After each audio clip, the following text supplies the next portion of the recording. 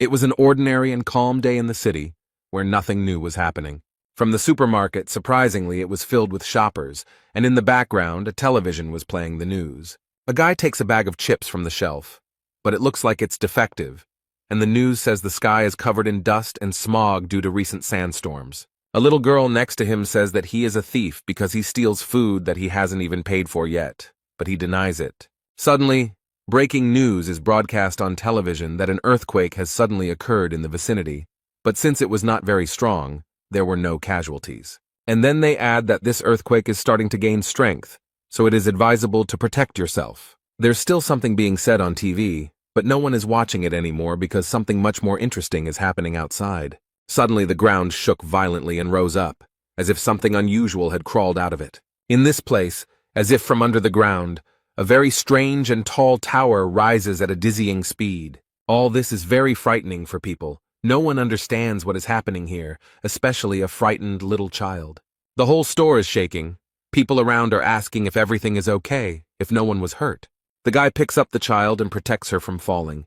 He asks if everything is okay with her. The two of them look around and see what is happening outside, and the frightened child asks what happened. Meanwhile, a new unknown building appeared behind the shop window, frightening in its appearance. This strange building appeared not only in one place, it is also found in others, including England. In addition, this tower has disturbed people in Japan, as well as on all continents and countries of the world. There was a lot of debate and talk about it, but few people knew what it was or where it came from, and people called it the Nightmare Tower. Suddenly, people were told that they had been chosen to save the world, and those who pressed the button to accept the challenge were immediately sent to the battlefield. They were greeted by the system. It was all like a game. You could earn things and skills. But everyone quickly realized that this was not a game at all, and that everything was happening for real. Very quickly, this tower made itself known and caused unspeakable horror among all people. It happened one day when people were actively working around her. They had some kind of plan. At first, they didn't notice anything, but one of the workers looked up and drew their attention to the tower. A creature on two legs emerged from it, resembling a human, but it was clearly not a human. The creature has claws and a tail, and frightened people call the police when they see it. A real monster with large, very sharp and strong teeth emerged from the tower. A great catastrophe occurred, and many monsters escaped from this tower and spread throughout the world. And from the loudspeakers on the street came panicked cries that the tower had attacked people. The city's residents are terribly frightened and are trying to save their lives and those of their loved ones. And the authorities deployed the army and heavy equipment to destroy these monsters. However, these formidable monsters are not at all afraid of tanks and bullets, which do not harm them. The city is attacked by many different monsters. Some of them are extremely large and strong, while others have wings and can fly. Because of all these monsters that were constantly coming out of the tower, a third of the planet's population was brutally destroyed. And all those who voluntarily wanted to become walkers found themselves inside the tower and could only watch what was happening outside. Since the system said they could save the world, people decided to try. So we decided to try to climb the tower, clear it of monsters, and put an end to this horror. These strong and very brave people were the last hope for the salvation of all mankind. But one day this cursed tower was attacked by people called walkers. They are entrusted with a very important mission. They must prevent the end of the world and the destruction of humanity. However, at some point in their journey they came across a wall. A large stone blocked their path, and there was no further passage. No one was sure that they would be able to break this stone by force, but they tried to do it anyway. But strangely enough, it worked, and they managed to make a hole where they noticed something very strange. There was a shiny blue stone lying on the ground that they had never seen before, so they didn't know what it was. The tower sent a message with information about the Stone of Return. With its help, you can return to the past and save your memories. To activate it, you need to break it. The captain of the Walker, Huang In-chan, was extremely happy to have the opportunity to return to the past. So he said that he would tell about this stone after he used it and broke it with his foot. The bright blue light blinded all the warriors nearby, so they had to cover their eyes. The light became less bright, and everyone looked in surprise at the mountain where a bright point towered. When only smoke and fading light remained in the captain's place, they realized that their captain had truly disappeared. But the only question that hung in the air was whether he would be able to return to the present after being in the past. Former scientist Sakamoto, who was with them, said it could have been much more obvious. He stated that the man had traveled into the past, but due to a space-time rift, he would most likely never be able to return there.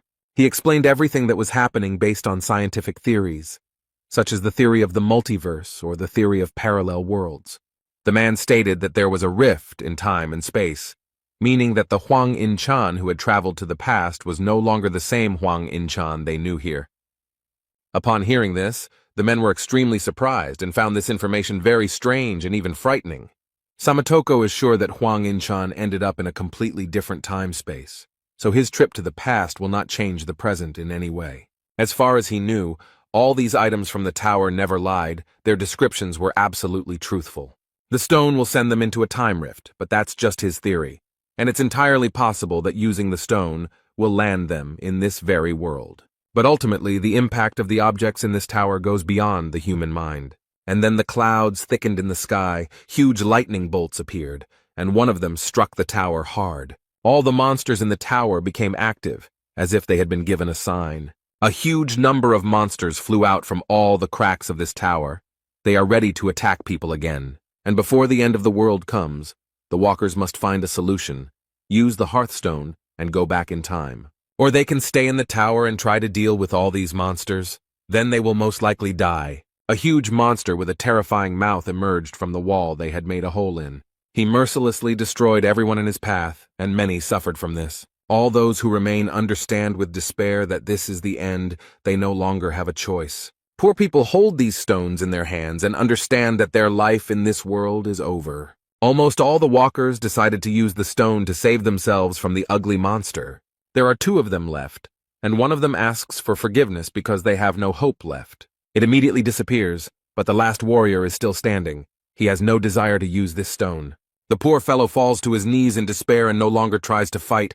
He has lost all hope. With his hands down and in deep despair, he stands before a mad and ruthless monster. Suddenly, out of nowhere, a very brave man appears, confident that he can handle all this. He delivers a series of quick blows to the monster and releases a green liquid from it and its tentacles. Everything happened very quickly, and the boy cannot believe what happened. This young man looked at the poor thing and smiled sweetly. He always asks if everything is okay with them. The red-haired young man slowly looks around, enjoying what he sees. Behind him stands a whole legion of fighters against these damned monsters. They ask if everyone was saved. The boy looks at his saviors with tears in his eyes, and the man thanks him for standing firm until the end and not running away. It was these people who did not use the Stone of Return, who were humanity's hope for salvation. The head of this legion stood proudly among his brothers and urged them to move forward. These are the warriors who bear the responsibility for the fate of human existence. They are called Seize the Day. They are all defeated, their weapons are broken, and the one who remains alive is completely exhausted and wounded. The guy lies there exhausted, finding it difficult to understand at what point everything went wrong as they had planned. Although no one wanted it, many of their brothers died in battle in this tower. These monsters are extremely strong and always different, and it is difficult to immediately understand how to defeat them. The boy steps on the creature and worries about his friend who is planning something dangerous. Jae Hwan attacks the monster from behind while it is distracted by his brother. He gathered all his strength into a fist and swung his weapon to destroy this monster. On the other hand, his friend attacked her and also made every effort to destroy this evil. With their combined efforts, these guys finally managed to destroy this monster. They dealt it a crushing blow. And after they did that, the body of this monster simply turned to dust. Yun Hwan said that fortunately there were no casualties, and that those who were injured would recover quickly after rest. It seems that this tower gave them the ability to heal wounds quickly and painlessly. With such success, they have every chance of reaching the top floor of this ill-fated tower. The guys are smiling happily, and Jae Hwan noticed something interesting from the side, so he got a little distracted. He saw the dragon suppression sword. It was imbued with the energy of the sun and moon. It was forged by the master of the 85th floor in 1,000 days to kill the dragon. The warrior picked it up and admired the beauty and power of the sword. The boy was glad that a stronger weapon had appeared. Jae Hwan looks at the blade with a smile on his face and hopes that they can still reach the top floor. But now, looking back, he realizes that he actually thought that everything was going for the best and in their favor. Now they reached the 98th floor. This is the Purgatory Chamber. Here they met the strongest monster of all they had seen before. Their extremely durable weapons were almost completely destroyed. It looks like the monster simply melted them, and their legion seized the moment was almost completely destroyed. The poor guys couldn't survive this battle. Jae-hwan watches all this in horror and can't believe that it will all end here. At this time, the monster swung its huge limb to destroy another brave hero. He easily throws the poor thing into the wall, which cracks from the powerful blow. The boy screamed loudly in severe pain and appeared to have suffered serious injuries. You can tell from his eyes that he has already lost all hope of moving forward. The poor guy remembers the past, how much he went through with his friends in that damn tower. He understands that there is no chance now, and that continuing the fight is most likely useless. The boy had already lost all enthusiasm in fighting these monsters that had taken the lives of his faithful comrades. But he can't accept that they've already been through so much, and now he's just going to die one step away from victory. Jae-hwan stares at the terrifying monster he has to deal with. But suddenly he notices a brave man very close to the head of a terrible monster. This brave man, this is Yun-hwan.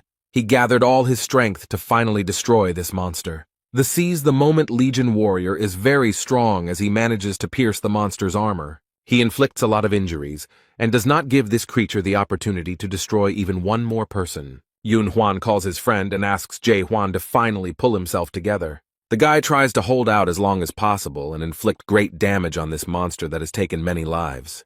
He jumps high to deliver another powerful blow. This warrior is trying his best. The young man asks for help because he understands perfectly well that he cannot cope on his own. This terrible creature turned its red, burning gaze on the poor boy. Jae-hwan doesn't move. He still stands in place as if nailed to the wall. He is stunned by what he sees. His friend no longer holds his weapon as tightly as before. This terrible creature pierced a strong warrior of the Seize the Moment Legion. The young man could no longer fight. Jae-hwan screamed his friend's name in horror and despair. He couldn't believe that this actually happened. After this, for unknown reasons, the monster turned in the opposite direction from the guy. It's as if he's running away from something. Something very strange is happening to this terrible creature. The monster broke through the stone wall with its head. It destroyed it with its strength. The young man understands that all this is very strange. These creatures usually do not act like this, so it surprises him. Jae-hwan gritted his teeth and focused all his anger on the monster that took his loyal friend with him. The boy felt that he still had the strength to fight. He had to avenge all his brothers. So the last warrior gets to his feet and picks up his weapon from the ground. He still needs it. The young man doesn't want to let this monster go so easily. He speeds up and quickly approaches it. He doesn't know if he can survive the battle, but he does it for the sake of all those who fell in the fight to save humanity. The Legion warrior uses his power and, like magic ropes, wraps it around the monster. Suddenly he noticed a light on this creature. It seemed that these ropes were causing him irreparable harm. The guy adds strength and makes the liquid flowing inside the creature flow out. Jae-hwan now realizes that the monster escaped because it was already weakened and damaged enough to be easily destroyed. The creature falls to the ground with a loud thud, raising a large amount of dust. The walker puts in even more effort and approaches him at breakneck speed to deliver the finishing blow. The monster could not withstand this powerful blow and suffered a crushing defeat. The creature lies in the burning liquid that recently nourished it, and now suffers from it itself. The young man sighed in relief and turned to Yun-hwan, who explained that it was time for them to leave. But the boy was in no hurry to get up from the ground. He had a large wound on his stomach. The poor guy didn't have the strength to get up. This monster seriously injured the boy. It caused him irreparable harm. Jae-hwan looked at his faithful friend and realized with horror that with such wounds he would not be able to survive. The boy smiled one last time at his brother, with whom he managed to reach the 98th floor of the tower. But this is where his journey ends. He apologizes to Jae-hwan for not being able to go further with him and help him. During the time spent together, the young people managed to get to know each other well and develop a strong friendship.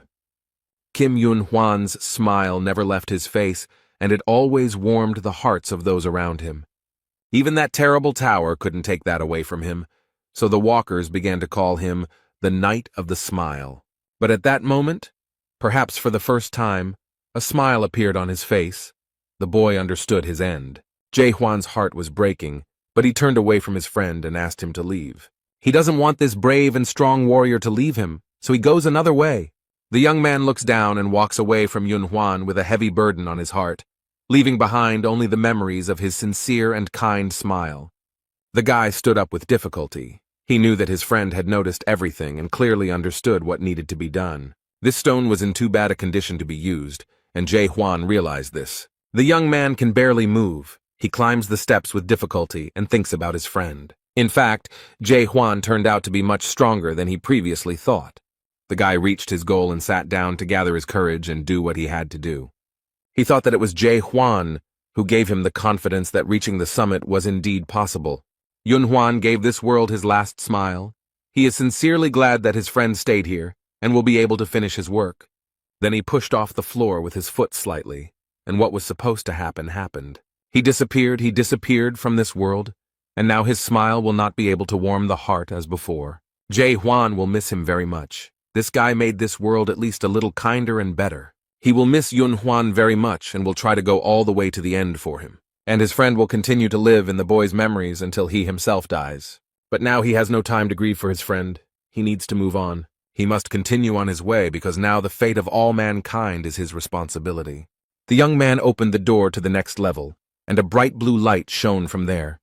It took Jae Hwan's eyes a few minutes to adjust to the bright light and figure out where he was. And the next moment, the young man realized that he would now have to fight on a snowy plain. A cold wind immediately blew on him. The boy's clothes were completely unsuitable for such weather. The Seize the Day Legion warrior didn't have to wait long for a new opponent to appear. It all happened so quickly that Jae Hwan barely managed to dodge the icy blows. However, he is not an easy prey, as he managed to get here and overcome various difficulties. Suddenly, a very strong and cold wind arose, which almost knocked the young man off his feet. The dragon with a huge mouth slyly asks if his new victim has already surrendered.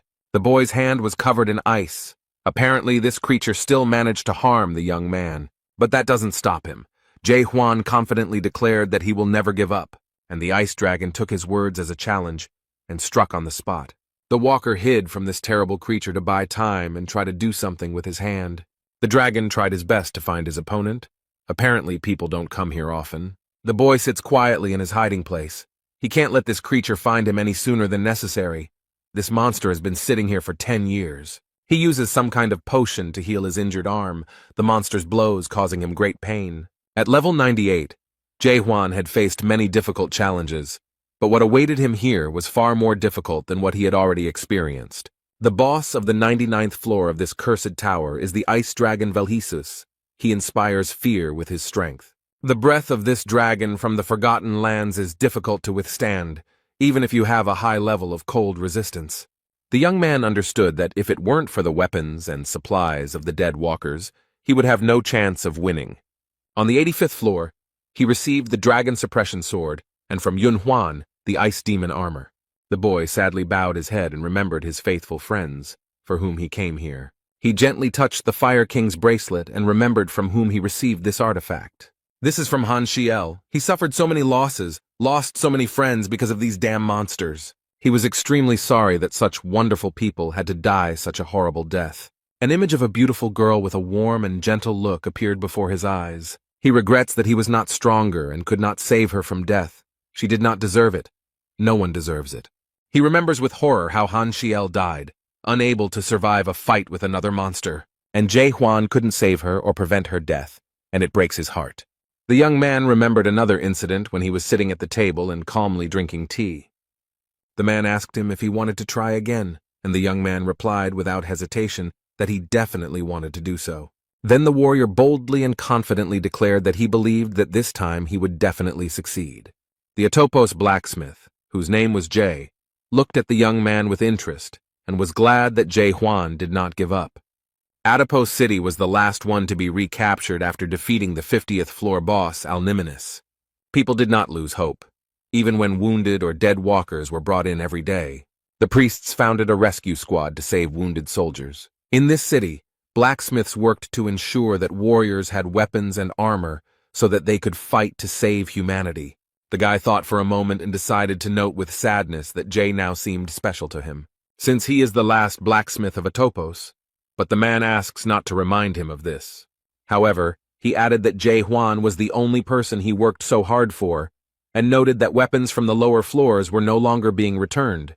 Jae explained that he had little ore left, although there was a lot of it a few months ago. The guy understood that this was to be expected, because there were almost no living people left in the village. He has lost track of time and doesn't even know what year it is. There have been more than 10 tremors since the tower was built. And at some point, people stopped coming to the first floor. It became completely empty. With sadness in his voice, Jae Hwan stated that, in his opinion, humanity had been destroyed after all. The last blacksmith in town looked down sadly and continued his work. Apparently, he too realized that the boy was right. He asked the warrior if he had studied the tower well and if he had noticed anything strange there, other than the fact that the tower always remained the same. This made the young man think, and he still remembered some rather strange things. He noticed something where the wall had been broken and where the return stones had been found. There he saw a very strange inscription, which read, "A tower within a tower, a nightmare within a nightmare." He assumed it might be a message from the people, but he had no idea what it might mean. Koval said that 2 days ago, Grandma Kylene disappeared, and this information scared him. Time stops in this tower, so if someone disappears from it, there are 2 reasons for this. The first option is that a person used the stone of return and found himself in the past. Or there is another, no less terrible option, that the one who disappeared jumped from the tower. Halen from Halen's potion and Jay from Jay's workshop were among the few remaining walkers. The blacksmith tries not to show that he is sad or worried about her. But Jae Hwan understands that underneath this mountain of muscles, this strong man hides a gentle heart. Suddenly the boy asks his blacksmith friend to teach him blacksmithing. The man's hand trembled when he heard such a bold request from this young man. Jae didn't answer, apparently needing more time to think about the request. And Jae Hwan waited patiently for an answer. He sincerely wanted to master this difficult task. A seize-the-day Legion warrior emerges from his hiding place, ready to continue the fight. The dragon reported that since the tower was built, no one had climbed to the 99th floor alone. The ice dragon Velhesis declared that he recognized in this boy an amazing person, but the young man did not want his skill to be recognized by some monster. The boy teased the dragon, saying that it would even hurt him if he died, since he knew his abilities, but the dragon explained that this was impossible. The young man doesn't believe the words of this overgrown lizard, so he grabs his sword and is ready to prove him wrong. Jae Hwan asked the dragon with interest why he was so confident. He is smart and observant enough to notice flaws in his opponent's defense. So he declared that even the armor that the dragon was so proud of had already cracked. The arrogance of this young man greatly irritated the overgrown ice lizard. So he aggressively declared that it was time to put an end to this senseless chatter and was ready to strike. And the next moment there was a very strong blow. The dragon used the power of his breath. This did not pass without a trace for the boy. Crimson drops appeared on the white snow. The poor guy was in a lot of pain from his breath. It seemed like their fight ended at the very beginning. The dragon chuckled and asked if this worthless man had really decided to fight to the end. Jae Hwan remembers his loyal friends who died in this fight for humanity. The dragon hypnotized the boy. He believed that even if he stood firm to the end, he would only receive loneliness. The ice figures, who look like his faithful friends, seem to encase him in ice.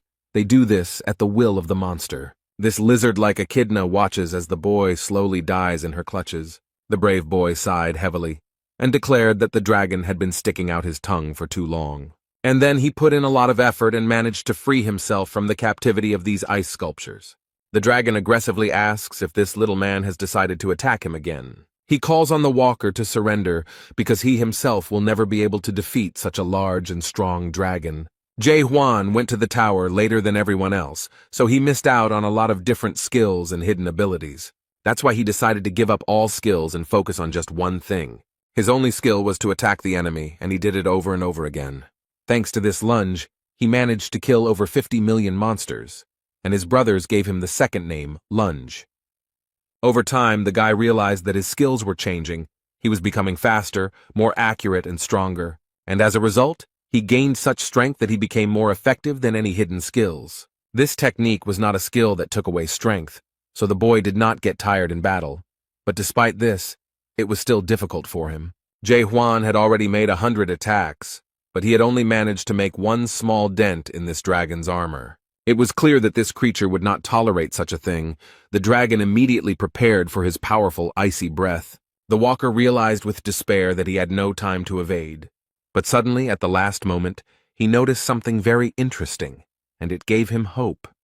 Jae Hwan noticed a light coming from the wound on his opponent's neck. He remembered everything that happened on the 98th floor and how he defeated the previous monster. The guy realized that he had already seen this same light on another monster, and this was great news. The walker has already gripped his weapon much more boldly and tightly. He hopes that he has a chance. So without hesitation, he takes advantage of the moment and attacks the dragon with his signature attack. The warrior hit the target accurately. His sword pierced the enemy and destroyed his armor. Now Jae-hwan knows for sure that he can do it. He is full of confidence in it. The wounded monster was very angry. He did not understand how this insect dared to do such a thing. But the young man smugly declared that he had not hit hard enough and that he should have simply torn the monster's head off. The ice dragon has spread its wings and does not want such a situation to happen again. He stood tall and declared menacingly that this time he would wipe him off the face of the earth. And without thinking twice, the dragon used his icy breath to destroy his offender. The poor guy barely had time to dodge all the attacks. If even one had hit him, he would not have survived. This is a very difficult test for Jae-hwan. He barely dodges. The boy is surprised that this monster can make such powerful attacks. With great disappointment, he realized that there was no chance of winning.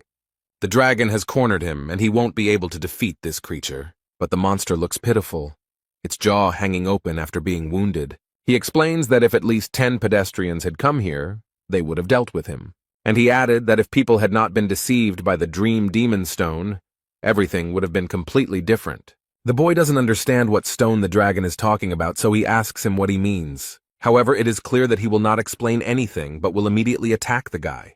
Jae-hwan does not wait for his death peacefully, but runs away from this dragon. This monster just watches as the guy who maimed him simply disappears. He has reached the door through which he came here. This will be his salvation. The warrior left this floor and closed the door tightly behind him to make sure that this creature would not appear here now. He understands perfectly well that he was a millimeter away from falling. If the claws of this monster had reached him, he would not have survived. Jae-hwan remembers the dragon's words about the Dream Demon Stone, but he can't understand what he was talking about. What kind of stone was it? How did it deceive everyone, and what could have been different? Many questions immediately arose. The warrior was glad that he managed to get out of there alive, but he still returned after 5 years. This time he was much stronger and better prepared for this fight, because he already knew what awaited him. The system bombarded him with various messages congratulating him on completing a new level. This time he managed to destroy this monster, so the guy received many congratulations on reaching the 99th floor. Jae-hwan looked at what was left of his opponent and asked what the Dragon Dreamstone was. This creature answered with the last of its strength that it knew the answer to its question without him. But he added mysteriously that he would understand everything when he found himself on the top floor. As a reward for completing the level, the young man received a new weapon, the Ice Dragon Sword. This weapon is infused with the breath of the Ice Dragon and can determine when its wielder is ready for battle. Suddenly, the young man looked down and noticed that something very strange was happening on the ground. Some substance that flowed out of the ice dragon begins to move and rise upward. She rose very high and formed a door right in front of the brave warrior. And at the very top, the number 100 was formed, indicating that this door leads to the top floor of the tower. The guy took a deep breath and collected his thoughts. He was ready to boldly move forward. Without thinking twice, he goes inside, not knowing what will happen to him next. After the boy walks through the door, the number 100 slowly turns into some other inscription. In its place appeared hieroglyphs, indicating that a control room was hidden behind the door. Jae-hwan had already peeked out the door and was looking around with genuine interest. And he was very surprised by what he saw there. Probably the guy expected to meet another monster there. But what I saw there was something completely different. A multitude of different screens and photographs showing the tower and the city. The young man came closer. He was very interested in examining all this and looking at the tower from the side. All these pictures depict places he has already visited. The boy sees the place where the walkers should come. He also sees a topos, a city where those who have not yet perished at the hands of monsters live. He was so focused on these images that he didn't notice someone approaching him and saying they were glad he had come. Jae-hwan looked around and immediately got into a fighting stance, and the voice said that he thought the boy would return to a topos first. And then he calms him down and explains that he shouldn't worry because he completely forgot about him and didn't have time to prepare everything. The boy received a message that surprised him because it said that he was the first to complete the training of the 294th world. His achievements were recorded in the immortal Akashic records, and this record will be visible to the monarch of the great land. The guy read it and realized with horror that it was actually a workout, although it didn't look like one. He is overwhelmed with emotions, and they turn into water that envelops the poor guy. The warrior was extremely excited. A large puddle of water had already formed under his feet, caused by his stormy emotions. The voice asks if he is surprised and hopes that the boy will soon recover from the shock. A huge wave of water rose up around the young man, ready to swallow him up. The creature smiles slyly and remarks that if he does not cope with his emotions, they will consume him. And then the lion head with bright eyes adds that it is probably too late to pull yourself together. And he tries to explain to the guy that there is no reason to be too upset, because he achieved a good result, considering that he is an ordinary person. However, this brave warrior did not give in to his emotions and tried his best to calm down. His stony expression shows that he is in a state of complete calm. His interlocutor is surprised because the guy came to his senses earlier than he expected. The young man unceremoniously, and without mincing words, asks what kind of creature this is and who he is anyway. Then he remembered that he had not introduced himself at all, because he was very glad that this young man had reached the 100th floor himself. Such cases had never happened before. He said that his name was Devil Bystrian and that he was the master of this tower. The warrior noted that if this was just training, then the game itself had not even begun yet. The demon smiled slyly and noticed that the boy had a sharp mind. But first he wanted to show him something. And the next moment he clicked his paws with sharp claws, showing what he had prepared. A large screen appeared in front of him, showing people who were in the tower for the first time and looking around in surprise. The guy watches the video carefully, which shows how he started his journey. These are his memories that show him how he met Seal, how she joined their group. Bystrian slyly noted that at that moment they looked quite happy. He then recalled joining the Seize the Day Legion and talking about how his head was not a weapon, but a sword. These were quite difficult memories for the boy, because everything that happened in that tower was terrible. And the creature noticed that this young man would never again see the faces of his faithful friends. The video shows their difficult battle with monsters, in which many people died. Then, at that moment, no one expected that everything would turn out exactly like this, and that this would happen. Among all those who died in this battle was Seal, for whom the boy fought very hard. He was overwhelmed with emotions. He didn't want her to die. These were very difficult memories for him. And after that, he was shown a video of the death of his faithful friend, and the demon noted that it was a very touching story. He asks the young man how he feels and whether he has tears of anger or disappointment, and suddenly adds that she can give him a second chance, but the guy looks angry, not hopeful. The creature smiles ominously and explains that the boy will have the opportunity to play the game again. He tries to console the guy and adds that this is a great opportunity for him. Like a cunning snake, he convinces the boy that he will be able to relive everything, knowing what awaits him, and adds that in the world of people, this is only possible on the pages of books. Instead, Jae Hwan wonders in horror if this is the end because he expected all this horror to end someday. He doesn't understand. Wasn't he supposed to save the world after taking over the tower? Or was he really being deceived this whole time? Now the warrior understands that in reality humanity had no chance to save itself and survive. All this time they have been trying hard and very persistently to do everything in their power. All this time, people continued to try to capture the tower, dying one after another. All this was for the sake of saving humanity. They all firmly believed in it. They were convinced of it. And only now the boy understands that all this was just a false hope for salvation. The young man is under the power of this demon. He does not think long before answering his offer. The guy very confidently and loudly answered that he would never return to the past.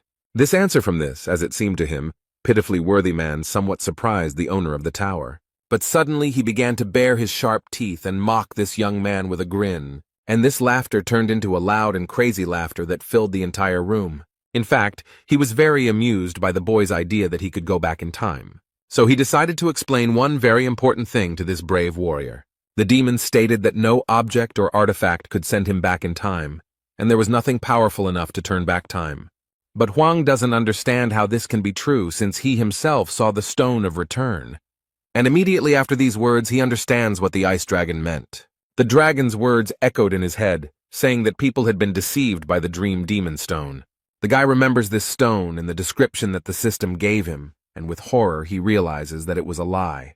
The creature explained that it was not actually a return stone, but the dream demon stone. He is not able to return a person to the past. he simply locks him in demonic dreams. Bystrian explained that he could not even imagine that people would want to go back to the past and fix it so much. The demon then added with great sarcasm that only humans are subject to such obsession. Jae Hwan, with great sadness and memories of the people who used this stone, noted that this is true. When they had managed to resolve all these issues, the demon announced that the real game could now begin. But she explains that this is not a return to the past, but a start of this game from the very beginning. The boy was asked if he wanted to start the game, and to the demon's great surprise, he refused to play. Jae Hwan didn't think twice because he knew full well that this was just a clever manipulation. The brave warrior explained that thanks to the master of the Tower of Horrors, he understood a lot. A new report has emerged that the Tower of Terror, also known as the Tower of Regret, is created by a dream demon and is placing walkers in artificially created dreams. The young man explained that he had already been in the dream demon's dream and would not return there again. And that is why the boy grabbed the weapon and boldly declared that he would kill the owner of this tower. He did not believe in the cunning and insidious plan of this monster. The warrior was going to kill him and leave. The creature took a deep breath and explained that there was nowhere else to go. This was the end of the tower, although the boy stated that he didn't trust anyone anymore. The demon asks if he is really that bothered by the existence of fake items and achievements. But the boy does not listen to what this creature is trying to tell him, and immediately strikes. This creature is left without a head, but this does not stop it from continuing to speak. The demon, thanks to his powers, tries to turn his head and asks what the warrior wants. He can give him skills or artifacts, whatever he wants. In the end, the young man had come a long way and deserved a reward, but Huang replied that he did not need anything. Bystrian slyly asks if he wants to return to his previous normal life. The demon explains that he was a prisoner in the Tower of Horror's dream, and therefore no monsters exist in reality. Huang doesn't understand how these monsters can't exist. The creature snapped its fingers and the boy saw ordinary life before he came here. People are chatting peacefully, preparing to go to the cinema and discussing films. The guy doesn't understand what's happening. How could this happen? Was he really that fooled? Suddenly there was a strong jolt and Jae Hwan was suddenly moved to another place. He found himself in public transport, similar to a train. The guy was amazed by everything that was happening here. In reality, no one died, the earth did not turn into a desert, and most of humanity did not disappear. The demon noted that it must be great news for him that his friends and relatives were not killed. Bystrian snapped his fingers again to move again, and wanted to show him the most important thing. He saw many hospital beds where patients still lay, unconsciously connected to various machines. The young man moved closer to the hospital bed to get a better look at what was happening. He saw himself on the bed, connected to the machine. The guy was very impressed by this. The demon explained that decades had passed in the Tower of Terror, but not even a month had passed in the human world. The creature noted that the boy would never be able to defeat him because he could barely lie down during training, and he added that there was a huge gap between people and dragons that he would never be able to overcome. Jae Hwan boldly stated that it was a great relief to him to learn that the creature was a dragon. He announced his sword and said that he had fought dragons before, so he wouldn't have any problems. The demon was very angry. He did not like such impudence on the part of this pathetic creature. A brave warrior entered into a fight with a very powerful creature, and who knows how it might end. The heavy wooden door opened, letting a little sunlight into the dark room. Jae Hwan comes in completely exhausted and with severe wounds. He calls Jae and tells him that he's back. But the room where Koval was most often looks as if no one has been there for a very long time. However, the main character needs weapons to fight all these evil demons. So, using the knowledge his friend shared, he tries to make himself a good sword. 72 days passed. The warrior fought the dragon every day, but no matter how hard he tried, he could not leave even a scratch on it. But on the other hand, Huang didn't die either. For reasons unknown to him, the dragon didn't kill him. The control room shows a video of a guy working in a forge and thinking that no matter how long it takes, he will achieve his goal. The dragon watches this young man with great interest. He is very surprised and even amused by him. He believes that he should keep it for himself because it is a good product that can be sold successfully. This dragon had been cultivating for a long time, and this was the first time he had encountered such a situation. A farmer is a being who must ensure that the product is delivered to the mainland through secondary processing, that is, by sifting out the worst, the product becomes better. And it is during the training that the best products are selected. which are then turned into real games. But suddenly one product appeared that refused to move to the next stage. Anyone in the Tower of Terror can be killed without any consequences. Their souls are still alive in the real world, so it can be assumed that no one has died. But there will be a lot of problems if he accidentally damages the soul of his product. The Reapers, who are closely monitoring all of this, will never forgive him for such a mistake. Therefore, the dragon believes that he needs to sell it as soon as possible. It's time to move on to the next level, because he still has to pay off the debt for buying the tower. He is such a special product that even gods who have no connection to the demon world contacted him about this guy. Suddenly, at this moment, when the demon was calmly pondering these things, Huang appeared and attacked again. The creature easily repelled his attacks and stated that this guy was driving him crazy. He asks ironically if this war is not enough to continue this useless struggle. The demon remarked that he had better start the real game and spend his power usefully.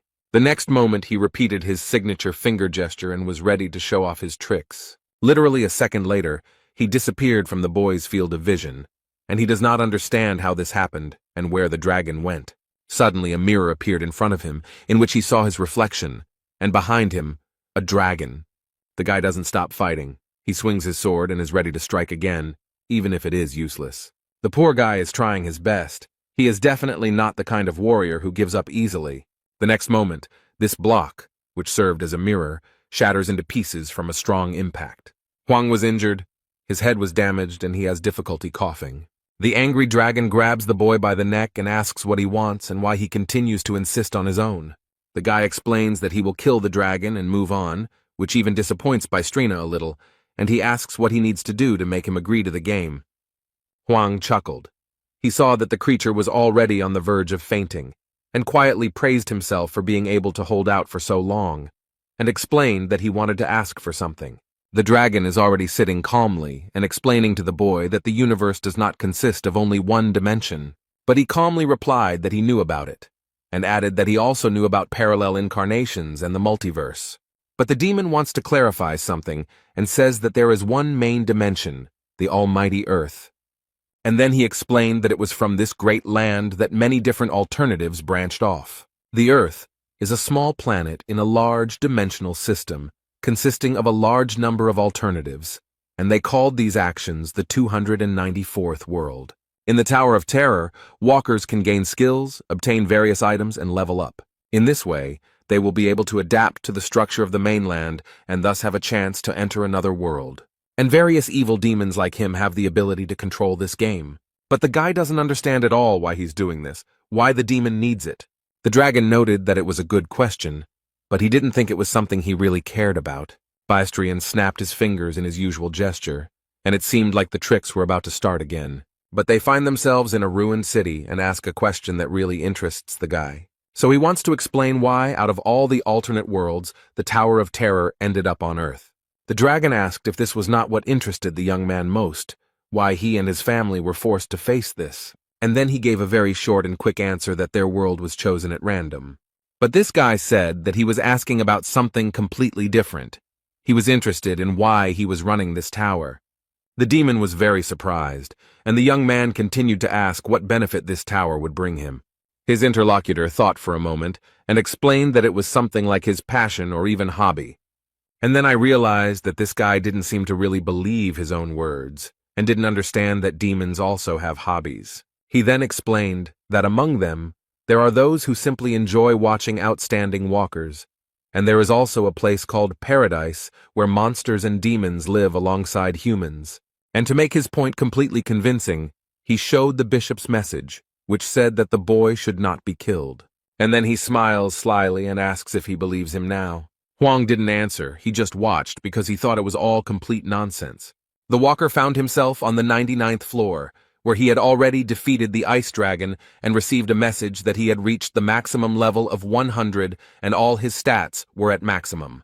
The guy was in terrible condition. He was badly injured, so he drank a potion to recover. He looks at this message with terrible despair and realizes that he now has no purpose.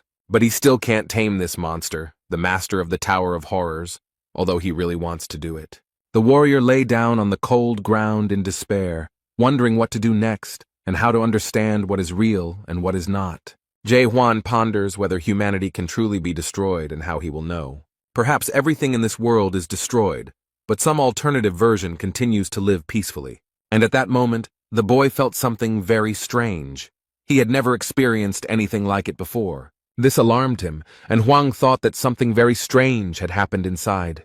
And then his attention was drawn to some very strange yellow light, which was definitely not there before. Bright yellow substances began to appear in the air, and the main character even thought that perhaps it was a hallucination. Jae-hwan hesitated a little, but still tried to touch the strange things in the air. As he examined the substance, he squeezed it in his fist, and it seemed to crumble into small particles. These small particles were first shaped into Zycra cubes and then immediately crushed.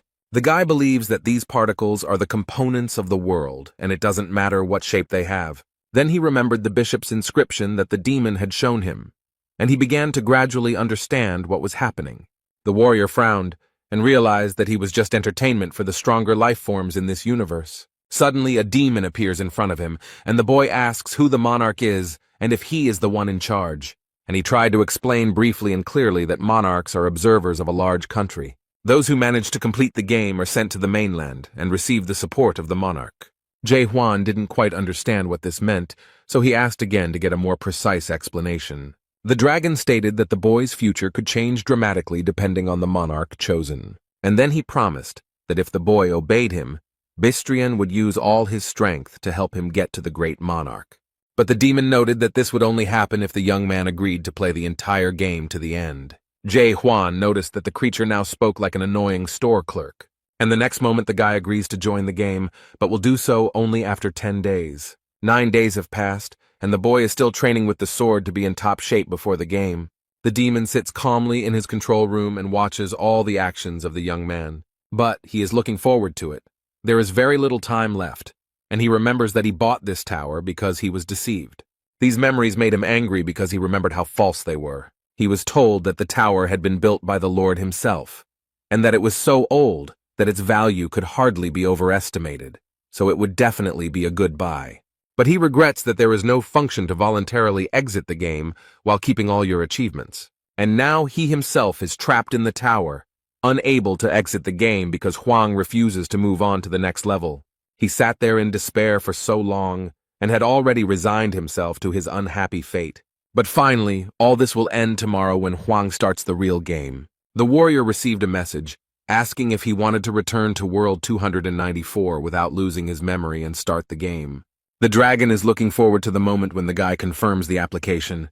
He is very excited. But completely unexpectedly, the guy attacks him. The main character still wants to kill the demon. He asked with great surprise what was going on here and why Jae-hwan was doing this. The guy had been dreaming about this for a long time and had been training for a long time. He deliberately took his time in order to prepare well. The walker holds his weapon tightly in his hands and makes a remark to the demon, which he could have guessed. The young man, with a threatening expression on his face, explained to his enemy that from now on he would hunt him. With these words, he strikes his opponent again. The guy is very confident in his abilities. He noticed that after hallucinating these gold particles, it became more difficult for him to control the sword. But he explained that every time he tries to take a shot, he gets a very strange feeling. The guy thinks it's like waking up, like he's breaking this dream. Therefore, Jae-hwan does not intend to stop and stubbornly continues to attack this creature. The main character, with a smile on his face, waves his sword and declares that this is the feeling of life. However, a magical symbol appears under his feet, which the boy does not notice at all. In place of this symbol, a huge tree immediately grew, which the boy saw on the 91st floor. It is called the Black Iron Tree. The monster regenerates his arm and explains that this should have happened a long time ago, adding that he has never seen anyone like this guy. The dragon smiles slyly and watches with pleasure as they do this to the boy, paying a huge price for it. The protagonist finds himself completely trapped in the iron roots of the breeder tree and wonders what this creature plans to do with him next. Bistrian calmly replies that this walker will not be able to finish the game without his permission. The demon finally abandoned all attempts and hopes of convincing this stubborn warrior. But I decided to try again and asked why the guy decided that his studies should be continued. However, he added that the Tower of Horrors will automatically close after 100 days of training. The dragon explained that he needed the boy to survive, so he needed to complete his training and move on to the game. The boy has no intention of staying there alone, so he calls on the demon Bystrina to stay. The protagonist stated that on this vast land he is called the Sanctuary of Irritation. The guy knows a lot about this monster. He says that it lived 784 years and visited 128 worlds, and now continues its vile selection among the walkers. The demon cannot believe what he hears and has no idea how he knows all this information. Jae-hwan boldly asks if this bastard was planning to hand over his mathematics to the Black Monarch. The monster asks in surprise where he knows all this from. How can he know all this? The boy saw golden letters, a message from the demon to the Black Monarch that the selection would soon be over if he could convince the farmer. The main character explained with a sly smile that he was the one he had been waiting for so long. Suddenly a bright light appeared and the warrior managed to free himself from the shackles of the iron tree. And freed from the roots, the boy attacks the monster that imprisoned him there. With just one blow, the demon Bystrin lost his arm, but this time he was very surprised and frightened by it. Something very strange has happened. Will this guy really be able to defeat his opponent? The protagonist uses his power again, but this time the enemy defends himself. It seems that Jae-hwan managed to injure the demon the first time, so now the demon is holding his hand. He can't believe that this idiot managed to give him such a cancerous tumor on his arm. The expression on his face reflects all his confusion and shock at what happened. The walker holds a very strange sword in his hand that emits a blue light, as if it is enveloped in something. There are some very strange things happening around. It feels like the game has started to reboot. The guy looks very confident in his abilities, so he stands proudly and stares at the demon Bystrina. When he reached the 100th floor, he began to wonder what it all meant. The main character began to doubt whether this was really a dream. He then wondered if the demon really could not or would not kill him. Then he wondered if he could be reborn after death, and he had many questions. The elements of this world crumbled into particles and text appeared. The warrior watched the demon carefully. And now, after a long period of doubt, Jae-hwan has finally reached the stage of absolute certainty. He has discovered something new, penetrated into understanding through and through, and now he can use this powerful force. The vortex of energy quickly approached the demon and very easily and completely destroyed his defense. The dragon was surprised by the abilities of this walker and became very angry with him. This creature opens its mouth with large fangs and asks what is going on here. The system issued a message about the lifting of temporary restrictions, which shocked the tower owner. So he became extremely angry with him and explained that he would no longer feel sorry for him and would give Hwang a chance to surrender before it was too late. But the boy will not do this. He will proudly and bravely stand against the demon in battle. Bystrina noted that the young man had achieved a lot in such a short time, but there is a limit to everything. A multitude of sharp thorns instantly grew out of the ground, and the dragon declared that no man could defeat him. This stubborn young man was not so easy to defeat. He looked at the weapon he received as a reward for passing the last floor, but he squeezed it tighter. It was the only thing that could help him in this difficult struggle. The timer shows the countdown of the loading time, and the demon pushes off the ground with its paws, ready to attack. The creature approaches the boy extremely quickly. Its rage knows no bounds. It will not let this pathetic insect ruin everything for him. Bystron shouts that Jae-hwan will still participate in the real game, and by doing so, he makes his situation worse. The timer has reached a round number, and the main character is preparing for the decisive blow. The main character skillfully dodges all the sharp spikes and strikes the enemy. The boy remembers how he defeated all his previous monsters, especially those he encountered on the upper floors. But full of confidence that he would succeed, he dealt another blow to the monster with whom he had been fighting for a very long time. The demon is angry, but he can't do anything. He only begs that all this doesn't happen. Now Bystrina finally realizes that this is not just a reboot, and that he will soon have problems. He cannot comprehend with his mind how this ordinary man was able to accomplish all this. There was another blow and a bright light appeared, as if after an explosion, and the demon suffered more and more.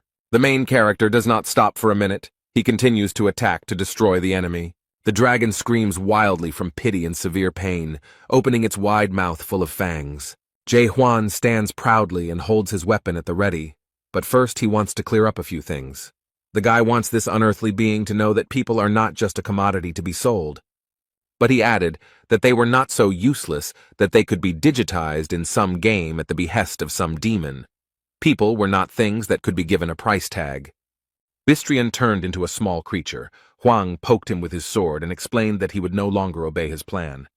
The main character raised his head and knows perfectly well what he wants to do next. He has already thought everything through. So he says that he will completely destroy this place and move on. He will rise higher and higher. Jae-hwan confidently declared that he would destroy this terrible world, and there was not a hint of doubt in his voice. The guy is confident that he can destroy the world created by these scoundrels. Suddenly the ceiling began to crack. Fragments rained down onto the ground, and the roof of the tower collapsed. Demon Bystron ducked to avoid being hit by shrapnel and asked the boy to stop. He pitifully begs not to do this and repeats again that there is absolutely nothing higher. However, the summer hero knows very well that in reality it is much more interesting there. But then he confidently added that he was sent here for a reason, and these words shocked the demon. The guy remembers that on many floors he came across strange inscriptions on the walls, and they interested him. He read about the Tree of Illusion on the walls, and wondered if the Tower of Horrors was actually created by the demon sitting at the top of this tree. The young man was sure that there were also inquiries about the dream demon Mulark, so he continued his search. Huang asks if they are now at the root of the illusion tree. If that is true, then it also has a trunk. The demon fearfully asks what the warrior is planning, and he explains that he intends to break through the ceiling here. And the next moment he raises his weapon, and a huge stream of energy rushes upward.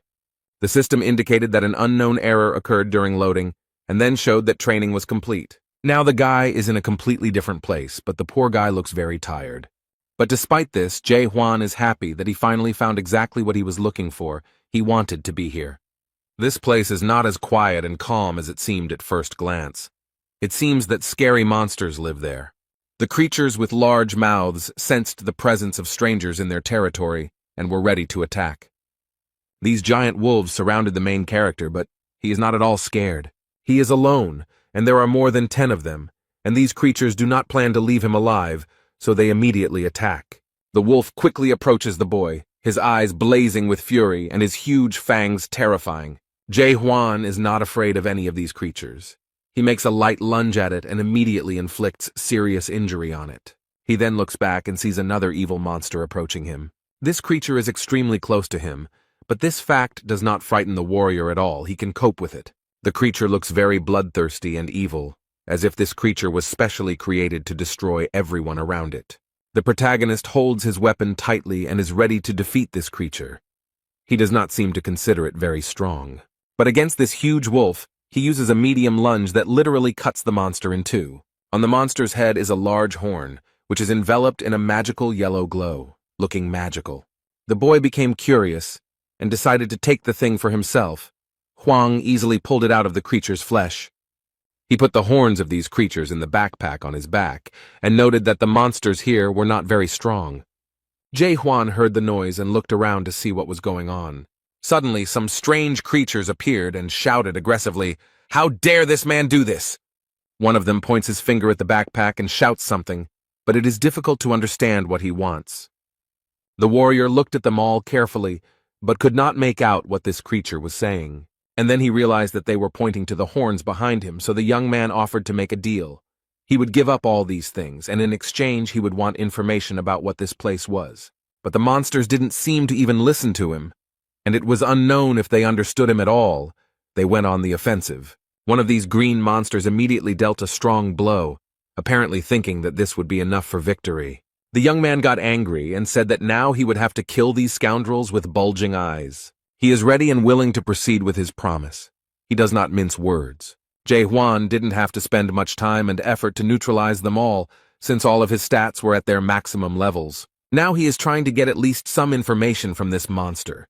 The young man needs to know what this place is. The guy grabbed 2 antennae sticking out of the head of this incomprehensible creature, and it screams in horror that this is a game. The walker is still trying to get at least some valuable information out of him, but all in vain.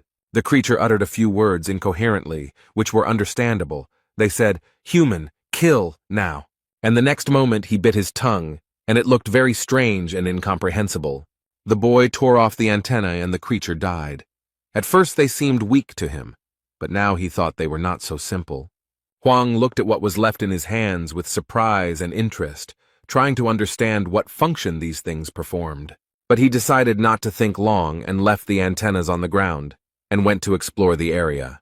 To get a little more information, The protagonist decided to look at other creatures. He saw a small bag and received an information message from the system that it was a small backpack for storing things with a volume of 2 cubic meters. After leaving the tower, the system stopped working, and he thought he would gain access to the other dimensional system. But this did not happen. But fortunately, he at least has access to information, and after examining the bag, he noticed many interesting stones there. The boy examined the stone and was informed that it was a spirit stone, and that it gave him the ability to increase energy. He collected them back into his bag, thinking they might have some value and wondering if anyone made them here. Having completed his search, the guy wondered what to do next and where to go, but he still didn't find out anything about this place. Suddenly, the sword he received as a reward for defeating the ice dragon made itself known. The guy sat down and looked at this thing in surprise, not understanding what was happening to it.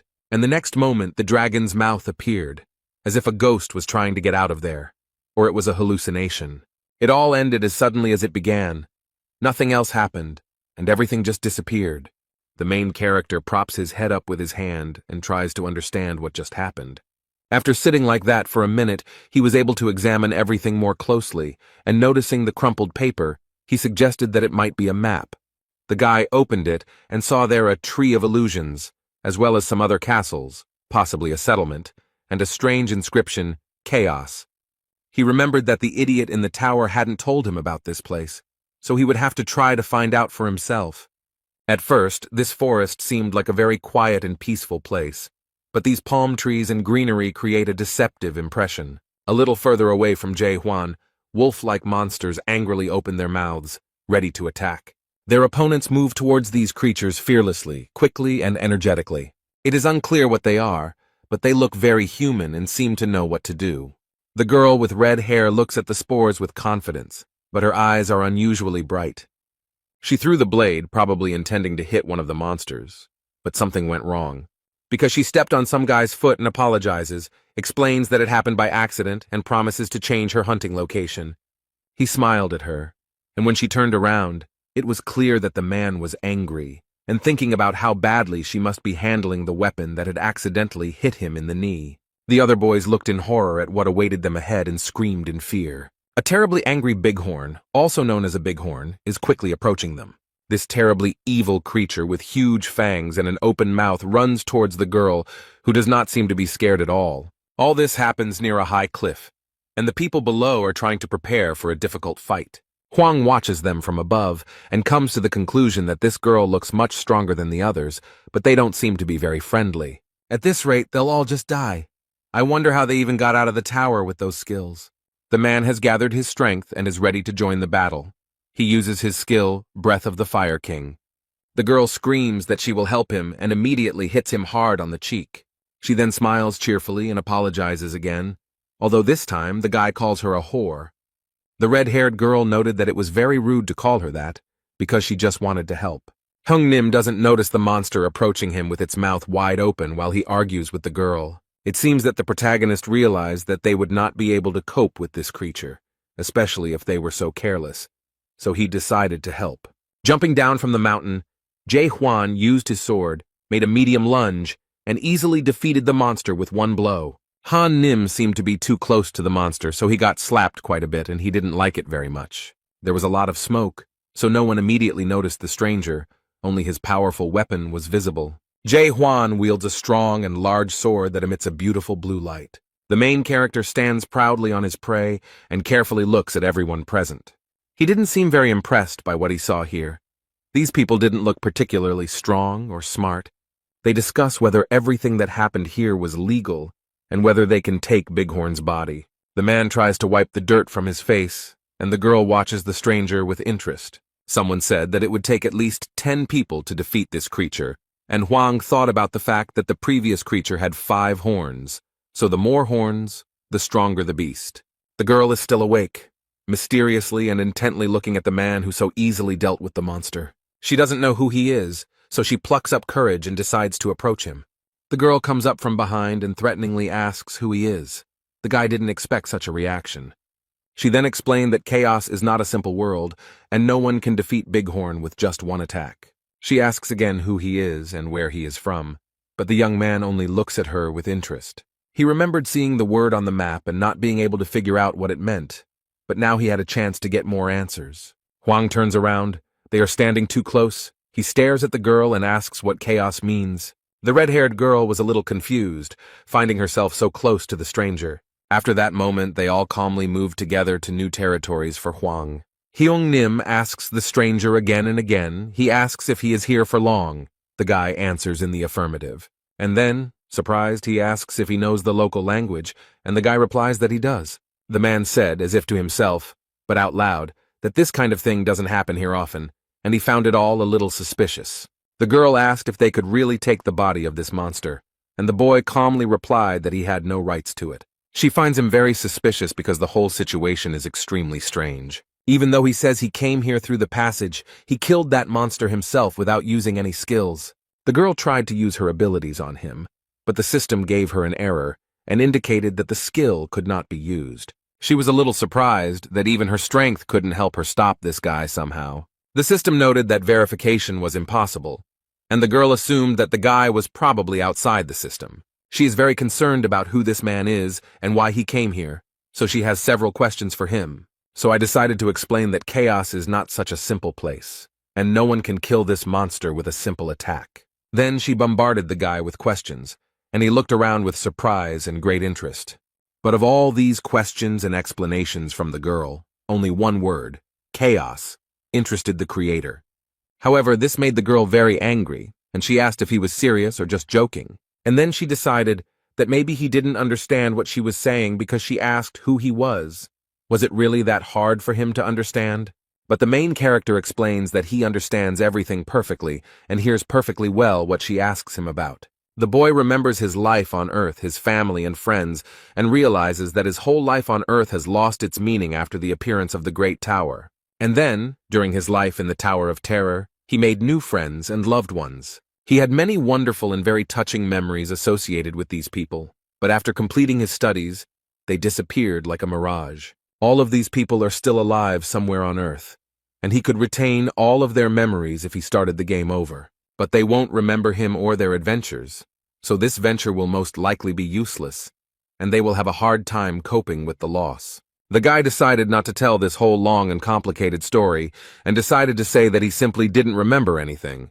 The girl looked at the boy with affection and asked sympathetically if he really had amnesia, and then she aggressively asked if he really thought she would react that way, and if he could at least try to convince her that he had amnesia. The protagonist noted that he did not say that he had amnesia, and the girl was convinced that it was the same thing, but suddenly, someone asked if he was from the mighty abyss. Just as he was thinking about what they meant, his ice sword suddenly reminded him of itself. His weapon grew considerably larger and opened its dragon mouth as the boy rummaged through his bag. The girl looked at the sword in surprise and realized that this guy had a super weapon. So she comes to the conclusion that it's all about the super weapon and not its mighty power, while the guy is feeding the sword with iron blades. The men nearby look at the super weapon with great interest, as it is a very valuable artifact. The main character is fiddling with his weapon. He doesn't even notice that hungry eyes are watching him. Red is mad at Huang for ruining her assignment. She had a great plan, and she would have done a great job with it. As she thought about this, an idea came to her mind on how to turn this situation to her advantage. Now she talks to the guy differently, explains that she will no longer ask him questions and wants to offer him something. But with a sly expression on her face, she mysteriously asks if he wants to listen to her proposal. The girl introduced herself as Mino and told me in detail about chaos and how everything works here. And then they moved on to discussing the people around her, this suspicious crew of guys called the Red Fox. From her story and transparent hints, the protagonist understood that Mino wanted him to kill them. The girl noted that they would soon get to him, so there was no point in looking so closely at these scoundrels. One of the men noticed that it was getting dark, so it was not worth going further, so as not to disturb the monsters. So they decided to stay where they were and spend the night in the open air in the middle of the forest. Jae Hwan lies under a tree and looks at the map. According to the map, there is a settlement not far from here. The card magically turned into gold particles and disappeared. This is the advantage of the game. The boy lies quietly and plays with these particles. He sharply clenches his fist, trying to catch something. Through the system, the men saw that their guest was in the second stage of awakening, called knowledge, and his energy level was very low. They calculated that his energy level was much lower than their leaders, so they realized that he had defeated the monster only thanks to his weapon. But they know that super weapons can only be obtained in the abyss. These are the branches of the Tree of Illusions. Huang heard everything and realized that these scoundrels were up to something. They would be surprised when they found out that this was where he got this weapon. The tower owner said it wasn't a very impressive weapon, so they probably wouldn't want to hunt for it. The protagonist looks at the stars in the cloudless sky and thinks about how to get to the almighty earth. The Red Fox Legion fighters were already confidently moving towards the boy. Huang realizes that they have already started to implement their plan, and soon everyone will be here. Mino is shocked and asks the guy why he is lying there so calmly, because those bastards are going to come for him now. The girl tries to convince the young man to use his powerful weapon against them. But Jae Hwan calmly turned to Mino and explained that he did not have any weapons with him. He explained that he had lent his sword to someone on the night shift, but the girl was furious and couldn't believe he had done that. He was surrounded by many people. The leader stated that he would find a better way to use his weapon, although the girl noted that even with this weapon, he was a complete zero. Mino is not as simple and sweet as she seems at first glance. She asks these idiots if they really want bloodshed. The main character looked at the girl with genuine interest, and now saw her true nature, and it seemed that he liked it. Instead, all these people follow the orders of their leader, who threatens to kill them. The redhead doesn't wait for Huang to do something. She knows how to stand up for herself. She uses her skills skillfully. The girl throws blades well, and the first two were all convinced of this. And the girl doesn't even think about stopping after them, and immediately finds a new victim. Mino is actually a very skilled and intelligent girl. She holds her weapon tightly and is ready to use it again. The dagger flies towards one of these villains with insane speed and force. The protagonist stands proudly next to her and does nothing, apparently believing that she can handle it herself. And that's true, Mino can definitely handle this bunch of losers on his own. They seem to already realize what they've gotten themselves into and probably regret their decision, but it's too late because they've already made her angry. She smiled sarcastically and stated that by their decision, they had doomed themselves to a terrible fate. Their leader stands behind the rest of the Legion and admits that he knew she was a witch from the start. This became obvious when she unceremoniously set the monster on them. The man frowned and asked aggressively through clenched teeth who had approached the ghost warrior. Mino smiled cheerfully and sincerely and playfully asked what difference it made to him who did it. But she added that these bastards had killed so many newcomers who didn't understand anything that many of the Chaos inhabitants probably wanted them dead. Instead, Heng Nim noted that the ghost warriors would not help these unfortunate people. And then, with one movement, he repelled all the sharp daggers that were rapidly approaching him. The man pulled out a weapon that belonged to Jae Hwan and threatened that this witch would die right there. Although it didn't particularly frighten her, Mino muttered hesitantly, was he really counting on just a super weapon? But the cunning man smiled slyly and explained that he had an ulterior motive. The girl looked around and was a little surprised by what she saw, although she noted that they were all at least level 1 in strength. Now I could see even more people around, hiding behind trees and bushes, waiting for the right moment. The girl explained that she immediately felt that there were many more of them than it seemed at first glance. The leader asked if she really thought he would go into battle unprepared, especially if he had to fight a witch's ghost and a boy who had killed that monster with one blow. But he would have acted differently if he had known that he would get this amazing superweapon so easily. He wouldn't have gone that far or called so many people for help, but it's already been done. The girl asks in surprise if Black Fox is really here too. It seems like nothing interesting is happening in his life right now. This man, who just now stood out in no way, has now turned into a real monster. He declared with his huge tongue and fangs that she could consider this an honor. Black Fox Clan, who is the head of the Red Fox Clan and holds the 3rd degree, explained that more than half of the clan was gathered here.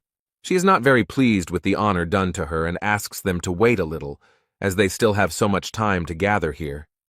Mino feels that she can't handle this monster alone, so she turns to Jae Hwan. She doesn't want to admit it, but she has to admit that she can't protect him. So she throws a stone to the boy and tells him to grab it and run, and the boy realizes that it is a terrible stone. The girl explained that it was a return stone, and if you used it, you could move to the nearest fortification or fortress. But she added that she only has it, so he can use it without any problem, although the guy is a little confused. Now he realized that this stone does not return you to the past, it saves you in the present. He immediately remembered his friend from the Tower of Horrors, who did not use this thing. Jae-hwan thinks that he should have given Yoon-hwan that stone, and maybe then he would have survived. A guy asks his new friend if she had the opportunity to go back in time. Would she do it? At first, she was angry because now was not the time to ask such questions, since their lives were literally hanging by a thread. And then she still answered that, of course, she would not return, and this greatly surprised the main character. The witch turned around and smiled cheerfully, noting that she had worked hard all her life. She has nothing to regret, and she will never return to the past, even if she dies in this battle today. This answer seemed to surprise Jae-hwan because he moved closer to Mino and placed his hand on her shoulder. The guy stood next to her and declared that she would not die today, and reached for his weapon. His reaction surprised the girl. She did not expect him to protect her or take part in the fight. Without warning, he threw something to the ground, sending up a column of smoke and blue sparks. Jae-hwan uses his strength and easily deals with the attackers. The Black Fox shouted that he was using the Flame King's 14 transformations. After these words, the monster's hands caught fire, and the swords of his subordinates were engulfed in flames. The protagonist does not appear embarrassed or scared after what he saw. He has a plan, and he is preparing to use the lost spell to get rid of all these fools. The guy copes with all this evil without any problems. No one even has time to understand what happened. The protagonist came face to face with the strongest of them. He tried to wound him with a sword, but the monster held him back with his hand. But this did not stop him for long, as Hwang proved stronger and pierced his clawed hand. And as a result, the boy's weapon passed through the flesh of this monster, although Black Fox did not expect this. It turns out that Heng Nim remained alive, although the head of the Red Fox clan took up residence in his body. Jae-hwan looks back and stands proudly in front of the very scared man. The poor man, overcome with fear, fell on his knees and humbly handed over the weapon to its owner. The remaining members of this gang realized that after the death of their leader, they were powerless here, and quickly fled. Although the main character will not give them such joy, he holds the weapon firmly in his hands and is ready to take revenge. He uses a light lunge and effortlessly destroys anyone in his path. Mino is shocked and very scared. She cannot understand how this is even possible. She remembers how easily he gave up the monster's body, and then she thought he was just a fool. She felt like he didn't understand anything when he bragged about his superweapon. And when he said he just gave his gun to some stranger, she thought he was an idiot with no sense of self-preservation. But everything turned out completely differently. This stranger turned out to be very strong and cunning. When Hwang finished, he looked back and saw Mina with a very surprised expression on her face. She cannot understand who he is and why he came here, and asks him about it again. The guy is in no hurry to answer her questions directly. It seems he likes to maintain a sense of mystery. He smiles at her and cheerfully asks if she has forgotten about him. The warrior replies that she already knows who he is, but this greatly surprises Mino, and her face shows that she does not understand what he is talking about. Hwang teases the girl by asking if she has memory problems. He thought he was the only one with such a problem, but this remark angered her.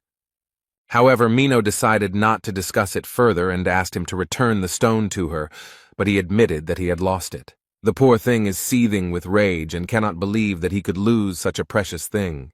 They are sitting by the fire and relaxing after a very eventful evening. The young man sits quietly and looks at the stars. It calms him down. He feels peace and bliss. Instead, the girl tries to find her stone in his bag, but it seems to be in vain, and she fails. So she gets angry that all this is happening because of some stranger. The guy noticed that she already knew everything, so there was no need to ask him questions, but she didn't quite understand what he was talking about. Hwang explains that he knows who he is, and looking at the fire explains that he is an ordinary person. He then asks his interlocutor if she is human, and she reluctantly replies that she is almost human.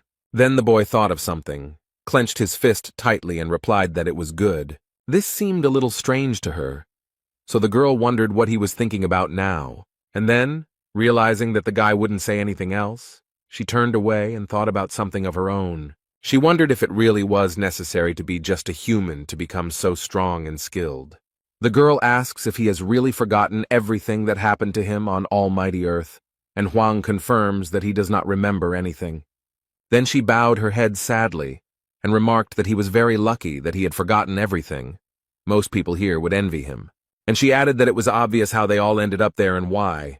but the guy didn't understand why it should be obvious. But he asks with interest how she ended up here, and the girl stops when she hears this. She gave him a sly look and noticed that he would immediately regret his question as soon as he knew the answer. They achieved their goal. The girl took him to a very beautiful place, which turned out to be the Gorgon's palace.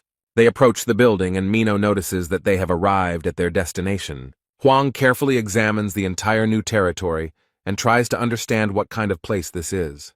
The circular space with columns reminded him of the first floor of the Tower of Terror, where newcomers came. The square was completely empty and there was not a soul around, but suddenly a red light came on. And then something very strange happened, which really scared the main character. He didn't expect it. He saw many people suffering, crying from pity or writhing in pain. These were the last seconds of their lives. Mino noticed that there were 1,000 times more of them this time and added, "Does he now understand how she got here?" But frowning, she added in a threatening voice that he should never ask her that question again. The poor people in the round square are still screaming and writhing in pain, and the girl, lowering her head, noticed that they were in chaos in the kingdom of the dead. If you die on the almighty earth, you will go to chaos. But if you die here, that's the end. The soul will turn into nutrients for the illusion tree. At this moment, men in white boots appear and rush to do their job. Their uniforms are white with gold trim, and the captain orders them to line up and escort. They rush to meet people who have just arrived. Their job is to welcome them. The captain wrapped one of the new arrivals in a warm blanket and noted that he looked very weak, which was probably the cause of his death. The captain's name is James, and he was called to point out the two waiting on board. He asks why the girl came through the north entrance, to which she replies that since they are acquainted, she would be glad if he let her in earlier.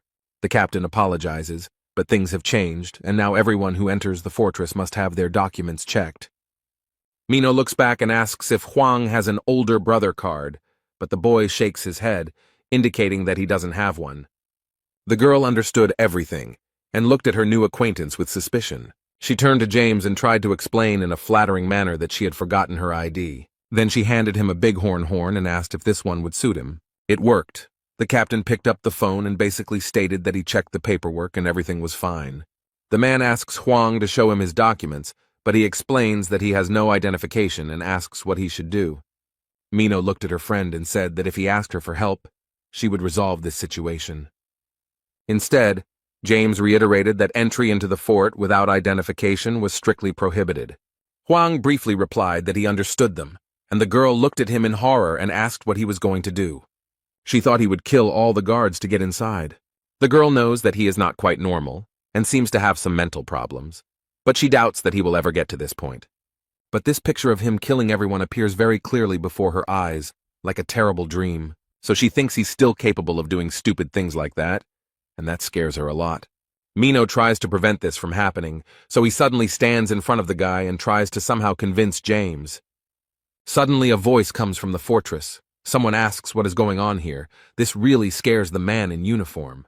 The girl also realizes with horror that they are stuck and will now have serious problems. All the boys immediately lined up in a straight line and greeted the man in unison. He seems to be a respected and very serious figure in Gorgon's fortress if he is treated like that. Approaching them is the most famous checkpoint captain in Chaos, North Entrance Captain Carlton the Stubborn.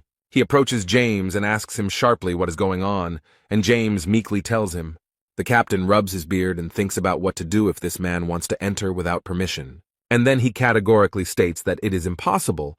Huang asks why, but the man does not understand why he is asking this. His eyes lit up blue and he read Section 4 of Article 37, which states that if there are problems with identity verification, they have the right to refuse entry to the guest. He used the skill Law of Fortress, and everyone knelt and bowed their heads before the captain. Mino doesn't really like that he used that skill. It seems like those knots are giving her a headache. However, during the lesson, the protagonist holds the sword firmly in his hand, and this skill does not affect him in any way. Huang noticed that the girl was not feeling well, so with one movement of his weapon he easily cut the knots on her head and arms. The boy shouted sharply for him to stop teasing. The captain of the North Entrance, Carlton the Stubborn, could not believe what had happened. Jae Huan stands proudly and stubbornly declares that he doesn't care about their laws at all. And then, without waiting for their reaction, he asks what should be in this certificate. The captain doesn't understand how he managed to untie the knots, but replies that the ID card must indicate the name, status, organization, skills, class, and spirit level. The protagonist replied that in that case he did not need an ID card, since he did not want to confirm his identity. Carlton tries to use the skill Law of Fortress against him again, but it doesn't work. Since this had no effect, the captain declared that he was forced to arrest him on the basis of paragraph 6 of the second article of the serfdom law. But he used another skill against the guest, which is called Silver Shackles. Jae Hwan is chained in silver, but he doesn't look scared. The guy dealt with them surprisingly easily. The chains broke and fell apart. The captain's subordinates are shocked that this guy managed to free himself from the shackles of their respected captain so easily. The man, no less surprised, asks how he managed to do it so easily, because it is impossible to get rid of these chains on your own. Hwang points his finger at Minho and asks if he can do the same as her. This really scared the poor thing, and you can see the fear in her eyes about what might happen to her as a result. She understands perfectly well that in this situation the horn was a bribe, and the chief captain will not like it. But besides her, there is James, who received the bribe, and 2 men who witnessed it. They were also seriously frightened, and cold sweat ran down their foreheads from fear. The girl tried to stop him, but Hwang had already thrown something at the captain at the north entrance.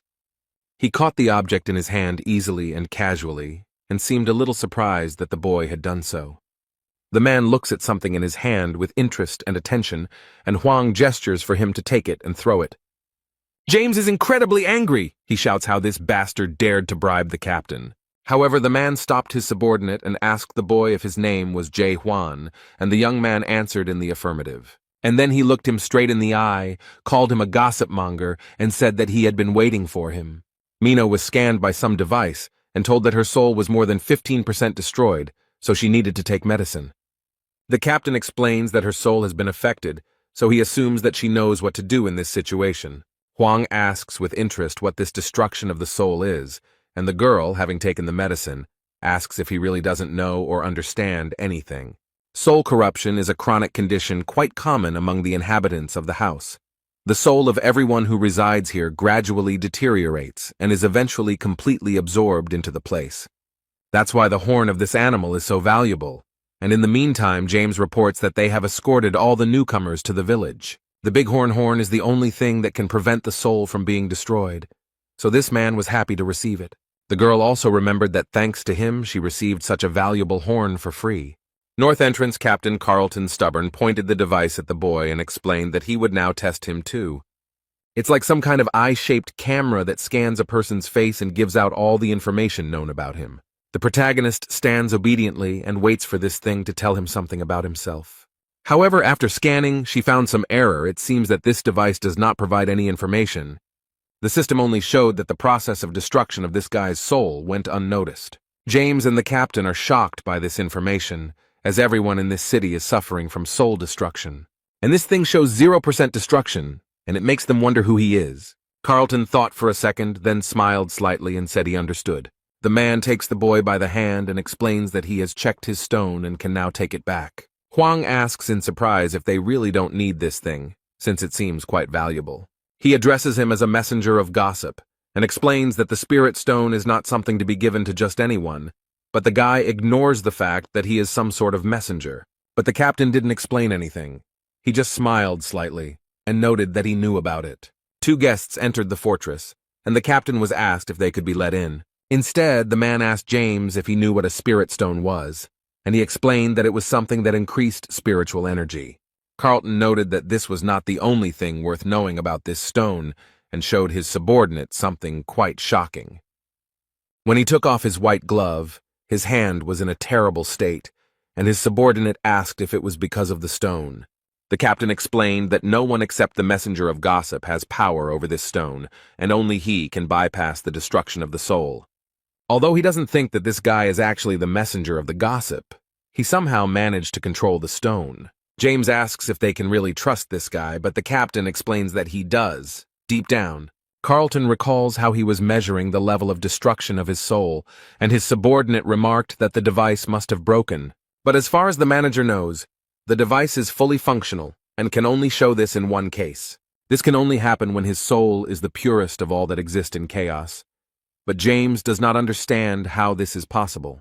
It doesn't matter whether he is the messenger of the gossip. What matters is that he can control the spirit stone, and what to do with it will be decided by the fortress itself. James asked if this was related to the illness of the owner of this fortress, but the captain of the northern entrance doesn't know about this at all, so he has nothing to say. And then you add that I heard that someone tried to let them through by giving a bribe, and this scared the man. Now he doesn't know what to expect. Huang walks around the fortress grounds, looks around and thinks that the streets here are very confusing. He's also concerned about why this girl is following him and who is in charge here.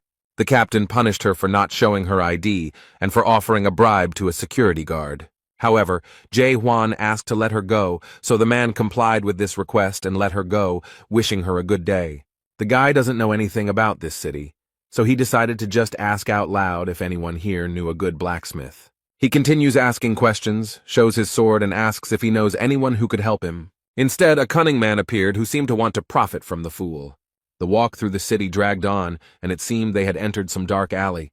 It seems that the girl is already beginning to come to her senses after the captain cast his spell on her. Finally, she feels better and asks how long they have been walking and living in this settlement. The protagonist is glad that she feels better, because finally she won't be following him everywhere, so he wishes her luck and says goodbye. But Mino can't believe that he's just leaving her like that and asks him to wait for her. Huang explains that he has entered the fortress, and now he no longer needs help. He looks back at his friend and casually adds that now she will only be a hindrance to him. The guy explained that they were too different to turn their acquaintance into a strong friendship. So he suggests that she go her own way, and this is where their paths diverge. The girl froze in surprise. She could not find words because she was very surprised by his decision. It seems like she doesn't want to part with Huang at all, so she's in no hurry to leave him. Suddenly, a sharp and very loud scream of a girl was heard in the tunnel. She asked the boy to stop. Mino tries to convince the guy that he doesn't know where to go, and that without her, he will definitely have a lot of problems. The young man explained that he could always ask passers-by, but the girl suggested that he ask her, since she knew everything here. Huang seemed to realize that she wouldn't be easy to get rid of, so he seemed to have resigned himself to having her as his companion. Since she had already insisted and said that she knew everything here, he explained that he needed a break now. The girl enthusiastically said that she knew where to find him and asked if she could take him there, to which the guy replied that it would be very appropriate. Suddenly, the guy reached for his bag and said that it looked like they had other things to do first. Now they have to settle some issues with people who are interested in the alien to these lands. They are blocked by guys with sly smiles and asked if he has that beautiful sword that has heat in it or something like that. Mino warns these fools to get out of the way if their lives matter, but the boys don't take her words seriously. She was called rude and warned to watch her swearing. The men explained that the youngest of them had reached adolescence and was highly sensitive to any rude behavior, but they threatened that if they want to get out of here alive, they must pay, so let them give up the sword. Huang calmly replies that he does not agree with their terms, and Mino is shocked by their youngest son. The robbers stand proudly and wait for the right moment to begin their reprisal against these two. But the girl is still under the impression of this overgrown man and claims that he cannot be the youngest and accuses them of lying. The Mountain of Muscles no longer waits for a command from his minions. He quickly approaches them. Approaching the girl, he swung his axe and declared that her rudeness would be punished. But suddenly a sword appeared right in front of her. It seemed that her new friend decided to save her. Huang took away both of the emotionally unstable man's arms in one motion. This shocked and frightened the other robbers, and they froze in their places for a second. The bushes fell at Huang's feet, and he noticed that everything here was very noisy, something he was not used to. The guy holds his weapon tightly at the ready. He knows perfectly well that this fight will not end here. Jae Hwan seems to be confident in his abilities and is not at all afraid of scammers who enjoy profiting from others. He stands with a cold gaze and a threatening voice, calling for them to come forward and begin the fight. Their youngest lies and whines in pain. He no longer poses any threat. The others scream in rage. How dare he raise his hand against their little brother? They are bombarded with threats and curses, and promise that they will never forgive him for this. But everyone comes forward and shouts that they will show them what true friendship and support are. Instead, the protagonist stands calmly and waits for them to approach. He has no doubt that he will easily cope. It didn't last long. His sword was already dirty, and finally there was peace and quiet around him. The girl is delighted with how easily the guy dealt with the attackers. She is impressed and thinks about how strong his other skills are, but he explained that he only knows how to lunge. Mina was surprised at first, but then she remembered that her other friend also only used one skill, but in his case it was defense. And then she asked why he blew off the roof of the house, because she thought that this blow was unnecessary. The protagonist recalls all these events and tries to collect his thoughts in order to try to explain them clearly. Hwang recalls that during the fight, he realized that one of the attackers was using an invisibility skill, and so he just wanted to scare him because he really irritated him. The girl asks in surprise what kind of normal person would destroy the roof of a house just to scare people, but the guy, in his defense, explains that, in his opinion, this is completely normal. They continued on their way, and along the way the girl suggested that the guy name his blows in a very pretentious way, but Hwang did not like it. They reached the Twilight Strike, the most famous and best forge in the entire settlement. They come closer, and one of the blacksmiths asks if they need help. Master Naven explained that they were very busy right now, and if they ordered anything today, they would have to wait a bit. Mino asks why they have so many orders, and the guy replies that only the deputy owner of the forge is on shift today, and they have a lot of work. However, he added that it would be easier for them to buy a finished product than to wait for the order to be ready. At this time, all the craftsmen are busy examining the dagger made from the horn of a quadriga, and they have to make a slot for the handle. His assistants shout to each other that they want to help with the work with such a legendary dagger. Michael Gernard, assistant forge manager, noted that the horn is not easy to break, making it a challenging task. But he decides to play a game with them, and makes a bet that whoever of them can make a hole for the handle in this dagger will become the owner of the forge's assistant for the whole day. The first volunteer is actively trying to do this. He has made every effort, but he is not succeeding. The assistants take turns trying to make a hole, but they can't do it. The horn is very strong. The deputy is angry that these guys are so weak and can't even scratch him. Hwang saw all this and decided to try his hand too, although Naven tried to stop him. He tried to convince the guy that he shouldn't go there, and Michael heard him. The main character boldly enters the forge and asks to be allowed to try his hand. The blacksmith thinks that the boy might think this is an easy task because his assistants failed to do it, but Hwang knows full well that this horn is made of materials that are difficult to work with. He added that it was not that they were losers, but that he was extremely experienced and had his finger on the pulse. What happened next left the deputy blacksmith completely stunned, and he was so shocked that he couldn't even move. The man can't figure out how this guy did it and what tricks he has. Jae Hwan didn't use any tools, but simply made a hole in the corner with his finger. The boy proudly asks if he can now become the deputy head of the forge for one day. But suddenly cracks appear around the finger on the precious and rare horn.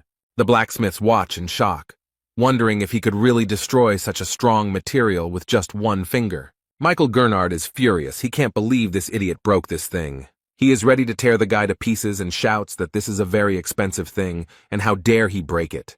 The protagonist justifies himself by saying that he thought he had calculated his strength, and Mino seems to be getting great pleasure from watching all of this.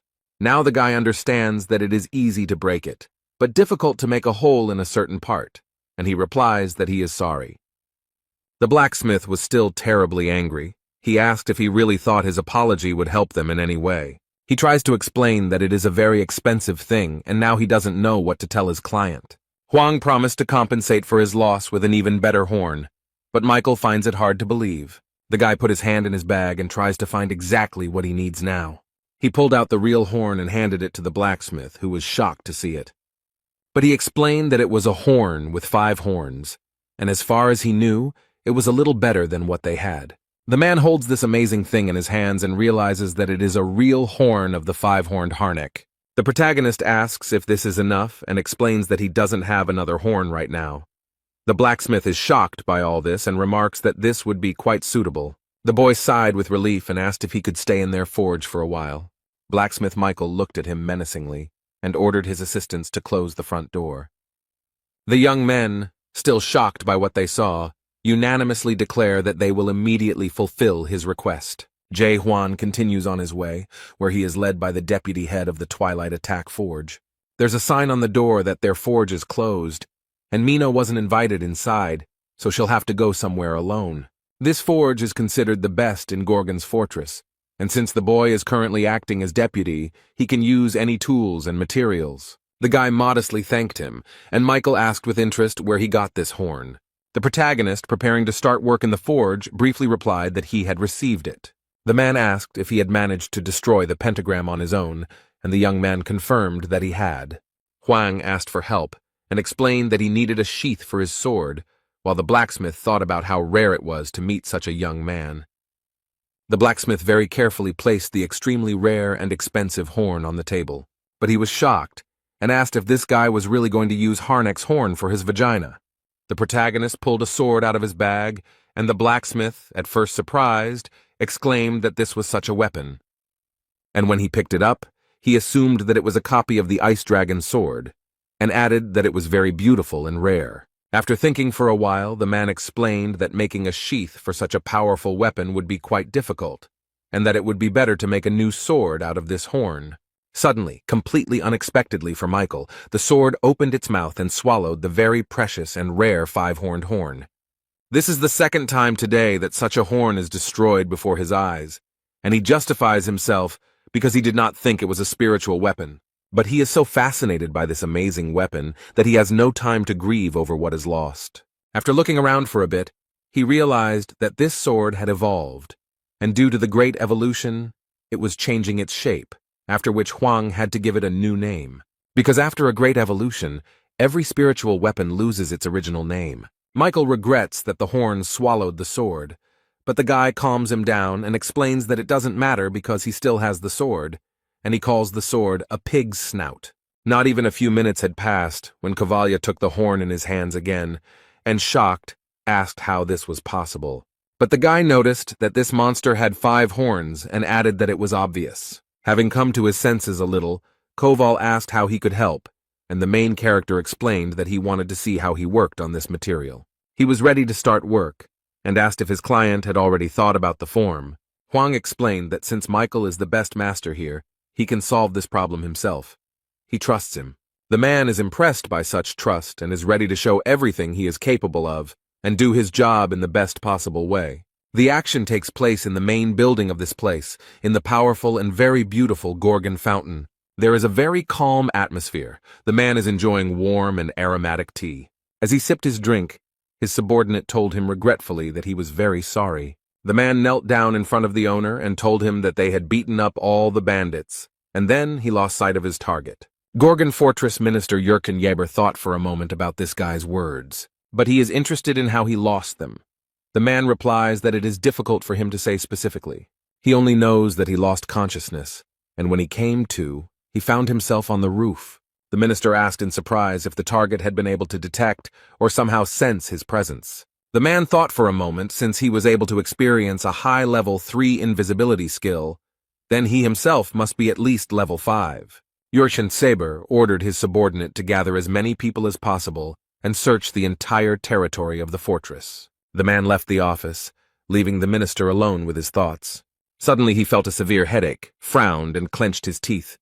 A strange sensation permeates his entire body. He feels every muscle tense. The table he was sitting at swayed and the tea almost spilled out of the beautiful porcelain cup. His legs felt like cotton wool. They didn't obey him at all, but on the contrary, they pressed tightly against the chair. The minister, exhausted, banged his fist on the wooden table and tried with all his might to pull himself together. Overcoming the unbearable pain, he asked the owner of the fortress to be patient and wait a little longer. Meanwhile, at the local bar, as usual, alcohol was flowing and people were drinking no matter what. People sit quietly at tables, eat their ordered dishes, and watch TV. The program Top 10 of this week is coming to an end, and the presenter is a little sad about it. But she still has the latest videos, and the girl assures that each of them has already heard about it. He became very popular in Little Brother, and this video is now being talked about by everyone. It talks about the lonely hero of the 99th floor. People are watching this guy on video and wondering where he is now because the Lord seemed to really like him. There are rumors in the bar that the tower has stopped growing plants, and it is assumed that this happened because the tower's owner was trying to cheat. It is said that the tower was completely destroyed, and its owner fled, although for the demons, this tower was worth a lot of money. The bar's patrons think it would be better to sell it at the market rather than destroy it, and in between conversations they order more drinks. Suddenly the door opens wide and Mino appears, looking very unhappy about something. She walks past all these drunk men. What an impression such a beauty makes here. The girl boldly walks past them and sits down at the bar counter with other visitors sitting nearby. One of them is already quite drunk and tries to flirt with her. He asks if she is alone here. The girl addresses him in a very threatening and aggressive manner, making it clear that she does not want to date anyone. The man immediately realized that it was better not to disturb this sweet girl now, so he moved away. Mino is in a very bad mood right now and can't understand why she is so sad.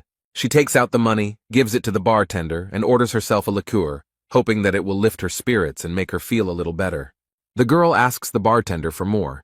She wants to drown in alcohol and forget. Not much time has passed, and the girl is already quite drunk and tells the bartender what is bothering her. She drunkenly says that this guy is a terrible weirdo and is making a big deal out of himself. The owner of this tavern, Claire, exhales heavily and notices that the girl hasn't even had time to get drunk yet, and she's already talking nonsense.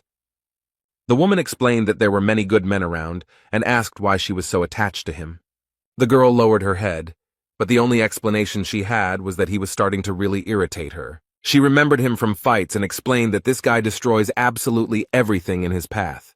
It irritates her that he walks around swinging his sword as if he doesn't care about anything at all. Mino tilted her head and remembered how he spoke and what he said, and it all sounded very strange. The trouble is that he speaks to her very poorly and completely incomprehensibly. She was angry with him because he did whatever he wanted, even knowing that he was in the world of chaos. Huang responded that people usually think it's the end, and then added that she is no longer human, and they are very different. Apparently these words really touched her, because the poor thing sadly leaned over her glass and fell silent. She is terribly irritated that this man does not take her seriously and considers her a nobody. The girl noticed that everyone present there was struggling for their lives, and he just appeared out of nowhere. She remembered asking him what he would do when he was horrified, and the boy briefly replied that he wanted revenge. But he didn't explain why he wanted revenge, so the girl thought he was looking down on her. Minu is terribly irritated by his behavior. Next to him, she feels inferior and worthless. Claire noted that she was still just a child and asked her not to go near the man again. But she doesn't understand at all why she needs this, and asks the bartender to explain it to her. The woman looked at the girl with compassion and noted that if she stayed with him, she might die. But Mino asked why she became so serious and thought she might die, and at that moment the door of the bar opened. The golden glow stretched in a beautiful path from the very door to the red head. A golden messenger bird flew in and brought the girl an important letter with a seal. This letter from Captain Carlton Xavier is addressed to the terror of the dark forests of Mino. The girl wondered with surprise why he had written to her, and felt some anxiety as she unpacked the letter. As she read this letter, the girl heard someone behind her asking if she really was the witch who had carried out the massacre. Mino didn't think long and, drawing her blade, replied that it was okay to say that. But at that moment some man grabbed her hand and squeezed it tightly, and the poor thing had to drop the weapon. He explained that he didn't like such rudeness, but he didn't have time for explanations now, and said that she had to help him. Meanwhile in the forge, the men are trying to carry out their plans, but it seems that everything is not so simple. The blacksmith struck the horn, and it was immediately thrown back with great force. He had not expected this at all. Completely unexpectedly and as if out of nowhere, a huge monster appeared. It was that very pentagram. The man is terribly frightened. He cannot take lessons and asks where they can get his horn. The poor guy doesn't understand at all how to do this because the monster is huge and scary. The protagonist noticed this, lifted the man to his feet and asked him to pull himself together. Jae Hwan asked threateningly if he had forgotten that they were already halfway there, and he added that since this man promised to help, then let him fulfill his promise properly. All this happened because the blacksmith persistently tried to break the horn with his tools. But for a long time he couldn't do anything. He was very tired and said that this was too high-level material for him. Huang covered his eyes with his hand and explained that the situation was unequal, noting that the first stage of rebirth is the stage of doubt, which can destroy the essence of the world.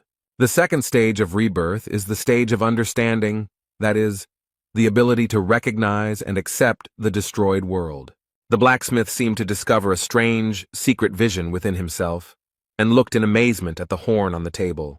The thing began to move and seemed to change its structure and shape without any apparent reason. A large black substance begins to rise and form something completely unlike itself, which seriously frightens the man. There was a strong, bright flash that made blacksmith Michael Garnard close his eyes. And when she opened them again, he couldn't believe that what he saw was actually happening. From this strange black matter emerged a huge and terribly evil monster. The man seems to freeze in place from horror and complete incomprehension, and Huang asks him to come to his senses. But he added that since the blacksmith promised to help, he must do it now. Michael is horrified and cannot understand if this monster is really Harnick's horn, and that he used his pathetic skills against it. Suddenly, in the middle of this space, he saw a door. The man thinks that he is sleeping, so he wants to wake up as soon as possible. The blacksmith quickly runs to the door, being completely sure that this is a dream, and Huang does not have time to stop him. The guy just sighed in disappointment and realized that he was useless here. The man quickly ran out of the door and screamed desperately, calling for someone to help. But what he saw there frightened him even more and plunged him into complete stupor. Ugly and scary skeletons slowly approach him, surround him.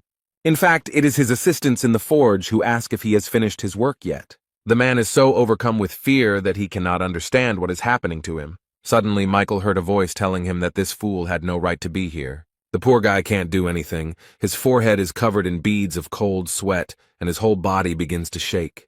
The boy has to attack this creature himself, trying with all his might to subdue it. He thrust the instrument into her with all his might, while wondering if this world really existed. Jay Huan has finally achieved success. He forges with confidence, and this material lends itself to him. The horrible creature began to fight back, and the boy wondered how it had managed to get here in the first place. The main character tries his best to hold on to the monster so as not to fall. But it seemed he had already realized that this would be a much more difficult task than he thought. The monster turned out to be quite strong and terribly angry, so the boy decides to jump. He then applies twice as much force to speed up and try again. Huang uses his blacksmith's hammer and deals a blow to the creature that breaks its bones. Meanwhile, Michael cannot come to his senses and screams loudly in shock. There are boundaries in this world that cannot be crossed, and no matter how hard you try, a person will never go beyond his capabilities and reach the level of horror. Michael thinks he's too old to work with Harnick's horn, and the guy should have come to him sooner. He understands that this young man came here to see the owner of the forge, but he has not been here for a long time, and adds that he is sorry that only a loser like him remains in this city. He thinks that he cannot consider himself a true disciple since he has not created a single tower, but Huang reassures him by explaining that he is good with weapons, so he should not give up. And he added that no matter how hard he tried, he could do it 1,000,000 times. But this phrase made the man laugh, because only a young guy could say such a thing. Michael noted that the boy might think he wasn't trying hard enough, but that was not the case at all. Believe it or not, this man tried again and again, but he never gave up. The guy remembers the blacksmith from the tower, who said that he has honed all the skills related to blacksmithing, and can repair all the weapons in the Tower of Horrors, with a probability of 99%. But despite such success, recently he began to be troubled by very strange thoughts. Instead of focusing on the 99% chance of success, he thinks only about the 1% chance of failure and does everything possible to avoid it. Huang noticed that Michael worked harder than the others, but did he know about the principle of craft skill? The skill of the craft of horror appeared much earlier. It existed from the very beginning, like fire and water. But is a person capable of understanding how the world works? Huang asked if he really used this skill without understanding its essence. The blacksmith thought for a moment he had nothing to say or add to his interlocutor. He believed that spiritual power transferred energy to the hammer and the tools adapted to work with the horn. But the boy noticed that if everything was so simple, then why couldn't his subordinates succeed? The blacksmith suggested that it was because they hadn't yet fully mastered the craft. Michael suddenly thought that since the principle of this skill was so simple, there was no point in mastering it. Huang points out that you have no idea what the skill is and continue to use it, and the man defends himself by saying that no one understands how it works. And then he persistently asked if this guy knew how the crafting skill worked. The protagonist calmly replied that he had just figured out how to do it, and reached his finger towards the horn. Under his finger, the material magically begins to melt and change shape. The guy was working on the horn, and asked everyone to look carefully and say what they saw. The blacksmith saw the decomposed particles of matter, but Huang noticed that everything was not so simple. Hard work made his world more stable. Michael doesn't quite understand what he's talking about, but the guy explains that there's nothing wrong with it. But he goes on to say that he doesn't really understand that if it doesn't work even after so many tries, then the problem is not with him, but with the world. Suddenly, the blacksmith remembered a conversation with a monster who explained that his approach worked for monsters, but not for people. The man asks what then is suitable for humans, but the creature does not know and explains that humans cannot achieve anything higher than becoming a disciple. But he still worked hard and tried to achieve this mastery, and it was terrible. And now he doesn't understand what to do, whether this guy is really offering to challenge the world, because this world rewards all efforts. The result justifies the efforts. Huang asked if it was really good, since this world makes you believe in your own inadequacy. The blacksmith is no longer young, but he can still continue the fight. The protagonist asked him to take a closer look and not to believe blindly. The man trusted the boy and looked at the horn carefully. He looked at it for a long time and carefully, and now he saw it, understood the essence and how it all worked, and now it seemed to get through to him. Michael saw the boy fighting the huge monster again, and wondered if he had always known about the existence of this world. This world without deception, where all ranks, skills, and levels don't matter. He finally saw everything for what it really is, and he can't understand how Huang didn't go crazy from this. And then he thought that maybe the blacksmith had gone crazy after all, and he set to work with wild enthusiasm. It looked very inspiring and at the same time frightening. His tools cut into the extremely hard material, causing sparks to fly from his work. After some time, the work was completed, and Jae Hwan had to continue his journey. Here he got everything he wanted, so it's time for him to leave, because the main character still has many adventures ahead. The sword seems to like the scabbard, otherwise it would have eaten it, and Michael asks if the boy has come up with another name for it. But he added that if Huang hadn't thought about it yet and didn't mind, he wanted to offer his own version. The man explained that he was inspired by martial arts and thought the name he came up with sounded cool. It is associated with the ability to enjoy solitude, and it seems that only one name suits this sword: Lonely. At this point they said goodbye. The blacksmith Mikhail kindly wished him a safe journey. They seemed a little sad that he was leaving so soon. But at the last moment the man asks him to stop. He is worried about another question. He puts his hand to his chest and asks with genuine curiosity what he really looks like. He is very curious about how he looks in the eyes of his master, what he is like in the world that Jae Hwan sees. The guy half turned around and briefly replied that he saw a person in him. This answer greatly surprised and greatly pleased the blacksmith of the Twilight Attack Forge, and the boy already set off on his way, boldly passing by all these terrible skeletons. On the city street he was met by Mino, and Huang asked why she was chasing him, but she tried to explain that she was doing it with good intentions. The protagonist looked back and asked if she was up to something sneaky again. The next moment she was already walking next to him and was surprised how he managed to guess so quickly. Without much preamble, Mino suddenly announced that she planned to kill him, and she said it very calmly. And just as calmly, without any fuss, the boy asked what they were going to achieve by this. The girl said that she wanted to take possession of his soul stone and finally live a full life. But when she saw the expression on his face, she realized that he was not joking. She is a little disappointed that he is not impressed at all, so she suddenly gives him the clothes as an apology gift. They walk through the city, and Mino asks what he will do now, since he never got to face this horror. He explained that Michael told him where to find him, so that he would find him and ask about the Tree of Illusions, and then go in search of a way to the abyss. The girl tried to understand what he was going to do, and suggested that he would still get to the abyss, but what would happen next? But Huang said that he was not going to return. And then he added what exactly he was going to do, and this information greatly shocked Mino. She could barely stand on her feet, took a deep breath, and asked in surprise who he was. And then she got very angry, screamed, "Where did he get this from? How could he do this, and who gave him such a right?" She asked why he thought he could do whatever he wanted and didn't care about anyone else. The girl considers him cruel and heartless, and adds that he does not consider others to be people. She explained that she is a human being, even if not very strong, but she is a human being and worthy of respect. Jae Hwan tries to listen to her and understand. He watches the girl carefully. He remembers their first meeting and how she said that if it were fate, she would die today but would not go back to the past. Suddenly he saw her body begin to disintegrate into tiny particles and messages, telling her not to be stupid and not to cause trouble. And the next message said that she should lure him, and if she did not keep her promise, the old woman would die. From this, Huang realized that they had a hostage and they needed him, so they wanted to lure him somewhere. The main character noticed someone very suspicious standing on the other side of the road and following them. He thought that he should give his head to some swindler, but it was all in vain. No matter how hard he tries to save people, it will not change anything, and only doubts allow him to see the whole truth about this place. This world is ruled by money and information, and it is also made up of people who have sold their souls for power and wealth.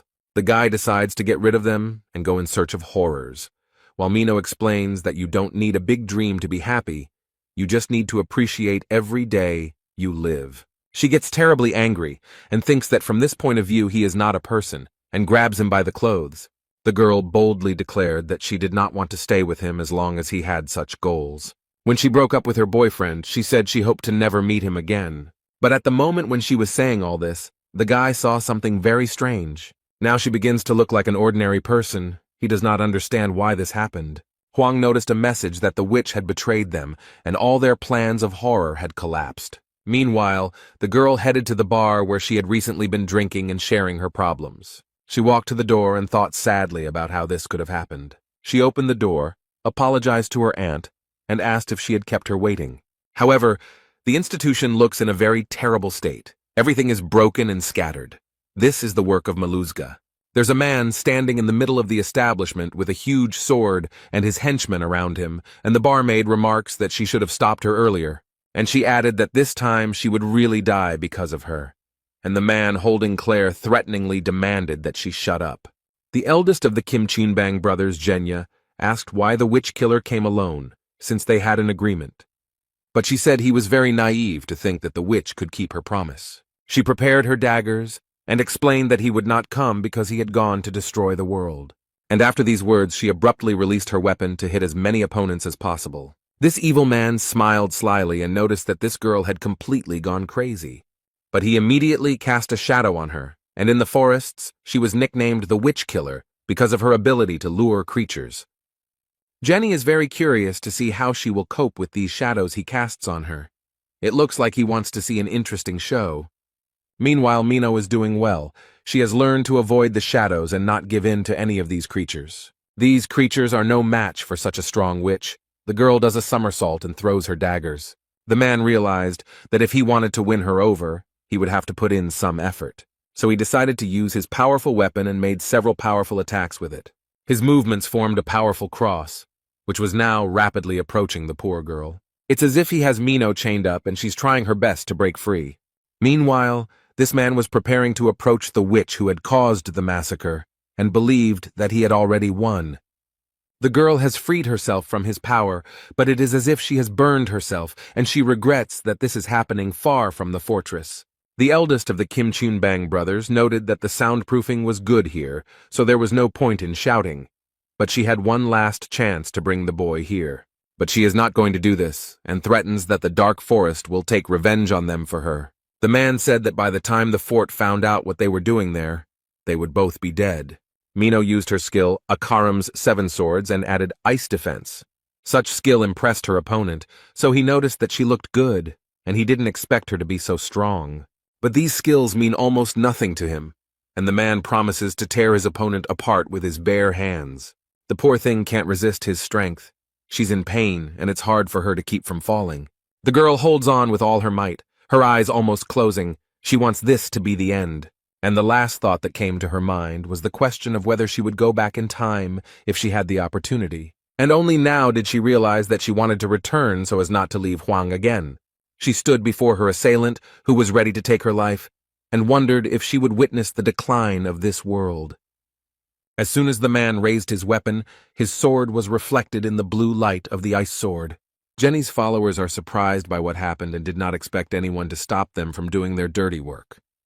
But a guy walks into the bar with confident steps. Now they won't be able to do what they want so easily. Mino is very happy that he came, but ironically says that she doesn't like it when people interrupt her so abruptly and asks why he came, sacrificing his plans. At first she thought he had come to save her, but the boy immediately threw a bundle of clothes into her hands and explained that they were too small for him. The men are glad to see him here because he has made their task easier and has come to their aid himself. The main character looked at them, and the only thing that interested him was whether they knew where this horror was. And then he decided to put the question differently. He demands that these bandits bring this horror to him. One of them said he heard that he had broken the rules of the fortress, and it seemed to be true. Mino warned them and noted that he was on level 4, so he shouldn't be underestimated. The gang leader went on the attack and was ready to show this simpleton what real strength is. Jae-hwan is ready to take the hit and convince this smug fool that he is wrong. The protagonist used his super weapon and aimed it at his opponents. Jenny somehow managed to dodge the protagonist's signature attack. Hwang raised his eyebrows and was very surprised that the man managed to avoid the blow. The opponents are surprised. They thought he was just an ordinary newbie, and now they assume that he can become the champion of the abyss. The guy remembered that the only one who managed to avoid his blow was the pentagram, so he and this person were on the same level. But he doesn't care because in the end the monster gave up, and Hwang will still fight. The protagonist looks confident and completely calm, while Mino is very scared. The girl is very worried about her Aunt Claire, who is still being held hostage and threatened. The gang leader realized that his rival was stronger than he expected, and decided to scare them by telling them that their hostage would die. The woman screams for them to attack without delay. But at that moment, one of the bandits gives her a hard slap and tells her to shut her mouth. The girl tries to calm the woman down and explains that she needs to be patient a little longer, and she will be saved right away. She turns to her friend and hopefully asks if he will help save her. But he doesn't understand why she's asking him about this, because the guy came here only to see this horror. The main character is confident that he will destroy everyone in his path, regardless of who is nearby. Mino tries to stop him and begs him to save the woman because Claire is also human. Jae-hwan looked at his girlfriend and clearly saw her as a person, no matter where she was. He slowly turns his gaze to those standing in front of him and sees something completely different. There are only skeletons in front of him, but Claire yells at him to stop thinking and attack. Suddenly he begins to see this woman as a real, normal person. It looks like he'll have to save her now, even though he didn't plan on it at all. He then decides to raise his sword and direct all its power upwards towards the roof of this building. A huge jet of energy burst through the roof and shot high into the air, attracting everyone's attention. This was noticed in the fortress as well, and they looked around in surprise and did not understand what was happening here. The captain of the north entrance also noticed it and seemed very interested in what it was, so he immediately orders his subordinates to head to where this light is coming from. It turns out that there was some strange magical dome above the house, created by the smoke of the villains. They realized that they were now in trouble because Hwang had broken the barrier of silence. Immediately after this, people in uniform appeared and were ordered to cordon off the area. The captain and his subordinates suddenly burst into the almost destroyed bar and arrived here very quickly. The captain looked around. He immediately realized that Jae-hwan should be here and asked threateningly what was going on. The main character reported that this man was brazenly violating the laws of the fortress. The guy did not go into details, but he has an assumption that he violated paragraph 4 of Article 276 of the Criminal Code. But he added that this man probably wanted to unite with horror and destroy this world. But Mino is shocked because this was Hwang's plan. The captain arrests them under paragraph 4 of Article 174 and paragraph 6 of Article 124 of the Criminal Code. The bandits are not very happy that they want to be arrested, so their leader gives the order to flee. However, the man is not going to let them go so easily and uses his silver chains skill. He immediately grabbed himself with 2 bandits who really wanted to break free, but couldn't. The man is not going to stop there, because he still has to catch the leader of the gang. So he takes out his gun and warns them that their best option would be to surrender. However, Zhenya seems to be confident in her abilities and is not going to surrender to the law so easily. He drew his weapon and was ready to fight the captain, just so that he would not be put in prison. A battle between 2 rather strong opponents takes place under a huge hole in the roof. Neither of them is going to give in to the other. Neither of them is ready to lose. The gang leader waves his weapon wildly and shouts furiously, demanding that it burn with a blue flame. However, the captain is not afraid of empty threats. He uses his silver chain skill. The man wielded it skillfully as he instantly and effortlessly tied his opponent's hands. But he threw him to the ground with all his strength, so that the man would not be tempted to continue the fight. Zhenya realized with despair that he had no choice. He was already completely defeated. The captain pinned him to the ground. The man sighed heavily and admitted that he was now giving up. The warrior leader is glad that the man surrendered and notes that it was a rather wise decision on his part. But suddenly, Completely unexpectedly, one of the villains threw a lighter at Carlton. She falls into the middle of the room and begins to do exactly what she was thrown there for. Black and acrid smoke filled the entire building, making it difficult to breathe and understand what was happening. The man watches the house from afar, the smoke from which has already cleared a little. He did not think that he would have to take such measures. One of the bandits seemed to have inhaled the smoke. If you inhale a lot of it, you can die. He turned to the man and aggressively asked how he dared to use black smoke without consulting their leader. The leader of the Forbidden Paradise clan, the wanted warrior Hexal Ran, did not comment on this, as he was more impressed by the witch's skill and remembered that they had promised to bring her to him. The boys explained that the witch was not to blame because they used silver amulets against them. Only now did Hyuksol realize that Juan was there too, and he was glad that the boy had inhaled that smoke and thought he was already dead. However, as soon as he thought about it, he noticed something near the building that surprised him. Jae Hwan emerges from the building unharmed with his friend, the witch Mino. It looks like he used his super weapon to avoid the harmful effects of the smoke. But as soon as he came out, he immediately noticed these scoundrels on the tree, and with one swing of his sword cut down the thick trunk. They are extremely shocked, and do not understand how this guy's spirit did not decompose under the influence of black smoke. The man suggested that it might be a messenger, but he had never seen them without antennae before. Huang looked around and made sure the girl was okay and could stand on her own so he could finish his work. The clan of Scum is already wary and wondering why this guy came to the house. Instead, the protagonist took out his super weapon, and thinking that they were terribly annoying him, prepared to engage in a fight. Huang is very serious, so he will not lose this fight. He unsheathes his sword, and he really didn't think it would come to this. He summons the monster hidden within this sheath using the technique Garnek's Greatness. It's clear that no one expected this. They were hoping to defeat this guy very easily. But now they have to face not only a guy with a super weapon, but also a giant and terrifying monster. Before they could recover from what they had seen, the boy and the monster had already attacked several of them.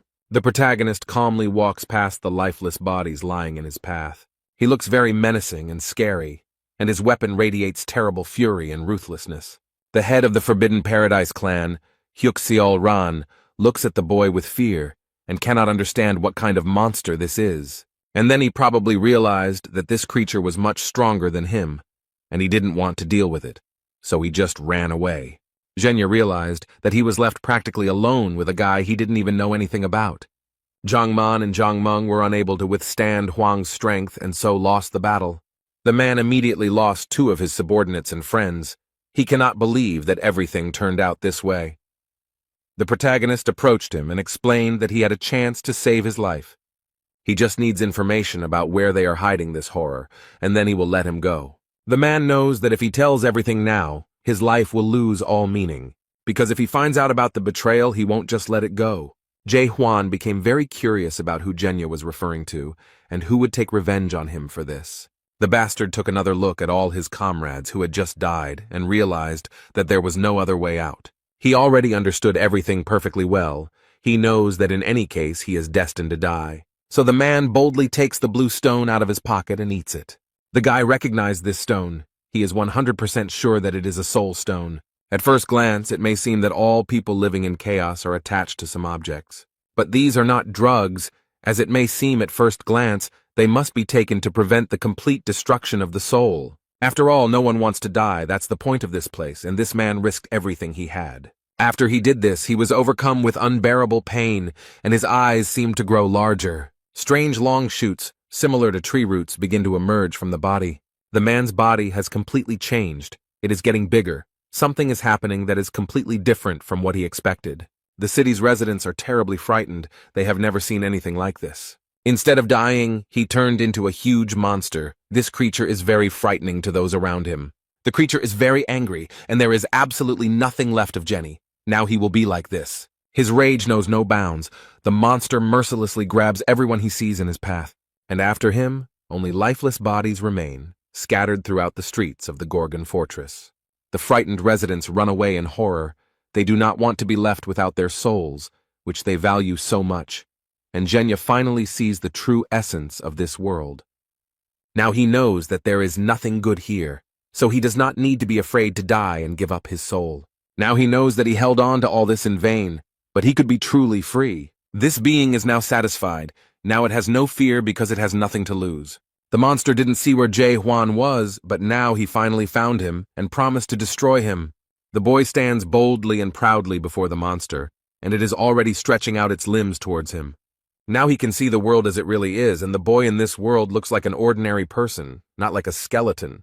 Zhenya is surprised that he is a real person, and does not understand how he could end up here. Instead, the protagonist stares at the creature and has no idea what is happening to it. Hwang tried to use his doubt skill, but it didn't help him figure out who he was. But now he doesn't have time to think about it. So the guy gave up on this idea. The protagonist points his weapon at the monster, showing that he is ready to engage in combat with it. No matter who he is or what happened to him, this guy knows exactly what he needs to do. Jae-hwan confidently moves towards the creature and believes that his weapon is strong enough to defeat it. The ice sword is a very powerful weapon. The creature Zhenya has turned into seems scared. He didn't have time to do anything or even understand.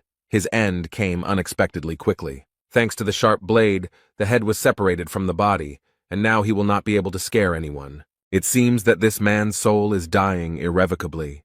He remembers for the last time the happiest moments of his life. In the world of chaos, it's raining, the bodies of the dead are smoking, and Jae-hwan doesn't care because he destroyed the monster. All that is left of him slowly disappears like rain erasing a pattern on the asphalt.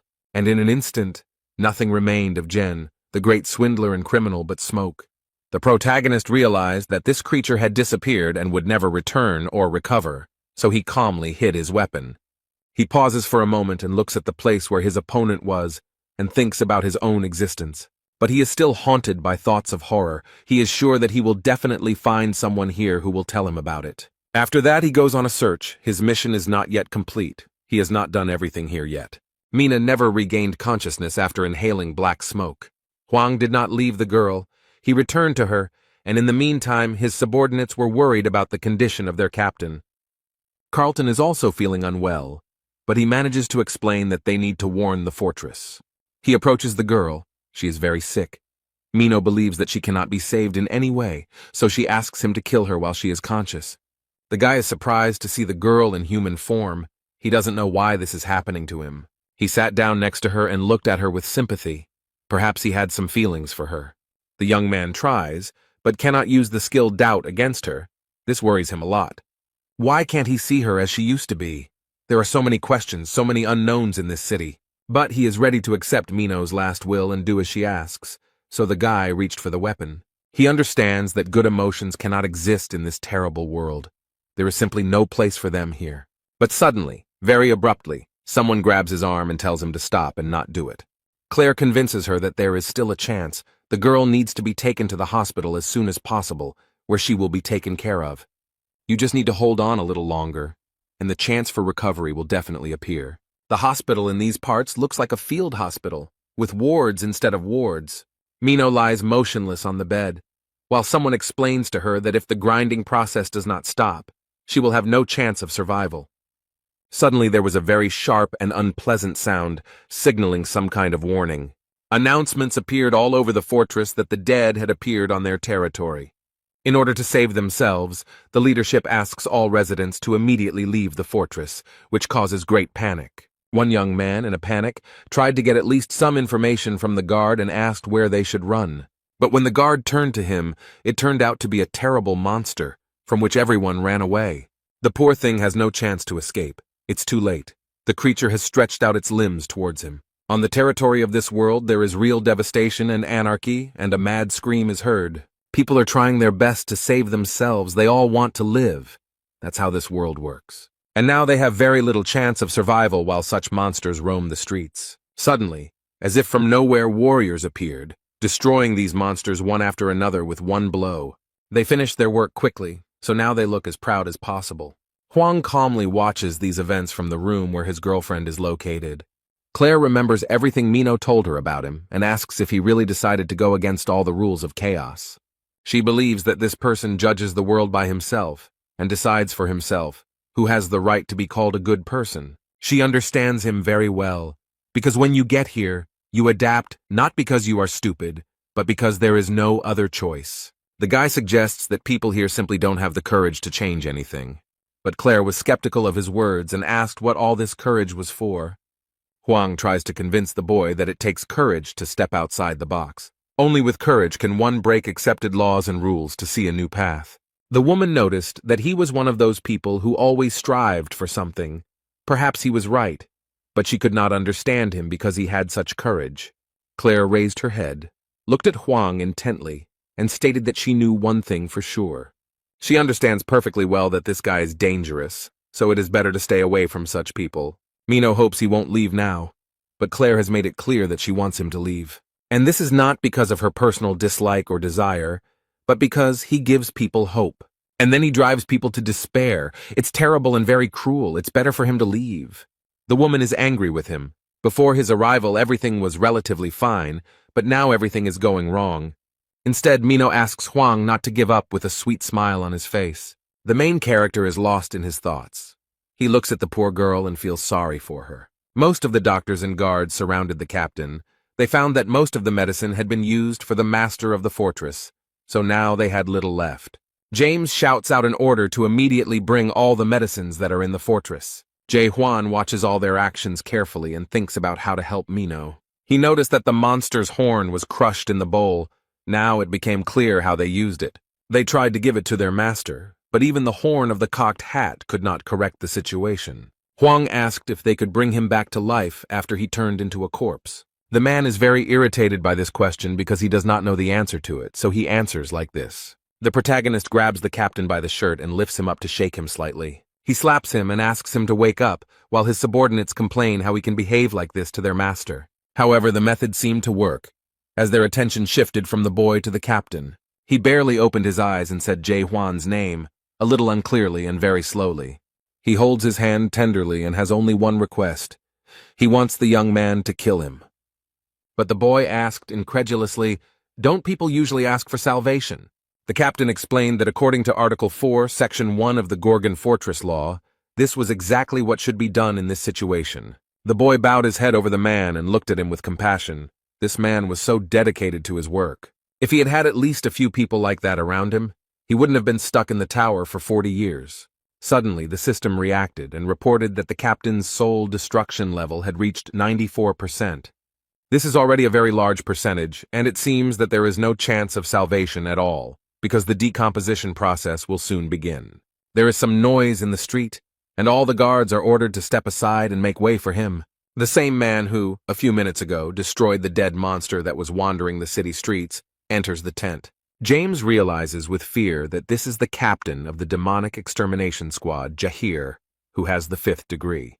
He drew his sharp sword and declared that he must do his job in accordance with Article 4, Section 1 of the Gorgon Fortress Law. He has to kill the captain of the northern gate of Carlton and a girl he still does not know. This man waves a gun and doesn't ask if anyone is against his decision. But Huang doesn't hesitate to stop his weapon with his bare hands. It seems he has other plans. This action greatly surprised the captain of the demonic squad, because no one had ever done anything like this. The protagonist explains that he will not allow this man to be killed because he still has a few questions for him. Jahir frowned and couldn't understand how this guy managed to stop his blade with his bare hands. He tries to calmly explain that very soon Captain Carlton will cease to be human and will turn into a dead man, and this will lead to terrible consequences. However, he added that they are doing this with good intentions and just want to avoid this event. Huang pulled out Harnack's horn and asked if it could help him, and from the doctor's expression it was clear that it was exactly what he needed. Therefore, the guy, without thinking twice, crushes such a valuable item right in his hands. He did it to separate 2 sick people. The guy tries to save them both. Jaime sat down next to his captain and explained with relief that his numbers had stopped deteriorating, so there was hope. However, the result of Mino's treatment was completely different. These drugs did not help her as much. Its endurance level is very low, so the decomposition process does not stop, but on the contrary, accelerates.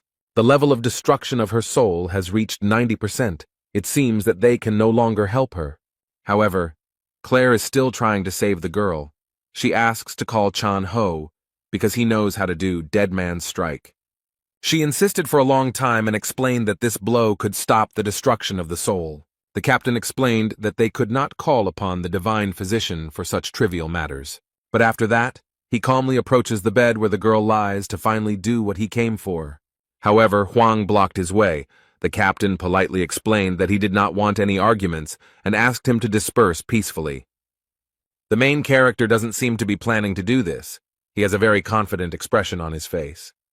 The guy has something in mind. His hand reaches for the sword, which is already ready to do its job. And then he explained that he would kill this girl because she asked him to do it. Jae-hwan approached the girl and tried to use the doubt skill on her again, after which he saw the world as it really is. Claire is still screaming at him to stop and not do anything stupid, but the guards are holding her back. And the skill of doubt never worked on the girl. He could not see her in a different light.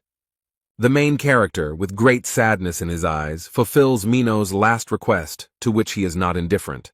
He holds his sword tightly and after a split second of hesitation does it anyway.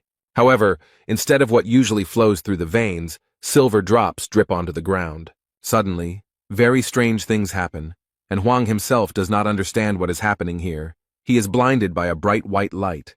The guy was trying to understand what had happened to him. His expression was very confused. The poor fellow looked around and realized that he was in an endless white space and did not know what it was. Only Hwang, Mino, and some grandfather remained, who looked at the girl with sympathy. He very kindly asks how Mino was able to bring herself to such a state with her methods. And then this man raised his head and realized with surprise that there was someone else here. He looks at the guy and screams how he ended up in his world and who he even is. The old man looked at the boy carefully and frowned. It was a very strange situation. He noticed how such a big soul could fit into such a small brain, like that of a 5-year-old child. The protagonist tried to use his doubt skill, but it had no effect on him. Hwang thought for a moment and guessed that this old man was the reason for the destruction of her soul. The boy thought that she might survive if he killed the man, so he attacked. Hwang is surprised that his grandfather was able to stop his punch, and his grandfather doesn't understand how the boy blocked his punch. Then he looked at his weapon in horror and realized that the entire blade was covered in cracks. Captain Jaher and the doctor watched them through the porthole in space with very surprised expressions on their faces. The old man was furious and shouted that the boy had no right to behave like that in his world. And the next moment, his weapon completely shattered into small pieces. His weapon was destroyed. He suffers. For him, it was a very important weapon, his favorite cocked hat. The main character didn't seem to do it on purpose. He didn't expect it to happen. In fact, this old man is a divine physician named Chang Ho, but he seems to be offended.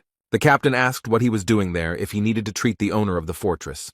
But the man made an excuse, saying that a beautiful girl would soon die and she needed to be saved. But he adds that he doesn't care who owns the fortress, and these words really surprised the man. But Hwang prevented him from performing the dead man's strike and broke his sword, so now he can't do it. And then he looked at the sword that the boy was holding. It seemed to beckon him with its beauty. The old woman squealed with joy when she saw this unique and very rare weapon. He already reaches for the weapon and asks where the guy got it from, but Hwang stops him. But he asks if this old man can save the girl if you lend him your sword. Chang Ho smiled contentedly and promised that with such a weapon he would definitely succeed. The main character, without thinking, gives his unique weapon to almost the first person he meets. Now he slowly watches what the old man will do, and it seems that this grandfather is confident in his abilities. The doctor examined the weapon and noticed that the sword had exactly the same aura as its owner. Meanwhile, everyone in the room watches what is happening with surprise and fear. The divine doctor is preparing to perform his signature dead man's punch and looks very stern. He smiles with satisfaction and declares that he is ready to see what this weapon is capable of. Jae-hwan looked around and didn't understand what he was seeing or if it was some kind of hallucination. He thinks it's a bit like the effect of the doubt skill, and in the meantime, Grandpa is doing his job. Now the boy understands a little better what world this old man belongs to. The doctor tried to perform a dead man's strike, but suddenly something went wrong, and the sword fell out. Suddenly the old man fell, exhausted, and now lies on the ground near his weapon, unable to rise. The main character is wary. He does not understand what is happening and is worried that the ritual is not complete. Chang Ho had exhausted almost all of his magical power, as he had previously healed the master of the fortress. The guy can't believe that it's all over, but the girl still couldn't be saved. He realizes with horror that this world is collapsing and soon he will have no chance. The old man was drawing a girl with a sword, but he couldn't finish it, and now everything is crumbling and disappearing. He apologizes profusely and explains that he is very sorry that this happened. The protagonist quietly approaches the man and, without saying anything, takes the weapon from him. He has a very concentrated look on his face, and his grandfather says that this is a stupid idea because he doesn't know this world and won't be able to repeat his hit. Jae Hwan gave the man an angry look and explained that he didn't know how to punch. The guy holds the gun with both hands and wants to do it, although he won't be able to do it exactly the same way as the doctor. Chan Ho, horrified, asks him to stop because the dead man's kick is not that easy to perform. They think he is being stupid and wrong to think he can do this. But Hwang puts an end to all their conversations with just one word. He aggressively asks them to shut up. Now he begins to do what the old divine doctor did not have the strength to do. And it's unclear how he does it, but his sword emits something similar to ink. And the boy uses the sword for the first time to save a person, not to kill. The old man looks at the boy with wide eyes and cannot believe that he can do this. Instead, the protagonist concentrates and tries to remember what his girlfriend looks like. He thought for a moment, and the next moment he began to actively draw her as he saw her. The guy knows that the life of an innocent girl now depends on his actions. He remembers everything he knew about her, how sharp and stubborn she was, but too sensitive to be a killer. He also knows 100% that she will never betray her neighbor. This is a very noble trait. Hwang actively tries to impersonate a girl and looks like he's doing it while dancing. The guy looked closely at the portrait and realized that he had forgotten one important detail. He added the final touch by remembering how they met and how she protected him, so he added that she was very trusting. The main character completed work on the portrait and managed to make it very accurate and beautiful. Words of gratitude could be heard from the patient's bed. Mino thanked her for remembering something good about her. The young man looked at the bed with hope and realized that his friend was finally feeling better. They began to look much better, and now the girl smiles sincerely at her savior. The destruction of the soul is on the decline, and the process of decay has stopped. The captain does not understand how this is possible. The guy is surprised that he was able to look at the girl during the examination and ask how she feels. The old man noticed that the young man no longer looked so limited and asked who he was. And then he adds where he learned to perform the dead man's strike, or, more accurately, the lunge. Captain Jaher asked the doctor if the guy had actually managed to perform the dead man's kick. The old man frowned and said that he didn't want to admit it, but he did it. Dead man's kick is not a skill, so no one can replicate it. So the doctor concludes that Hwang is the same as him. Chang Ho means that this boy who strangely appeared in their world is an awakened one. These are creatures that have gone beyond the system. There are few of them. They refused to adapt to the system and gained incredible power. These people possess a power that far exceeds chaos, and there are only a few awakened people in all the great lands. The captain has some plans, but the doctor says it is too early to draw any conclusions and it is better to wait. But he continued and blew, because there was another person who could deliver a dead man's blow. There was a chance to save the master of the fortress.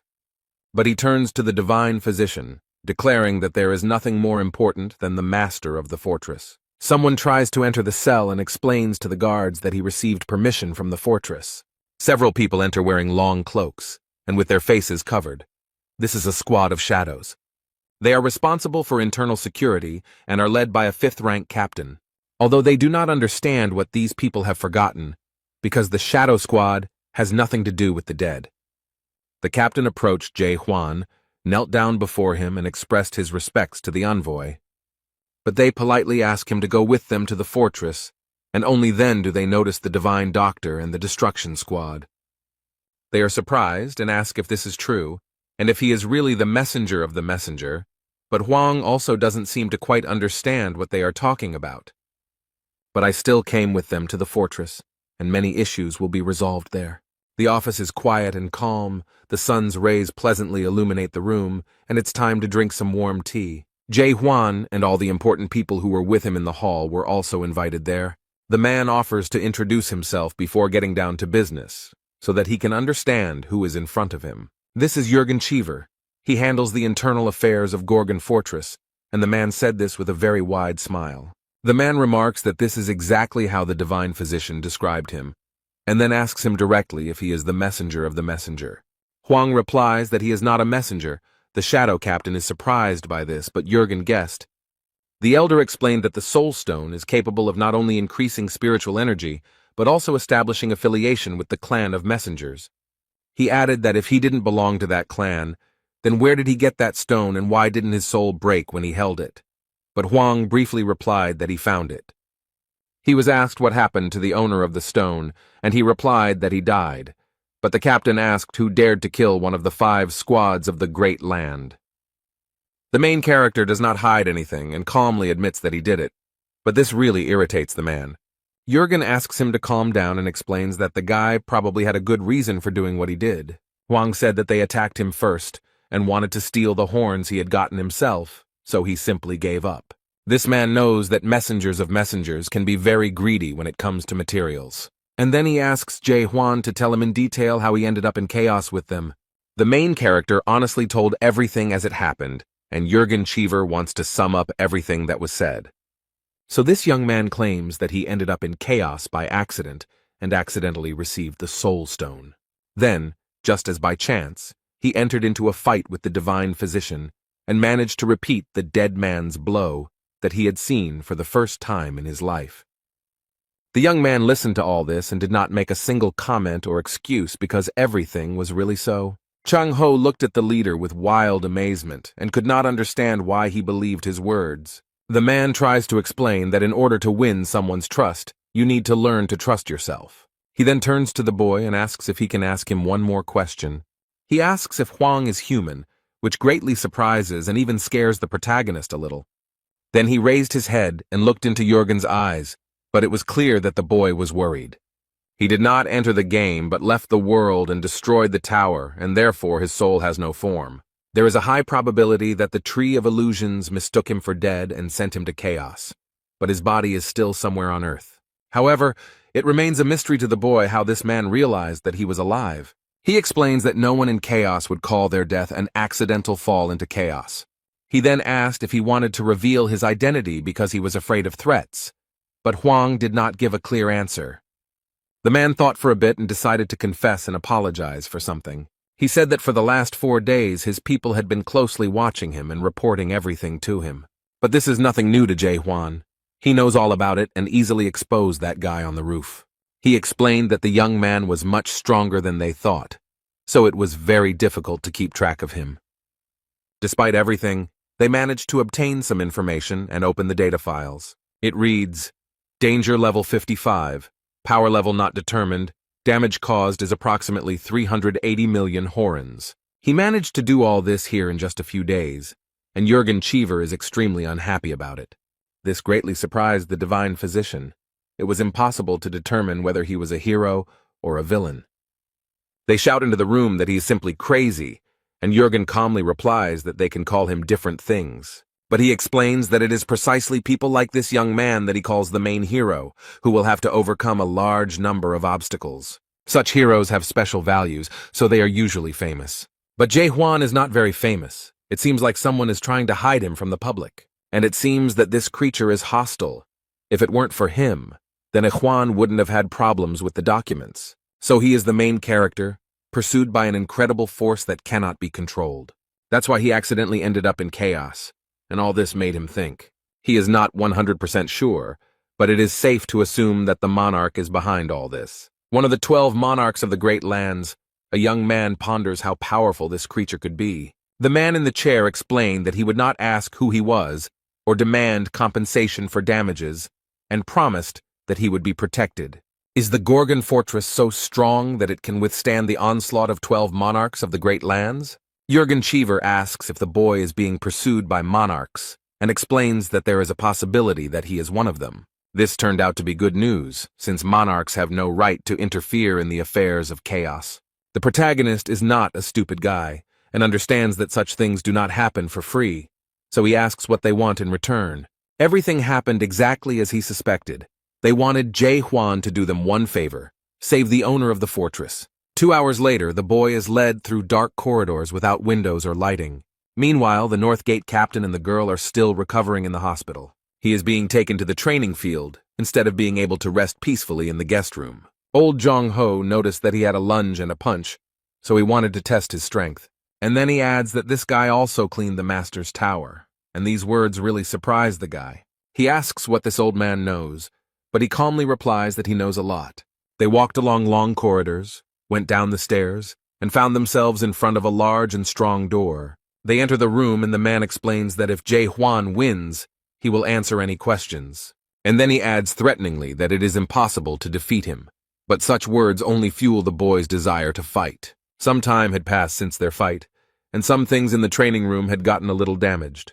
The protagonist looks down in surprise to see where the shorty is hiding. From the hole in the ground comes the voice of the divine medic Jung Ho, who barely survived Huang's blow. But he is very persistent. The old man has not yet managed to climb out of the hole, and he is already demanding revenge. The guy looks around the almost completely destroyed room and explains that the old man has already lost. But he justifies himself by saying that he didn't have time to use his most powerful move, and he didn't use it earlier because he was afraid that Huang would die from it. The guy remembered that his opponent had already said this, and then he was asked how old he was. Huang thought for a moment, and then said that he was about 60 years old, but oddly enough, he did not know the exact number. And the old man boasts that he has 1,000 of them, and 60 seem like a pitiful little thing compared to his 1,000. The protagonist wondered if this man had really only been doing this for 1,000 years.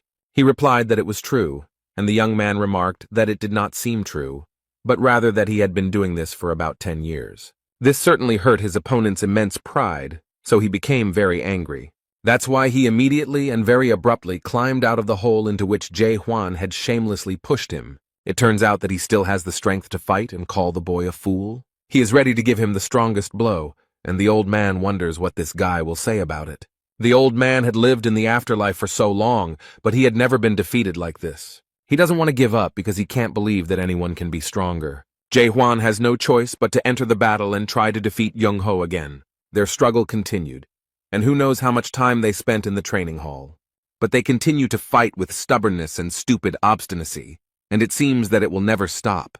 His opponent used all his strength, so it was a little difficult for the young man to resist him. The boy was thrown back by the impact and barely managed to keep himself from falling with a dull thud. The medic is on the other side of the room and seems to enjoy competing with Huang. Instead, the protagonist thinks he was thrown too far by a normal blow. The old man finds his technique very interesting, so he asks what the boy calls it. He replied that it was a normal punch, but Jung Ho thought it was a terrible punch, then added that with a name like that, no one would think it could be any kind of threat. While this is not all that Huang can do, he promises that he will now show something much stronger. Everything around him has changed. The boy is preparing to show his true power, which will sweep away everyone in its path. The old man seemed a little scared when he saw this. He definitely didn't expect to see such a simple-minded scoundrel. The young man had hidden his true strength for so long that the old man seemed to have underestimated him. Instead, Jae Hwan remembered all the previous battles he had fought in, and all the years he had spent in the tower. Therefore, now he has no equal in battle, because hundreds of different monsters have been destroyed with these hands. The main character no longer holds back and uses the skill King of Chaos, an extremely powerful blow. Just the thought of the Chaos King terrifies the divine medic, so whether he can repel this attack, it may be different from the king's strikes, but it will definitely not be less powerful. By directing a stream of power upward, the boy caused great damage to the Gorgon's castle, and after that, Jae Hwan warns his opponent that he will be approaching him. But in response, he immediately heard frightened screams and pleas to stop and not come closer. He doesn't want to experience this blow himself because he is not sure if he can survive, so he admits defeat. Meanwhile, in the vast lands of Region 5, the Steel region, interesting conversations are taking place. The man is told that the monarch of incredible darkness is currently linked to chaos. The Steel monarch, nicknamed Unbreakable Steel Huo Yu, asks why he is doing this. But he remembered that all the monks of the Great Lands had signed a treaty that stated that they would not interfere in the affairs of the house. The guy is scared because he knows very well that no one likes bad news. He notices that everything is much more complicated and asks him to look at the screen. Huo Yu explained that the video, titled Hero of the 99th Floor, recently went viral and wondered if it could be fake. His subordinate knows that the Monarch of Total Darkness was going to participate in the development of this product. The Steel Monarch asked where he was now, and the subordinate tried to explain this difficult situation, that he refused to join the game and broke through the roof of the tower. And he says that he escaped to the house. But Ho Yu does not understand how this is possible, because on the 100th floor there is a spellcaster following them. The guy doesn't want to say it, but he has to explain that this man killed the cultivator. It's hard to believe, But the monarch of pitch darkness is sure of it, but Steele doesn't understand what connection the monarch of Region 9 has with chaos. The subordinate explains that they had been thinking about this too and had only recently learned some very interesting information. It turns out that the monarch of total darkness has long since broken the agreement and is doing business with the house. Some branches of chaos have long maintained close ties with this monarch. The man frowns and stares out the window, wondering what this monarch of pitch darkness is up to. And then he orders a notice to be sent that he is going to chaos, and his subordinate asks in horror if he really wants to interfere in their affairs. He justifies himself by saying that he is simply observing what is happening from the sidelines, and adds that they should send 10 of their best gold-ranked warriors. The boy quickly ran to carry out the order and was glad that this time the monarch did not yell at him. The steel monarch thought about Jong-ho and remarked that he would have lived a long life if he had a gentler character. He thinks that nothing will disturb him there, but in fact the situation there now is a little different. The old man hugged the sword and said that he would not allow him to do this, and also noted that elders should be respected. And then he sternly asked how this was even possible, since he had been honing his punch for 40 years, and how this guy managed to achieve this. Huang thought about it, and explained that he had probably performed this kick 10 billion times, but the old man thought that was impossible, because he would have to go without food or sleep and perform 8 kicks per second. The protagonist explains that he can deliver 100 blows per second, and asks why this man thinks that a blow can only be delivered with a sword. He sat down next to the old man and concentrated on his body, and then something strange began to happen. The divine physician looked at him with wide eyes and realized that it was the same alien energy he had felt when he first saw him. The boy was already surrounded by a radiant halo, and the old man understood that this was not energy or even fighting spirit. He comes closer and realizes that it is actually his anger and his frantic desire to change this world. Chan-ho touched the glowing needles and they seemed to illuminate him. Now the medic understands that these are all blows. This man looks at the young man in shock and can't believe what he sees. This guy has become a hit himself. With wide eyes and a trembling voice, he notices that Huang is surpassing this world every minute. The protagonist calmly remembered that he was telling the truth about having performed this blow about 10 billion times. The guy shows his opponent a document and asks if the old man remembers him. This is the contract they signed before the fight, in which they agreed that the loser would have to grant the winner one wish. He starts to read the contract, but Jung-ho stops him and is ready to listen to his wishes. And he asked if the guy wanted to make a slave out of him, but the main character explained that he didn't need that. He has a very simple request. He wants an honest answer to just one question.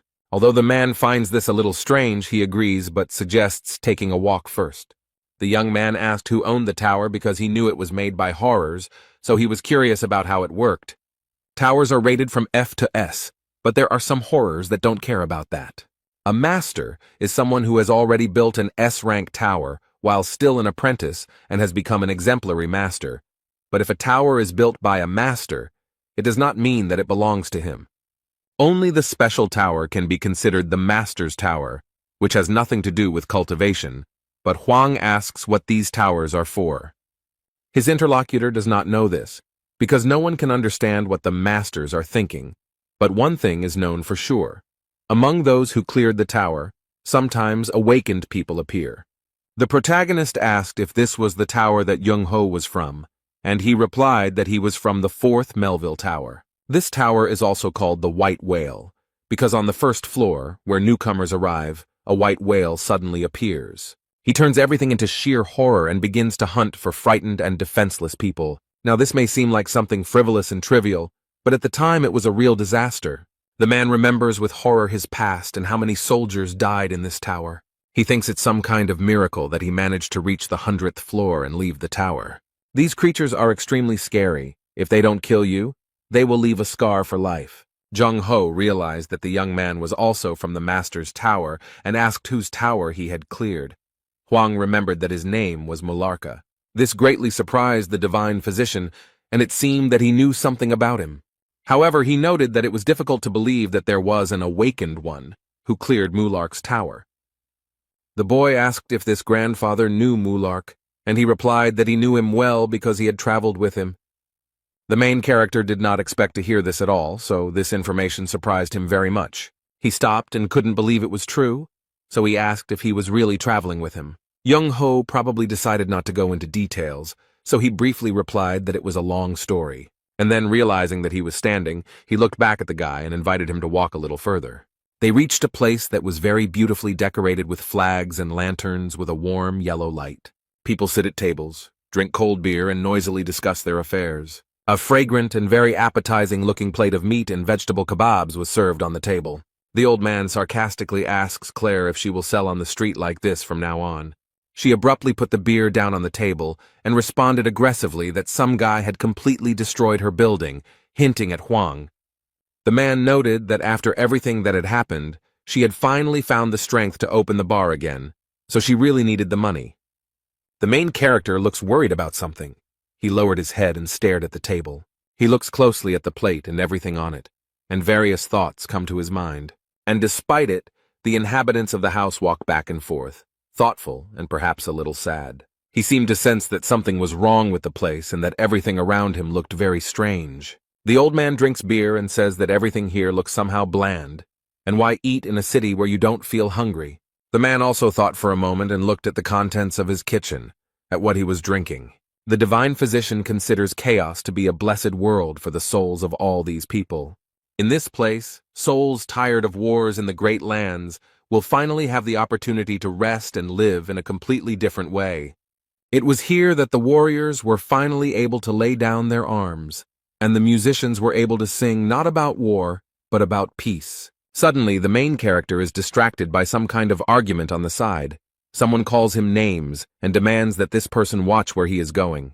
Two men are angry at each other, and it looks like a street fight is about to break out. The protagonist realizes that this is just a drunken brawl and returns to his drinking. But having tried the beer, he is surprised to realize that it is not alcohol at all, but ordinary water. The old man explains that this is not a drunken brawl because no one here can get drunk, hungry, or grow old over time. They are just pretending to be drunk. Despite everything, people on this blessed land miss their old life and try to behave as before. You can't eat or drink here, but you still have a body and a heart beating in it. However, there were people who went against all the rules. A team of madmen who dreamed of the impossible. Gathering together to return to life, these people called themselves a group of deep explorers. However, the main character does not understand why they needed to explore the depths. Young-ho calmed down a bit and replied that they wanted to find the fruit of reincarnation. This magical fruit only grows on the tree of illusions, so they set out to find it. The protagonist looked at the man in surprise and asked if the dead could somehow come back to life. The old man, with a suspiciously sly smile, replies that this is possible and explains further. The only way to return to your old life is to taste the fruit of rebirth. A team of deep explorers was created specifically to search for this fruit. Around this time, Chung-ho awakened and had nothing to fear. At that time, he was only 150 years old. Huang asked with surprise and interest whether Mulark had really taken part in this expedition. The old man explained that this is exactly what happened, and added that Mulark was the leader of this group. The divine physician recalls the events of that day and notes that Mulark was special. Then they approached the river, and Horror noticed that the awakening process was quite interesting. But he added that since Jong-ho had not fully manifested, the awakening process was not complete. He remarked that it must have been difficult, since the man had gone his own way, although the old man tried to deny it. Mularka continued to irritate him with his questions and suggestions that the man must be feeling unwell after cultivating the land. And because of this, he threw his sword and almost hit the body of the horror that created the towers. But he asked why the horrors go deep, since that is precisely why towers are built, which are afraid of enclosed spaces. With his purple hands, he pulls out the sword stuck in the tree and explains that he has nothing to say because his apologies won't fix anything. He justifies it by saying that it is simply his job, which he will have to do for the rest of his life, but despite this, he deeply regrets creating the tower. It was at this moment that Mularka confessed to Young-ho that he had plans to find the Tree of Illusion. It's hard to believe, but he wants to explore the depths, only because he created the tower. He slowly walked up to the old man and sincerely admitted that he wanted to stop cultivating. This is the main reason why he wants to take part in this expedition and why he needs this tree. The protagonist asks in surprise if he really wanted to stop cultivating, wondering if Mulark succeeded. The doctor explained that he had not reached the end of the expedition and was only at the entrance to the depths. but it seemed to him that Mularka had reached the tree of illusions. The fruits of the illusion tree began to fall from the branches, and the squad was able to return not empty-handed. However, Huang is thinking that if this old man managed to obtain the fruit of revival, then why is he still here? And at that moment, Claire comes over and tells the man not to lie. She looked at him with disapproval and noted that he knew that this expedition had failed. However, the old man insisted and pointed out that she was not even there then, so she could not have known everything. They received the fruits, but on the way to the house of fortress, some people were already waiting for them. All the lords and chieftains of the great lands gathered and cunningly set an ambush for them. They did this because they themselves were afraid to go down into the depths and get these fruits. Unfortunately, even the owners of all the fortresses and legions that took part in the expedition were unable to offer resistance. The difference in strength was colossal. These attackers were from another dimension, and they still managed to take the fruit from them. After each death, they ate the fruit and were reborn again, and this continued for 900 years. They even had a whole rebirth castle, and any lord could be reborn after waiting their turn. Now Huang understands why all the people in this place look so sad and unhappy. They all know very well that they will never have the life they strive for, and will never receive their fruits. The main character wanted to continue the conversation and ask more questions, but the old man suddenly fell asleep. Claire explained that there was no use waking him up, as he was already drunk, and that he must be tired after all his 1,000 years of life. The woman explained that after this expedition, no one saw Mulark again. He said his last words and disappeared. Suddenly, someone from the outside responded that his last words were, "I lost and I won." James said this, and he also thanked the guy for his help, because if it weren't for him, the captain would have died yesterday. And then he added that if the boy ever wanted to come to the house again, he should come to the south door. Jae Hwan won't need to show his ID since James already knows him. And then he decided to make a joke and asked the guy to keep it a secret from the captain and continue doing his business. The main character didn't answer, but suddenly he heard some noise nearby and looked around. The man runs very fast and calls for the divine doctor and the boy who is with him. He runs up to the table where a young man is calmly talking to Claire and asking her about various things. Their conversation was unceremoniously interrupted by the captain of the fighter squad, who seemed to be frightened by something. Jaher can't get his thoughts together, so the only thing he says is that they're in trouble now. The full moon is shining brightly outside, but it is barely visible because of the thick, dark clouds. It seems that these are not clouds, but energy that comes from the owner of the fortress, the main character, and rushes towards him. Huang thought that the owner of the Gorgon fortress seemed to be dead. The spiritual pressure is 10 times stronger than what he had heard from the dead before, and is felt most strongly in the fortress, or rather, under it. The boy remembers the words that Jürgen Cheever told him and promised to forget all the evil he had done. But in exchange for one favor, they must save their master of the Gorgon fortress. He asks the captain if the tower commander is getting out of control, and the captain replies that the guy got it right. He suddenly got angry, which usually happens no more than once a week. The captain warns the boy so that there will be no misunderstanding, that their master is a good man, at least he was one before his decomposition, but he added that he was one of those who went into the depths for the fruits of the tree of illusions. He suggested that Huang could also perform the dead man's strike, since he had already done so, as the divine physician would not be able to do so. The boy explains that he was just repeating the movements, but the old man could teach him. They reached the fortress very quickly, but felt tremors. The men are surprised that there is an earthquake now. It could mean something bad. Everything around is moving dangerously, and the fortress itself is barely holding on. It seems like it will soon collapse. The captain of the destruction squad is worried about his master. He wants to save him with all his might. The captain of the Tower of Destruction and the captain of the Tower of Despair suddenly appeared in front of them and greeted the boys cheerfully. Jahir insisted that they retreat immediately because they had urgent matters to attend to, and they knew it very well. But the men say that no matter what problems arise, they have orders and will not back down. The man frowned sternly and asked if they were really going to go against the rules of heaven. But this phrase seemed very funny to one of the new arrivals and uninvited guests. And then they very confidently explained that their paradise was a forbidden paradise. The next moment where they stood, there was no one left. They were very fast. The warriors, without any warning, immediately went on the attack and found themselves on the man. He reacted quickly and pushed Huang and Young Ho away sharply so as not to hurt them. And a second later, an explosion was heard at this place. the floor collapsed, and pieces of stone flew in all directions. Despite the fact that the blow was extremely strong, the captain of the fighter squadron put up resistance. He was attacked by two super strong opponents at once, but so far he is coping well with them. Jae-hwan appreciated his abilities and mentally praised him for doing such a good job. Instead, the man struggles and thinks about how he didn't expect that the fortress would have its own people from the forbidden paradise. The captain noticed that these guys had changed a lot during this time, but one shouldn't think that he too stood still. But he asks them to think carefully about their actions, because if they retreat now, the master of the tower will grant them forgiveness. But these people are not seduced by such a vain hope. They do not seem to take the owner of the fortress seriously.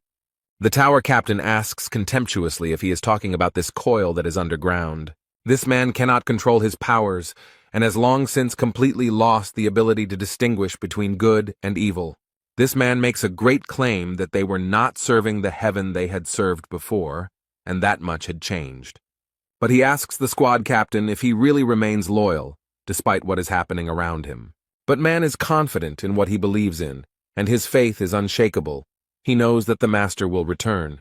One of them said that this is why they do not waste time on unnecessary conversations and attack the man again. He didn't even notice the attack, which is why he was hit in the face with a huge hammer. There was another loud bang. The captain fell to the ground and stones and dust rose high into the air. They smile sarcastically and say that if he had been a little smarter, he wouldn't have had to fight. With these conversations and their actions, they only irritate the captain more, but so far they have not caused him any harm. He knows that they are on the 4th level and won't be able to defeat him even if it's 2 against 1. But he doesn't understand how they can be so fast and strong. It doesn't look like reinforcements at all. It looks more like decomposition. He suspects that something is wrong here and it could be very dangerous. That's why he turns to Jae-hwan and asks him to escape from here as soon as possible. But it seems that the main character has completely different plans. He hands over the divine doctor to other hands. Now the captain of the extermination squad will take care of him, and he is a little surprised by the actions of this guy. It seems that the protagonist realized that his friend was having a hard time dealing with these scoundrels, so they decided to take matters into their own hands. They repeat their question and wonder if this guy can really do a deadlift, and the young man replies that he can. They know this guy is not like them, so it's hard to tell if he's telling the truth or lying, but for some reason they feel like he's nowhere near their level, so he won't be able to land a proper punch. However, while this man was thinking, the main character did not waste time and was ready to attack. He quickly got behind his opponents and asked them what they thought of the blow, whether it was strong enough. They completely underestimated their opponent, so now they have no chance of avoiding the blow. The captain of the Tower of Destruction had already received his portion of conviction that his opponent was strong after all. He fell to the ground with a crash, along with his big hammer, which this time did not help him at all. The other tower captain looked at this with horror, and could not believe that this had happened. He didn't have to wait long for the protagonist to get into a fight with him and feel the same as his friend. Hwang noticed that the man was too self-confident and confident to defend himself. But immediately after that, he delivers a powerful blow which his opponent did not even have the opportunity to dodge. He managed to stay on his feet and not fall. It seems he is stronger than the man with the hammer. He grabs his weapon and tries to point it at the boy, but Hwang very deftly dodges it. Instead of hitting the enemy, his weapon hits the soulless stone. But he does not give up and does not stop trying to take the life of the main character, although he does not succeed. The boy dodges his large spear and now feels a much stronger energy. He looks at the man and tries to understand what this energy is, and realizes that it does not look like revenge. His opponent's mask was broken, and he asked if Hwang really hoped to save the tower's owner. And at that moment the boy understood what kind of energy it was, the energy of fear. He wondered why they, with such weak abilities, came here to fight. He explains that he cannot save their master because the job belongs to the old man. The young man stops his opponent's spear with a light movement of his foot and wants to finally finish the fight with him. The captain of the demonic extermination squad, Jaheir, is extremely surprised by this boy's abilities, and it seems he also underestimated his strength. He jumps high and is ready to deliver the finishing blow without wasting any more precious time. He is confident. His stern gaze is intimidating, and he claims that it will not be difficult for him to destroy the two of them. There is complete darkness all around, and the only source of light is the burning torches on the walls. Dark energy is spreading through the dungeons of Gorgon's fortress, and the walls seem unable to withstand it. Important figures from the fortress arrived there and are strictly observing what is happening. It hasn't been a day since the dead strike, and the situation doesn't seem to be improving. The owner of the fortress is cruelly chained hand and foot to the columns, and these people do not understand how he brought himself to such a state. Only recently a doctor came to him, performed procedures, and prescribed medication. The owner seemed to be getting better and the decomposition process was slowing down. It is unclear why he lost control again, and when there was even the slightest hope of saving him, he could have been helped if he had held out for at least a month. The medic explained that now the dead man's strike that Huang would use would only be a poor imitation, and that the master of the fortress was now in a more serious situation than Mino, but an ordinary person would have been dead long ago. Young-ho assured that they could expect his dead man's punch in just a month. Although he has never tried it before, he believes that 2 people could help the master, but only if one of those people is Jae Hwan. Jurgen Cheever has thought carefully about the whole situation and seems to suspect something. He glances around out of the corner of his eye and is convinced that one of them definitely knows about Jae Hwan, which means there is a traitor among them. Jurgena remembers how the master told her that people have come who can control the decay of the soul, but they are not the messengers of the messenger. With good intentions, he wanted to meet them and see for himself the strength of these people. The man warned him that it was a risky undertaking, since the business of decomposing the soul was quite dangerous. He insisted on sending the captain, since the owner of the tower was quite an important figure. But this man was very confident in his abilities, and stated that he had survived the hell of war, and would not sit idly by when it came to the people of Gorgon. Unfortunately, this venture turned into a terrible tragedy, and this stubborn man now sits with his hands folded. He went into development and no one knows what happened to him there and what led to this. However, in the end he returned from there with a broken soul. But there were witnesses to this event, and one of those who knows what happened then was Mena. Now he stands nearby and warns everyone to be vigilant because the situation is very serious. Jurgen Cheever suggests calling a doctor, but he explains that the Gorgon fortress will collapse if they wait any longer. However, he knows that they cannot carry out a dead execution without a doctor, and asks if he really wants the warden to die. But Mena is convinced that they won't be able to deal with him even if they join forces. And then, completely unexpectedly, he offers his help and says that he himself can do the dead man's blow. Jurgen seems to be against this because it is a last resort, and during this attack they must preserve the host's spiritual energy. And then he adds that for this ritual they need the ghost stone, but it doesn't seem like that's a problem. Mena explained that everyone already knows and understands that this man cannot be saved. At that moment, someone quickly approaches them from the dark corridor and shouts that he is already here. The dark shadow captain approaches them with a box containing a very important item. Jurgen is shocked. He cannot believe that the traitor was someone very close to the commander. Now he also realized that this box contained a crystal that belonged to Jae Hwan. Mena complained and asked why they were hiding such an important item from him, since the future of the Gorgon fortress depended on them. And then he puts pressure on the man, stating that he knows perfectly well what will happen if the decomposition process is completed. But she asks if he intended to turn their master of the Gorgon's tower into a real dead man. Everyone knows what danger an ordinary person who has turned into a dead person can pose, and this one can turn into a special undead and bring trouble and destruction wherever he goes. Jurgen is worried as the fortress caretaker is becoming increasingly violent, and the doctor is still missing. He hesitates. At first glance, it may seem like a rational decision, but his heart tells him that something is wrong.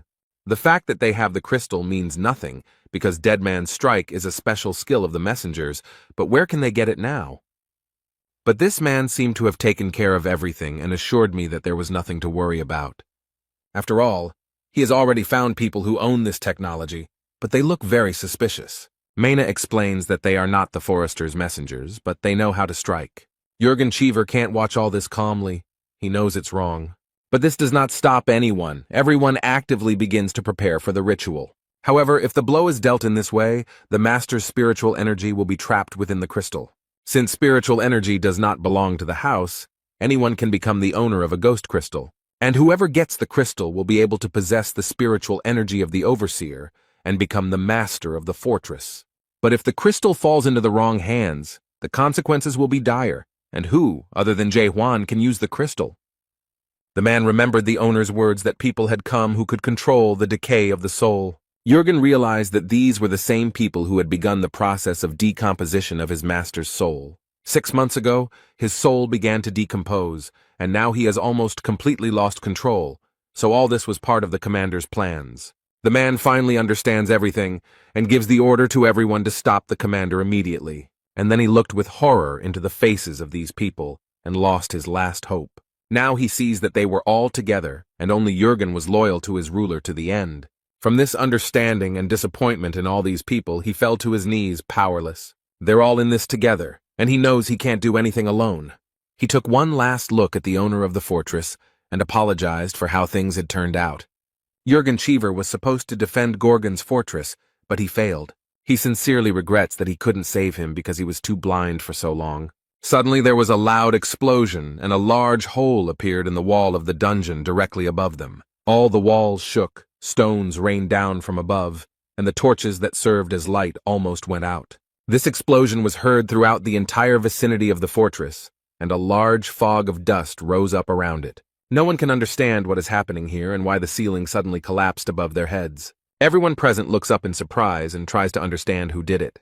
Jurgen Cheever looks up with eyes full of tears and hope for the salvation of the master of the fortress. And everyone else is trying to pull themselves together after the explosion and a small rockfall. Meanwhile, moonlight penetrates the hole and a man confidently jumps into it. In an instant, Jae Hwan and the demonic destruction squad's captain Jahir approach them. He looks with pride at everyone present and shows with his whole appearance that he will not allow them to destroy the soul of the master of the fortress. They came here to stop this traitor from carrying out his terrible plan. Mena is not at all happy to be disturbed, so he asks who he is and why he came here. However, Captain Jahir demands that the steward stop and not do something he will regret. The captains fall at his feet, and the man explains that news of his terrible plans has already spread throughout the heavens. But he adds with irony that his traitorous accomplices have long since told everyone everything. The manager looked at them with a cruel gaze. He would not allow there to be traitors in his ranks. One of the beaten men understood this look and apologized, explaining that he was sorry. But this did not help him at all, because Mena mercilessly and with one movement destroyed him. This action frightened the men. They did not understand why this man was doing this. He smiles sarcastically and says that they probably chose to die for spreading the truth, and he simply fulfilled their goodwill. But this excuse irritates the captain even more, and he insistently asks the man to finally pull himself together and stop talking nonsense. And he calls on the others to prevent him from carrying out his vile plan, but they surround the poor man with swords. He asks in surprise what they are doing, but one of them explains that he is sorry. One of them explains that this is the will of the administrator and no one has the right to go against him. And he adds that they must remain in place until the process is completed. Huang remembers being promised that he would be safe if he saved his master, but he knows that it was nonsense and that they couldn't guarantee anything. And in order for everything to work out as they promised, the main character is ready to change the conditions. Jae Hwan very confidently promises that he will save the master of the fortress and destroy all the traitors. In return, he demands that they give him the divine doctor Jung Ho. The guy, with a serious expression on his face, explains that he plans to repeat the trip into the depths. But it is obvious that he is not alone. He demands that they help him with this, and such statements surprised everyone very much. The mine manager frowned and said incredulously that this was nonsense. But he adds that he has already heard different stories about a guy who killed a dead man with one blow. He always thought that these were just stories and lies, but it turned out that it was all true. Since such a situation has already arisen, he proudly and very confidently declares that he will go with them. And with these words he pointed at him, and all his henchmen rushed at the boy with swords. In addition to those inside, a whole squad attacked him from above, all armed and trying to kill Huang. The main character didn't lose his head for a second, immediately pulled out his sword and skillfully killed his enemies.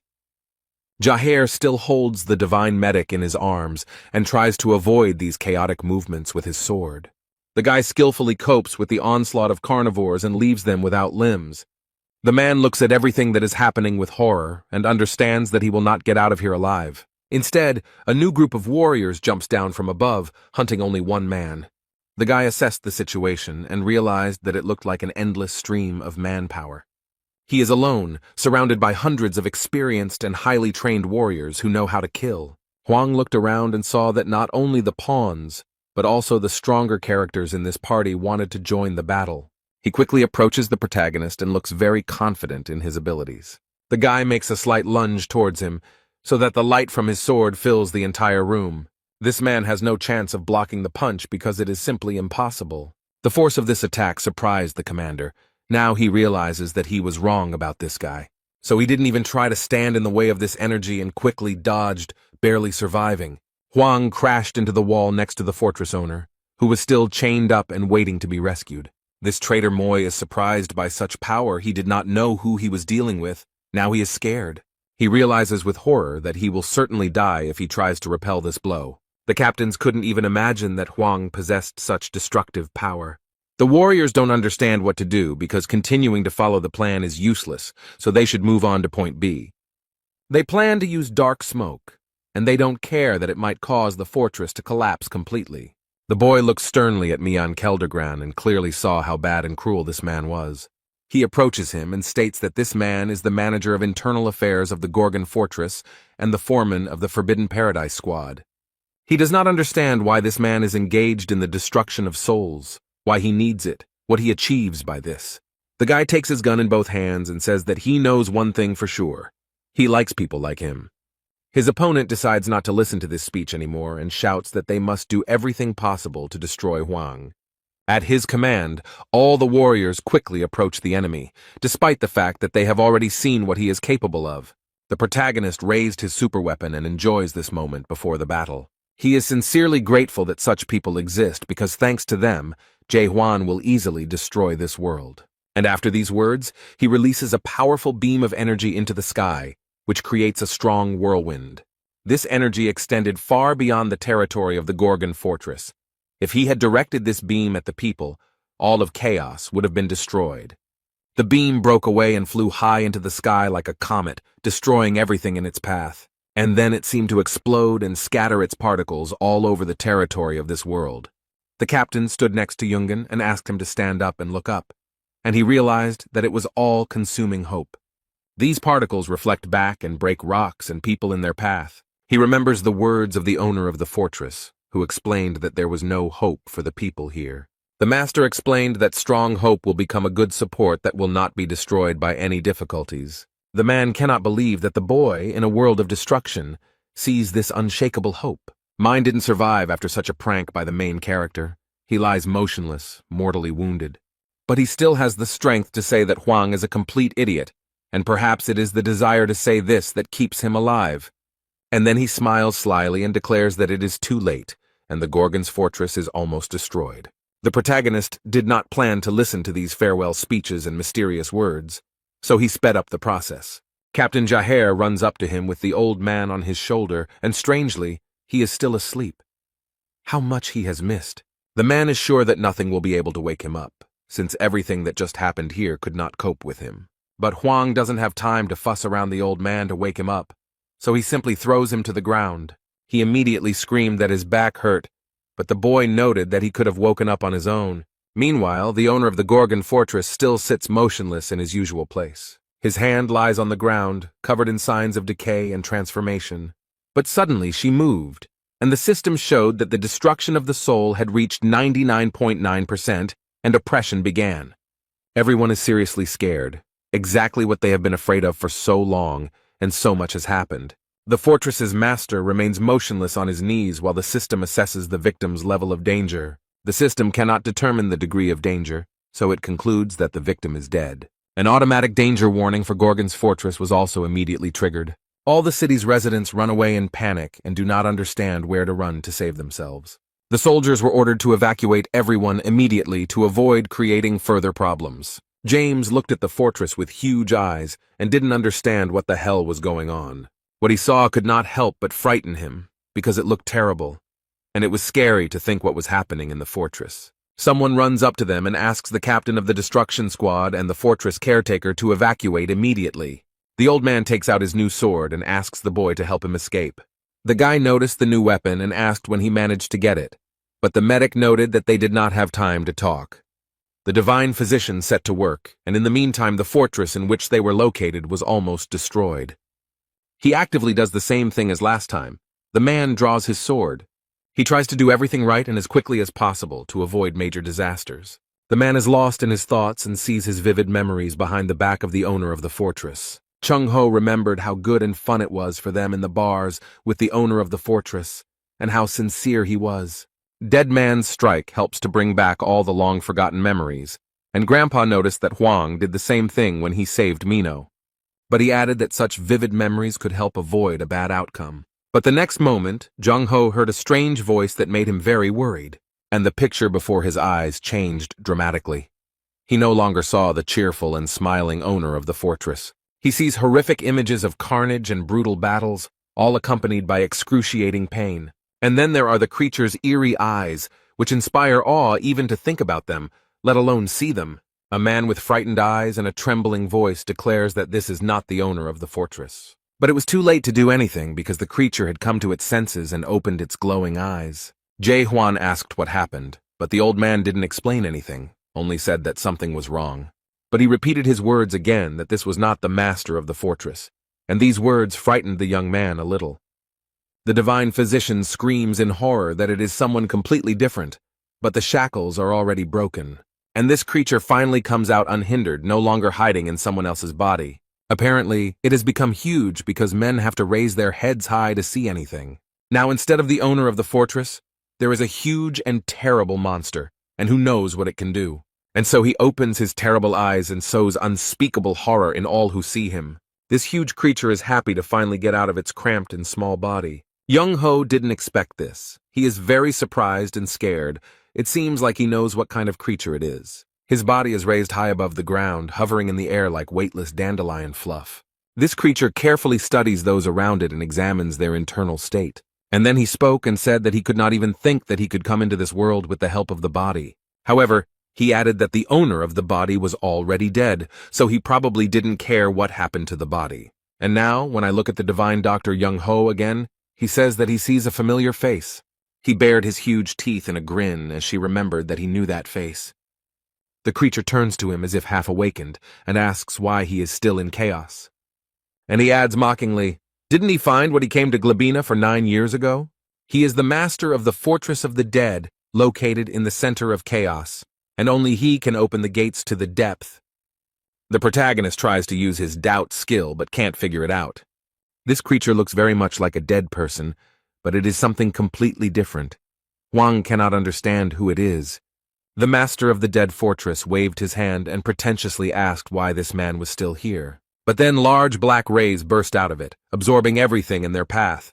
It is difficult to resist such a force, and the creature asks if all this is because it wants to save this unfortunate world. Jung-ho is scared. He doesn't know what will happen next and what to expect from pure evil. In the end, with one flick of his finger, he easily erased the entire world he had created. And then this terrible creature turned its attention to the boy, who was standing calmly to the side. He looked at Huang and noted that he was an interesting person, and his voice sounded even more frightening, and added that he was fully awakened with a living heart. The old man suggested that the creature had taken advantage of the royal privilege of dead man's gentleness. Perhaps it had used it on the owner of the fortress. So it's just a clone. This conclusion really alarmed the old man, and he was shaking all over. He can't believe that the Fortress of the Dead's doppelganger could be so terrifying. Jae-hwan turns to the old man, who looks at the young man with fear and listens to what he says.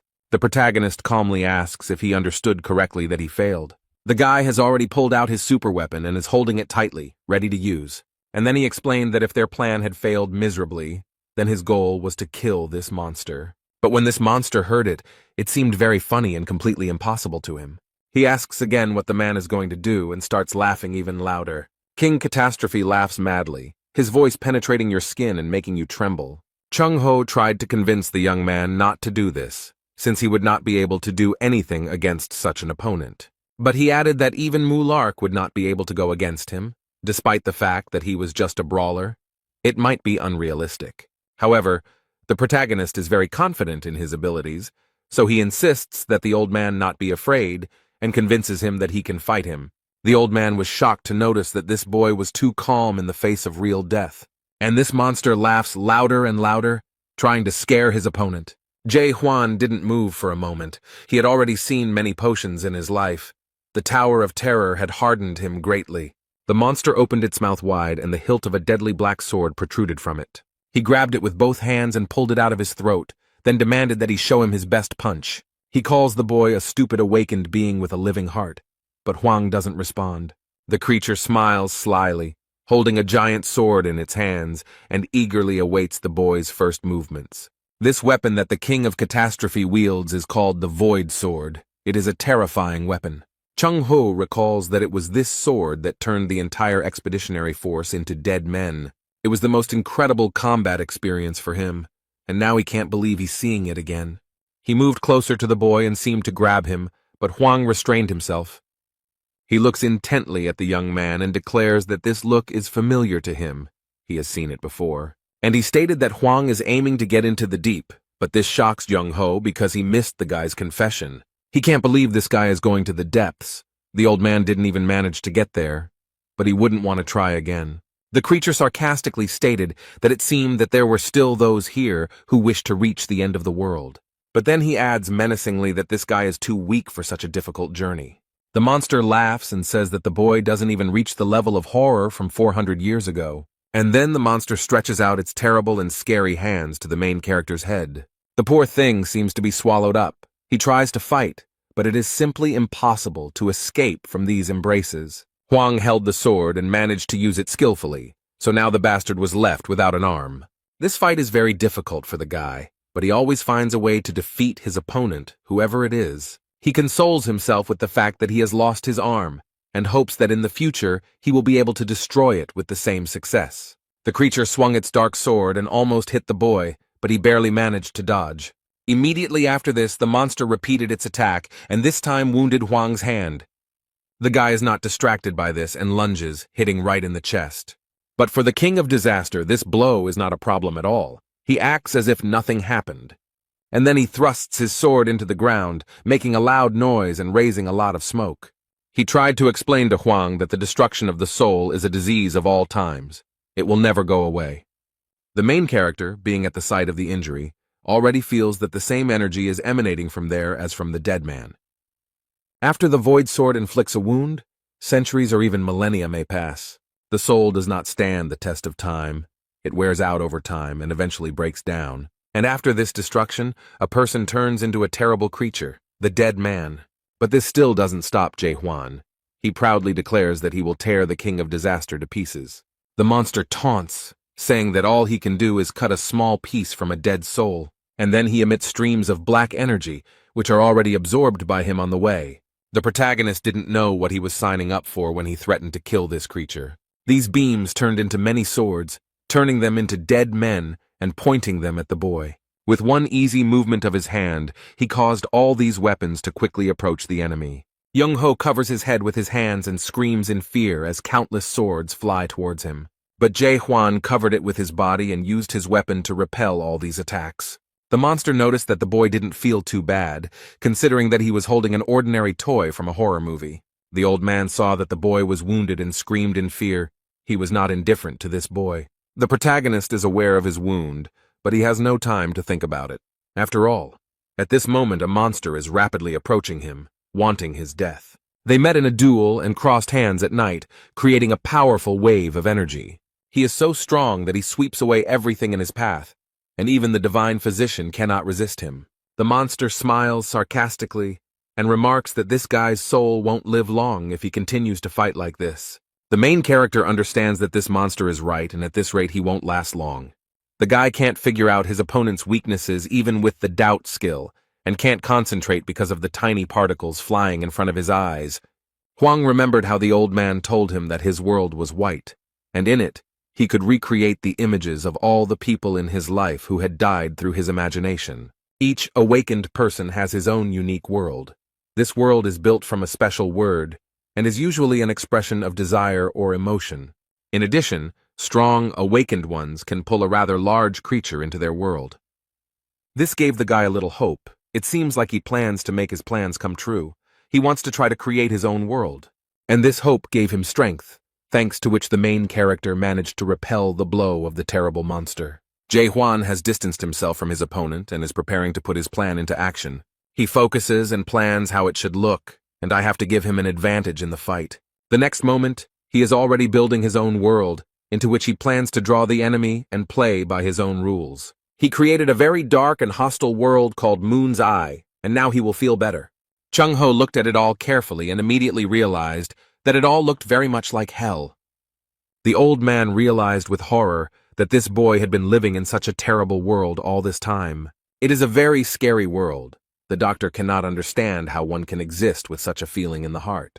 After all of this is built on hatred and disgust, and he cultivates and nurtures all of this within himself. The King of Horrors asked in surprise if this was really his ideal world, if this was what fed him. All this seems very interesting to this potion, and he begins to laugh madly. Jae-hwan doesn't waste time on all this unnecessary talk, but immediately goes on the attack and plunges his sword into the enemy. He is full of strength and hope that now everything will work out for him, because the scars on his eyes have finally disappeared. This creature is not as simple as it may seem, and defeating it with such methods seems impossible. The monster's limbs rise up around the boy, but he doesn't retreat. These things wrap around his arms and block any movement, leaving him powerless. And then they wrap it around his neck.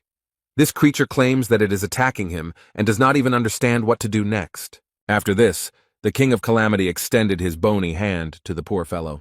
He grabs him and throws him hard to the ground. The protagonist can do nothing about it. The boy feels severe pain from the blow and is unable to use the sword to save himself. This creature repeats this movement once more. It again throws the boy as if he were a doll belonging to it. Chung-ho realized with horror that his friend's affairs were going very badly, although there was little hope of victory. The monster places his foot on Jae-hwan's chest and believes that people like him will never give up their feelings of hatred. Another sword bursts out of his body with which he plans to finally finish off the boy. He pointed a gun at him and admitted that he hadn't met such interesting characters in a long time. He smiled slyly and added that he had a great time and a good time. But everything comes to an end, and now it's time for them to end it because it's starting to get boring. The main character thought with horror that these were his last minutes of life, but he didn't want this. He still had many plans. He is not ready to give up so easily and does not want to die, so he uses a sword. With his blow, the boy cuts the creature in half and prevents it from doing what it had planned. The monster did not expect such a turn of events. He thought that his opponent was already completely broken. But now, as the monster's head falls to the ground, the boy asks if he likes this ending. He stands up proudly and boldly declares that he has only just begun the fight and will not die so easily. However, it's much more complicated than that, and the monster's head laughs, saying that this guy is a complete fool. He reaches his head with his work and explains that no one will be able to make a single scratch on his body. The King of Calamity caused a storm with his mighty power, and Hwang had to cover his face. The monster got angry and decided to show all his strength, so long spikes appeared on his forehead.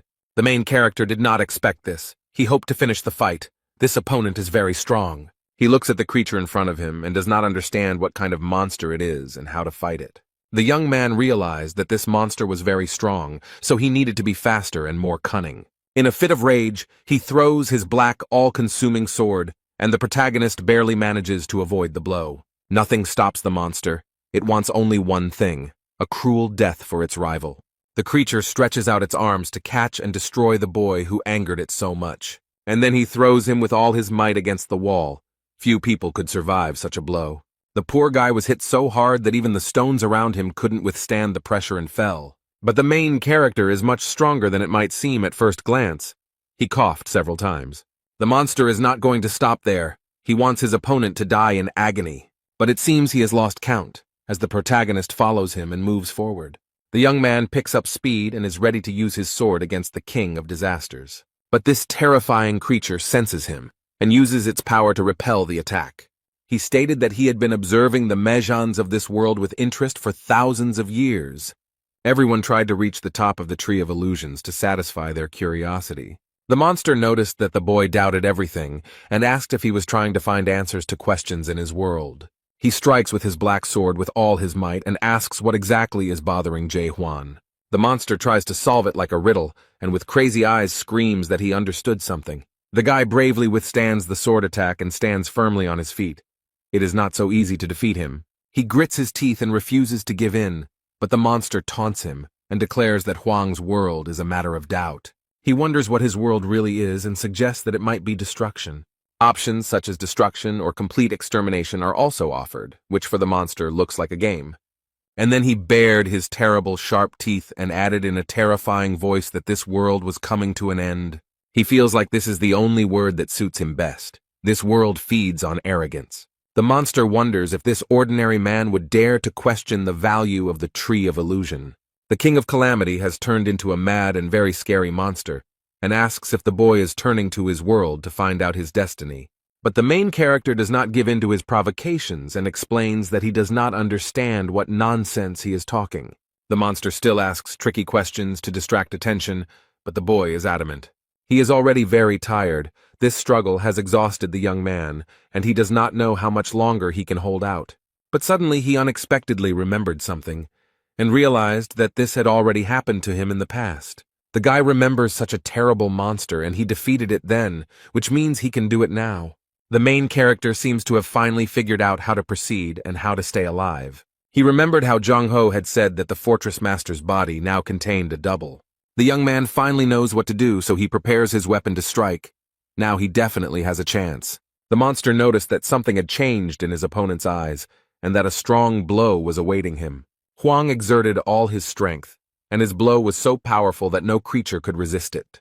The result was a powerful explosion that crashed down on the monster and lifted many stones into the air.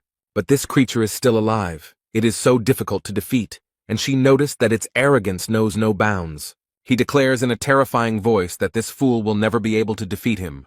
The monster then stated that he was bored and wanted to finally put an end to this. The main character froze in front of a creature that was tens of times larger than him and opened its mouth wide. It doesn't scare him. It seems like nothing scares this guy anymore. He looks very confident. Instead, this creepy monster grins angrily and rejoices that he will soon swallow his stubborn rival. But Hwang won't let that happen. He's preparing to deliver another powerful blow. He uses his doubt technique again, and this time it worked, and the protagonist saw it. He saw a long and bright thread connecting the double with his physical body. Now he knows where to aim, so he grips his weapon tighter and prepares to strike.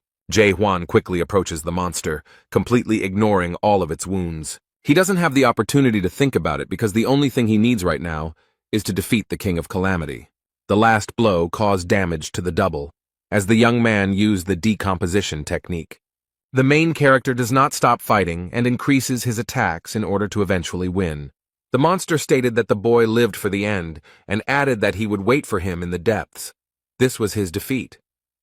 This was the last straw. The monster disappeared, and Jae-hwan remained alive. Hwang, completely exhausted, leaned against the stone. It was even difficult for him to hold his head up. All this struggle had a big impact on his physical condition. His body was ready at 101%. But now he has had the opportunity to analyze the fight, and he realizes that he needs to become stronger. He understands that his lunge is not enough, despite the fact that it is a very powerful weapon. Strong Strike does a good job of crowd control. However, when it comes to one extremely strong opponent, this is not enough. The attack radius is too small to deal enough damage to win the fight. This time he used the lunge to distract the monster and buy time, but now he knows he needs to master the skills to fight especially strong opponents. The poor old man is lying on the ground. He has lost consciousness and is slightly crushed by stones. As soon as it was all over, the captain and commandant of the fortress came running to his aid. The main character suddenly hears someone talking to him and becomes confused. His weapon lies at his side, and next to him on a wet blanket lies the owner of the fortress. Despite what had just happened to his body, this man somehow survived. He has difficulty speaking, but he explains that even though he became dead, he was still watching over him. He is sincerely grateful to this young man for his efforts in fighting the King of Calamity. And then, without any warning, he suddenly grabs the protagonist by the tired hand. The guy is a little wary. It seems he doesn't like this kind of contact. It scares him a little. Instead, the owner of the fortress suggests that perhaps it is time for a change in Gorgon's fortress. He asks Hwang to accept him, and then a bright yellow light spreads across his hand.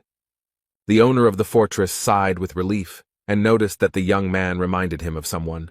After what this man did, the boy was left with warm memories. But the owner's last words were a request to take care of his living heart. Now others arrive at the scene of the battle, asking if everything is okay and if anyone needs help. Jurgen and James looked back and couldn't believe their eyes. What they saw was shocking. Jae-hwan approaches them with a sign on his hand given to him by the master of the fortress visible. All those present, without hesitation, immediately fell to their knees to pay their respects to him. Jürgen Cheever looked at the young man with tears in his eyes. He realized that the overseer had died, handing over his power.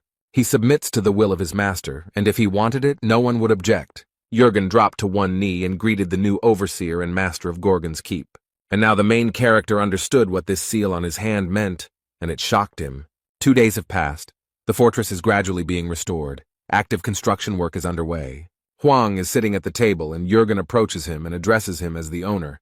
But the guy objects and explains that he does not intend to be an observer. The man shows him a document where the boy's promise is written down. He promised to save the observer and kill the traitors, and Jürgen promised to help him get to the depth. The guy is angry because the owner of the fortress died. Now he must take his place. Jürgen noted that the boy could not break his promise since he was now their new leader. But this is not what he planned. He cannot waste time in the fortress because he wants to get into the depths. He hopefully asks if he can pass the position on to someone else, but Jürgen assures him that this is impossible, as the new person only takes over the position after the owner's death. The fortress does not recognize a new observer, and this sign is a symbol of the Gorgon fortress, which is why it was chosen. Since they had resolved the issue, today the man brought him a mountain of documents to study. There are also some extra helpful notes since he is new here, so he needs to familiarize himself with everything. While sorting through the papers, he noticed a strange law that punished a person for insulting an observer. And if this happened 3 times, then he would be punished by the complete destruction of his soul. Jürgen went to put the books away, but before that he allowed them to use any items on the table, and the boy looked into the drawer. He was a little surprised when he opened it and saw what was inside. He was very interested in a crumpled piece of paper that stood out from the rest of the documents in the drawer. On the edge of the sheet was a noticeable inscription in red ink, 17th Warden. Suddenly, this paper ball starts to unfold without any help. And he starts talking. This paper greeted Huang, and it really surprised the guy. The newspaper continues to talk and explains that if he sees this, then he has become the new warden. The leaf turned into a paper figure, which suggests that the boy is probably thinking about becoming the master of the fortress. But she calms him down and explains that the observer has only one task. But Huang wonders what it is. Maybe it's some kind of magic note? The note says they just wanted to have fun because a good leader is one who knows how to have fun, and will not shift overall security to the management department and all other tasks to other departments. According to Big Brother statistics, many Gashladaks overworked themselves, which accelerated the decomposition of the soul and ultimately led to death. This advice is important not only for him as an observer, but also for the inhabitants of Gorgon. The previous leader hopes that his successor will be able to find a balance and not try to change something that does not exist. Don't overload yourself.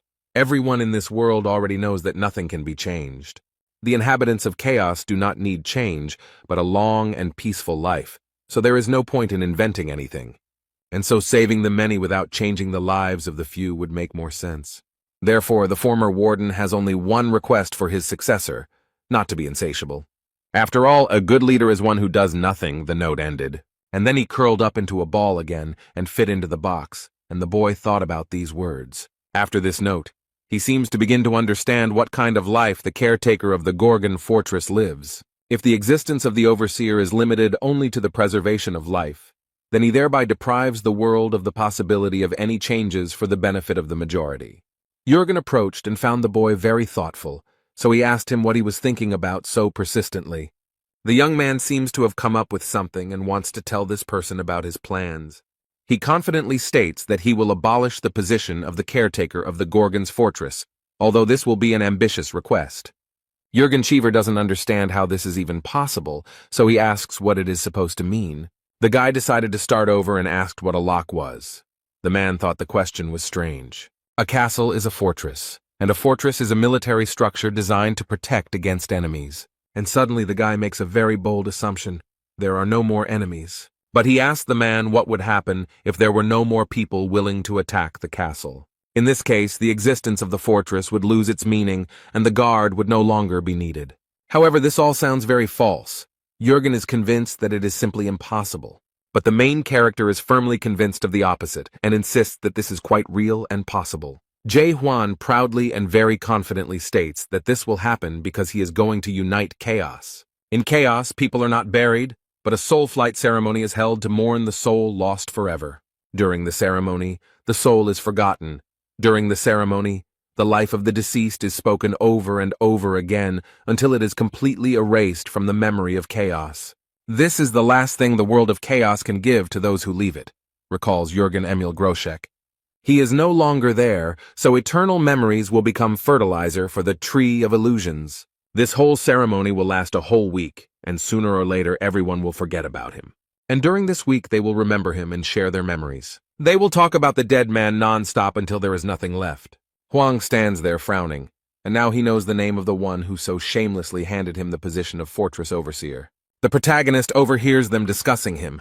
They are amazed that such a young man became a warden. Someone noticed that he was not even 100 years old, and suggested that Jürgen was up to something. And one of these gossips expressed a desire to gain power over their new overseer. The guy noticed a girl who looked at him very strangely and sometimes even angrily. She looks at the guy with interest and intently, trying to understand what kind of person he is. The man boldly approaches the protagonist and attracts Jae Hwan's attention. He has a smile on his face, and at first glance he seems quite nice. The man asked if this was their new boss. Jung Ho turned to the leader of the Holy Maiden Guild and noticed that she was one step behind Old Raccoon of the Lhasa Scholars Guild. She agreed that it was very interesting and asked what bets the doctor was making, who he was betting on in this competition. But the man was very skeptical about her words, since there was nothing to bet on. Here, even without competition, everything is clear. You don't need to think long to guess which of them is stronger. The man asked the new warden how old he was, and he replied that he was about 60. I thought for a moment and wondered if something had really changed in Gorgon Fortress, or if this guy was the son of the former overseer. Everyone around thought that this man was rude, and that age didn't matter at all, and that it was stupid to call him a son. Didn't he know how people got into the house? However, the leader of the Forest Guild believes that there is nothing wrong with his words and extends his hand to introduce himself. His smile doesn't look sincere, but rather mischievous, and the man says that his name is Jang Il-han.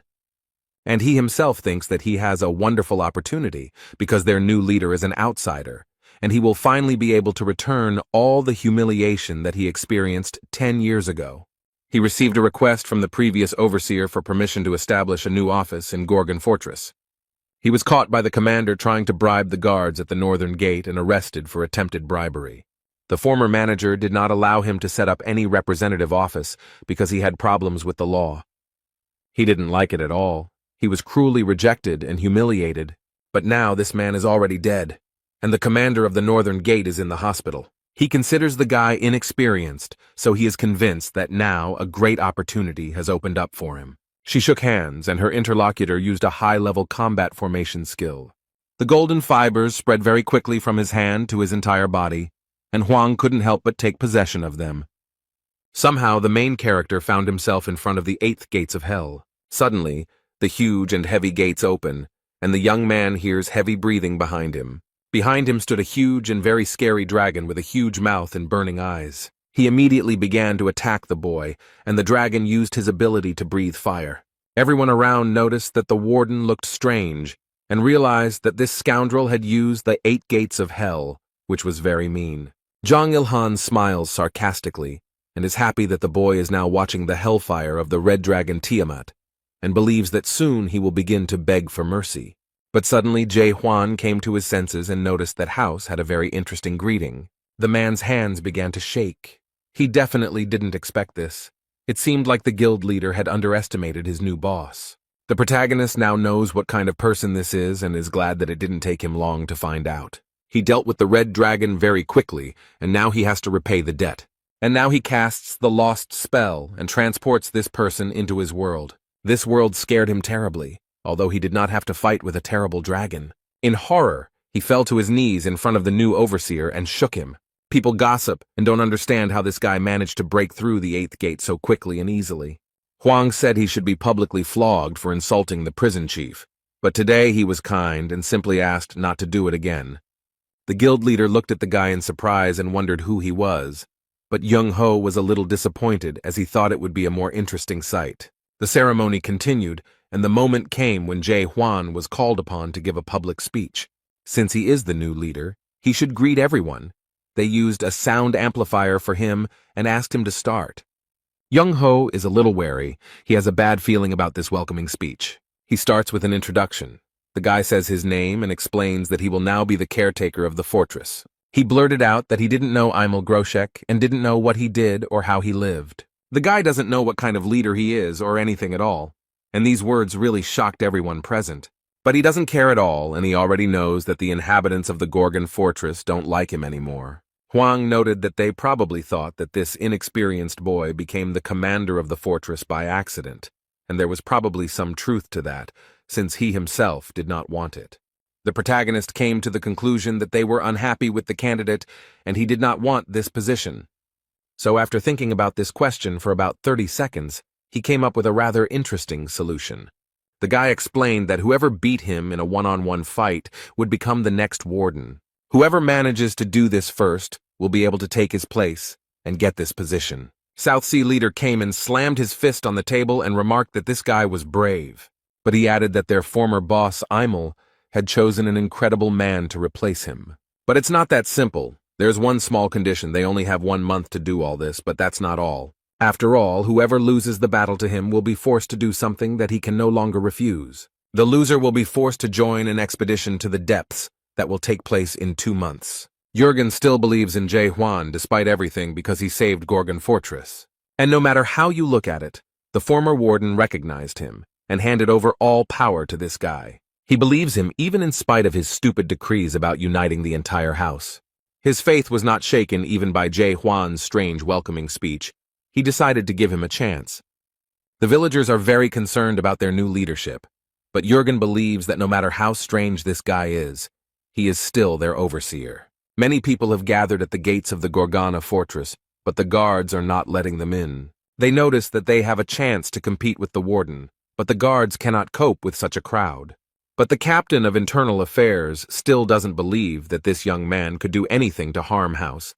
But in the morning, a man bursts in and notices that it seems that things have gone too far.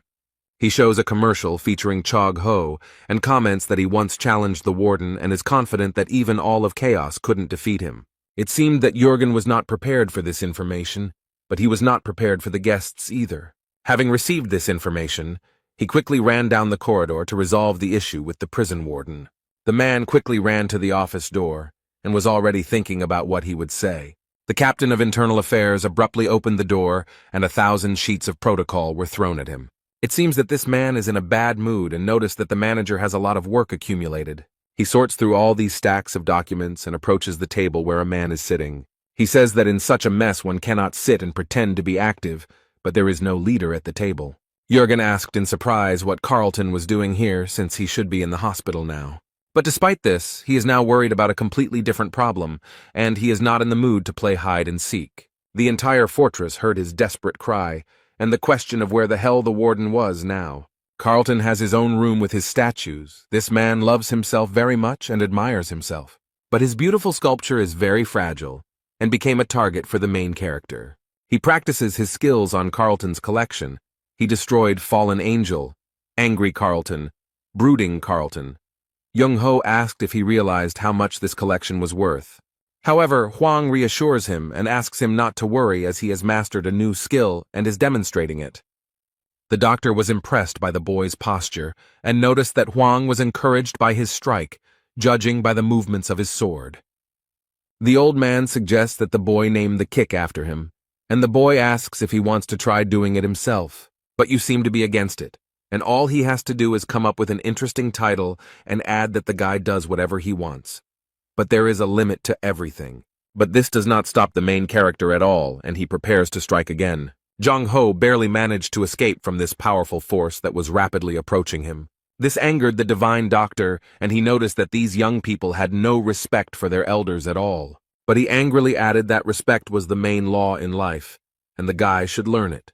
But their petty argument ended when the men noticed something unusual in the room. When the smoke from the impact cleared, they noticed a wounded man lying on the floor. The old man looked closely at the boy and noticed that this man was from the Thunderlord clan. And it's true. Yun, the leader of this clan, is lying on the floor thinking about how everything went wrong. Some time ago, he was in the attic of Gorgon's fortress preparing his plan. These people specifically waited for the moment when the mentor was busy teaching. There was a crack in the ceiling through which they could watch what he was doing. It was the perfect place to carry out his insidious plan. From here, he could see everything. He used his powers and thought happily about how he would become a leader today. He doesn't care that he might be called a coward for doing it so covertly. For this man, murder is the result of a fair fight, and it doesn't matter how exactly it happened. But suddenly, due to a strong blow, the ceiling collapsed and he fell to the ground, completely naked. He came to his senses and realized with horror that his plan had failed, and like him, fell to the ground. Now he stands like a hawk and screams in pain. His back hurts after the fall. But he comes face to face with the doctor, who is glad that their unexpected guest has come to his senses. The guy didn't expect to see him here, and Jung-ho stated that this idiot was always clumsy. And then Yoon gave Jae-hwan an angry look. He asked in surprise who it was, because nothing was known about this man either on the mainland or in chaos as a whole. But the doctor noticed that he had the same problem. That's why this guy asks, what's the point of managing something you've never heard of? Jung-ho looked at Hwang training and explained that there was no point in it. Then he remembered everything he knew about this man, although they had met not so long ago. But in that short period of time, he realized that the only thing that mattered to this guy was that everything about him was meaningless. The Thunder King clan leader listened carefully to the old man and found it a little strange. Jae-hwan looked back and stared at them, wondering what they were talking about. And Yoon immediately prepared for battle and was confident that he would defeat the warden. This time he won't attack from cover and will come out on top. Hwang doesn't mind the guy trying. So he waved his hand at him, inviting him to start a fight, and told him he could try again. The man frowned and tensed his entire body so much that his veins bulged. And then, like a bullet, he rushed forward and very quickly approached his opponent. The leader of the Thunder King clan uses his power and instantly attacks Jae-hwan. But the boy skillfully dodges his quick attacks, so he notices that Hwang is faster than he looks. He prepared a special attack and assured that it would be difficult to dodge, but the protagonist was not bothered by this. And the next moment there was a strong blow, but the main character dodged and the blow hit the wall. He didn't like it at all. Yoon only became more angry, and his desire to kill Hwan became stronger. He creates a huge blue ball of lightning and remarks that he didn't mean to go that far. He gathered all his strength and used the technique, Power of the Thunder King. He looks terrifying. The guy smiles slyly and believes that this move will finish him off. But while he was preparing, he lost sight of his target, and Jae-hwan ended up behind him. The protagonist noticed that this skill takes a lot of his time, which is unacceptable in battle. At this moment, the boy realizes with horror that his enemy is too close to him. That's how their fight ended. It didn't last long, since one of the opponents turned out to be much stronger. Yoon learns that the fortress overseer has defeated the leader of the Thunder King squad. Instead, the old man is glad that things turned out this way and praises his friend for a job well done. After all, he now has the support of some of the best warriors, and this will help him a lot in the future. To achieve this, Yoon had to put in a lot of effort. He spent exactly 100 years on it. He was a member of one of the 5 famous squads of the Great Lands, the Yuan squad. But he didn't have any high status or power. This guy was just an ordinary slave. His life was very difficult. It was not what everyone dreams of, and he wanted to escape from it. Those players who cleared the tower also became members of the team, deciding to spend the rest of their lives together. But in the end, fate did not spare them, and they all died, some in battle, some in slavery. He worked for 100 years and saw his friends die, but he miraculously managed to survive. Thanks to the trust he had earned over all this time, Yoon was able to receive the official status of minister. It was then that he challenged his destiny because he was not going to live like this anymore. He wanted a better life. He betrayed the trust he had earned with such hard work and duty and stole Yuan's secret treasure. This is how he acquired his highest level of mastery, Lightning God. This treasure somehow miraculously rejuvenated his cells the moment he appropriated it. This clot of energy gave him knowledge and instructions on how to use the Yuan treasure. Apparently, Yuan's squad had been pursuing him for 20 years, and in the end they were all wiped out. And after being summoned to chaos, thanks to the skill Lightning God, he managed to take 9th place among the 1,000-year-old squads. But Hwang really irritates him, because he hasn't lived even 100 years. He hasn't had such a tragic and difficult experience. Yoon doesn't understand why he got such a high position, how he managed to do all this. It's just impossible. He recalls his conversation with the divine physician and finds his behavior strange. This man is familiar with the feeling of despair after an expedition into the depths, but when he talks about Huang, a smile appears on his face. The old man mockingly declared that he was very lucky because he met this guy before he knew real despair. Meanwhile, the main character looks with interest at the last surviving statue. The boy stares at Huang, and Jung-ho notices that he can't figure out what's so special about the warden. But he reported that a week ago, the Gorgon fortress was captured by a detachment of the Golden Heavens. The young man looked at his interlocutor in surprise and listened with interest to the continuation of the story. The old man, in despair, says that he cannot say exactly how they managed to win everyone over to their side. But one thing is clear. They had been preparing for this for a very long time and were close to victory. And it was this guy who saved the Gorgon fortress from complete destruction. Yes, those who defeated the mighty king who had taken possession of the body of the fortress guard. The doctor explained that for this, Jae Hwan received the fortress seal from the former overseer and became our new leader. The guy was surprised and complained why the doctor didn't warn him about this from the very beginning. But in his defense, he replied that Yun-en attacked very quickly and did not give him a chance to explain anything. But at that moment, someone entered. The strong man smiled cheerfully and proudly declared that he had come to defeat the warden. This is the leader of the Fire King's squad, Gang Hwan. He came with the leader of the South Sea squad, but he wants to go first. Jae Hwan noted that it is not at all necessary to stand in line and wait for your chance. Therefore, he proposes to begin the fight immediately and does not object to being attacked with a slashing blow. He explained that he was practicing new techniques and had a lot of free time, but this remark surprised the men. The divine doctor sighed heavily and thought that many people would suffer today. On the contrary, his opponents seemed confident in their own strength and even welcomed the opportunity to attack together. The leader of the Fire King's squad believes that the warden will later regret such a choice. And this man suddenly attacks Jae Hwan with his flaming sword, confident that victory will come easily to him. The fire engulfed the squad leader's weapon and sought to burn the enemy to the ground. This fire almost touched the main character, but he does not look scared or embarrassed. The guy easily dodges the fire stream, and now it's his turn to attack.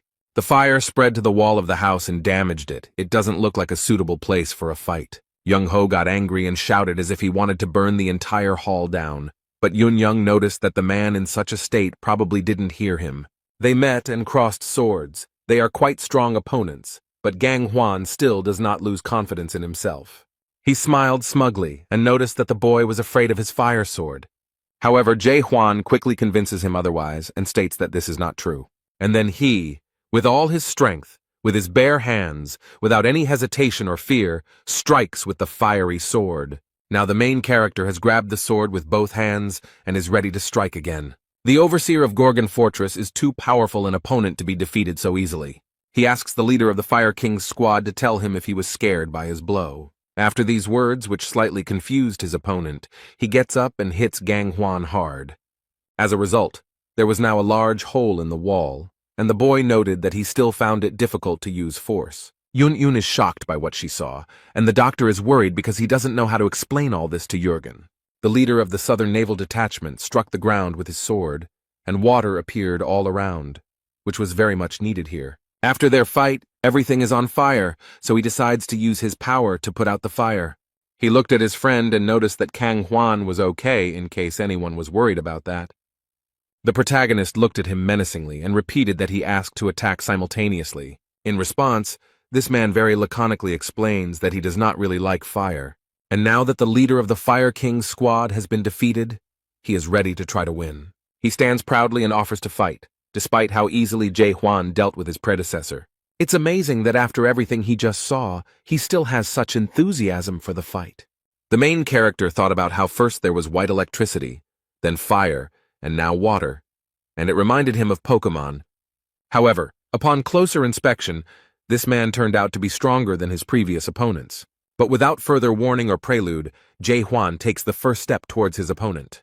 He went on the offensive, and the leader of the Southern Naval Detachment defended himself with weapons. The man frowned and no longer looked as confident as his predecessor. Both have large and powerful swords, and each of these warriors knows how to use them skillfully. During the fight, Huang noticed that this guy was different from his previous opponents. He doesn't just mindlessly rush into battle like the others, he finds it interesting. It seems that the leader of the South Sea detachment has taken control of the situation and has prepared his weapon to strike.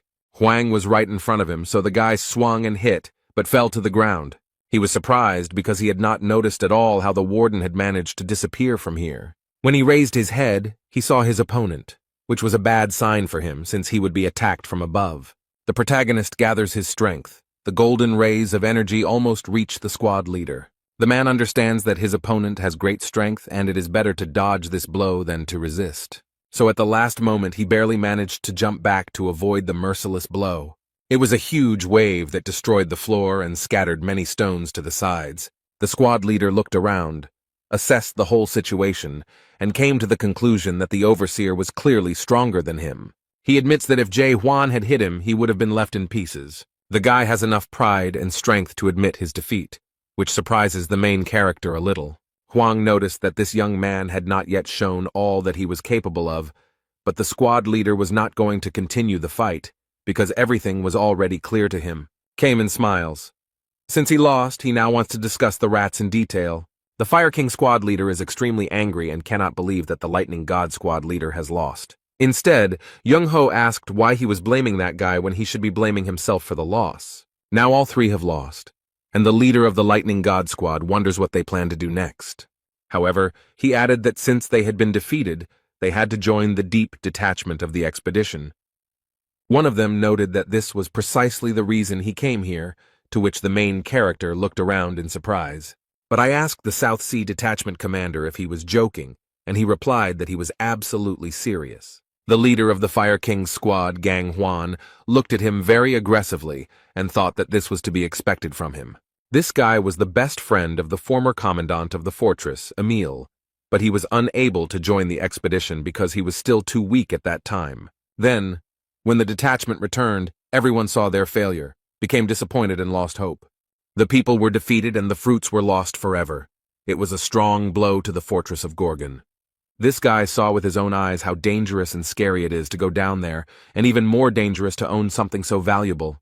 He witnessed the disintegration of a detachment that was going on an expedition into the depths, after which no one else showed a desire to go there. It happened 900 years ago, and Cayman believes he honed his skills for this very day. He then explained that he planned to join the squad in the near future and go into the depths. The divine doctor sighed heavily and asked for what purpose the Fire King had come here. The man crossed his arms over his chest and remarked that since he had already lost, he had no choice. Then I asked the Lightning God, and he calmly replies that he has already made a decision. And the next moment, he suddenly stood up and ran quickly. I wonder what he was thinking. Was he really going to run away? The main character noticed this, and he didn't like this idea at all, because everyone knew the conditions of the battle. However, then everyone noticed that he was running towards the main character, and the doctor tried to stop him, as he thought that he wanted to fight him again. But the guy doesn't stop and continues to do what he planned, which alarms those present. The protagonist had already grabbed his sword to fight back, but the boy fell to his knees in front of the warden, apparently realizing that Jae-hwan was indeed very strong. His behavior really surprised everyone present.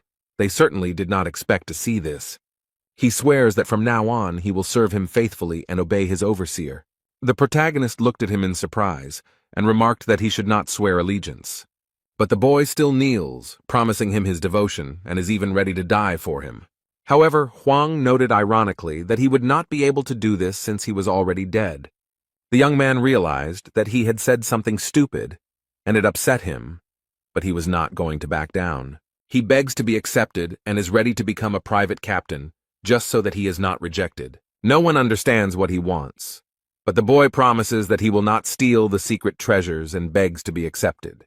The divine doctor doesn't understand what's going on here, and why the leader of the Lightning God Squad is acting this way. He asks how he can speak and behave like this, and how his team will react to it. The other two squad leaders watch this whole event with surprise and great interest, and the leader of the Lightning God Squad admitted that his squad was no longer in chaos. Young-ho asked in surprise what this young man meant. How could his unit not exist? He admitted with regret and sadness that there were only 7 people in the detachment, including him, and no one else was left. The Lightning God suffers greatly because of this, because he has been the leader of the squad for so long that now he does not know who he is without it. His squad has completely fallen apart, This prevents him from living a peaceful life. The poor guy doesn't know what to do now. All this happened a week ago, and everyone in the room is listening to it with horror and great surprise. The poor guy is completely broken and disappointed. Suddenly, everything he worked for has come crashing down. Young-ho thought for a moment and asked if he really meant that his squad had fallen apart. The young man sadly lowered his head and, without looking anyone in the eye, noted that this was indeed the case. They ask him when this happened, and the Lightning King repeats that it was a week ago. The old man thought for a moment about what had happened a week ago and what events it coincided with. And I realized that the squad of the Lightning God fell apart when a new caretaker of the Gorgon Fortress was announced. The doctor noticed that this guy had come here to get a job as a warden and had mistakenly convinced himself before the fight that he would succeed. But very quickly something went wrong as he planned, and he realized that this was too strong an opponent for him, because as soon as he decided to strike first, he was immediately defeated. The old man came to the conclusion that his destiny was ruined and he was never able to become a leader, so now he asks Jae Hwan because he has nowhere else to go. The guy is glad that he was understood, but Young-ho gets angry and asks if he has lost even a drop of shame. But suddenly everyone is surprised why no one knows about this, and there are no rumors about the destruction of such a large detachment, because a week is a very long time. The Lightning King asked again and wondered if the Overseer had really saved Gorgon's fortress. The old man looked at the boy in surprise and explained that he had already told him this story. But he added that this inconspicuous young man had saved them all from the horde of golden skies, and at that moment, the doctor guessed. The other leaders are surprised that the chaos that happened a week ago in Gorgon's fortress created a squad of golden skies. Chung-ho bowed his head and asked if they were the ones who bombed his unit so mercilessly. The poor fellow still stands bent over and sadly replies that the doctor guessed correctly. But he added sadly that his unit was not the only one to suffer from the Golden Skies unit. Along with them, there also existed the third-rank Shadow Squad and the first-rank Dragon Squad. Although these troops were quite strong and there were many of them, none could resist the Golden Heavens Squad. This information really surprised and even frightened those present, because this is a serious request. The doctor asked what happened to the Manticore castle if their troops were defeated. The guy sadly explained that the castle had been captured by the Golden Heavens Squad a week ago. The doctor frowned, and now everything was clear to him. But there was still one question that was bothering him a lot. All this happened a week ago, and it is unclear how this information has not spread throughout the House of Representatives yet. It's impossible to keep all this a secret, so Young-ho thinks they have some kind of cunning plan. It seems that the Golden Sky Squad is controlling the skill system and blocking the signal from Manticore Castle. The leader of the Fire King's squad scratches his head and cannot understand how this could have happened. Were 3 squads destroyed at the same time by just one squad, Golden Heaven, which is ranked 10th? Kamen had heard that the unit was growing in strength, but it was unclear how they had managed to reach such a level in just a few years and take control of Castle Manticore. The protagonist had been keeping aloof all this time, but now he asked to explain how the ranks worked. He assumed that the lower the rank, the greater the power, but everyone was very surprised by this remark. Yun-en looked back at the caretaker of the Gorgon Fortress and thought that a person in such a position could not help but know basic things. But with a hint of contempt or mockery, he asked if his boss had just realized it. However, it seemed that Jae Hwan sensed this hint of disrespect and became a little angry at his subordinate. Everyone present held their breath in horror and anxiously waited to see what would happen next. And now the poor fellow, scared to death, is trying to make amends and explain what he meant. The young man fervently begs his master to have mercy on him. He promises that he will explain everything. Hwang only nodded in agreement, and the young man sighed in relief when he realized that he was still alive. He then explains that there are 4 great castles, Gorgon, Manticore, Dryad, and Garuda, and there are also 10 house squads. Each squad has its own special power that it wields best, and its own rank from 1 to 10. First rank squad is the strongest, and the 10th rank squad is considered the weakest and is very different from all the previous ones. The Lightning God squad was ranked 9th, the Shadow squad was ranked 3rd, and the Heavenly Dragon squad was ranked 1st, and they were all defeated by the Golden Heaven squad, who were ranked 10th. Yuneng doesn't know whose support they got, but someone was definitely behind it, because they managed to take over the castle. The protagonist reflects on this situation, and remembers his meeting with the Golden Skies squad. At first, Jae Hwan thought that these were ordinary people who had retained a connection with the horrors. But these people tried to capture the fortress of Gorgon, and now they have captured the castle of Manticore. They seem to be storming fortresses one after another, perhaps pursuing the same goal as Jae-hwan. He remembered how the man had refused to tell him where this horror was, and remarked that if he found out that you had betrayed him, there would be no life for him. Then the main character became very curious about who he was talking about, and who he meant, who this he was, who this person was very afraid of. And now Huang wonders if there are horrors in this mysterious he in Manticore Castle now. Meanwhile, terrible things happen in the captured castle, and in such cases many innocent people usually die. It seems they wanted to get the guard's horn, but they failed, but this did not upset their leader. Now he sits on the throne, and at his feet lie the lifeless bodies of the previous throne holder and his subordinates. This man is the leader of the Golden Heaven Squad, Lim Jin Hong, and he is happy that his plan is coming to fruition so wonderfully. Meanwhile, Yonen decided to give an introductory lecture to those who had just entered Chaos. The main squads are also called the 10 Chaos Sects. They emerged 900 years ago when the first squad was assembled in the Depths. Each detachment has its own commander, and besides him, each detachment has a deputy and a foreman. They all remained in the shadows because Jae-hwan is very strong, but the leaders also have a lot of power. The leader of the South Sea Squad is rank 5, and the leader of the Fire King Squad is rank 8. The lower the number, the stronger the squad. The captured castle is full of people from the Golden Sky Squad. They continue to clear the territory of enemies. The men report that the leader of the Celestial Dragon Squad was captured, but not before they left him without arms. But they added to their master that the leader of the Shadow Squad was still fighting at this time. Meanwhile, their leader sits on his throne and plays with daggers, throwing them at now motionless targets. This man eats an apple and casually asks if they managed to catch the leader of the Lightning God Squad. One of his subordinates reluctantly reported that they hadn't caught him yet, and it seemed Lim Jin Hong didn't like bad news. The poor fellow with a dagger in his shoulder fell to his knees and began to beg his master for mercy. But the guy just smiles sarcastically. It seems like their leader is using all his power to the fullest. He asks if they know where the guy ran off to. His subordinates assume he's in Gorgon's fortress. Lim Jin-hoon didn't think that the leaders would unite after he took over the castle. He thinks about what is happening in Gorgon's fortress, and remembers that great changes are happening there now. The squad leader heard that some madman had appeared there, who was gathering people for an expedition into the depths, while simultaneously playing the role of an overseer. He couldn't even imagine that there were still such ambitious people left in Chaos, but he sent a slightly smaller detachment there. But Commander Mena is on his side and is doing everything possible to strengthen his position. The guy thinks that now meeting with the Monarch of Pitch Darkness seems somewhat pointless to him. Then Lim Jin-hoon wished for a screen to appear in front of him and show him the boy. He asks if the new leader's name is Jae-hwan, and the system confirms that it is. The guy leaned closer to the screen and noticed that the news viewer reminded him of someone. But the system can't say anything about this, and only shows an error without any interesting information. At this point, he is informed that a message has arrived from the Lord of Pitch Darkness, and the man assumes that he will again ask him to sort out the goods that went wrong. This made him angry, and he doesn't understand why they should be held responsible for the system's failures. But he seems to have no desire to conflict with the Monarch of Pitch Darkness, so he asks to tell him that they understand everything. He sits quietly in his chair and notices that everything seems more and more pointless each time, but his wounded subordinate still stands in front of him.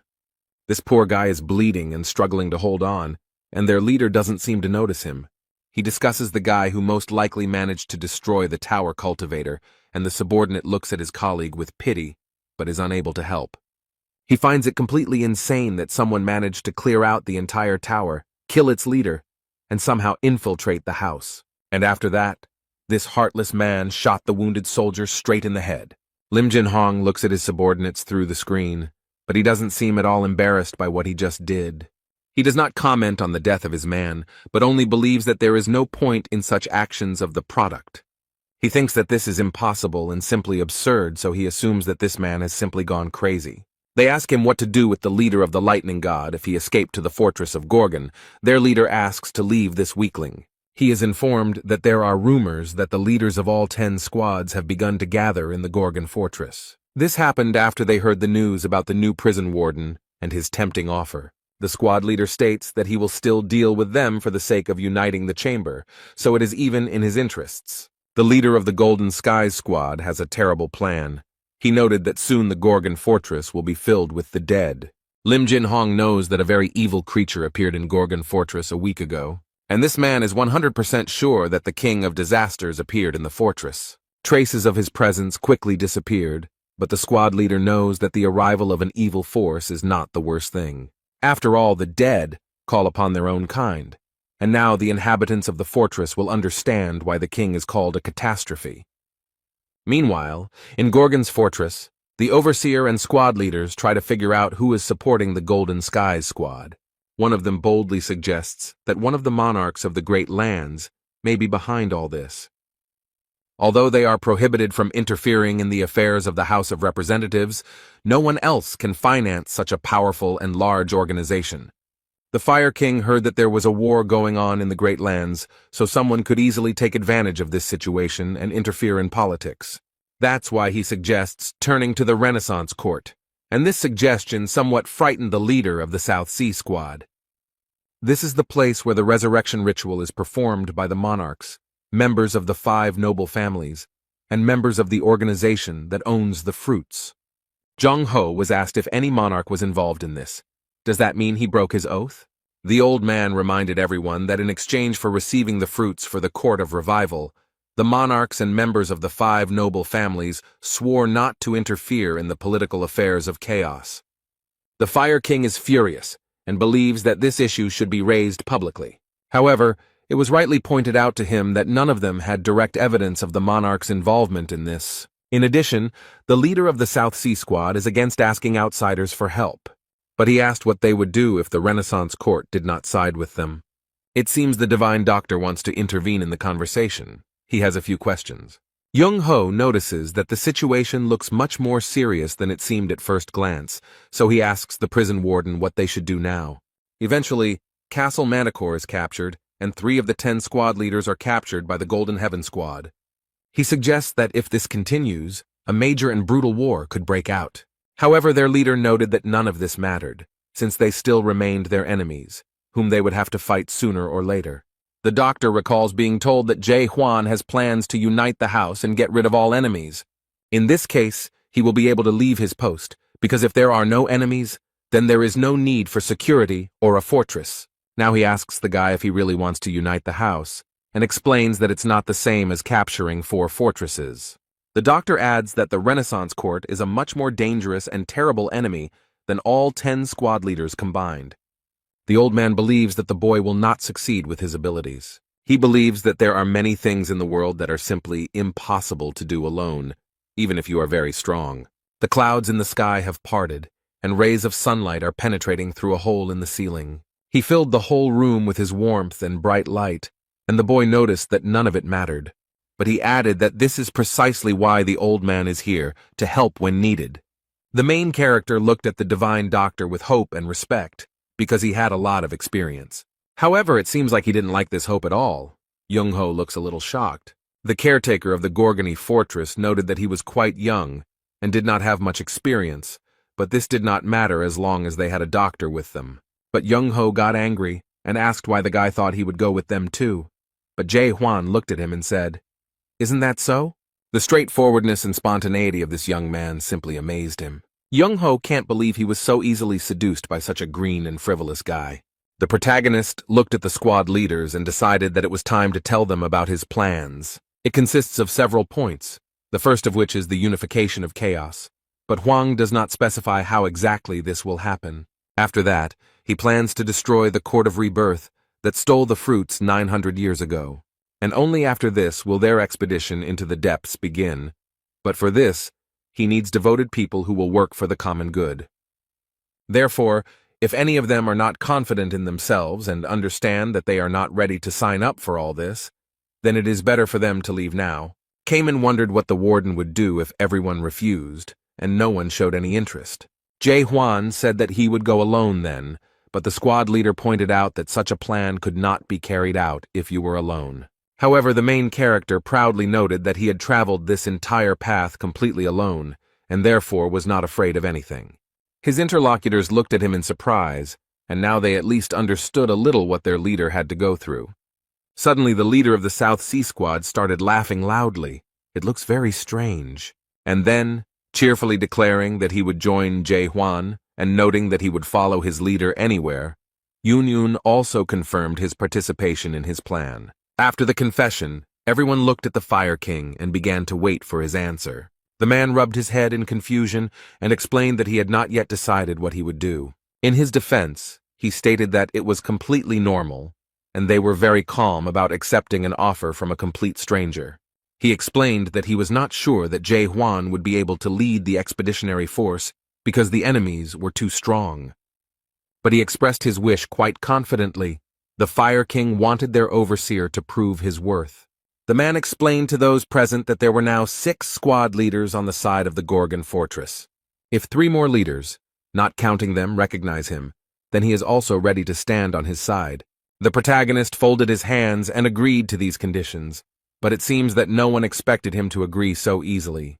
But then the guy thought for a bit and added that he also had certain conditions for them. Since they must recognize him, it is only fair that he recognize them. The leaders ask curiously what conditions he came up with, and Jae-hwan replies that they will have a competition. He is organizing a competition among the best, and you need to get into the top 8. This will be enough for him to be able to accept them, and after that the overseer is ready to carry out any task. This angered the Fire King, but Kaiman noted that it made sense, since being the leader of the squad did not yet guarantee them unconditional power in the world of chaos, and asked when the competition would begin. Meanwhile, along the corridor of the fortress, someone is quickly approaching the door of the hall where they are. He opens the door with different movements and eavesdrops on their conversation, but it doesn't seem to bother him at all. This is the Minister of Internal Affairs. He looks very strange and shows some document. The guy looked at the man and realized that something was wrong with him, so he said that he thought the competition would start right now. And the man shows an announcement that anyone who wants to become a leader can come today and take part in the first stage of the competition. Not long before this, a management meeting was taking place in one of the fortress's offices. The Interior Minister appears extremely upset by the whole situation. They ask him what the fortress commandant's plan is because it seems he has something in mind. The situation has become even worse than before. The outer borders of the fortress are overcrowded, and the guards are having problems checking people. Carlton noted that the minister did not seem to like what the warden had proposed. He noted that it was a matter of principle, but Carlton did not understand why formalities could not be avoided in such an extreme case, especially if the majority supported it. Moreover, the supervisory authority has already received approval, but the minister is not confident in this majority. Since 3 of the 5 ministers who agreed were recently appointed, he probably does not have much confidence in their decisions. They seem to have gotten the hint and are not very happy to hear it because it does not show respect for them. The recent disaster killed 4 of the 5 ministers and left the remaining ones seriously injured. In this case, new ministers were appointed from among the inner circle, so Claire became the Minister of Finance, Zaire became Minister of Security, and Carlton was appointed Minister of Justice. But this caused everything in the fortress to go wrong. Claire noted that the Home Secretary was not very happy with the new prison governor's policies, but she wondered if he even understood what values they stood for. The man doesn't seem to quite understand what she's saying or doesn't want to accept it, so she points out that you shouldn't look down on her just because she's a waitress. He tries to object, but the Minister of Finance sees everything perfectly and understands his tone and facial expression. The woman explained with a smile that where there are people, there is money, and now many guests come to the Gorgon fortress because of competition. She confidently asks if he even knows where the competition will be held, and the man is a little confused because he doesn't know. She then tells him that all this is happening on the eastern shopping street outside the fortress, the same street that was destroyed in the disaster. Residents of Gorgon are currently repairing the street and helping with the competition. The man thought for a moment. He knew there would be a competition, but he didn't expect Huang to be able to find people and a place for him.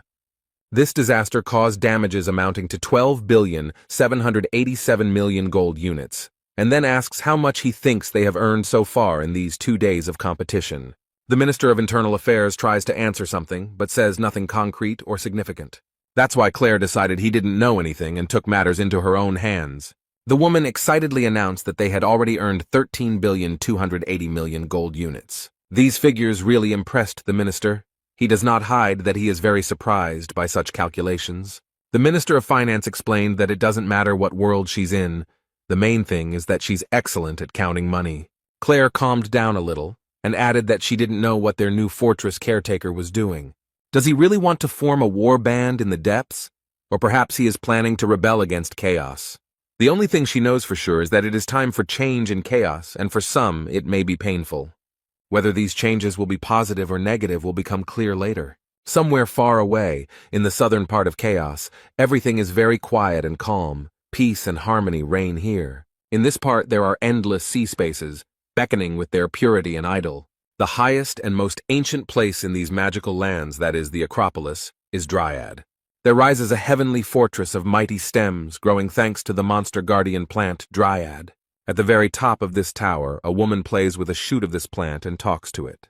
This is the caretaker of Dryad Keep, Asa Lincroft, and she senses trouble approaching.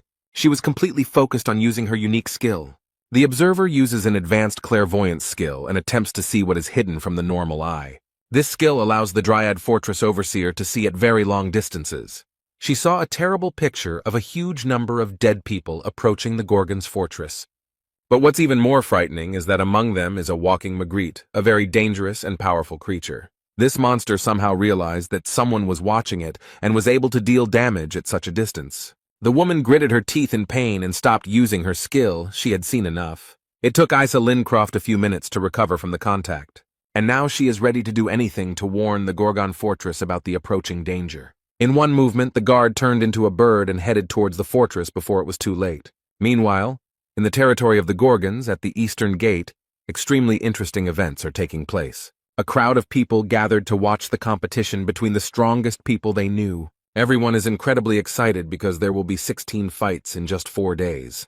The leader of the Infinity Squad, Shin Moo-hyuk, watches everyone closely and thinks that they are too demanding. Someone from the outside noticed that this was all because of Kang Hwan, because he lost control, and declared that he would kill everyone. Young-ho spoke to him, and they greeted each other as if they had known each other for a long time and were old friends.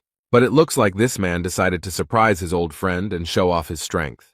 The leader of the Infinity Squad shines like gold with his power, and the old man seems to appreciate it. But he noticed that he looked very good, and it seemed like he had not been sitting still but had been working hard.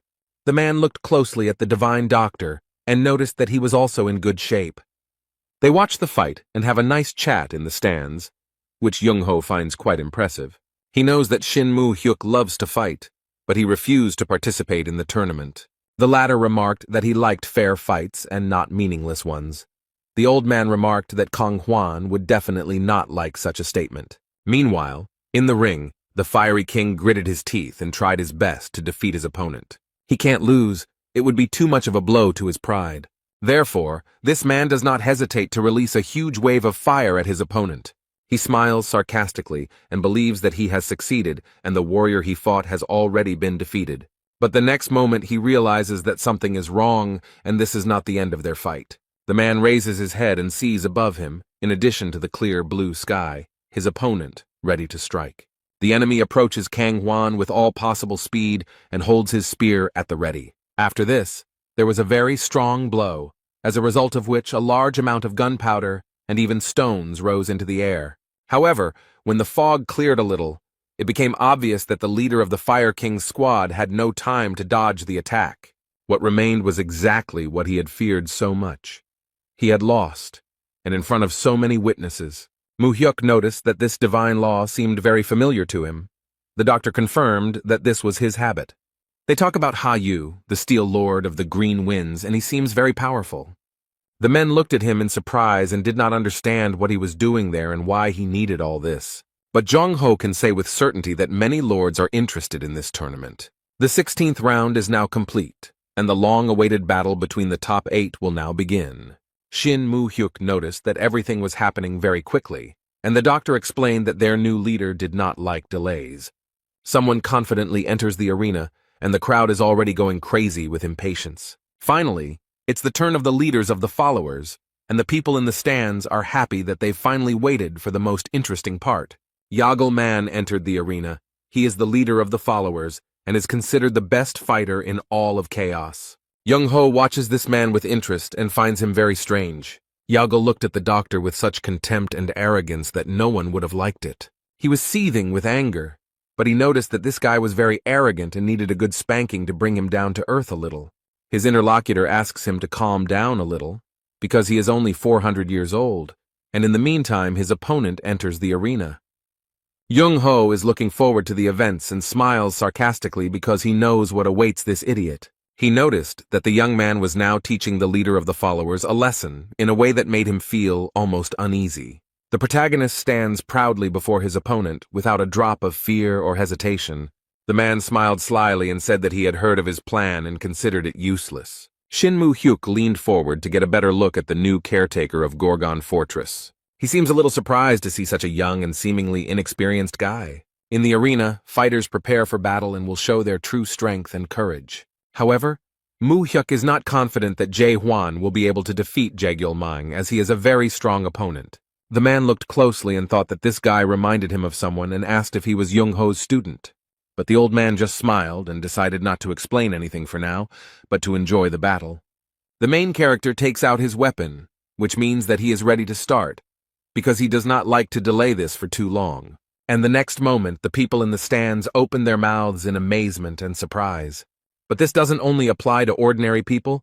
Even experienced fighters who know well how much strength is needed for this are surprised. The ministers of Gorgon Fortress are also seriously stunned. They probably didn't think that things would turn out this way. It only took Jae-hwan a few minutes to defeat one of Chaos's strongest fighters. Everyone was surprised at how easily and naturally he did it. It seems that now everyone will at least approximately understand how strong their leader is. Jae-hwan didn't get a single scratch and didn't even seem to be very tired in this fight. Jong-ho looked at the boy with pride and asked his friend if such a person could become his disciple. After all, he is not an ordinary person at all. Inside him there is a real monster that no one can defeat. This time Jurgen will give a mini lecture on what the 4 fortresses of Chaos are. On each of the 4 sides of Chaos there is a fortress. Gorgon in the east, Dryad in the west, Garuda in the south, and Manticore in the north.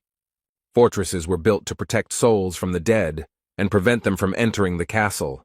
That is why the fortress's first priority is to get rid of all the dead that have appeared in the fortress. Zaire tried to destroy Carlton, who almost turned into a monster, because it was his job. Each fortress has its own overseer, and each of the 4 overseers has its own special sign, also called a talisman. Yagelman fell heavily to the ground and remembered that his opponent was not on the list of semi-finalists. This man has had a hard time with Jae-hwan. He is all beaten up and his body barely obeys him. When he learned that his opponent would be the warden, he was very happy about the news. In the end, he decided to take part in this stupid competition only to appease the fortress commander. This has happened before. People gained hope and began to make plans for a long-lost life, but unfulfilled hopes led to great disappointment. He came here precisely to destroy this hope and prevent it from turning into disappointment, and he has been doing this for 400 years. That's why he can't lose, and this man is not going to admit defeat. If he loses anyway, it will mean that everything he has done for 400 years will lose all meaning. The man noted that Huang said that the fight would be one-on-one, but did not specify what kind of fight it would be. The protagonist remembers that everything was exactly as it was, and does not understand what his enemy is leading him to. He smiles slyly and says that he wants to have a battle of terms. It seems that in this case he will feel a little more confident. The people in the stands are outraged by his choice because they think he is pathetic and too weak to admit defeat. Young-ho frowned and guessed that this man wouldn't be able to come to terms with something he lost so easily. His interlocutor could not remember anyone who could win in a battle of conditions, and the doctor suggested that the guy wanted to take advantage of the military advisor's trick. Then he calmly watches what happens next and how the leader reacts. The guy asked what kind of battle of conditions this was, and this cunning man does not miss the opportunity and remarks that he will assume that the guy agreed. The next moment everything around changed. The main character did not expect this. He did not understand at all what his opponent was talking about. Somehow, an unfamiliar landscape had opened up before him, and now he had to figure it out. He stood on the green grass and looked around so as not to lose his advantage due to his confusion. It looks like some kind of simulated small world in which the main character is like a giant. The system informed him that this was a world of military strategy building, and since the guy was a newbie, it suggested that he familiarize himself with the rules of the game. Yagelman explained that the construction world is just a beautiful name. According to them, one of the 13 masters, the horror Maris, was inspired by military strategies when creating this game. The manager carefully studies what the system offers him. He must understand how everything works here if he wants to win. And his opponent noticed that all the strategists of the great lands love to play this game, and mentally added that he was one of the best players. He asked if his opponent needed time to understand the rules, but Huang said the game was actually easier than he thought. It seems that the main character has figured out how it works, and now he is not as confused as he was at the beginning. This game is built on the confrontation of 3 races that need to accumulate resources and train their troops. The main goal of the game is to destroy the enemy's defensive fortresses and capture it. Jae Hwan knows such games. On Earth, he actively played a similar game and knew absolutely everything about it. He was such an avid gambler that he played over 10,000 games. Now he wonders who these horrors are and if they just stole someone's idea, while his rival asks if this is the right place for him. The system reported that Yagelman had chosen the Lost Garden as his battlefield, and it was perfect for him. Jae Hwan chose the human race to fight as in the game and seems to be very confident in his choice. Instead, his opponent has chosen the race of the dead and smiles slyly, believing that victory is already in his pocket. He finds it very strange that this guy chose the human race out of all 3, and remarks that he acts arrogant when in fact he is just a newbie. The undead race becomes stronger in the second stage of the game, but can sometimes win during the game. He makes plans and wants to first train warriors, build fortifications and a base, and then go on the offensive with dozens of warriors. But while he was thinking about all this, his rival had already gone on the offensive and was destroying his race of the dead. The main character already has his own army and weapons. They use swords and arrows, and they easily destroy their enemies until they gain strength and become stronger than them. Yagelman was definitely not prepared for this turn of events. It seems he underestimated his opponent. He didn't think that Huang would attack so quickly and use the farmers as warriors. But while he was angry and waving his arms, something else happened that surprised him very much. The enemy starts building his towers on his territory and doesn't even notice when it happens. Jae Hwan's characters use bows as weapons against their opponents, and they do so quite successfully. They use these towers as defensive structures and actively attack monsters. Yagel is very surprised by everything that is happening. It seems that he cannot win here either. If he destroys the enemy's towers now, farmers with more endurance will rush into his territory. But he has no other choice. He must stop it, because he has no way to accumulate resources or build structures. He gets incredibly angry and shouts that this is an unwise strategy, but the protagonist is absolutely sure that he is doing everything right. This strategy is very popular in Korea and is extremely destructive to the enemy, so it is usually frowned upon by society. However, now the spectators in the stands are pleasantly surprised by the success of the caretaker of the Gorgon fortress. The doctor and his friend watch the battle closely and worry about Jae Hwan. Yagelman understands that soon he will not be able to continue this battle and will lose where he is the best in all of chaos. He got angry and shouted. The man asked if it wasn't customary not to attack for the first 10 minutes of the game. However, the main character looked at the man in surprise and asked what he meant. His opponent explained that players usually spend the first 10 minutes building structures and gaining strength before the battle. Jae Hwan looked at the man with disdain and asked where such a rule was written. Hearing no answer, he remarked that since it was not written anywhere, it did not matter when exactly you started the fight, and this greatly angered his opponent. The poor man fell to his knees in despair and realized that this was the end. He had no more chances. He doesn't want to admit it at all and doesn't understand who this guy is and where he came from. After all, this young man ignores all common sense and bypasses generally accepted rules and norms. Yagel looked at his opponent and was forced to admit that he had no more aces up his sleeve. He knows that he can do nothing to equalize their strength or gain an advantage. No matter how hard he tries, Jagelman knows he can't beat this guy. He bowed his head and thought that perhaps he had been waiting for this very moment for all 400 years. It's very hard for him, he doesn't want to admit it, but this is the end. He admits that he lost. The hall exploded with applause. Everyone was happy with the victory of the fortress commandant. People really enjoyed the spectacle. The protagonist is resting after a fight, and someone approaches him and asks who taught him military strategy. They went down from the stands to the arena to talk to the commandant of the fortress. The divine doctor and his friend landed, and Young Ho remarked that he thought the young man only knew how to lunge. However, he added that the new breaking technique was created based on Chung Ho's strike, so there was no need to insist that he was only interested in lunges. The old man realized that the main character had used the spiral fracture technique against his opponent. The boy looked at the doctor in confusion, and he explained that this was the best name for the procedure. Before the competition, they argued, and Huang noted that he only used lunges, and Jung Ho noted that the young man was inspired by his strike, so he should be named after him. Kamen thought for a moment, and noted that both the strike and the lunge were aimed at killing the opponent, so the word lethal could be added to the name. The guy suggests going with the name Death Spiral, although Jung Ho isn't too happy with it. The protagonist still insists on his own, because he likes his name better. But suddenly he switches his attention to the person next to him. He doesn't consider it necessary to introduce himself first, but immediately states that this man looks strong and asks if he wants to fight him. The man noticed that the warden seemed to dislike unnecessary ceremony, and his friend explained that the guy had no respect for his elders and even dared to give orders first.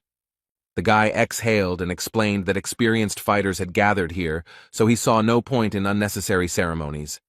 For the first time in 900 years since the Deep Squad disbanded, Shin Moo-hyuk sees Jung Ho actively participating in a conversation. Mulark was the captain of this squad and gave everyone hope, but in the end he left behind only despair. He wonders if this guy can be compared to Mulark, if he can replace him. Judging from the previous fight, this guy is actually very strong. He boldly suggests that Jae Hwan might even be as strong as Malarka. But he is not particularly interested in this. A person is more interested in his soul. After all, he doesn't see any loyalty or obedience to the rules in him at all. It's the complete opposite of Mulark's wisdom and caution. Shin Moo-hyuk looked at the boy closely and thought that something was wrong with him, that he was somehow overwhelmed with bloodlust.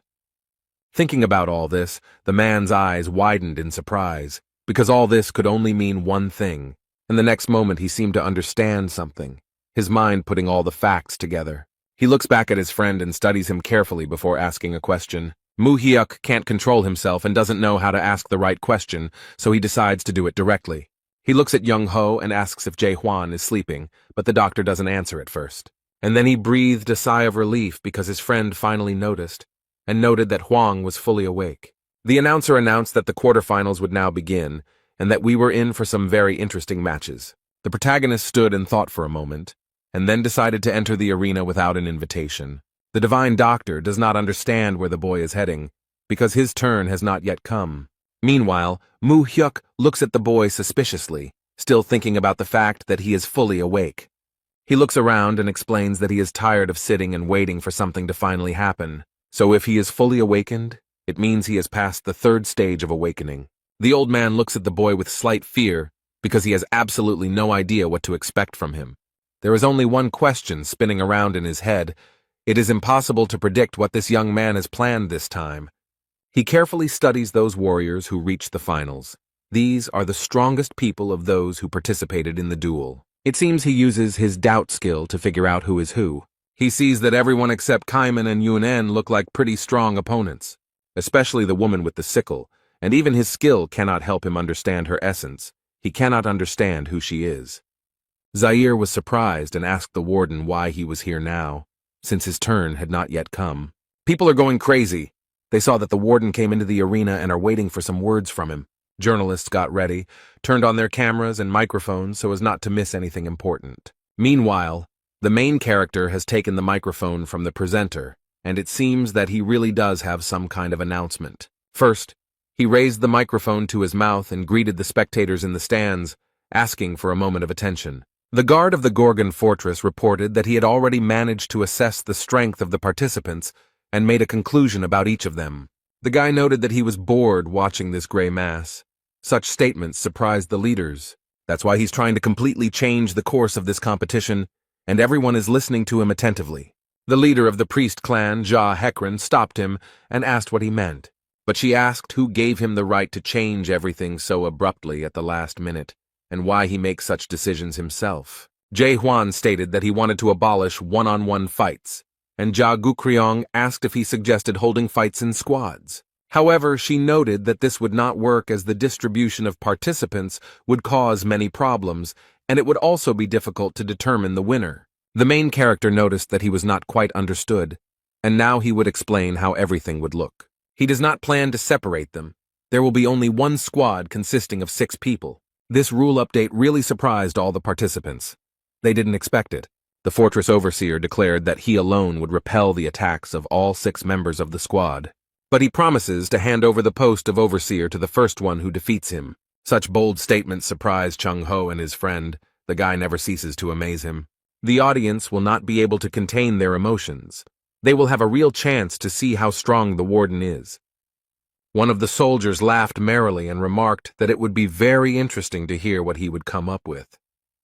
The guy looked at the person who said this, and it turned out to be the same mysterious woman with a sickle. She added that she had a feeling that something very interesting and unexpected would happen soon.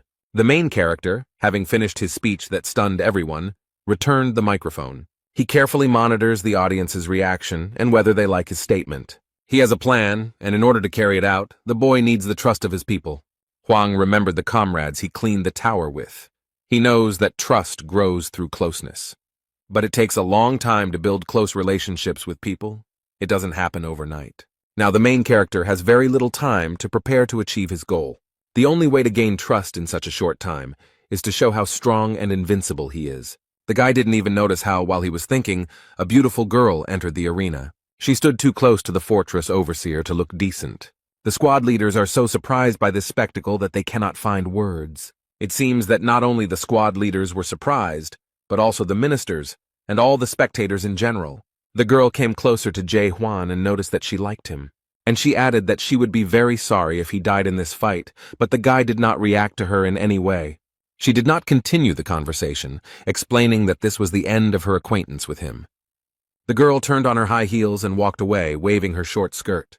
Then she paused for a moment and added that this stupid competition would end very soon. And he appears. The warden listens and does not understand who she is talking about. The leader of the Lightning King clan happily raised his hand and announced that he was surrendering, as he didn't think he could defeat the fortress's overseer with his abilities. Hwang considers him a lying idiot who is willing to join the expeditionary force to maintain his dignity. The leader of the South Sea clan announces that as a loyal servant of the overseer, he also withdraws from the competition. He admits that he won't be able to even touch the warden's hair, adding that it's unfair to turn everyone against one person. In response, Jae-hwan gets angry at this behavior because with this decision they are ruining his plans. And now, even if everyone else fights him, his plan still won't work. The girl smiled sarcastically and noted that it seemed like things weren't going as he planned, so Hwang suggested that at least the 2 of them attack him. Instead, she responded that his arrogance knew no bounds and that everyone was just trying not to screw up.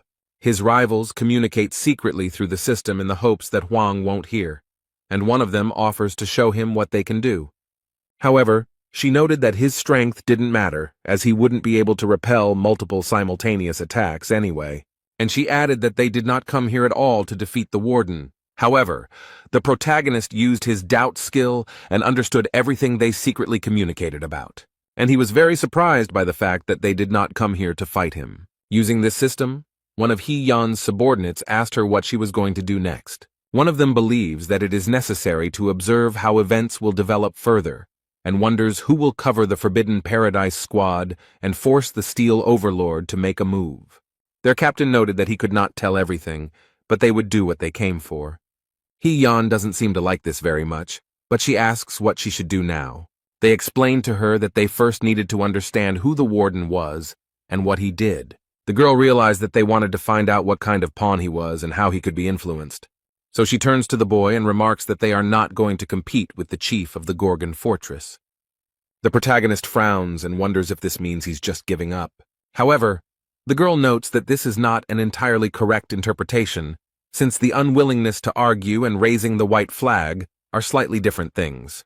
Hwang then, to make sure he understood correctly, asks again if this means they won't fight. And then they announce to him that they wanted to voluntarily join his detachment for an expedition into the depths. Young-ho looks a little surprised and even angry.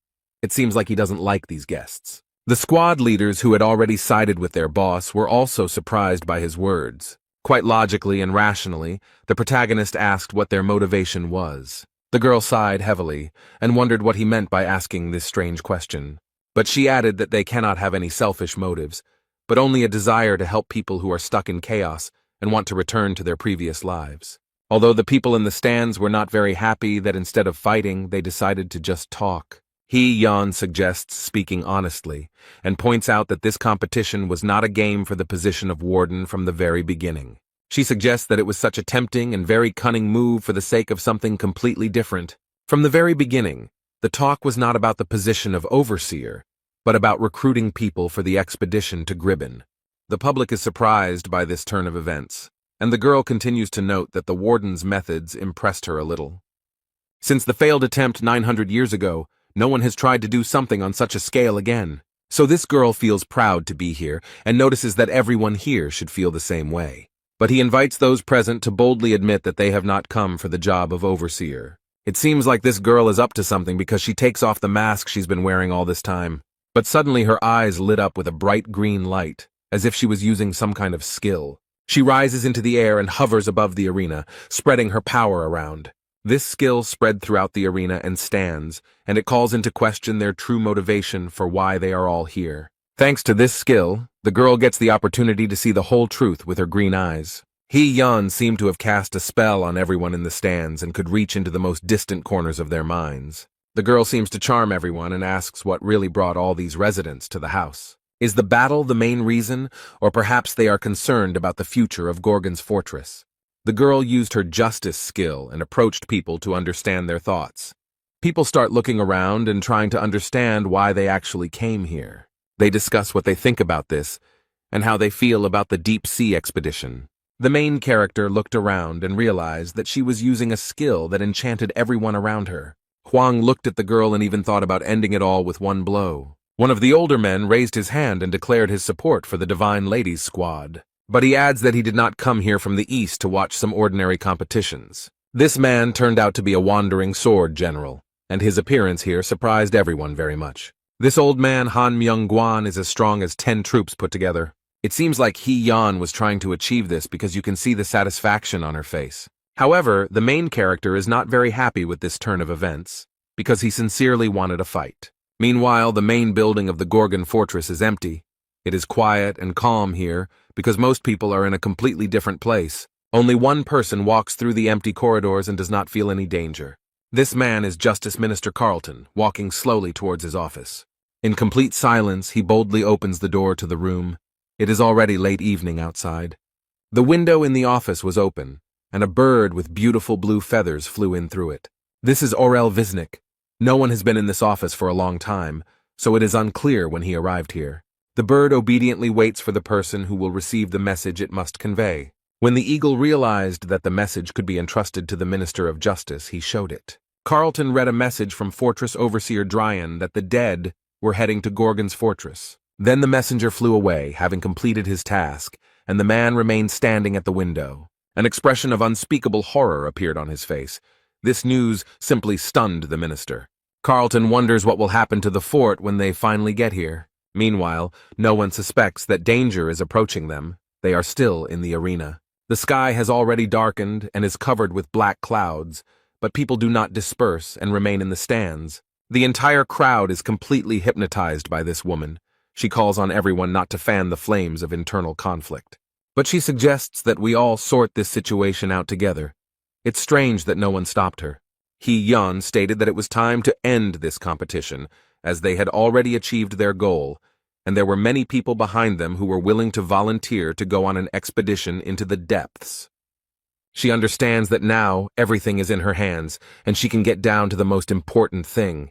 The girl announces that there is one more issue that everyone should discuss. She asked who would be the captain of the expedition group, as it was a very important mission. Young-ho wonders if this girl has returned to herself.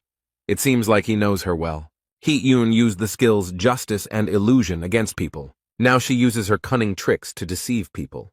I wonder what she is trying to achieve. The girl hopes that the commander of the fortress will take on such responsibility. She believes that the current overseer is a unique genius, surpassing in strength and intelligence all the leaders of the 10 squads. People praise the leader of the Divine Women's Squad because she is an amazing person who wants to praise someone else and not herself. She asked if anyone had any complaints, and the wandering swordsman noted that the position of squad captain could not be taken so easily by force and cunning. The girl is surprised and wonders what qualities a captain should have. He believes that the only thing a captain should be able to do is lead a large number of people. She suggests that the girl take a closer look at the fortress caretaker to find out. The man asks if she can use her fair check skill on the warden.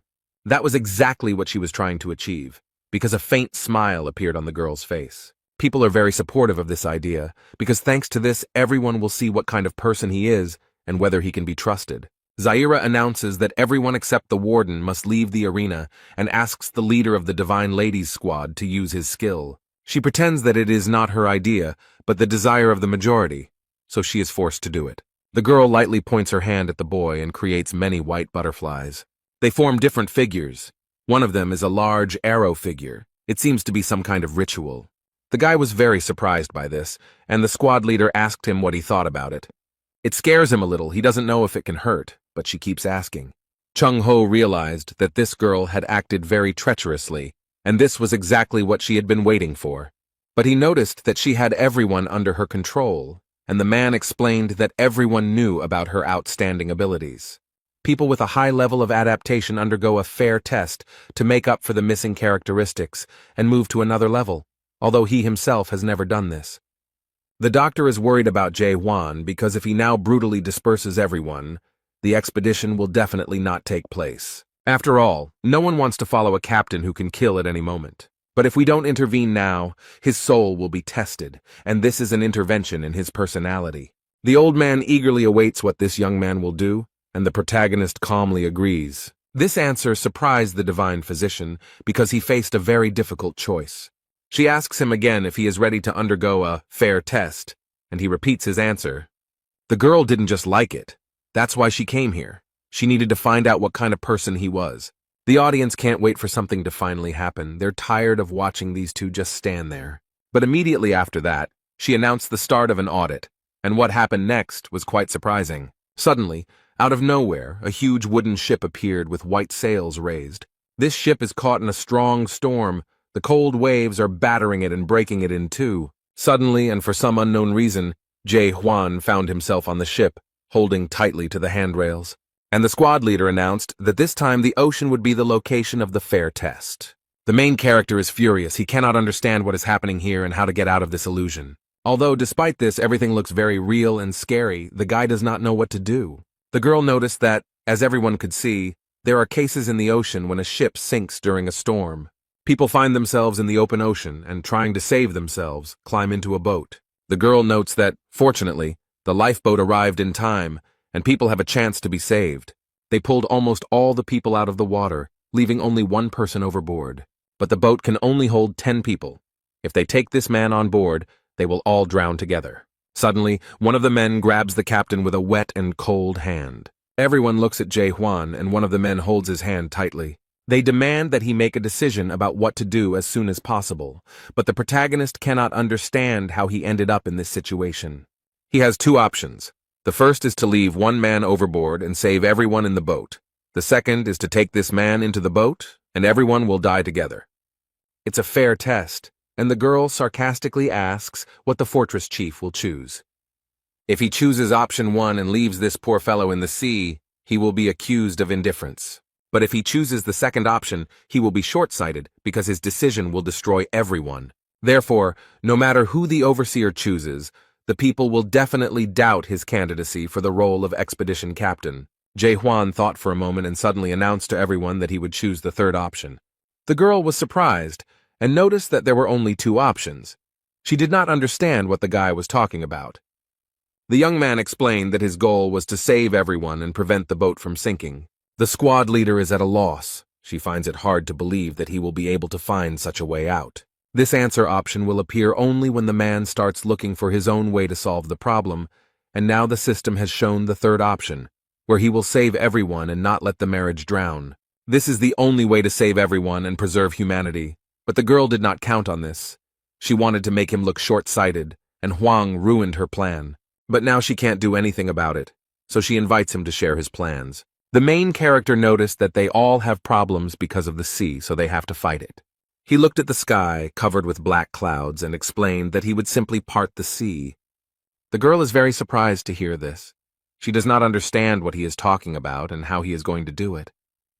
It seems to her that the commandant of the fortress has simply gone mad from overexertion. Instead, Jae-hwan looks extremely focused and is already preparing his weapon to fulfill his promise. The girl looked at this with horror and tried to stop the guy, asking what he was going to do. Young-ho recognized this pose. He had seen the guy do it before and knew exactly what would happen next. So he immediately warned everyone to hide somewhere, and people began to run away in panic. The protagonist gathered his strength and performed his signature strongest attack, which formed a large beam. The people on the boat were frightened by everything that was happening. They covered their heads with their hands. The leader of the Divine Lady Squad watches in horror as the water droplets rise up. Everyone watching this was very surprised, but Jurgen looks suspiciously calm. The system issued multiple messages indicating that an error had been detected while modeling the situation, and the sea instantly disappeared, and the terrible and terrifying storm ceased. All the simulated characters were saved. The girl who was on the ship hugged the captain around the neck and thanked him for saving her. However, Jae-hwan is not very happy about this closeness and disgustedly tells her to stay away from him. Everyone thanks me with big smiles and slowly disappears, which looks a little strange. The main character, it seems, did not expect to see this. It even scares him a little. They are like characters in a game. How many strange and incomprehensible things happen here for him. This world constantly surprises him, and the system noted that he passed the fair test. The girl screams in rage, asking what the fortress commander has come up with. However, the main character does not react to her hysterical screams and calmly replies that it is time. These words, or the way the main character said them, terribly frightened the squad leader, and she immediately fell silent. Now he looks as scared and furious as possible and remarks that it is time to put an end to this absurdity. The girl is afraid to think about what might happen now, after she so skillfully manipulated him and everyone around her. However, suddenly the system announced that the Gorgon fortress had been given the order to unite. No one can understand what is happening and why the siren went off. The fortress caretaker, without thinking twice, realized what this could mean, turned around and quickly ran somewhere. They announced that from now on, all events were cancelled and asked all residents of Gorgon to come out to the eastern street. Visitors to the city cannot understand what is happening, and local residents explain that dead people are approaching. The most powerful personalities present at the event gather together to plan their actions. They gathered on the fortress's observation wall to assess the situation and saw that Black Spot's squad had been completely destroyed. Most of the Lightning God's squad was destroyed in Manticore, and today they must face these fearsome monsters. But the Fire King laughs at his fear. In turn, the Lightning God noticed that his friend's knees were shaking with fear, and he could not remain silent about it. Instead, Young-ho looks into the distance, remembering events from his past and assessing the situation. He can't believe that a guy who didn't even live 900 years is in charge of Gorgon Fortress. Many strong people, the captain of the Southern Sea and the god of lightning, gathered here. A scientist with whom the protagonist fought and won in military strategy. The Fire King, ready to fight side by side with other squad leaders. Infinity, the faithful and longtime friend of the divine physician and a strong man. The very same leader of the detachment of divine ladies who never managed to set up the commander of the fortress. The 6 leaders gathered in the Gorgon fortress. The old man never thought that something like this could happen again. It all reminded him of the events of 900 years ago. His friend remembers these events well and knows what the doctor means. He is talking about the courtyard of the dead. He looks sadly at the divine doctor and notes that there really was something like this once, but he doesn't understand why they are all here. It's then that Young-ho realizes what's going on here. The dead are attracting other dead people. When mid-level undead appear, they attract other small monsters. When a large monster appears, it attracts mid-level monsters. And a week ago, a great catastrophe occurred in the Gorgon fortress.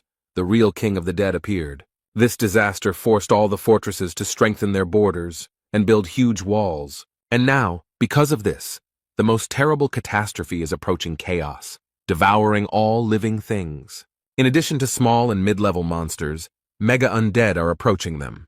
This terrible monster is called the One Who Walks Backwards, Magrig, and it inspires terror. A terrible darkness enveloped the city. Screams of horror and pain were heard from everywhere. It all began. People can do nothing against these monsters and only shout for them to go away. A terrible end awaits them. The monsters know no mercy. They destroy everything. The leader of the Divine Ladies Squad looks at all this horror with huge eyes. They are being attacked by a huge number of monsters that no one can cope with. They have no hope. The inhabitants of the Gorgon fortress scream in horror and die from the sharp claws of the monsters. Poor people have nowhere to go, no way to save themselves or avoid their death. The girl realizes with horror that this is the end of a huge invasion that no one can stop. People try to save themselves, but because of their weakness and helplessness, they fall to the ground. There is no point in running or hiding. It is too late to do anything about it. The monsters have already arrived, and they will do what they do best: destroy everything in their path. The Divine Lady understands that this man is about to be destroyed by the monster, but she froze in horror. The old man doesn't even try to run. He has already resigned himself to the fact that his death has come. Suddenly someone will run very fast.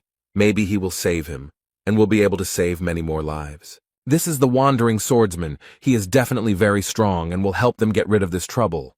The girl gains hope. She sighs with relief and asks him to help them.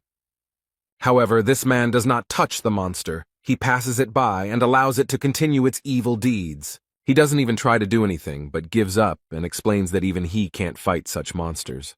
The poor woman looked at her husband and despair overcame her. She realized that she could do nothing. Instead of trying to fight, the swordsman surrenders himself to the monsters because he sees no other way out. The squad leader believed that in this world, any choice you made would lead to nothing. There are tears in her eyes, and inside there is a complete emptiness that is slowly taking over her. She has become disillusioned with everything she believed in and lived by, and now she is unsure if justice can be achieved in this world.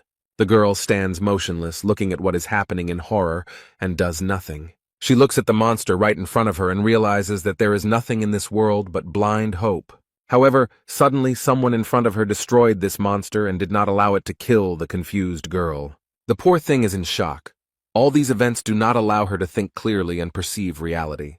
The lightning god saved her by killing the creature with one blow. He doesn't look confused. On the contrary, this guy is trying to take control of the situation and asks the leader of the Divine Women's Squad to pull himself together. Cayman also holds his gun and fights monsters. He does not engage in philosophy and does not measure his chances of winning in percentages. The Fire King also bravely joined the Chaos Fortress rescue party. They all bravely went into battle with an incredible number of monsters that wanted to destroy them. However, the girl does not understand why they are doing this, because it can only stop the enemies for a moment. She is sure that they definitely won't win and looks at the guy. She thinks he is fearless, and this is probably because of his recklessness. Although upon closer inspection, she realized that he was actually trembling with fear. The girl suggests that it is hope that makes them fight and not give up. The squad leaders were scared. The monsters were surrounding them. They knew it wouldn't be easy. However, among them there is a man who can easily deal with all these monsters. Jae Hwan has his weapon ready and is ready to show who is the strongest here. A monster approaches him from the side, but compared to the main monster, this one is not at all scary. The protagonist doesn't even use a weapon. He grabs the dead man by the neck with his bare hands without hesitation. And then he clenches his hand into a fist and leaves this creature without a head. It looks very threatening. Their leader seems to be unhappy that a normal human can deal with these creatures so easily. And because of this, he destroys the buildings in the territory of the Chaos Fortress. The fortress will be seriously damaged by this invasion. The fortress's caretaker warned the creature not to destroy the buildings so carelessly. However, huge boulders fly straight at him, and the guy manages to retreat and escape. He stopped and tried to approach the monster again to destroy it once and for all. But this creature does not allow this to happen and stretching out its bony paw tries to catch him. Huang steps back again and assesses the situation and the creature's behavior to see how to deal with it. He had already noticed some pattern in his movements and understood his tactics a little. The monster destroys objects when the fortress guards approach it, which is a bit annoying, and if Huang increases the distance, the monster will take advantage of this moment and attack. He opens his huge mouth wide and releases a deadly beam from it. The main character decided not to block the blow, but decided to retreat, since he was not ready for it. As a result, the monster hits the wall and destroys it, and the stones fly in different directions again. The monster does not wait long and prepares to strike again, but this time it wants to hit the boy. The protagonist looks at the monster with contempt. Now he knows exactly what kind of creature it is. And he goes on the offensive without hesitation or fear. He simply has no time to be afraid or hesitate. This time he does not dodge, but stands boldly and is ready to repel a powerful blow. Divine Dr. Young Ho also wields a sword he will not hide or sit idly by. Although looking at the way his body is trembling, one can understand that he is experiencing great fear. He had seen this before and been on a similar battlefield, although he did not want to remember it. The old man thinks with horror that an ordinary person is truly unable to do anything in the face of real despair. And suddenly, in this complete, all-consuming darkness, the man saw a bright light, like flashes of warmth and goodness. He remembered the words of their previous leader, who said that people here needed hope. The protagonist has thrown the creature off the tower and is still standing there, ready to deliver the finishing blow. Jae Hwan resolutely plunges his powerful sword into the body of this monstrous creature and puts an end to its existence. People in this place need an all-consuming hope that nothing and no one can break. Life in this place is very difficult for people who cannot come to terms with the loss of their past, so hope is the only thing that makes them continue to live. There was a lot of dust and rocks flying around, and in addition to that, a bright yellow light was visible. This created such a powerful wave that the fighters could hardly stay on their feet. Young-ho looks on in surprise. He can't believe his eyes. He's surprised that this actually happened. Through the thick fog, the man notices the faint silhouette of a monster with a sword in its chest. This is the final victory over him. This monster will not have to fight for long with the fortress overseer. The old man froze in surprise. He saw Huang and clearly understood that this guy had just achieved success. The main character is happy. This is his victory. And now he has definitely won the hearts of all the inhabitants of the Gorgon fortress. The divine doctor screams in shock. Who is this guy doing such things? But he noticed that there was more than one monster attacking him from behind.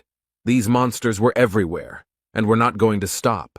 The leader of the South Sea Squad is very concerned about the condition of his leader and friend, so he shouts to warn them. Chung-ho saw all this, and realized with horror that the fortress guard was in great danger. Since he destroyed their leader, all these Traryuks will now attack him. Although the monsters are already very close to the young man, he does not look scared or panicked. On the contrary, Huang is very confident and tells these creatures to get out of his way. The protagonist, with one sharp movement, pulled his weapon out of the body of the monster he had destroyed. Now the boy points his sword at his enemies and is ready to brutally destroy them all. His eyes are burning and his sword is glowing. He is not going to think long or wait to assess the situation. There is no time to think at all. There is only one option to destroy all this evil. He uses his most powerful attack. Young-ho is extremely surprised that this guy has such strength. It's something incredible. Everyone does not understand much, but what they see amazes them. It is hard to believe that a person can have such power. There was a strong blow. Part of the fortress wall collapsed, but many monsters still remained.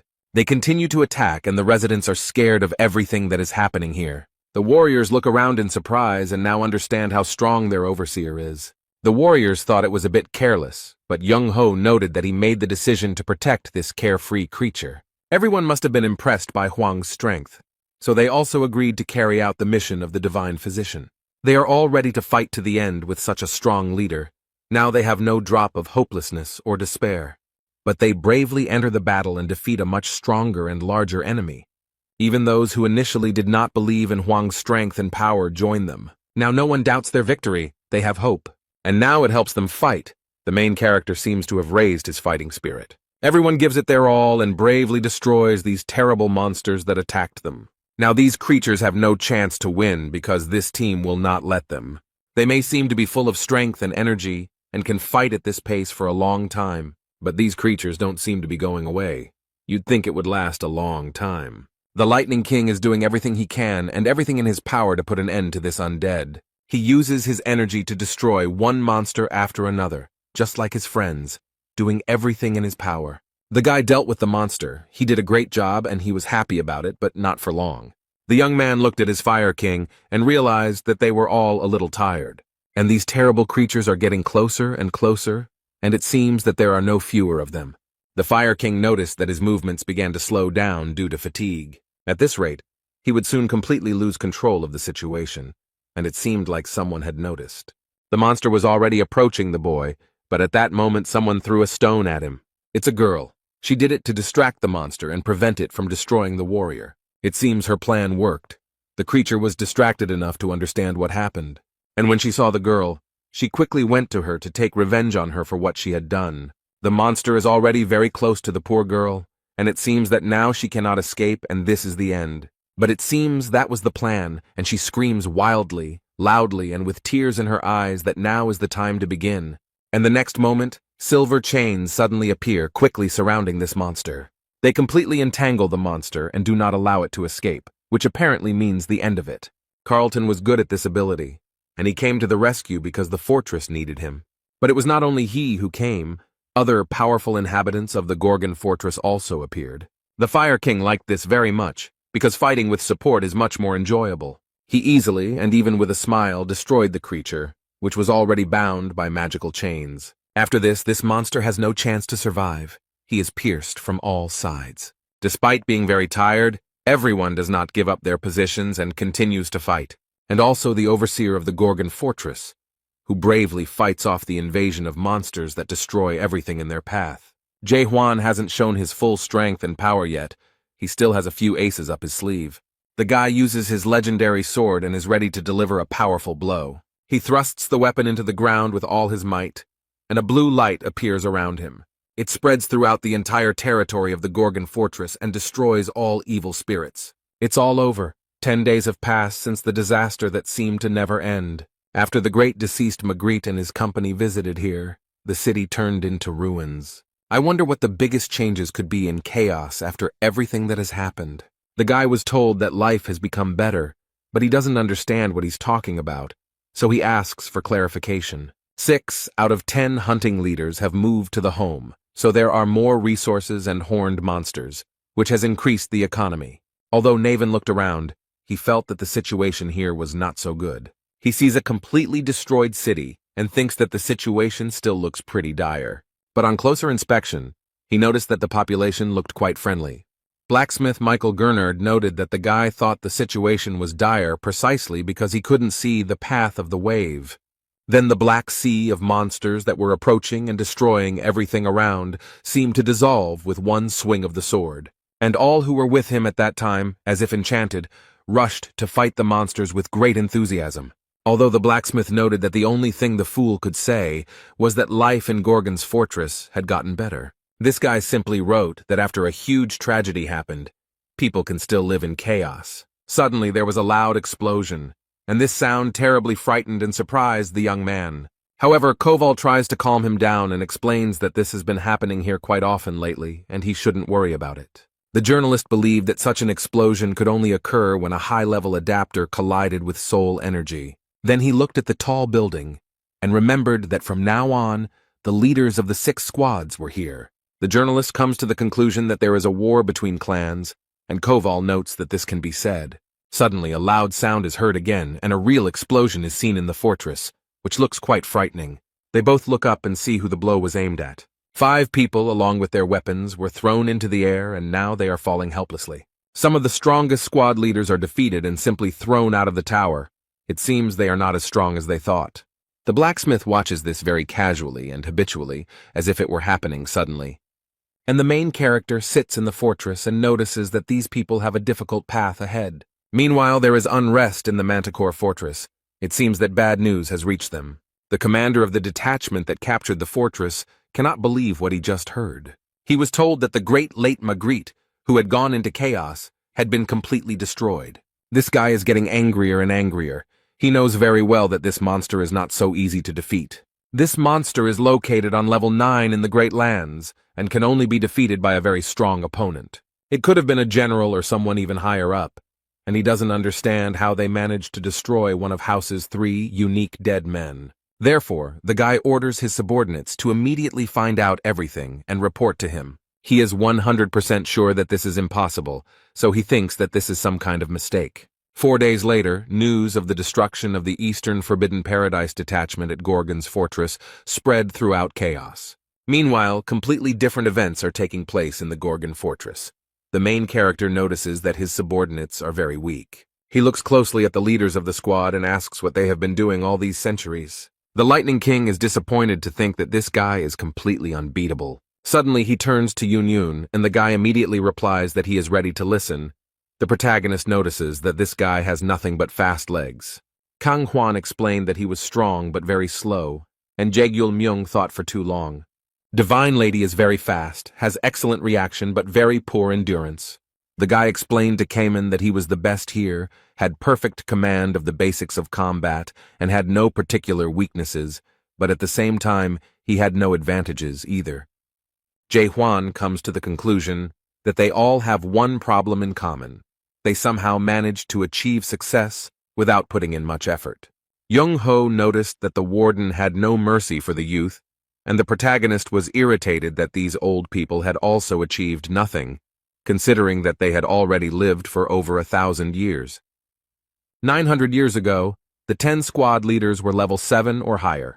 The Sky Dragon squad leader was level 9, and Mularka was stronger than all of them combined. The expedition turned out to be difficult, even for such strong leaders. The depths are a serious test. During the battle with the Eastern Squad of Forbidden Paradise, half of them found themselves on the verge of death. The main character noted that they didn't even attack their base, that is, Manticore. They barely managed to deal with one squad, so it is unclear how they will now be able to go on an expedition. Jae-hwan decided that from today onwards they would all undergo special training. Yagelman knows well how much work it takes to move from one level to another, so this news surprises him greatly. He explains to the manager that all the managers here are transitioners, and moving to a higher level is not so easy, and it usually takes a person at least 10 years to reach at least the first level. Then it takes 20 years to reach the second level, 40 years to reach the third level, and to go from the third to the fourth level takes a full 80 years. This is why anyone above level 4 is called a high-level adapter. Most people won't even live to that point. Hwang wonders what the leader means, and Jaegil-myung asks if the warden wants to awaken them. Everyone present was very surprised by such a request, because it is not so easy to do. The man explained that, as far as he knew, awakened ones do not accumulate power, but are able to move to the next level through sudden enlightenment. Jae-hwan is going to do just that, but only if they are willing to leave their homeland. The bosses can't believe their boss actually came up with something like this. It's so brave. Chung-ho decided to intervene and explain. He noted that in order to achieve full awakening, one must go through 3 stages, and he added that at one of these stages, they will have to destroy their own world. Anyone who can do this will destroy their world and learn its true nature. Hwang understands that the old man is talking about his questionable skill. The Divine Lady explained that they were talking about giving up status, which is an advantage in this world. The leader of the Lightning God's squad finally understood what they meant, and the girl was surprised at how this guy with such meager knowledge managed to occupy such a high position. However, he explained that despite everything, they are also absolute adapters, people who have a strong connection to the skills and the system. They can be 10 times stronger and 100 times faster than normal adapters. They are a minority that has received the blessing of the system. The 12 monarchs are also part of this minority. The Fire King called the boy a fool and remarked that everyone here was a real adaptable person. Instead, Kamen, the leader of the South Sea detachment, noted with great sadness that he was not part of that minority. But he added that he was willing to give up any skills if it would help him become stronger, and he felt nothing but hatred towards monarchs. The girl asked in surprise if he understood what he was talking about, since he was being asked to give up everything he had worked so hard for. She added that this may not be the end yet, and that everyone seems to have completely forgotten about the Great Disappearance. The main character doesn't understand what he's talking about, so the girl explains that it all started with the appearance of a fracture. 700 years ago, they began to appear on the mainland, fought with farmers, and a terrorist group known as the Rift was brutally killed by the monarchs of the 4 cardinal directions. The monarchs struck back, declaring that anyone who wished to awaken must travel to the Forgotten Lands and renounce the world. Then, in the Forgotten Lands, thousands of adapters of different levels gathered, but almost no one knows what happened that day. If you believe all the gossip that came out after all this, they simply ceased to exist. Of those who returned, only a small part remained. They said that they had awakened, but it turned out that they were only in the first stage of awakening. The protagonist crossed his arms over his chest and wondered what happened to these people. The girl didn't want to say it, but the truth was that the children were nowhere to be found, so she explained that they had all committed suicide. Due to the severe shock they had to endure, some of them went crazy and some lost their memory. Everyone had different symptoms, but they had one thing in common. They couldn't figure out who it really was. The caretaker of the Gorgon Fortress wants to clarify everything now so that unnecessary misunderstandings do not arise. Firstly, he has nothing to do with the breakup. but he understands perfectly well why he might be suspected of something. Secondly, he knows that awakening can be dangerous, so he is only willing to accept those who want to awaken themselves. The girl asked what would happen to those who refused, and Huang explained that he would still help them become stronger. He had to help them increase their adaptation level. But the Divine Lady reminded her that the leader of the scientist squad said that it was impossible to level up in a week. The protagonist is not too bothered by this. He notes that he will solve this problem and invites them to follow him.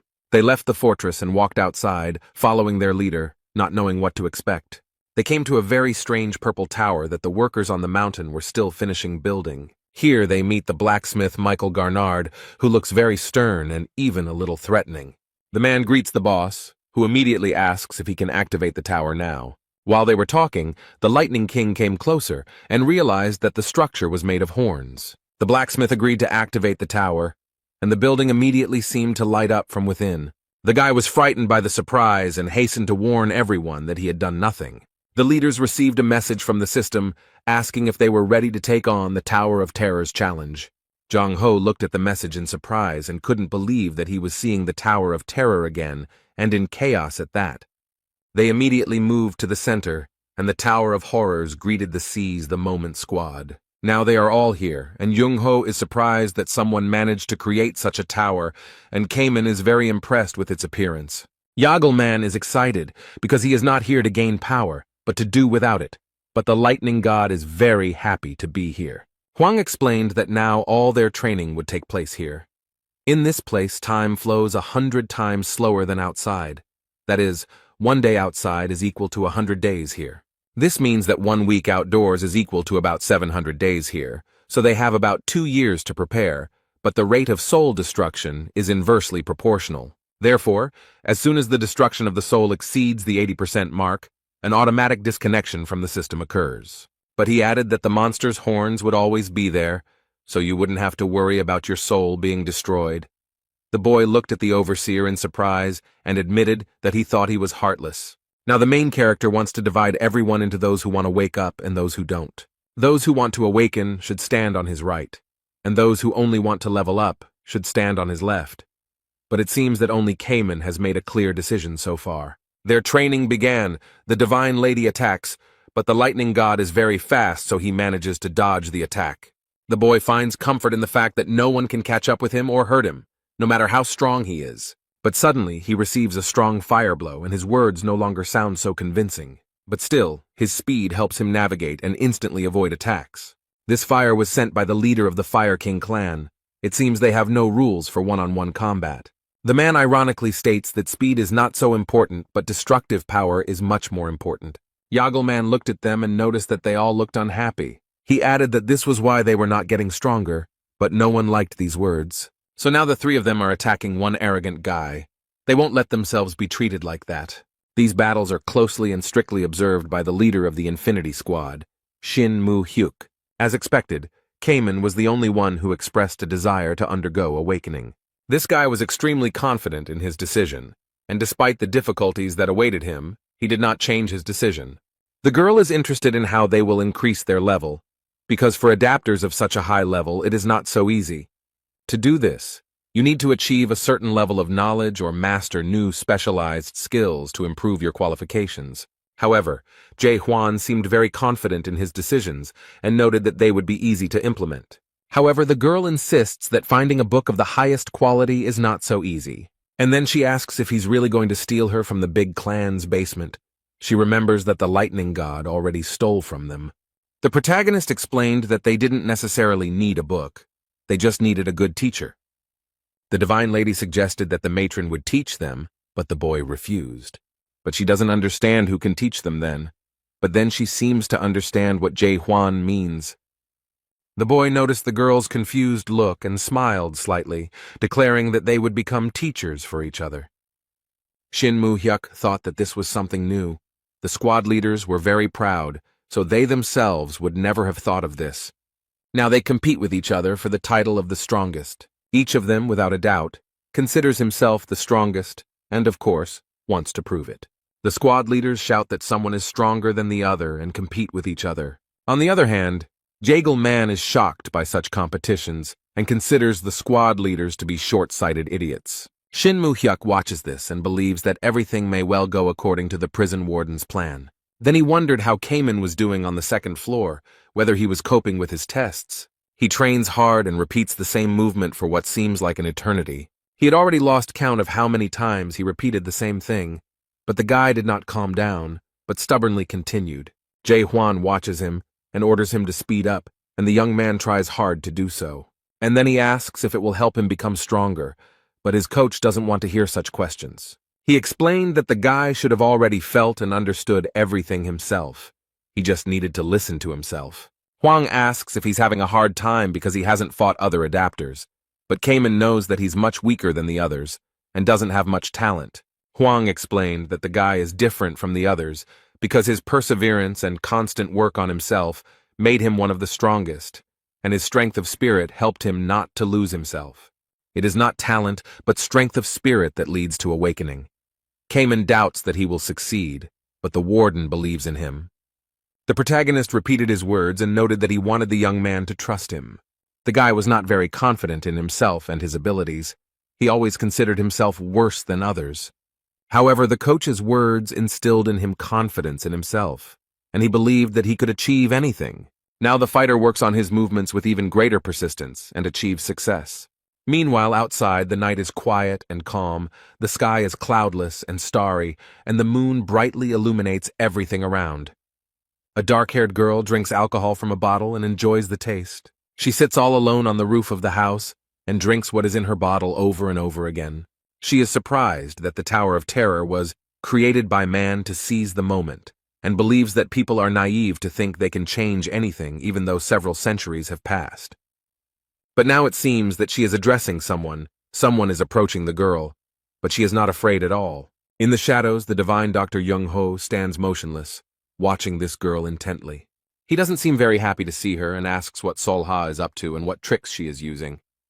The girl greeted him as an old friend and asked why he was speaking to her so rudely, and invited her husband to come back since everyone was waiting for him there.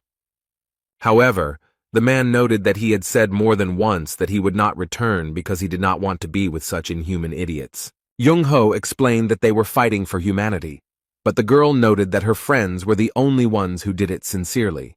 Sol-ha started talking about the breakup, but the old man interrupted her and pointed out that they were using people for their own selfish purposes. He explained that the break ended after the Great Disappearance, and they all became just a pathetic bunch of people who had lost all meaning in life. But all these words made the girl very happy, and she laughed loudly and joyfully. She leaned closer to Young-ho and apologized for losing her temper, and noted that she was very surprised by his words. She leaned even closer and said it was because he was also involved in the Great Disappearance. But the man sadly noted that this was far from the truth, and the girl added that everything turned out to be different from what he thought. But instead of doing something about the Great Disappearance, he remained on the sidelines. Sol-ha is still grateful to him for this, because if it weren't for him, she would be a completely different person now. The girl said that there are people in the rift who are still trying to awaken using the Chung-ho method. They have no talent at all. They just raise swords against each other hundreds of times. She pours the drink into a glass and repeats that they raise their swords hundreds and thousands of times. These people kill each other over and over again, and only a small portion of them can survive and take up arms again. They stop perceiving life and death and overcome human existence, thereby opening their eyes to what this world really is. Thus they receive the first key to awakening. This key is destruction. But the old man gets angry, turns around and notices that it is the wrong key, and they are going in the wrong direction from the very beginning. The girl looked at him calmly and was skeptical about his words, because he was not yet fully awake and did not know it. Young-ho created his white world around them, and Sol-ha saw that it had not changed at all. She explained that he was afraid of losing his humanity, so he could not draw anything in his universal world, which he created with great difficulty. But the girl added that she filled her unique world exactly the way she wanted. She also became the captain of the second squad of the Rift, and wants to show her old friend her world. Sol-ha seemed to have broken through the old white world with her chains and immediately created her own. Young-ho watches in surprise and explains that he heard that she became a captain. But he doesn't know something, so he asks if she has reached the third level of awakening. The girl smiled carefreely and noted that she would not just be on the third level. Suddenly, the divine doctor finds himself in a red puddle and cannot believe his eyes. The girl mocks his confusion and asks how he can see such things and if he knows what they are. And then, without waiting for Young-ho's answer, she herself answers that it is the day of the great disappearance. Sol-ha wonders what he feels when he looks at his creation, this red sea filled with bodies. She looked at her husband and said that nothing would change in chaos, and that she believed that Jung-ho thought the same. This world will not change. Everything will be as it always was, and it is useless to hope for anything different. So she smiled and kindly invited her husband to come back to them in a breakup. However, he noted that everything will change, and then repeated once again that the world will definitely change. This time everything will be different and everything will really change. He is absolutely sure of it. His interlocutor cannot believe that he still believes this, and remarks that Huang has had a huge influence on him. But she is sure that they will not succeed, just like 900 years ago in chaos, and 700 years ago in the Great Lands, and just like when he abandoned them and fled. The girl turns around and leaves, but the last thing she says is that they can do whatever they want, but the break will consist of watching them. The first stage of awakening manifests itself in doubt about this world. The boy is on the way to it. The second stage of awakening manifests itself in understanding the world that has caused doubt. The third stage manifests itself in forgetting your former self. This is not so easy, and as a result, you can completely lose yourself. The guy is in a deep decline of his knowledge and seems to have lost control of the situation. The main character tries to attract his attention and bring the poor guy to consciousness. He strikes close to Cayman to awaken him and set him on the right path. His plan worked. The guy came to his senses and can now continue to work on himself. His teacher slowly approaches from the fog and explains that he doesn't want to see him in such a pathetic way. Jae Hwan raised his sword and declared that his student must fight to the death, and his weapon was so close to the boy that he could have died at that moment. Cayman is surprised by such a sudden attack and is not sure he can do it. A very strange thing happens, as if the drops escaping from this space are protecting the young man. He can't convince himself that defeating the warden seems like a fantasy. After all, he doesn't even realize how strong his opponent is. Cayman is definitely weaker than him, so there's no point in even trying. But Cayman believes that it is worth starting from a completely different place, to find out whether the guy has become at least a little stronger. In the situation he is in now, it is very difficult for him to control his body and mind. So Huang tries to help him and asks him to forget about the limits this world puts him in. The Cayman seemed to have awakened from a long and deep sleep. He finally came to his senses. The third stage of awakening begins for him. The guy overcomes a difficult path and reaches the finish line. He grips his weapon tightly and feels the power rolling over him like waves in the sea. The third stage of awakening involves forgetting the old self, and Cayman had reached this point. He looked at the sudden surge of power and did not expect such a result. His strength is equal to the waves of the sea. He is Cayman, the king of the South Sea. The next moment the waves died down. The boy dropped to his knees and leaned on his weapon, and heavy drops of water fell to the ground. The main character greeted him. The guy raised his head in surprise from such words. Jae Hwan came closer, extended his hand to help him up, and noticed that Cayman had reached the third stage. He incredulously asks if he has really become stronger, and his teacher explains that he is now much stronger. But the fortress warden is also in the third stage of awakening. The boy doesn't think he can catch up with him no matter how many restrictions he overcomes. There is a meeting of the three fortresses in the office, and some of them say that the expedition plans are very shaky, and they are not sure that the overseer is a good candidate for the role of leader. Organizing a hike through the Gorgon fortress is a violation of the rules of the four fortresses, but others point out that these rules have existed for a long time, and there is no point in following them now.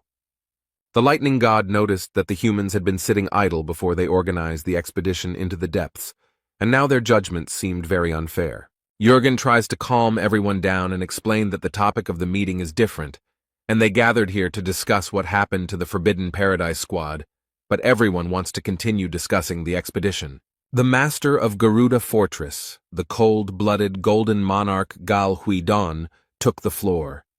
He wanted the captain of the expedition to be chosen after an honest assessment of each candidate. The mistress of Dryad Keep, Aisha Lincroft, believes there is some truth to his words. and people began to ask where the owner of the Gorgon fortress had gone, because he should have been informed about this meeting.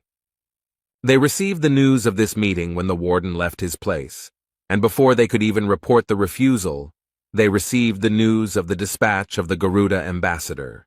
By this time, the adaptation group had already returned, and the leader of the awakened group was still on the way, so now they were sitting without the person who was supposed to have the final say. Gal Huidong noted that they could trust a guy who was just over 50 years old and wanted him to become the squad captain. This man finds it absurd. He does not understand how the house can be handed over to this little girl.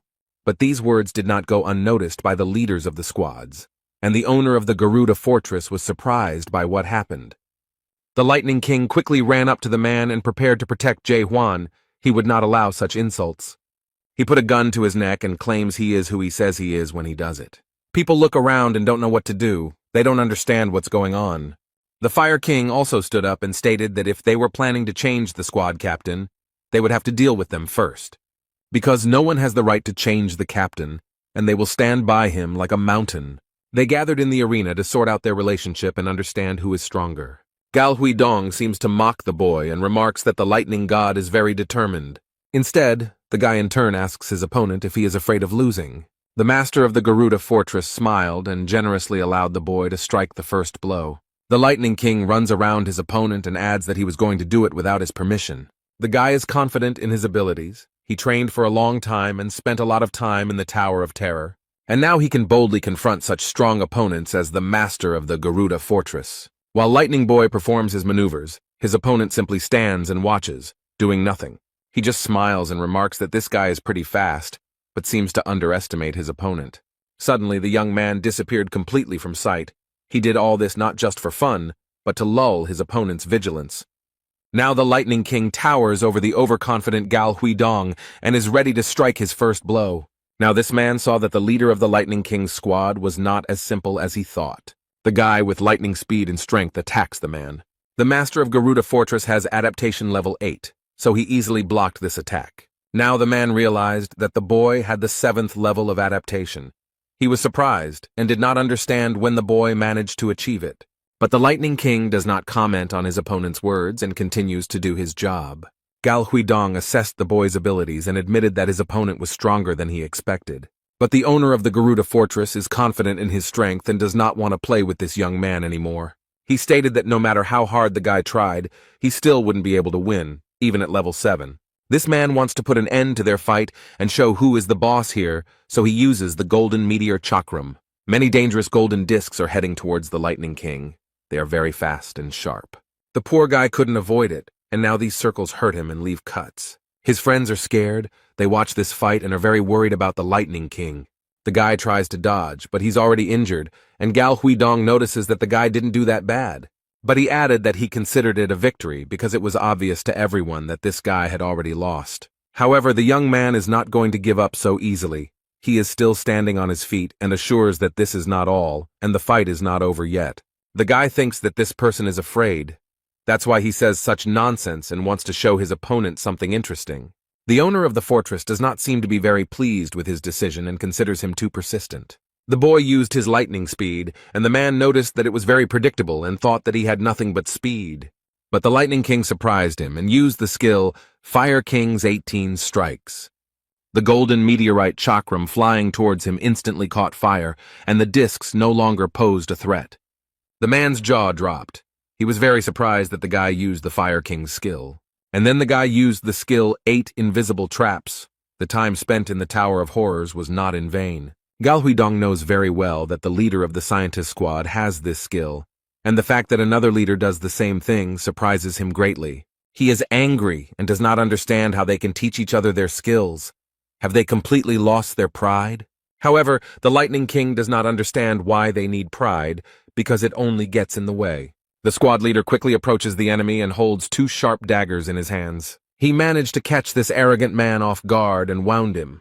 It seems that this master of the fortress is not as strong as he says. The boy looked at the man with fear and wondered if he had made him angry. That's right, Gal Huidong is angry because his pride was hurt and now he wants to show his true strength. Now the young man is scared.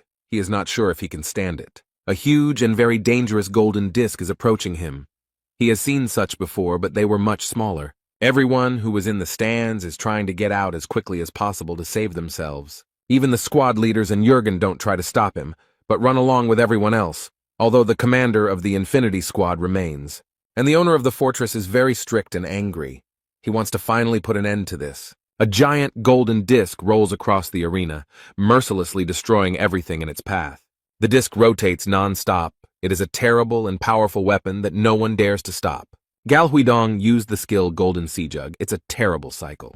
Besides spinning, it also picks up rocks and throws them in all directions. Aisha Lincroft can't believe this man is capable of such a thing, and is ready to use the most powerful weapon he has. The master of the fortress stands in the center, not knowing where the lightning god has gone, and arrogantly states that it will be interesting to see if he can escape. Everyone is actively watching their fight. The leader of the team of scientists cannot take his eyes off his friend. He is worried about the guy. However, the young man easily broke through this crazy storm and attacked his opponent. He is ready to deliver the decisive blow and put an end to this senseless duel. The lightning god declared that the fortress master had fought well and used Shinmun Hyuk's skill, Cloud Dragon Heavenly Sword series, against him. This blow destroyed the entire golden tornado of Gal Huidong that was circling around the entire arena. He didn't expect it, but the young man quickly approached and his blade ended up at the enemy's forehead. Shinmun Hyuk runs up and asks the god of lightning to stop, because it is already clear who has won here. He turns to the master of the Garuda fortress and asks if he thinks this battle is over. The man realized that the owner of the fortress was going to use the horned monster Garuda against the boy. But this weapon was created for the destruction of the dead, not for use in combat. He admitted that he had lost and noted that the lightning god had fought desperately and was very strong. Shin Moon Hyuk announced that Gal Huidong had lost to the god of lightning and asked who wanted to fight him now. He invites Aisha Lincroft to try to measure her strength and engage in a duel with him. However, she did not answer, so the man asked if there was anyone else willing to fight. Suddenly, the divine lady takes the side of those who want to change the leader of the squad in the depths. The squad leaders are very surprised and ask the girl what she is doing, but she looks very calm. Instead, she quietly and calmly noted that she had suddenly decided to cross to the other side.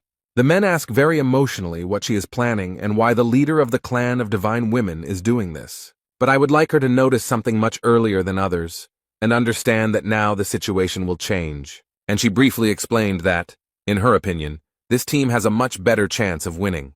A gray-haired man enters the arena and loudly declares that he wants to fight him. Everyone turned around and watched carefully as the man approached them from the dark corridor. This is the Golden Monarch of the Jade Mask, Bang Chonggil, Adaptation Level 9, greeting them and noting that they haven't seen each other in a long time. Jurgen does not understand what the monarch is doing here and assumes that he was the real organizer of the meeting of the three fortresses. Shinmun Hyuk knows full well that this man is an enemy of chaos, as he stole the tree fruits from them and killed many souls 900 years ago, and aggressively asks how he dared to come here. But with a calm and kind expression, he asks Moon Hyuk to stop acting like this and join them because the Steel Monarch is waiting for him. However, the fact that this man served the Steel Monarch made him very angry. The Steel Monarch lives in the 5th region of Murim and has strong martial arts skills. It's all over with He-Ai too, and the leader of the Infinity Squad is shocked that he accepted such a scoundrel as Panjong-il into his ranks. The guest asked why he held grudges from the past and noted that He-Yi forgave him quite easily. And she encourages him not to be so heartless, because they have been through a lot together. But these words do not calm him down at all. On the contrary, he does not understand how this man dares to say such things if he betrayed Murim. The man attacks him with a sword, but unlike his opponent, the monarch uses his hand. But he defends himself from attacks with his bare hands, and does it quite successfully. It seems that he is quite strong. This is their first meeting in 900 years, and Panchinol believes his opponent is too cruel. Shinmun Hyuk looks at the man sternly, and it is clear from his gaze that he is not going to give up and will continue to fight. He asks when he contacted Dryad, Garuda, and even the group of priests.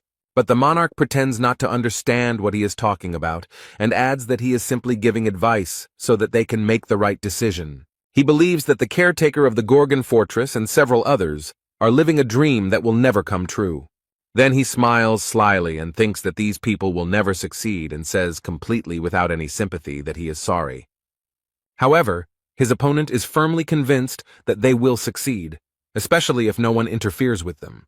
There is almost no one in the stands. It is very strange that so few people are watching them. In fact, there is one very attentive spectator there. She is interested in what they are talking about and how this fight will end. The leader of the Infinity Squad shouts at her and asks that the mistress of the Dryad Fortress not succumb to their influence. But she is no longer alone. A man is slowly and confidently approaching the woman. He emerges from the shadows and assures the mistress of the fortress that she is now making the right choice. She looks back and immediately recognizes him as the Steel Monarch's envoy, He-Yon. The man convinces that the overseer of the Gorgon Fortress is more dangerous than the leader of the Forbidden Squad. The main reason he is dangerous is that he is trying to unite chaos through an expedition into the depths. The monarch perceives this young man as a threat. He can destroy the entire system. He wants to change chaos, and whenever there is a threat, there is hope. This leads to people taking action and sooner or later falling into despair. The man convinces them that they need to get rid of Jae-Hwan, or else there will be more bloodshed. And since this woman is 970 years old, she remembers and knows well what happened in the past, and in no case does she want this tragedy to be repeated. He believes that this is why the mistress of the fortress should join them, and in a week a meeting of the three fortresses will take place in the Gorgon Fortress. However, the woman doubts whether she's making the right decision. Perhaps she should not be so categorical. Meanwhile, the fight in the arena continues, although the monarch suggests stopping it. But he asks if this man himself does not understand that he will never be able to defeat the monarch. Shin Moon. Hyuk still doesn't give up and continues to fight using the skill Holy Sword. The blade passed very close to the opponent's head, and he was even a little surprised. The man uses all his strength to get rid of the rival who irritates him so much.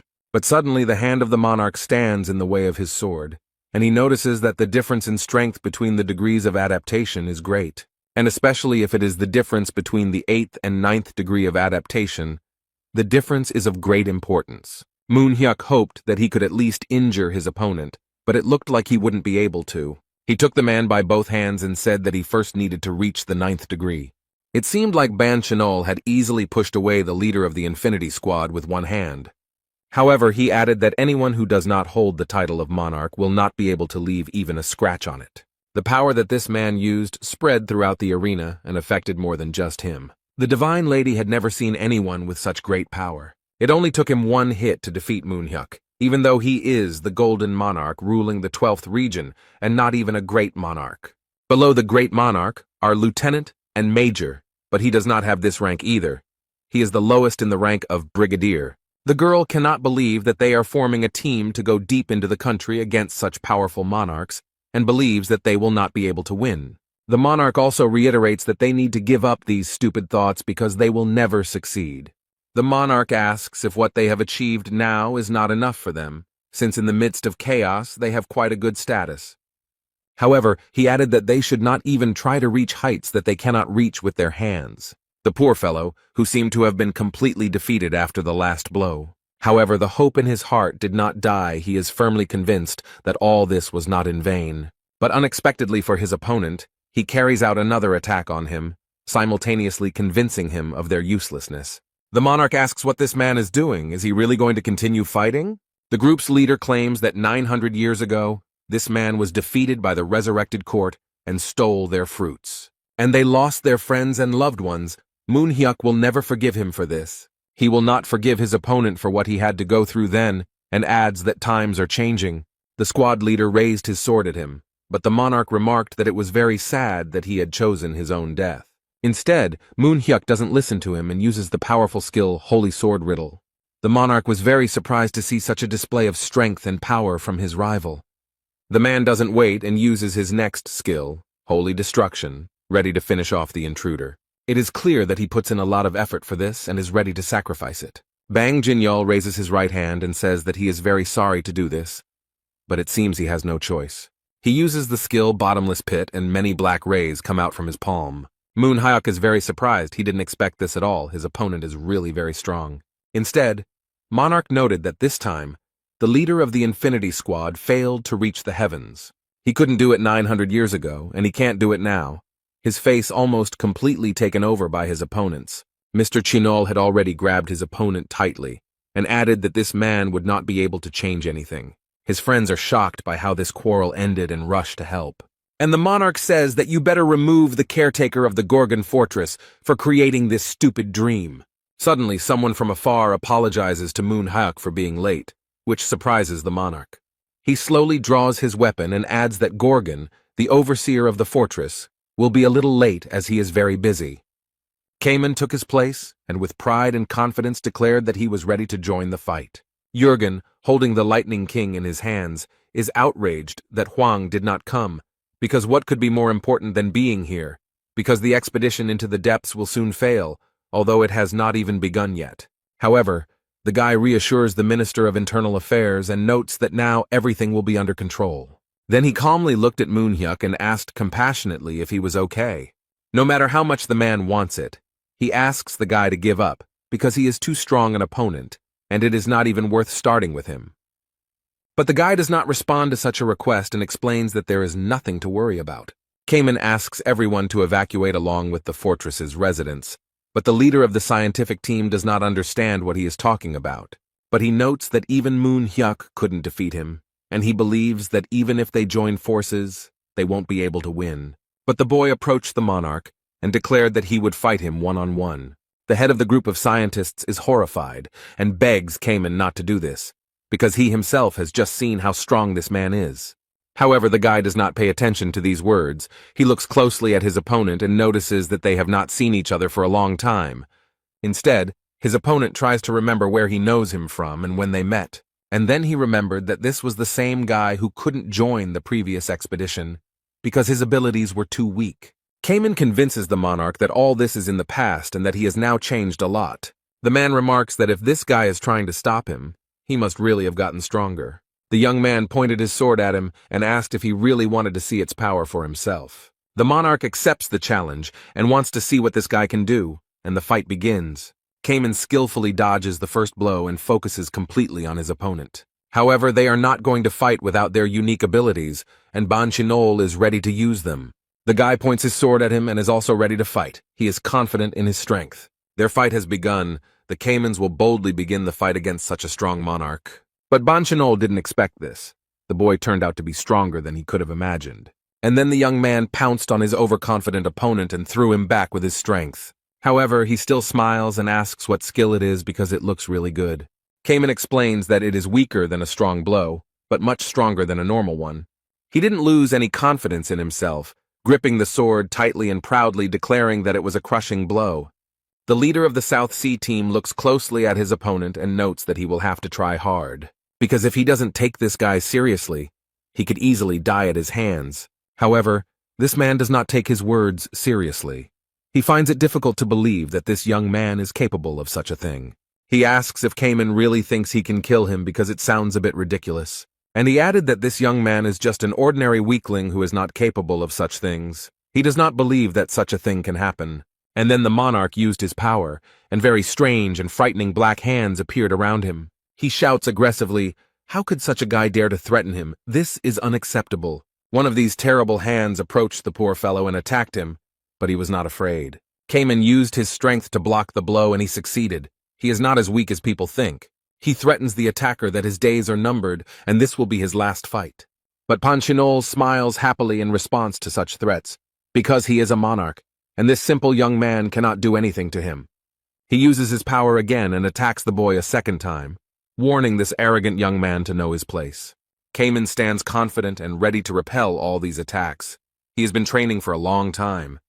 The boy remembered how Jae Hwan congratulated him on reaching the 3rd level, but he couldn't believe that he had managed to become stronger in just 2 years. The teacher explained that time flowed completely differently on the 2nd floor than on the 1st floor, where everyone else trained, and asked if he really thought he could do 10 billion punches in just 2 years. The guy uses his skill World of Endless Ocean and repels all attacks with one blow. The monarch realized that Cayman had awakened, but he knew that only the caretaker of the Gorgon fortress had awakened. Meanwhile, the young man does not wait, but prepares to strike again to defeat his opponent.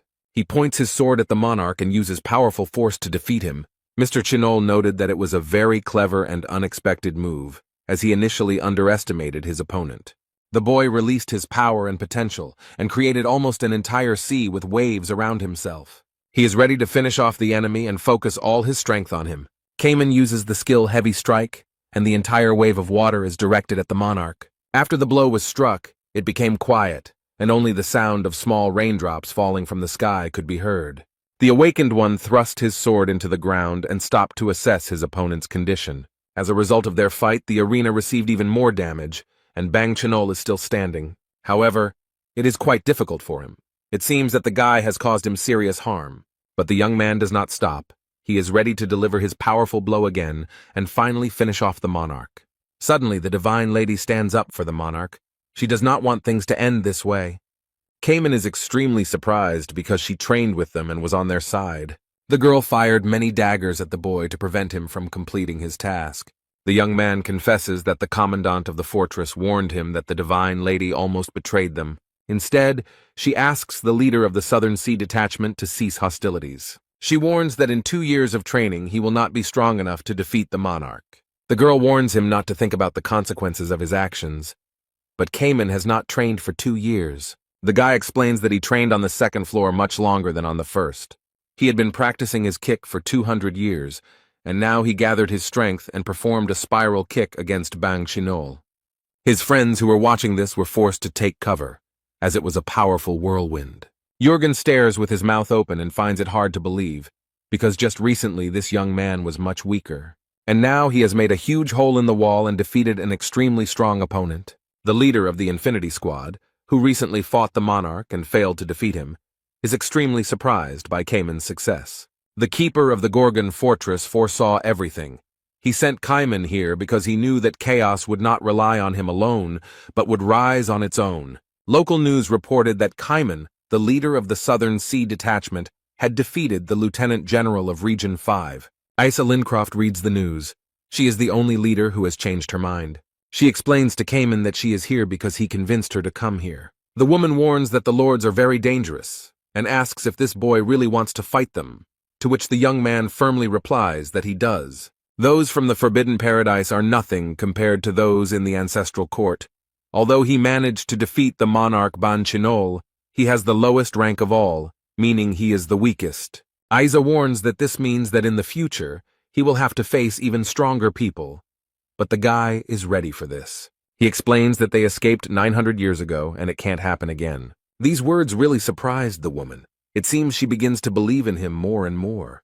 He was an adaptable man who always doubted himself because he was not a Superman and did not have any strong abilities. This guy was always surrounded by his stepfather because he couldn't do anything or change the situation in any way. But now it has changed a lot, and it is difficult to recognize the Cayman that everyone knew before. Isa Lincroft believed in him if he was so sure of himself. She wanted to say something else, but the noise in the street prevented her. She became curious about what was going on there, so the woman went to the window and pulled back the curtain to look around. She saw a tower there and a lot of people around it. It seemed that almost all the inhabitants of the Gorgons had gathered there. The woman can't believe that there is a tower of horrors there. The guy wanted to tell her something else about the tower.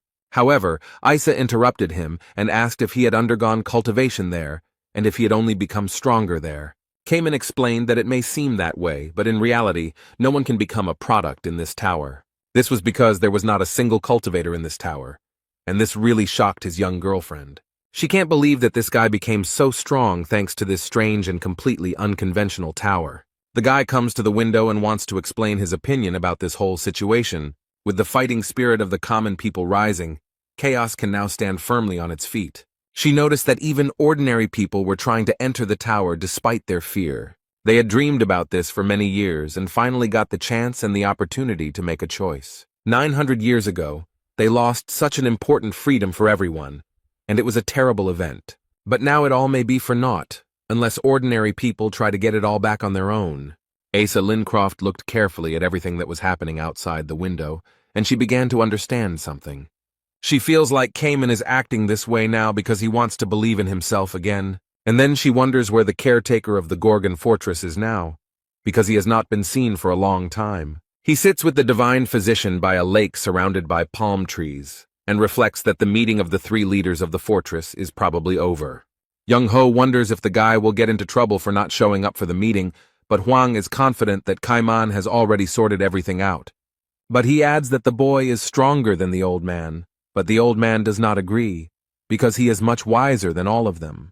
Jae-hwan noticed that Young-ho was also starting something and agreed, but he had some difficulties. The protagonist knows that this person has almost reached level 3, but he does not understand why the awakening has stopped. The old man explained that this was because he had chosen a different path, but the boy suggested that if Young-ho had woken up with a different word, his path would have changed too.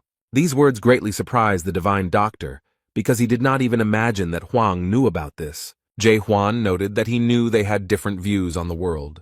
The divine doctor looked at the boy and thought that he and everyone else from the break had awakened, having gone through the same stages. And the first stage of awakening was destruction. Its path was very cruel. After this, the old man remembers that the second stage was the stage of creation. It was not easy.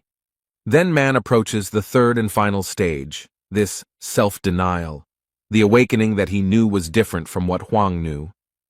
For Chung-ho, this question was not so philosophical and incomprehensible. He simply cut up enemies on the battlefield. Destruction did not cause him any doubts, and the creation stage did not cause any torment. That is why the old man experienced awakening without any questions or suffering. But with Jae-hwan, it was completely different. Doubt made him doubt his own truth, and realization made him think about the meaning of the world. Thus, he went through torment and suffering, and found a unique path that makes him constantly doubt the justice of the world order. Young-ho is curious about one thing, and he dares to ask his friend.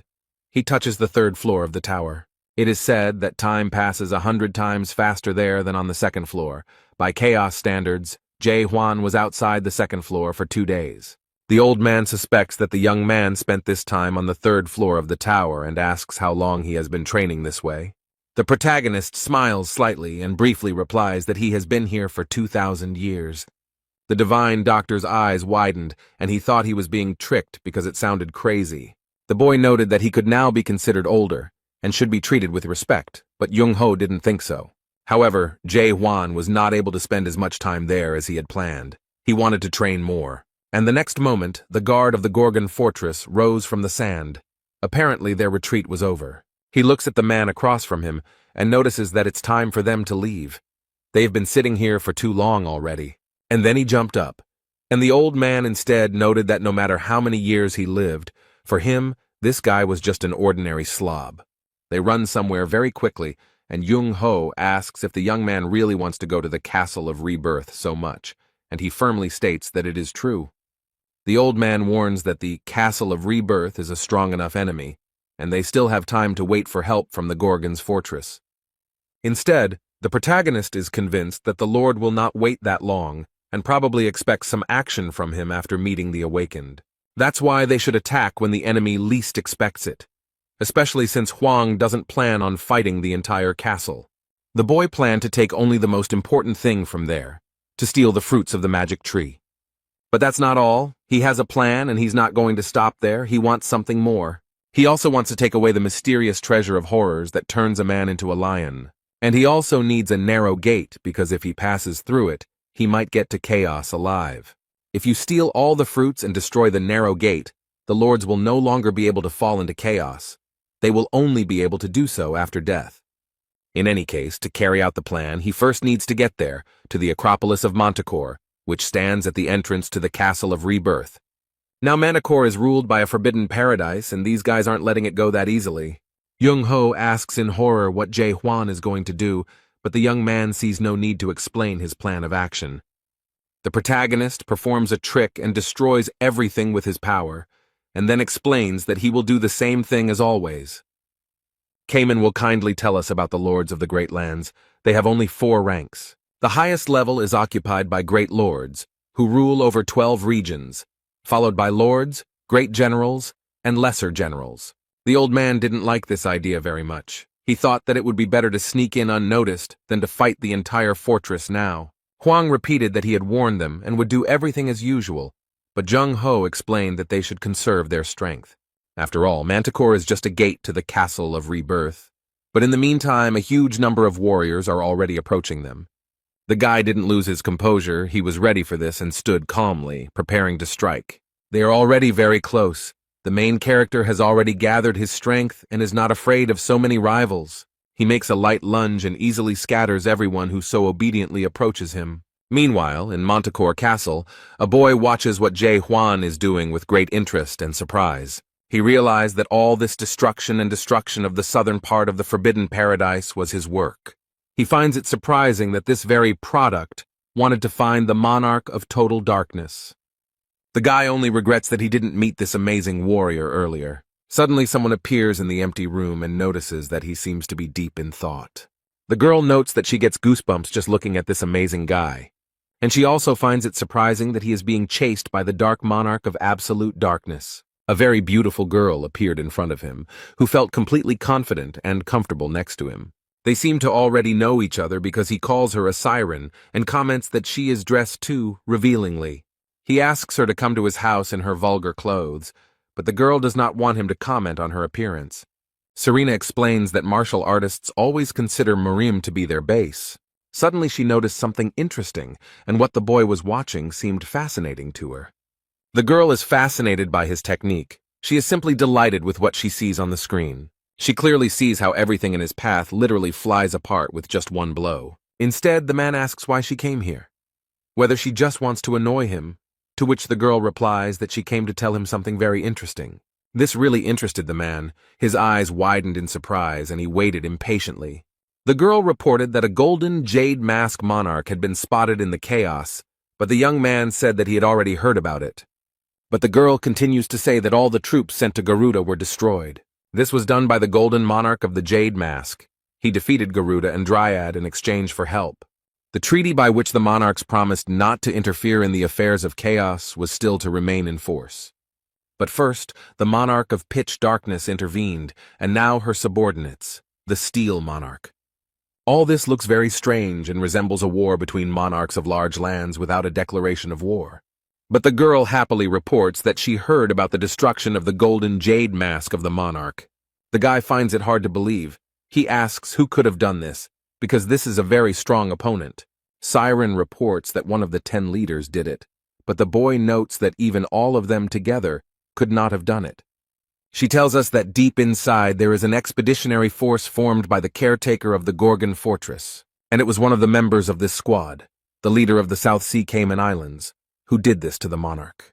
The squad leader can't believe it, because with his strength it's impossible to do this, even if he had some hidden skills or talents. The golden monarch of the Jade Mask, one of those protected by the Steel Monarch, one of the 12 supreme monarchs ruling the great lands. Any monarch above the rank of brigadier is a very important person, as the vast lands are the center of the struggle for power. The commander of the South Sea Detachment must know what the consequences of interfering in the affairs of the monarch of the Golden Jade Mask may be. Siren asks what he is going to do since the product he was supposed to be looking after has become the caretaker of the fortress due to his negligence. The monarch of pitch darkness will be very angry when he finds out that his product is behaving like this. The guy brags that he sent demonic undead, who can use the power of the dead, so he thinks there shouldn't be any problems. Instead, the protagonist easily dealt with the warriors who attacked him and believes that everything is over. However, the Divine Doctor suspects that something is wrong here because it is impossible for the Forbidden Paradise squad to destroy all the chaos with just one army. However, the main character thought about it and believed that perhaps in reality things are a little different. First he heard and then saw some suspicious people surrounding them on all sides. They confidently approached their goal without saying a word or giving any warning. A huge army of people has already appeared around them, but the Divine Doctor cannot understand who they are. But he also feels that there is a lot of evil energy coming from these people, as if they are dead. Suddenly someone turns to Jae Hwan and asks if he is the famous researcher whose name makes the entire house tremble. The boy raises his head to look at the man and see who he is. The man jumps up and remarks that he never even thought about meeting the hero of the rumors. And the next moment he lands smoothly in front of the main character and Jung-ho. This man is also glad that he met the Divine Doctor here. It seems they are familiar. Instead, the old man doesn't seem to recognize his old acquaintance, so he asks who he is. Meanwhile, this man is even a little disappointed that he was forgotten so quickly. A huge wound was visible on his face, and he explained that he collected the horns for his own treatment and for transporting patients. At that moment, Jung-ho finally realized who he was talking to, and it surprised and even shocked him. This is Heinz, a noble warrior. The old man remembers how sweet and kind this guy was in the past. Instead, he now looks completely different. His appearance may even be frightening, but he sighed with relief because he is still remembered. The old man asks with fear what the guards of the Gorgon Fortress are doing with the Forbidden Paradise Squad. Jung-ho states that the Divine Paradise Squad is not suitable for this guy, and he doesn't understand why he hangs out with people like that. On the other hand, Heinz doesn't understand how a divine doctor can say such things, because he knows what he had to go through in the Gorgon's fortress. The old man fell silent. He had nothing to say, because he remembered well these terrible events that happened 100 years ago. The Gorgon Fortress fought against the now-defunct Red Squad. Completely unexpectedly for everyone, a red detachment appeared, broke through, and terrible things happened. 50 guards and the captain of the Southern Gate disappeared forever due to the ambush of the Red Squad. There was only one person left alive, only Heinz, and one can try to imagine what he felt at that moment. After this incident, he realized that he was too weak and needed to work on himself. He begged Jung-ho to help him with this, because the doctor from Murim should know how to do it. On the other hand, the old man understood and knew weak people in despair well, and had no great desire to help. So with a sharp movement, he removed the boy's hand from his shoulder, showing that he was not going to do anything. But looking back, he adds that over 1,000 years he has seen enough of such people in chaos. Jung-ho frowned and explained that he couldn't help everyone, and the boy felt his heart break at those words. Although the old man said he was sorry to say such things, it would not help Heinz in any way. The boy remembers this meeting well, and the words the old man said to him, "If you want to become stronger, you will have to work harder." But did the doctor know that hard work is the privilege of those who are capable of it? And most people in chaos never put in much effort or tried to improve anything. But Heinz worked hard, worked tirelessly, and all this to protect his honor. He tore his hair out to show what he was capable of, but the old man was shocked by the appearance of his old acquaintance. The guy explained that he was no longer the same second-level weakling he was 100 years ago. A lot had changed during that time. Now he is Heinz, holds a respected position in a large squad. He is the deputy commander of the Forbidden Paradise Squad. The man reported that, according to rumors, the commandant of the Gorgony Fortress uses only lunges. He has already prepared his weapon, and invites the main character to compare who is stronger. He points his weapon at Jae-hwan and uses his skill, 8 volcanic fangs. And then, smiling slyly, he applies the carotid artery severance technique to perfection. Many red and evil mouths with sharp teeth approach the guardian of the Gorgon Fortress. But the guy is not afraid of anything. He is ready to fight anything. He is confident in himself. The protagonist uses a sword to defend himself and points it at these evil mouths. But he destroys them with his power without any problems. These techniques won't be able to defeat him. Jae-hwan is an extremely strong opponent, and it is difficult to find someone who can match his strength. Now Heinz saw this and realized that this guy was stronger than him. It seemed he had underestimated him. He is angry and does not understand how this could happen because he considered himself strong and trained a lot. Someone stands behind Heinz and thinks it would be better to attack together. And the next moment, this army of incomprehensible souls began to attack just 2 people. The fortress commandant and the divine doctor are ready to fight back. They have no other choice. Jae-hwan is very serious. He frowned and prepared to deal cruelly to these half-dead people. The squad leader watches the battle closely from Manticora Castle and is very surprised by what is happening there. He doesn't understand why this guy can deal with the half-dead so easily and now thinks that he can defeat the fortress's caretaker if he joins forces with the army of the dead. But now they can't avoid losing half of their troops, and if they lose them, their plans will collapse instantly.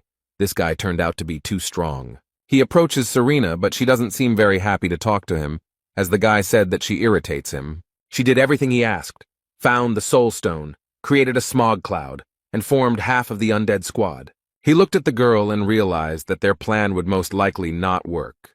And now, they would have to come up with something else. The girl saw that the squad leader was in despair, so she exhaled loudly and thought for a moment. She saw her advantage in this situation, and it was clear that the girl would take advantage of it. Serena approaches him and with a seductive smile asks if he wants to make a deal with her. Meanwhile, on the battlefield, Heinz realized that the overseer of the Gorgon Fortress was a legend of the Wave Path.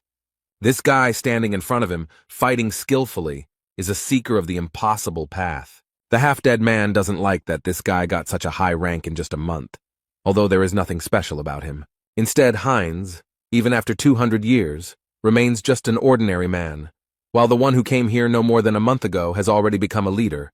This fact irritates him very much, and this man promises that he will never leave just like that.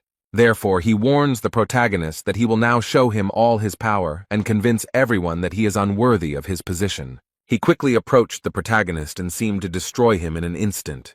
Heinz continues to brag about how hard he worked on himself while Huang manages to avoid getting hit. The man hits the wall, destroying it, and many large stones fly in different directions. With this blow, he made a huge hole in the wall and seriously wounded several soldiers of his army. But this doesn't bother him at all. The man is so angry that he doesn't notice the damage he has caused. He wants his opponent to see what he has achieved despite the ridicule. Heinz boasts that everything he has now he achieved solely through his own efforts. However, the main character is already tired of this bragging, and he declares that it is time to put an end to it. The next moment, something happened that Heinz did not expect at all. A huge wave of force crashed down on him. The fortress overseer uses his lunge and destroys almost everything in his path with one blow. But this monster turned out to be stronger and more resilient than Huang imagined. But that's not a problem. Heinz is wounded and has difficulty clearing his throat, but he is not going to give up. The man is too confident and angry. The protagonist stands proudly and asks if his opponent really thinks that all people in chaos are the same. Meanwhile, the soldiers of this army believe that their enemy is very strong because he managed to knock down the vice leader of the 9th level. Someone shouts at them to attack the fortress guard first, as their leader, at his age, needs time to come to his senses. Young-ho noticed this and tried to calm the guy down and asked him to be careful. Jae-hwan frowned and stated that everyone was trying their best. And the end result is that every single one of these idiots will say that they tried their best and did everything they could. The guy used his sword and did something incredible. Everyone was blinded by blue light. No one can understand what is happening, but there is no way to avoid it or protect yourself from it. Heinz seemed to be enveloped in a white light. The boy became blind. He no longer sees anything. And the next moment, everything around him turned crimson, and he couldn't understand what was happening. In front of him is a tree with bare branches and a huge eye that watches everyone. He wonders if this is really the world of the awakened, the very world he has heard so much about. He can't believe that he now sees the same world as those who went against everyone. This eye seems to illuminate everything around it, noticing every tiny detail and observing the world. Heinz finds it surprising that the fortress commander is trying to go against them. It's even a little crazy. He thinks about what would have happened if he had remained a noble man, whether he would have been able to follow the path he dreamed of. The fortress commander declared that his rival was a terrible person, since he had destroyed 1,000 years of Manticora's history in a matter of minutes. He is considering changing the name of his lunge from Strong Lunge to World Lunge. He's fed up with all this nonsense and reports that he's broken through. Young-ho notes that there are still a few warriors left, but he doesn't think they can stop them. The divine doctor asks the commandant of the fortress how he managed to do all this, because he had never seen anything like it. The protagonist states that he just made a strong attack, but the old man wonders how the world could be destroyed by one strong attack. Is this guy really approaching the end of the Oblivion stage? The guy explains that he doesn't feel any spiritual pressure from the lieutenants and generals, and it seems that this attack caused a lot of inconvenience to the leader of the Golden Heaven Squad. Suddenly the sky turned pink, which the divine doctor and the fortress caretaker did not expect at all. Something strange is going on. Someone seems to want to interfere in their affairs, and some people are very scared.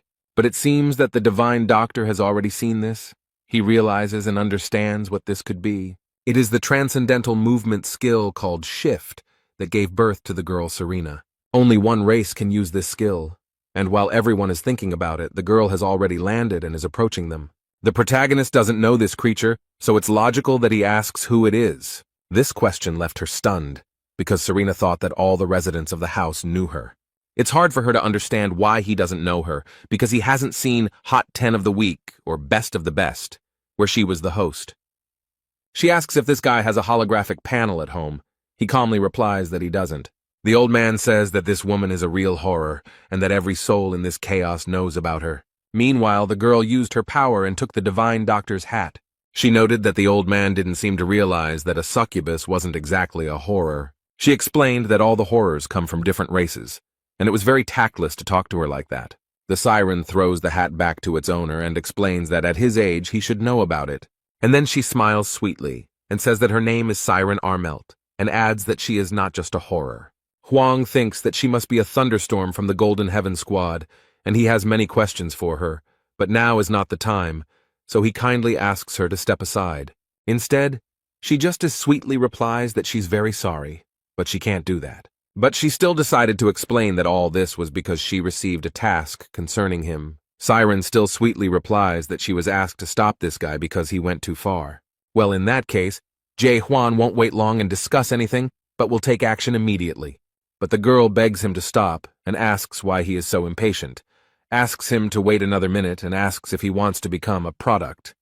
She explains that the one who asked her to stop the guy is now dying because of his blow. She agrees to forget about her promise, only if he agrees to become her product, but the guy is not going to listen to her and wants to destroy her immediately. Serena wonders if he will continue like this and does not understand the situation he is in. Huang noticed that the soul pressure here was definitely much stronger than outside the fortress.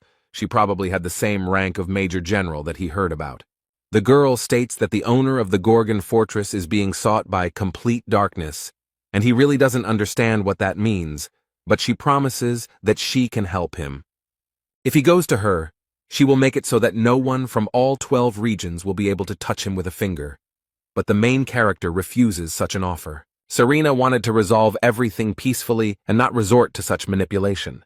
But now she will have to use her strength, because she does not know how to take refusal. The girl proudly declares that since he does not voluntarily accept her conditions, she will force him to do so.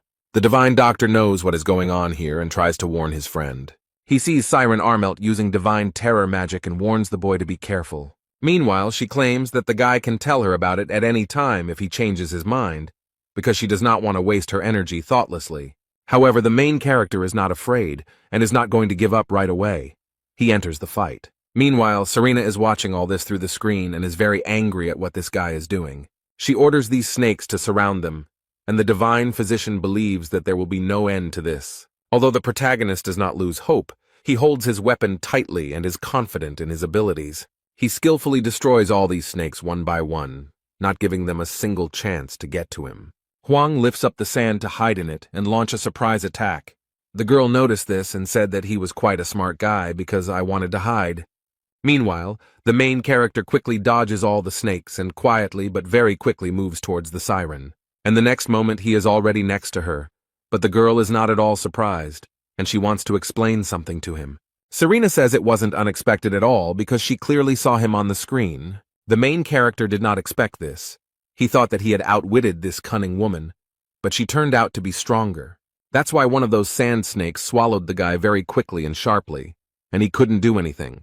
Serena rejoices at her victory and asks him to calm down a little and think, because he understands that she is the only one who will lose from this deal. Meanwhile, the girl watches her videos, where she claims that her charming fire ranks first in the popularity ratings among her little brother.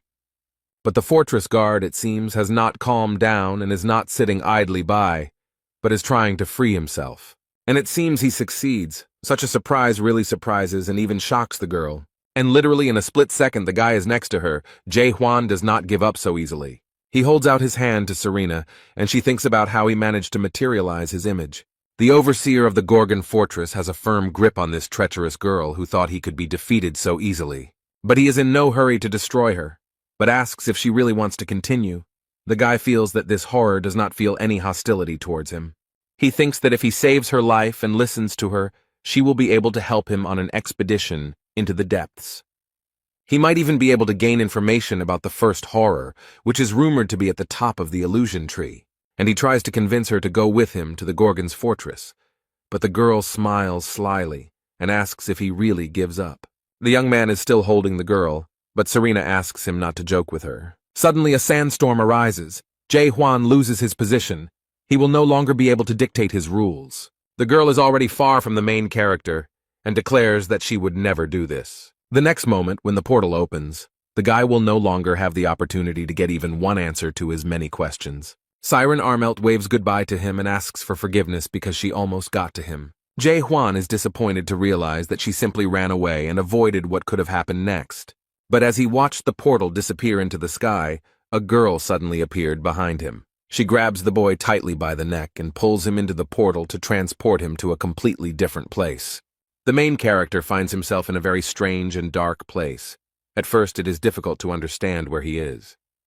And then he realizes with horror that he is near the 8th gates of hell, and Hwang was sent to hell.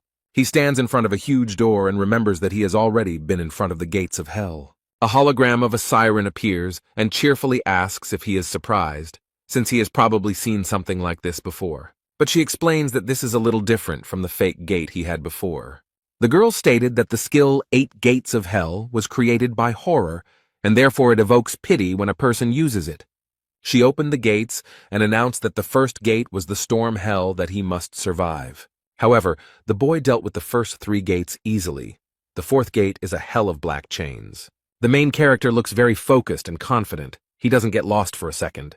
He easily manages to destroy all these chains that are approaching him at great speed. The guy handles the following task very well and without any extra effort. Beyond the 6th gate, called the Ice Hell, a dragon awaited him.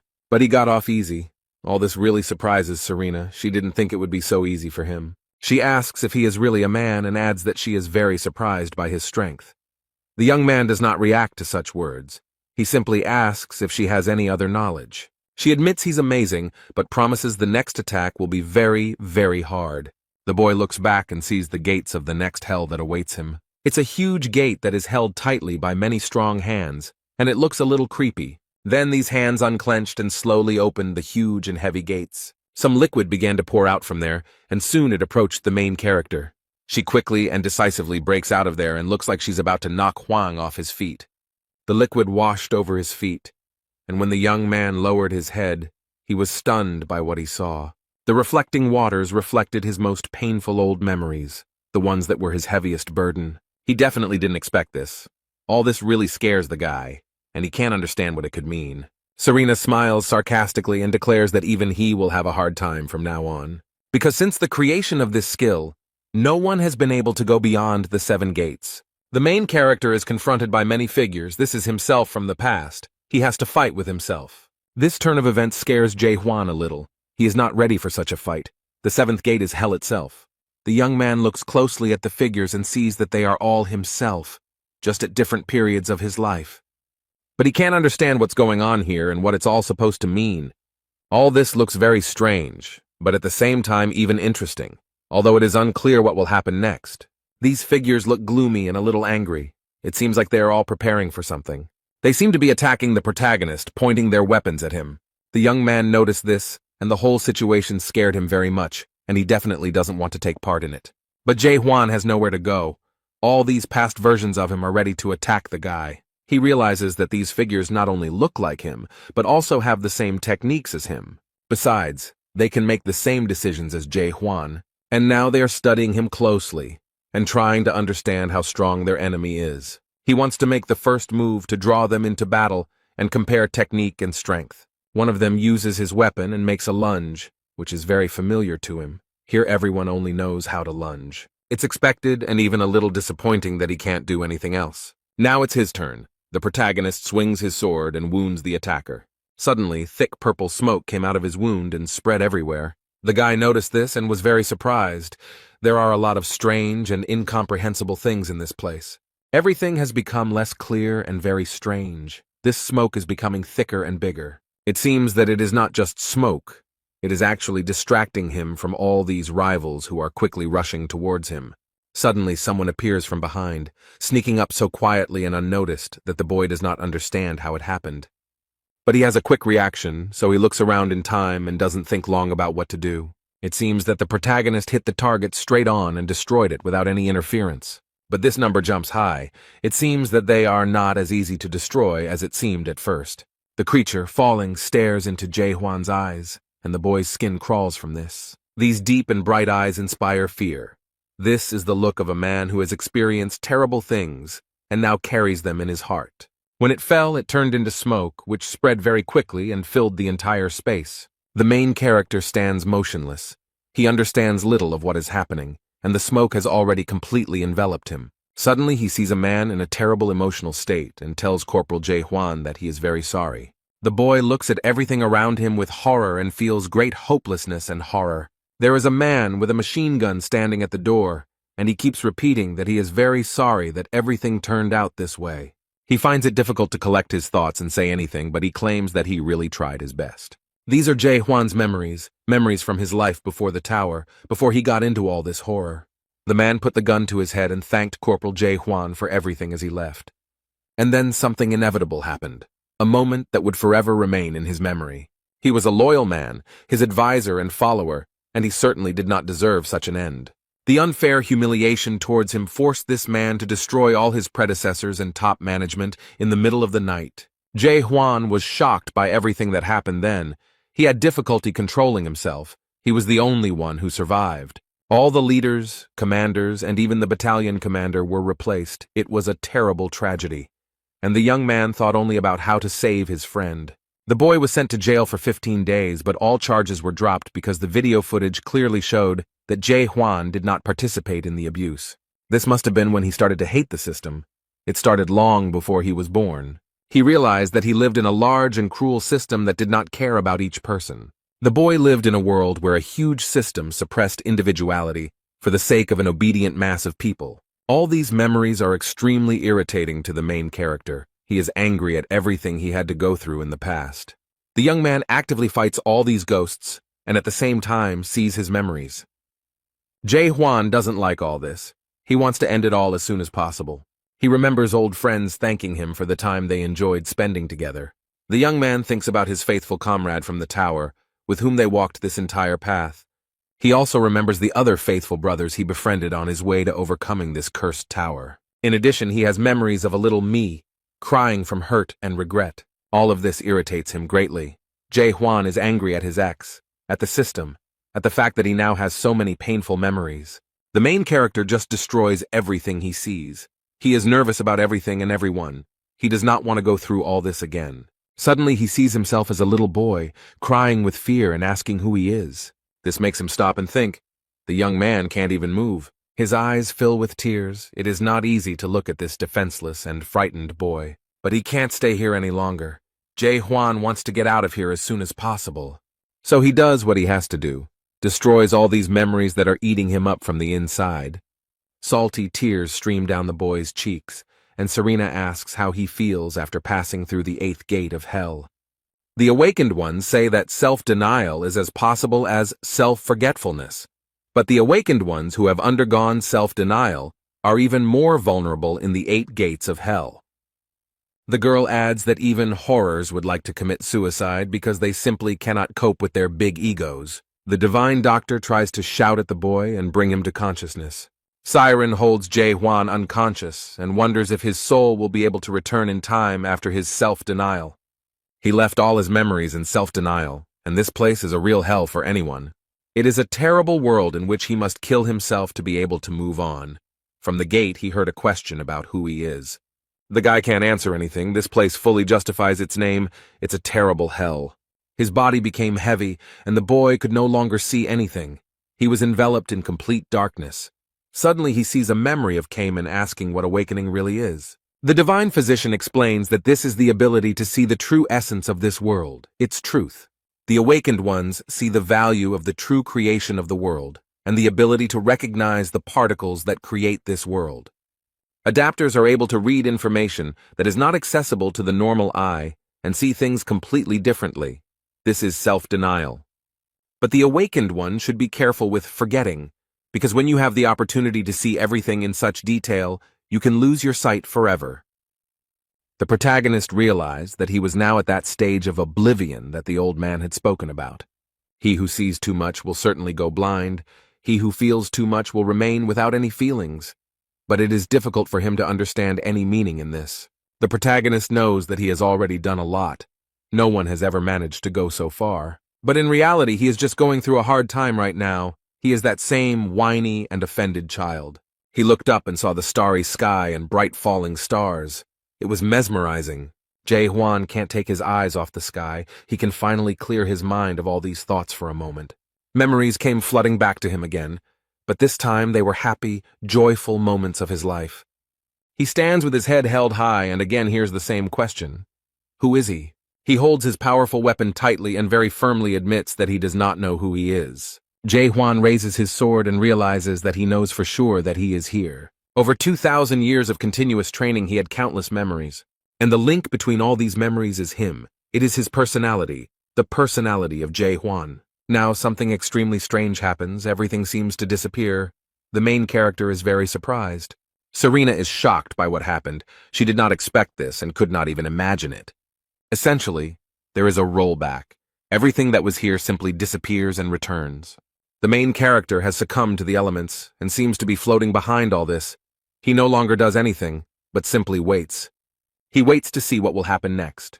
All this happens against his will. The young man does not try to offer any resistance to this element. He just thinks that all this cannot happen this way, because his life expectancy is more than 2,000 years. Everything around them is raging and collapsing as if they were in the eye of a powerful hurricane. And the next moment everything became quiet. All this horror stopped, and the main character saw a bright light. He stands and thinks about what word should come next after the word self-denial. And now he stands before the 8 gates of hell and finally wants to get out of here. The guy thought for a moment and decided to open the door and go further to complete his journey.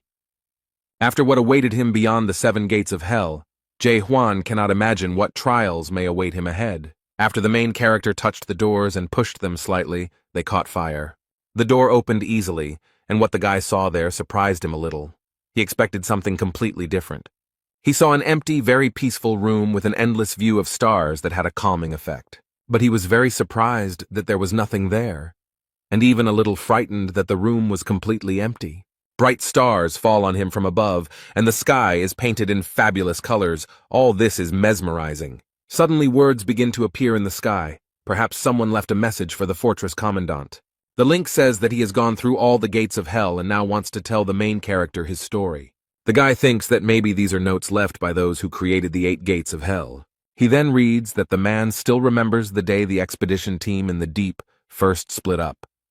And Jae-hwan is very interested in the topic. It turns out that these references were left by Mulark Armelt and are a memory of his defeat. Meanwhile, while the boy is in hell, interesting events are happening in Montecore. In one of the abandoned buildings, a quiet noise can be heard that does not attract anyone's attention. Jae-hwan lies on the ground with Serena by his side as the divine doctor tries to wake the boy up. He thinks that the guy can't wake up because he has been unconscious for a very long time. He also drew a ghast here that used a technique against him.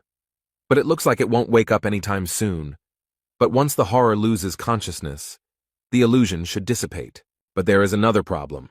People from the intensive care unit will arrive soon. It could be dangerous for the guy while he is unconscious. The divine doctor feels that there are people there with the rank of Major General, and it is not a fact that he himself will be able to deal with them.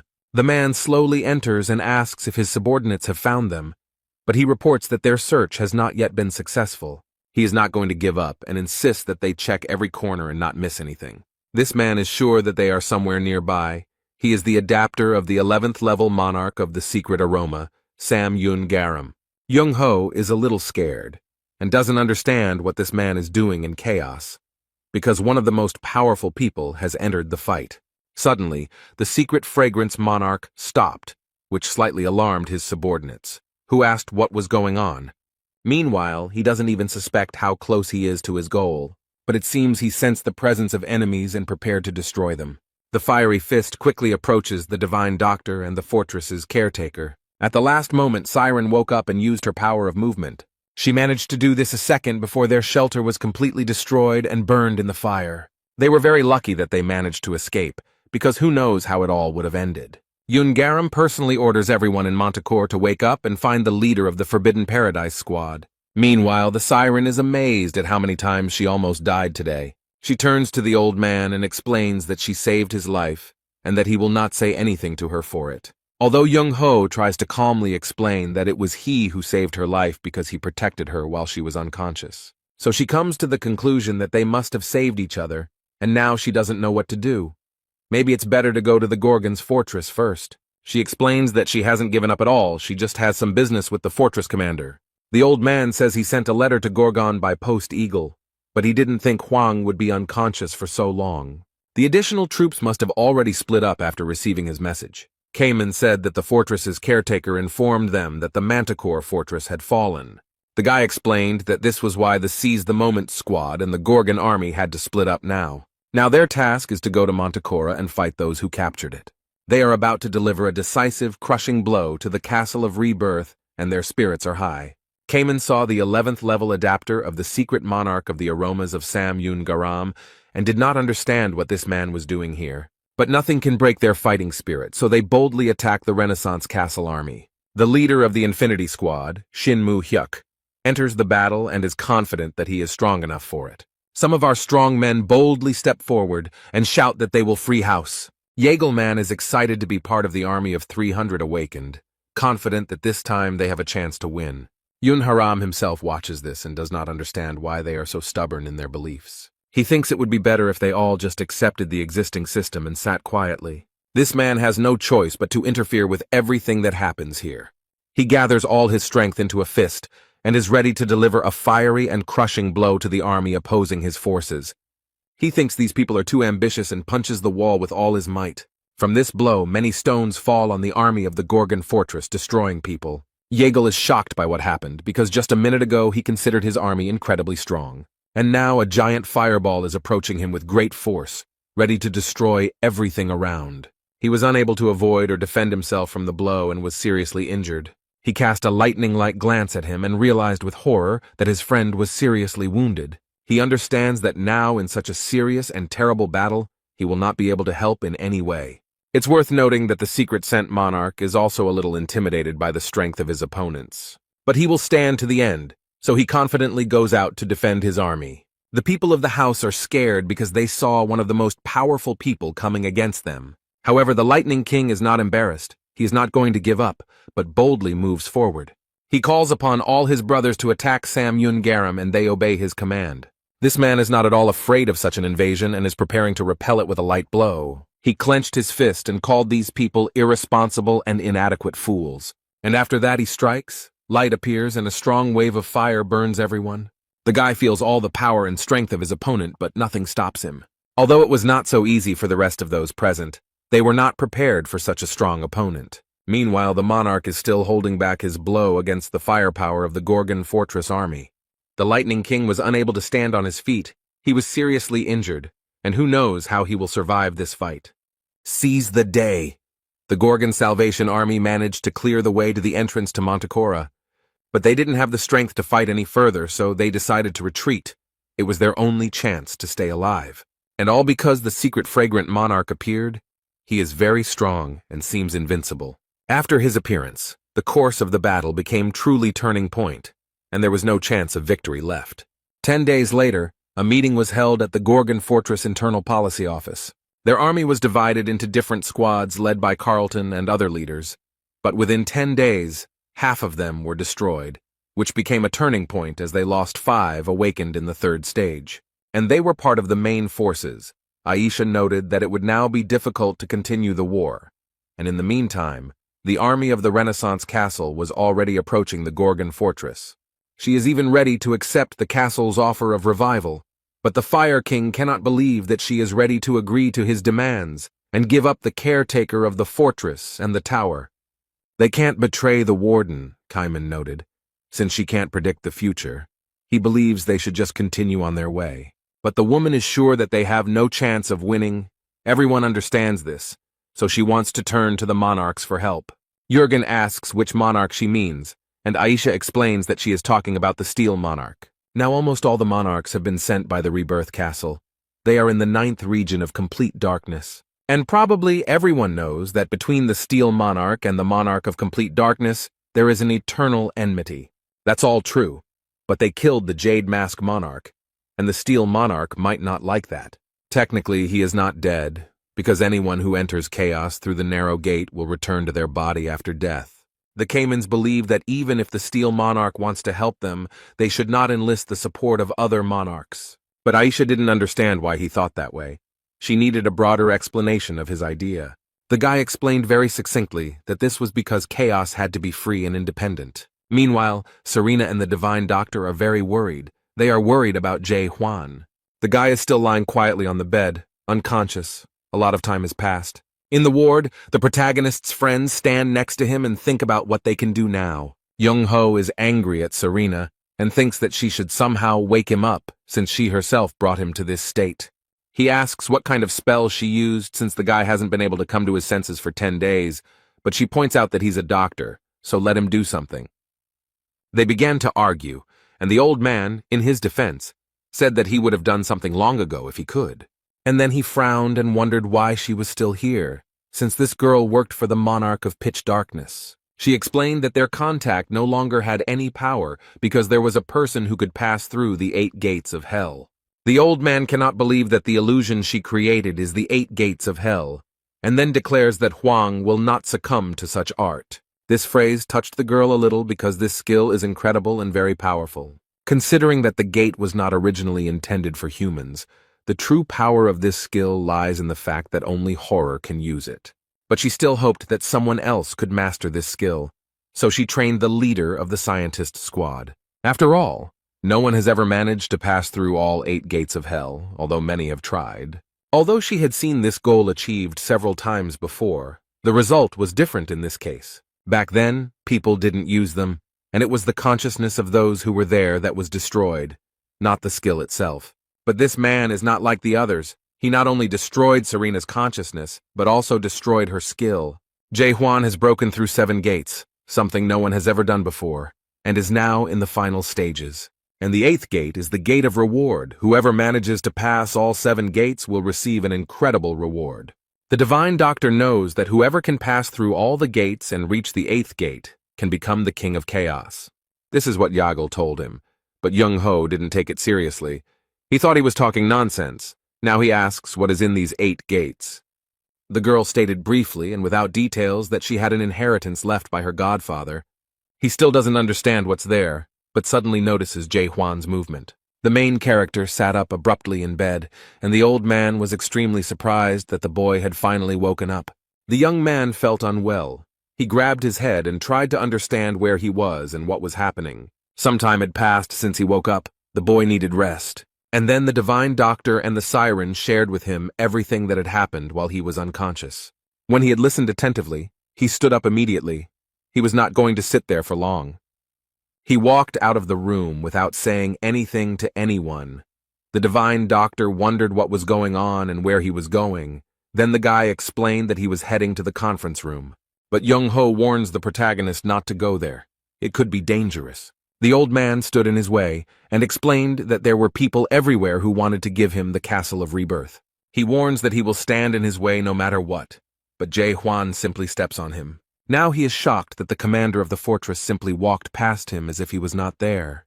The doors to the hall suddenly opened, and the main character entered with his 2 companions. Everyone was shocked to see him here, especially since they had discussed his fate without him.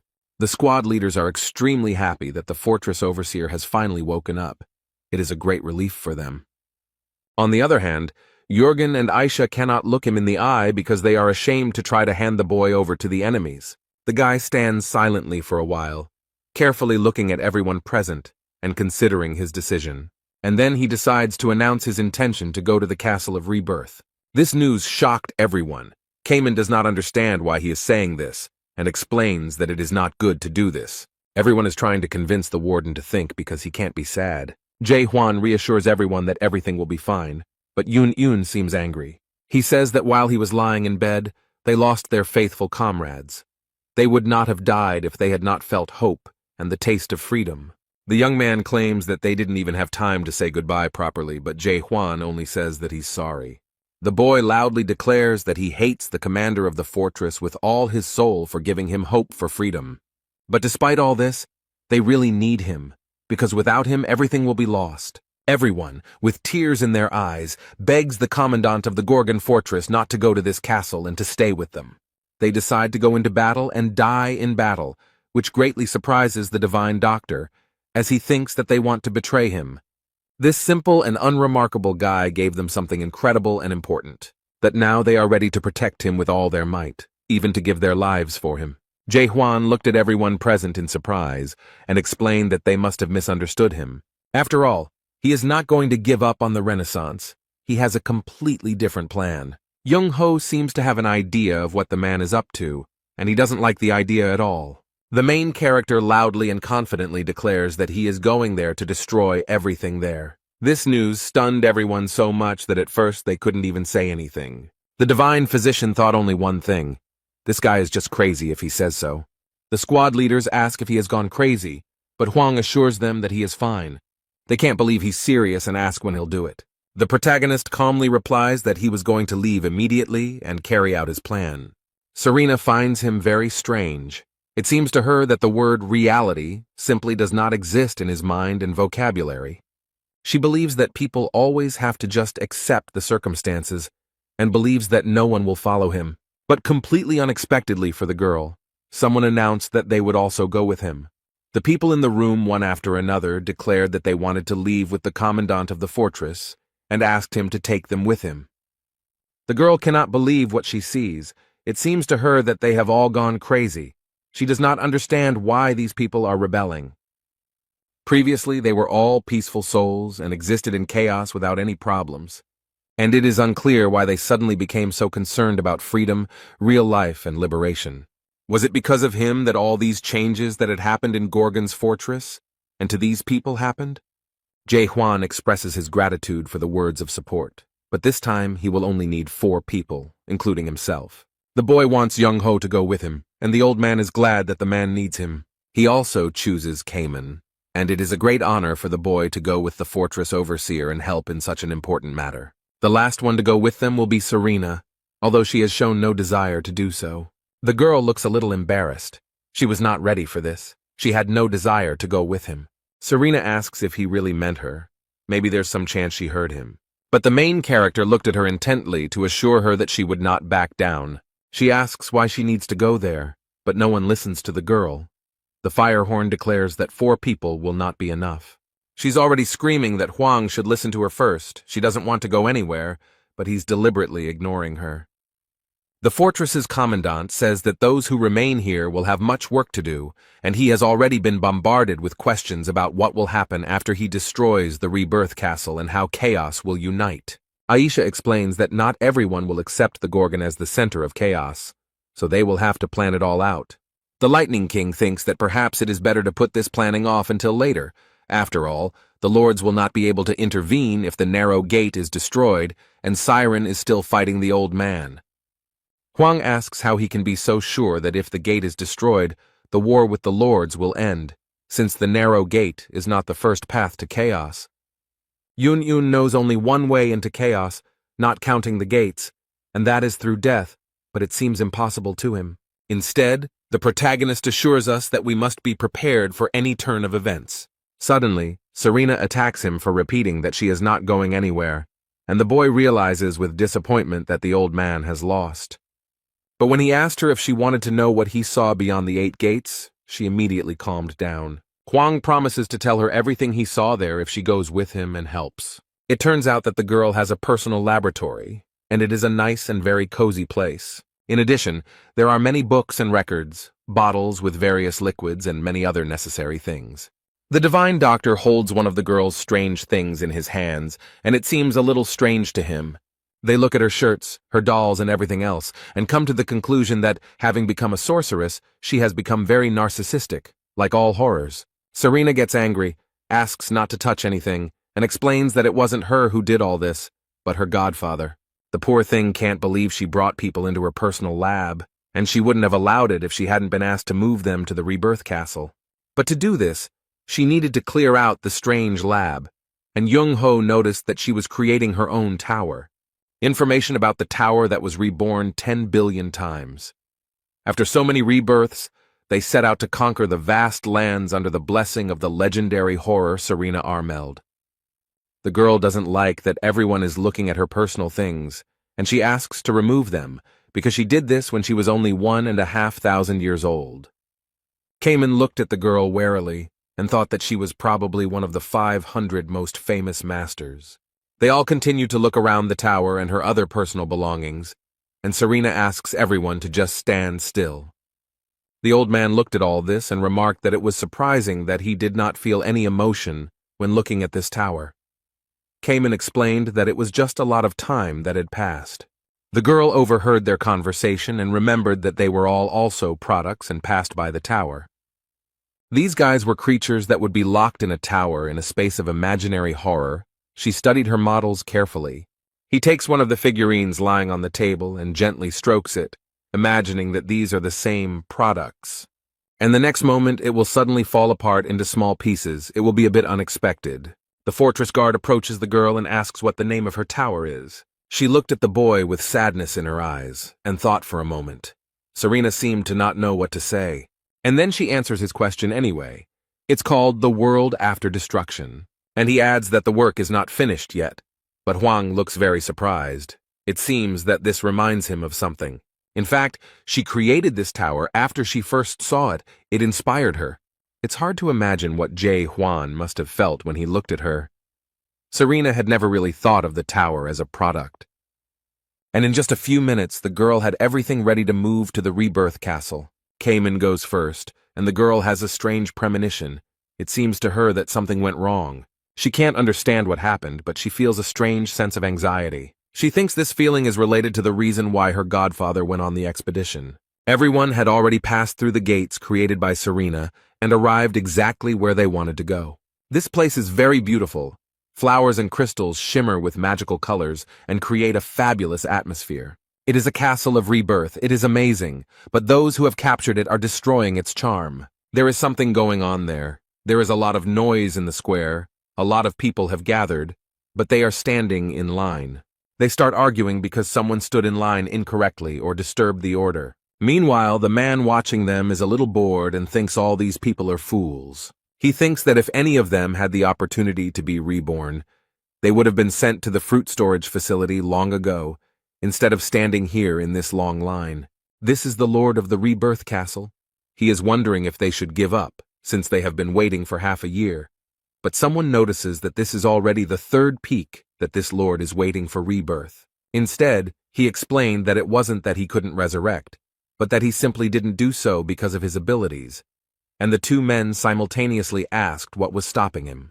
They add that this Lord is not so different from them, but it seems that this man did not like such brotherhood very much. He considers them to be far beneath him, and regards such behavior as insolence and disrespect. He decided to punish them for such insolence and used his power against the men. The boys coughed and tried to breathe, but couldn't. They were enveloped in thick, acrid smoke. Instead, the man looks down on the boys and asks, if they really want to die, he can easily arrange it. The poor people fell on their knees and begged for forgiveness, imploring the Lord to have mercy on them and spare their lives. The man sadly states that if it weren't for the contract, he wouldn't be rotting here. This job doesn't interest him at all. Lords who died during the war and returned to the chamber assume the office of Lord of the Resurrected Castle, who must hold that office until the death of the next Lord to appear in the chamber. This man dreams of the next Lord coming along as soon as possible and relieving him of this duty, as he is already tired of sitting in this part of the house. He thinks about the rumors about Lord Jade Mask who appeared in chaos, but what surprised him most was that he was defeated by the one who had awakened from chaos. And somewhere deep inside, a squad is formed, the goal of which is to attack the Castle of Rebirth. But the Lord considers this nonsense because no one dares to come here. He has no doubt that something happened somewhere because the Lords took a risk and passed through the narrow gate. But because of his title as Lord, he cannot leave this place. He regrets that he cannot check all these rumors himself. But while he was thinking about this, the gates of the Rebirth Castle creaked, and it seemed as if someone was trying to get through them. But they succeed, because the gates still collapse, unable to withstand the onslaught of force. There is a powerful explosion, people run away in fear, and stones and debris fly in all directions. The attack that the Lord had just thought about and thought was impossible actually happened. The Lord of the Renaissance Castle was a little excited. He tensed up because this was unexpected for him. He took a deep breath, focused, and prepared to repel the attack on the Rebirth Castle. The man exhaled with all his might and created a furious whirlwind of air that had enormous power. The Lord confronts his rivals. Their forces clash. Now they measure their strength to see who is stronger. He realizes that the castle is under attack, so he must protect it. But the man already understood that his opponent was as strong as he was. That is, their strength was equal. This does not stop him. The Lord boldly and without hesitation enters the battle and confronts the attackers. He assumes that this is the same famous man who is called the Lord of Gorgon's Fortress. But when they crossed their swords, the lord of the Renaissance castle saw the power of the water and was amazed. This is the strength of the leader of the South Sea detachment, Cayman. He made an effort and smoothly repelled the enemy's attack. After that, the guy loudly declared that he was not a lord, although he was quite strong. Finally, the man from the Castle of Transformations was able to clearly see the people who attacked him. Cayman stands up proudly and greets him. It seems as if they have already met and are acquaintances. Standing confidently next to them is the Divine Doctor, who has happily joined this enterprise. And of course, the head of the Gorgon Fortress, Jae Hwan, who is absolutely confident that their plan will work. They are not verbose. The guy never doubts for a second the correctness of his leader's decisions. Young Ho is also confident that everything will work out because they are led by the strongest person he knows. The Caymans loudly declare that they have come here to take revenge for what happened 900 years ago. The guy made several attacks and thus tried to gain an advantage in the fight. However, his opponent was about to repeat his signature defensive move again, so he took a deep breath. Gathering all his strength, he exhaled towards those who had come to capture the Castle of Rebirth. The guy covers himself with his hands as a large stream of air hits him, as if he were in the eye of a storm. But it's not just air, it's mixed with some kind of smoke, so Cayman can't see anything. He tries to look around, but the fog is too thick to see who is where. Now he looks a little confused because I can't figure out where his opponent is. He finds it hard to believe that he cannot determine where his lord is, despite his many trainings. The guy begins to become disillusioned with himself and his abilities. He loses hope and faith in himself. But Cayman remembered the words of his teacher and mentor, who always believed in him, and asked the boy to also believe in himself, because he would succeed in anything he did. Therefore, the leader of the South Sea squad decided not to give up, but to continue to believe that he was strong and could defeat this man. The young man closed his eyes and tried to concentrate and understand where his opponent was. Cayman believes in his strength and that his senses will not fail him, so he concentrates and tries to feel what is happening around him. Even though he couldn't see anything, this guy figured out where the Renaissance castle lord was. Without hesitation, he immediately struck and did not allow his opponents to do so first. The man instantly jumped away from the attacker as far as possible and tried to recover from what had happened. He was wounded and did not expect it at all, as he thought he was well hidden behind the smoke. God can't believe that this boy was somehow able to sense where he was. Taking a closer look at the boy, he realized that he was serious and seemed to be at a loss. Cayman frowns and keeps his gun aimed firmly at his opponent, thinking that this man is an arrogant idiot. Meanwhile, Huang turns to the divine physician and tells him that he is going to go with the siren to the den of pleasure. The man is confident that Cayman will cope and figure everything out, although the girl cannot even see their fight because of the fog. Desire for pleasure is where the fruits are stored, and like Narrow Gate, it is located at the top of the Rebirth Castle. But the fact that energy beams are visible from there is a bad sign. The old man states that they will try to get rid of the monarchs heading to the Castle of Rebirth. Suddenly there was a crash and a loud bang. This castle could not withstand all this. There are 2 more people ready to defend the Rebirth Castle, because it is an important place for everyone. General of the Ring of Fire and General of the 7 Dangers came. They thought it was too noisy here. The fog has not yet cleared, so these people cannot see those hiding in it. But they see the vague outline of a short old man in a strange hat, holding a sword. Therefore, the generals confidently declare that there is no point in hiding from them, since they already know that they are there. Meanwhile, the Divine Doctor holds his weapon tightly and, taking advantage of this fog, wants to attack first. The old man gathers his strength and uses his speed to make his attack unexpected. But he fails to hit his opponents as the first one jumps and the second one ducks to avoid the blow. The General of the 7 Perils calls this man the Doctor of Despair and states that he wanted the fortress caretaker brought to him, not some unknown old man. The Fire Ring General states that they are fools for daring to attack the Rebirth Castle, while Young Ho realizes that he should be more careful as they easily dodged his attack. But the men explain that it is not too late to bring the caretaker of the Gorgon Fortress here. And another sarcastically adds that these attackers will never be able to defeat them. After all, they will never be able to deal with the generals guarding the fruits. However, the old man is not afraid of empty boasting.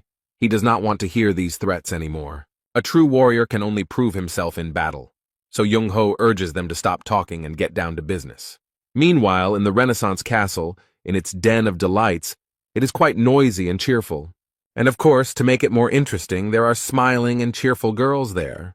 There are strong leaders here who want to relax and have a good time. Rat General Laika tries to very politely explain that there is some kind of fight going on at the gate, so he offers to come over and check what is going on.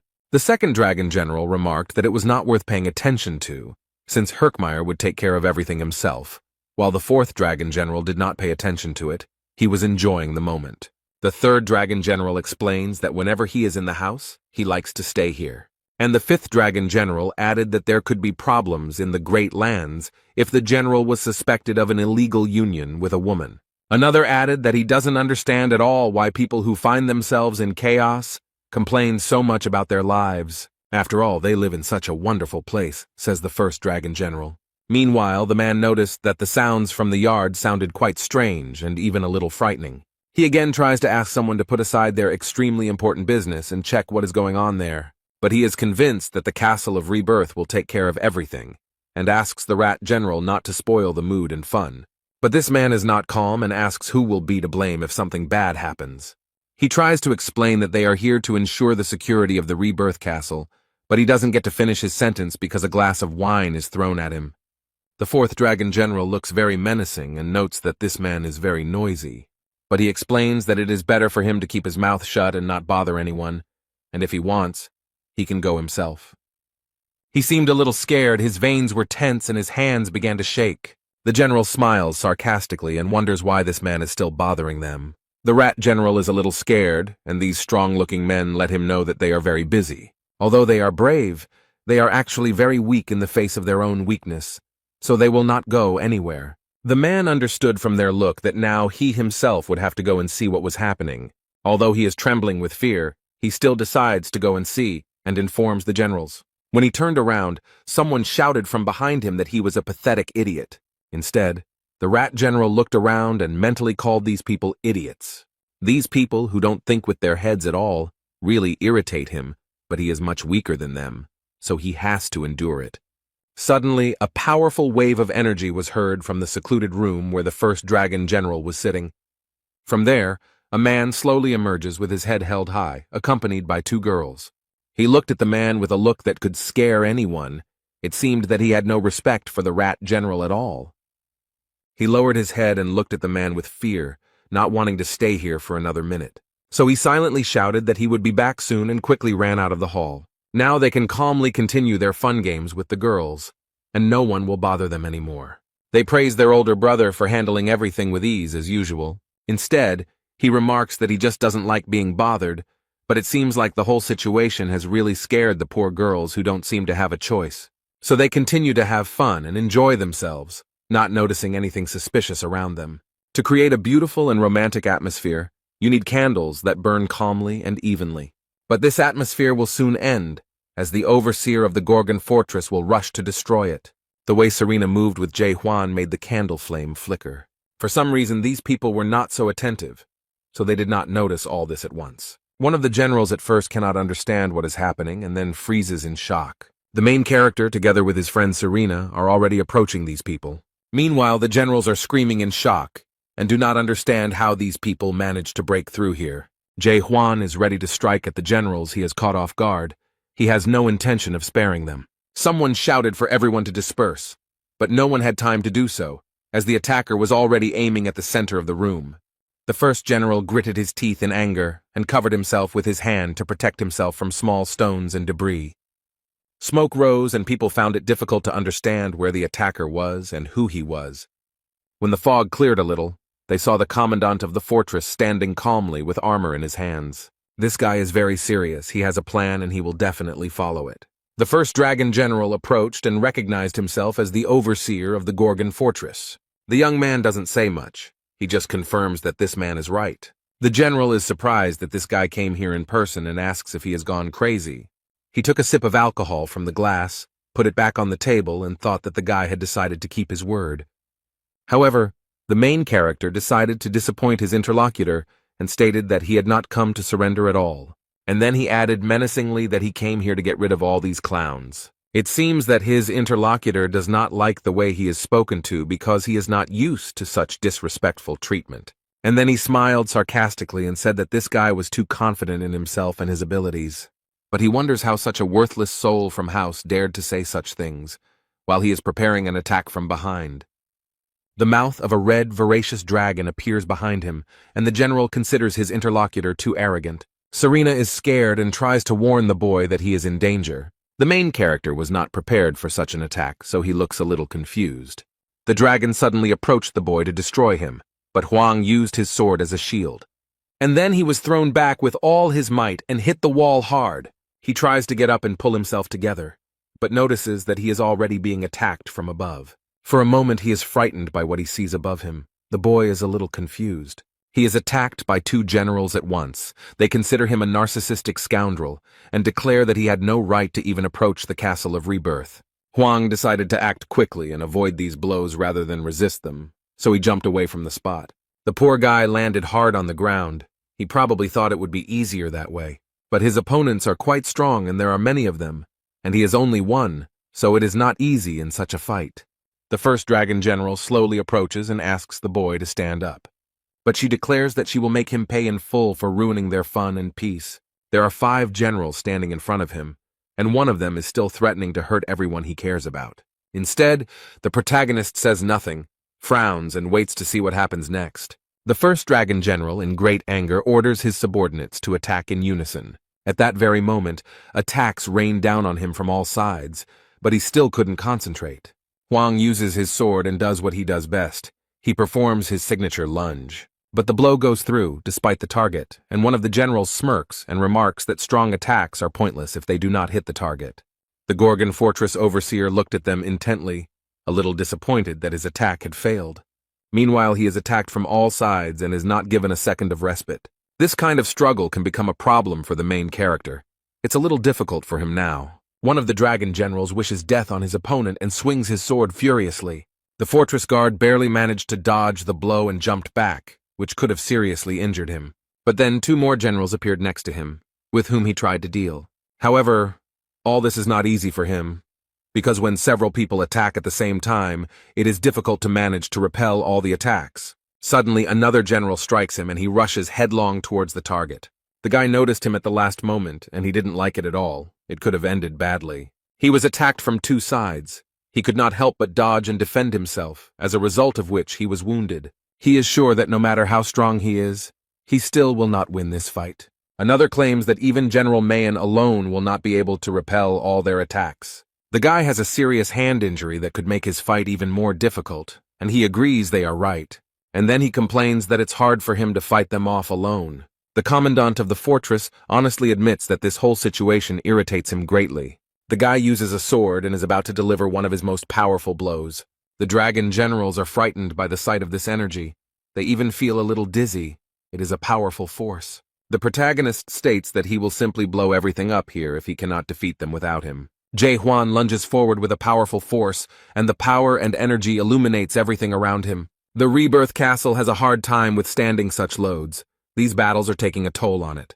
The General of the Ring of Fire and the General of the 7 Dangers continue to fight the Divine Doctor. From this loud noise, Young-ho realized that Wang was now fighting his rivals. Inside the castle, there was serious damage after the main character's blow. The walls of this fortress barely withstood the onslaught of all the people inside. The fortress commandant had spent a lot of energy, so he was a little tired and exhaled heavily. But when he finally raised his head to look at the success of his work, he was deeply impressed. Jae Hwan is told that he must be having a bad day today because things are not going as he planned. The young man cannot believe that after everything he has done, someone managed to survive. Or rather, not just anyone, but all 5 of his attackers, all of the dragon generals, standing before him without a single scratch.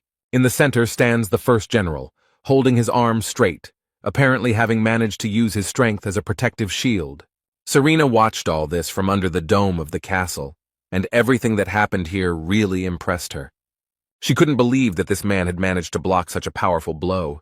It seemed impossible. No one thought that the defenders of the Rebirth Castle were so strong. It seems like Jae Hwan is having some kind of trouble. The first general is outraged that this guy came to them and is trying to somehow win with these cheap tricks. This even offends him because it seems that the fortress overseer underestimated the generals. All this made the man very angry, and he is ready to show this parasite from chaos how far he is from them. He looks very stern and focused, the general trying to pull himself together and use his technique against Huang. Meanwhile, the others stand to the side and smile slyly. They find this whole action very funny. A huge vortex of energy has formed near the main character, which can even knock him off his feet. The poor guy is trying to figure out what's going on there and what he should prepare for, but it's difficult. Meanwhile, the general enjoys the process of creating all this and considers the fortress overseer pathetic. And then he adds that Huang should consider it an honor that such good technique is used on him. The protagonist raises his head and freezes for a second, shocked by this power. A huge dragon head looks at him, ready to swallow him whole without even chewing. The general laughs sarcastically and asks Jae Hwan to give it his all, although the young man doesn't know what to do now. But if he wants to survive, he cannot stand still. He must fight until his last breath. The guy jumped high and ended up above this monster. He wants to take advantage of the moment. The protagonist grits his teeth and gathers all his strength. He plans to deal a powerful blow to the dragon. A large, bright beam of blue energy collided with the face of the huge monster. However, this strong blow did not cause any harm to the dragon, which greatly disappointed Huang. The general grins and assures him that this loser won't be able to leave even a scratch on him. Huang jumps back and the dragon is now even more angry and determined to win. He directed his energy at the protagonist, who was barely able to stand on his feet. The guy no longer looks so confident in his abilities. Now his faith has been shaken. The dragon opened its mouth wide and formed a huge and very dangerous ball. The fortress commandant understands perfectly well what might happen, so he already has his sword at the ready.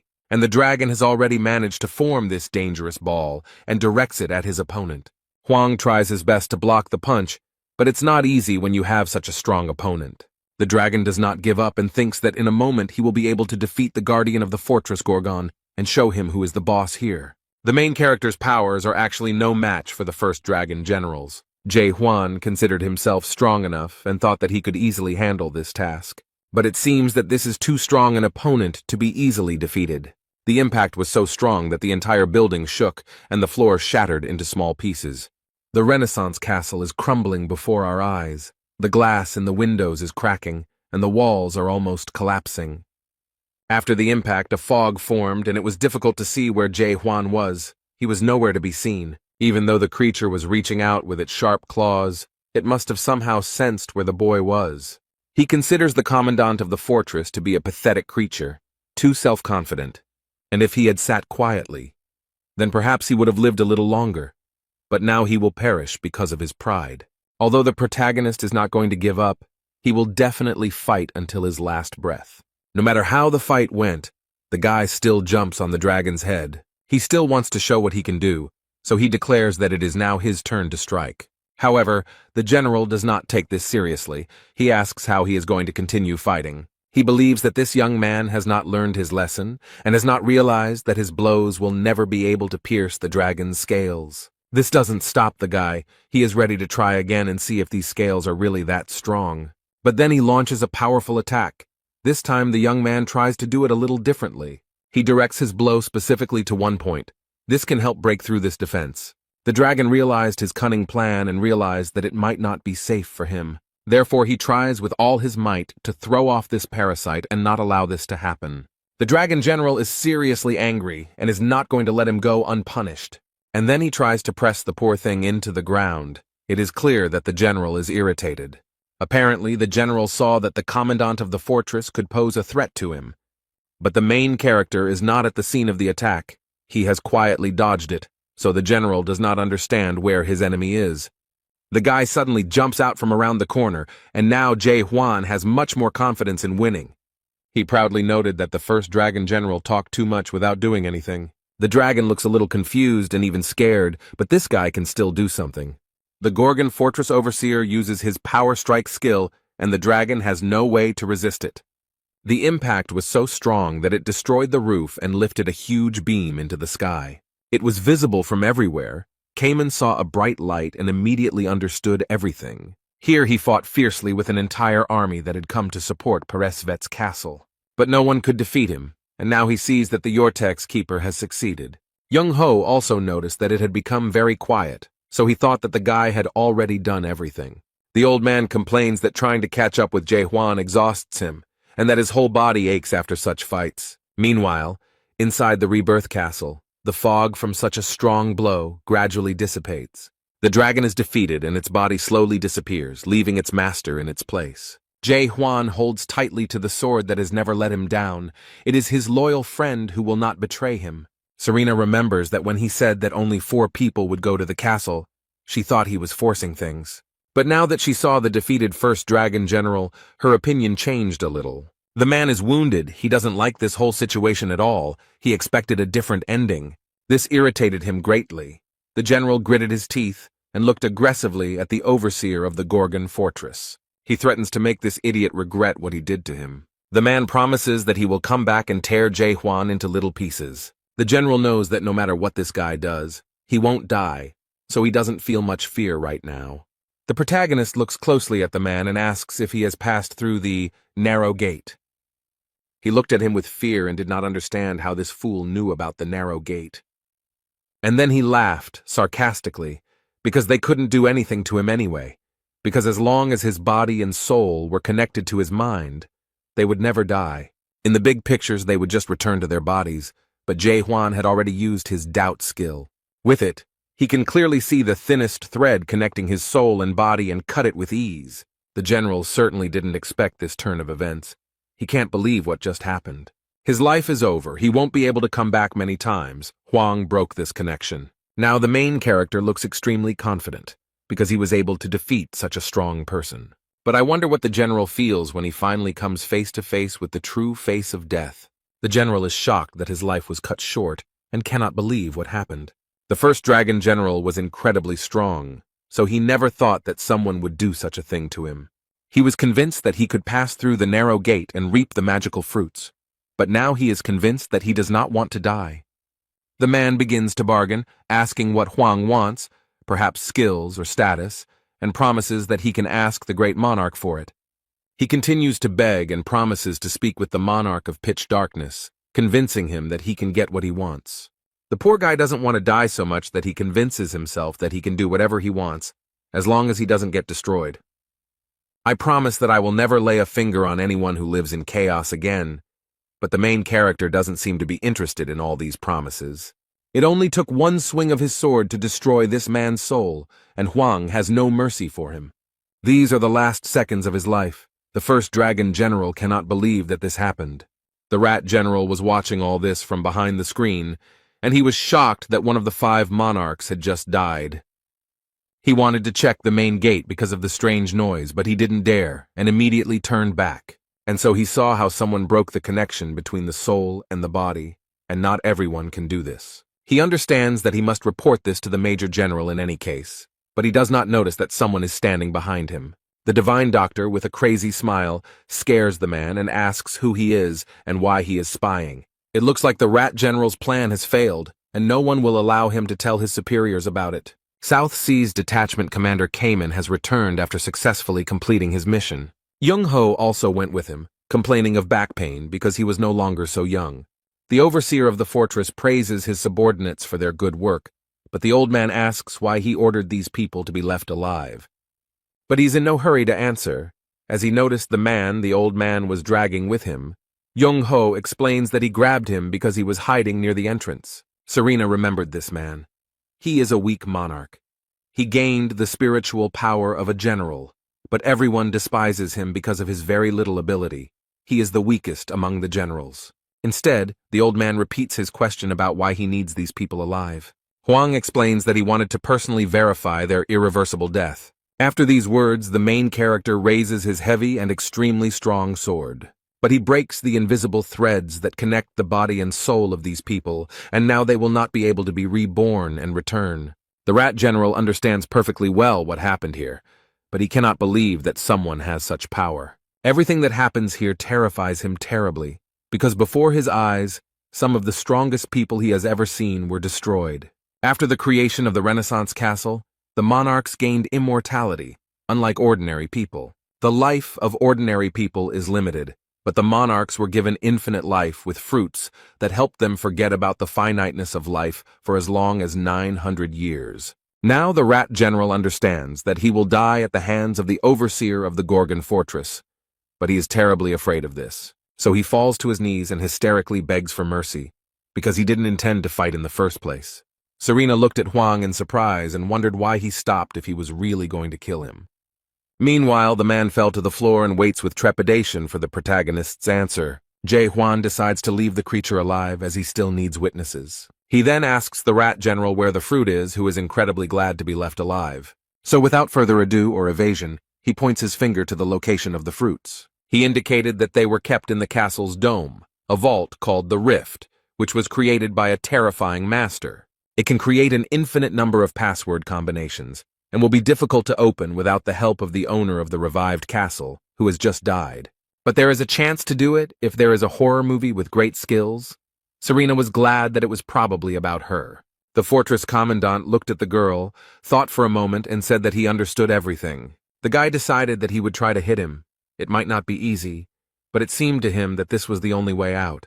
The divine doctor begs the boy to control his actions, and Cayman is very sorry that they do not have a strong level of horror. However, Serena has already repeated several times that she is here and can do it, so without waiting for their confirmation, she tries to open the dome. Literally a few seconds later, the girl smiles sweetly and declares that she already knows everything. Instead, Huang notices that the vault is much weaker than he thought, although the girl emphasizes that this is all thanks to her. The place where the magical fruits are kept slowly opens and illuminates the room with a soft yellow light. The guard of the Gorgon fortress looks up in delight and watches this beautiful process. Serena also can't take her eyes off the vault, even though the lights are blinding. Cayman looks at this with sadness, because the expedition into the depths was carried out precisely for the sake of these fruits. And then he remembers what a fiasco and disappointment it all ended in. It's impossible to forget. The guy is simply torn apart by emotions. He can't hold back his tears, because this is such a long-awaited moment. The overseer of Gorgon Fortress, Huan, came and turned his world upside down. It's been so long and so much effort that this is an incredible and historic moment. Those who fought for the magical fruits 900 years ago finally got what they so desperately wanted and fought so hard for. The fruits of the smooth tree fell from the dome, and the boy carefully caught one of them with his tired hands. The commander of the South Sea detachment looked with sadness at this magical deed for which so many people had died. When all the fruit fell, it turned out that there was not that much of it. The members of this team had expected to see a little more. The divine doctor noted that these people have been consuming the fruits for 900 years. He understands that this is definitely not enough to spread among the inhabitants of the Gorgon fortress, not to mention the entire house. Cayman is still mesmerized by what he holds in his hands. These golden footprints look magical. The main character noticed that his friend looked rather sad and thoughtful. So he thought for a moment and said that Cayman could have the fruit for himself if he wanted. The guy is extremely impressed by such words and the fact that such a valuable attribute was obtained so easily. The protagonist looked at Cayman with tenderness and noted that the young man more than deserved it.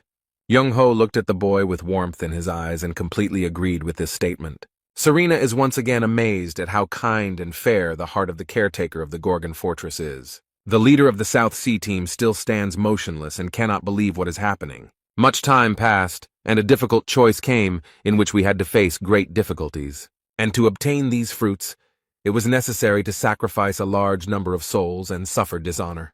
And now he holds in his hands the reward for everything he has gone through, and for what he has waited for so long. But suddenly the boy clenches his hand into a fist and crushes the magic fruit, which shatters into small pieces. His action greatly surprised everyone present because it was an extremely rare and important occasion. No one can contain their emotions because a lot of work has been done to achieve this. However, the main character remains serious and calm. He does not yell at the guy, although the rest of the people in the room cannot understand why he is doing this and scream in horror. Huan looked at his friend calmly and asked him to explain why he destroyed the magic fruit. The guy knows perfectly well why he did it, and now he needs to collect his thoughts to explain it. He did this because there were only 10 fruits left, and it would be difficult to divide them among everyone. And the moment the fruit was in his hands, he realized that there would be a lot of conflict over these 10 pieces. They will all start fighting each other in the hope that at least 10 people will be able to come back to life, in which case, House will no longer be able to be saved. The main character listened carefully to her friend and realized that he was probably right. It was a difficult decision, but someone had to make it to avoid disaster. Kaimana looked closely at the overseer and asked if he could do the same with the other fruits. Huan didn't think for long.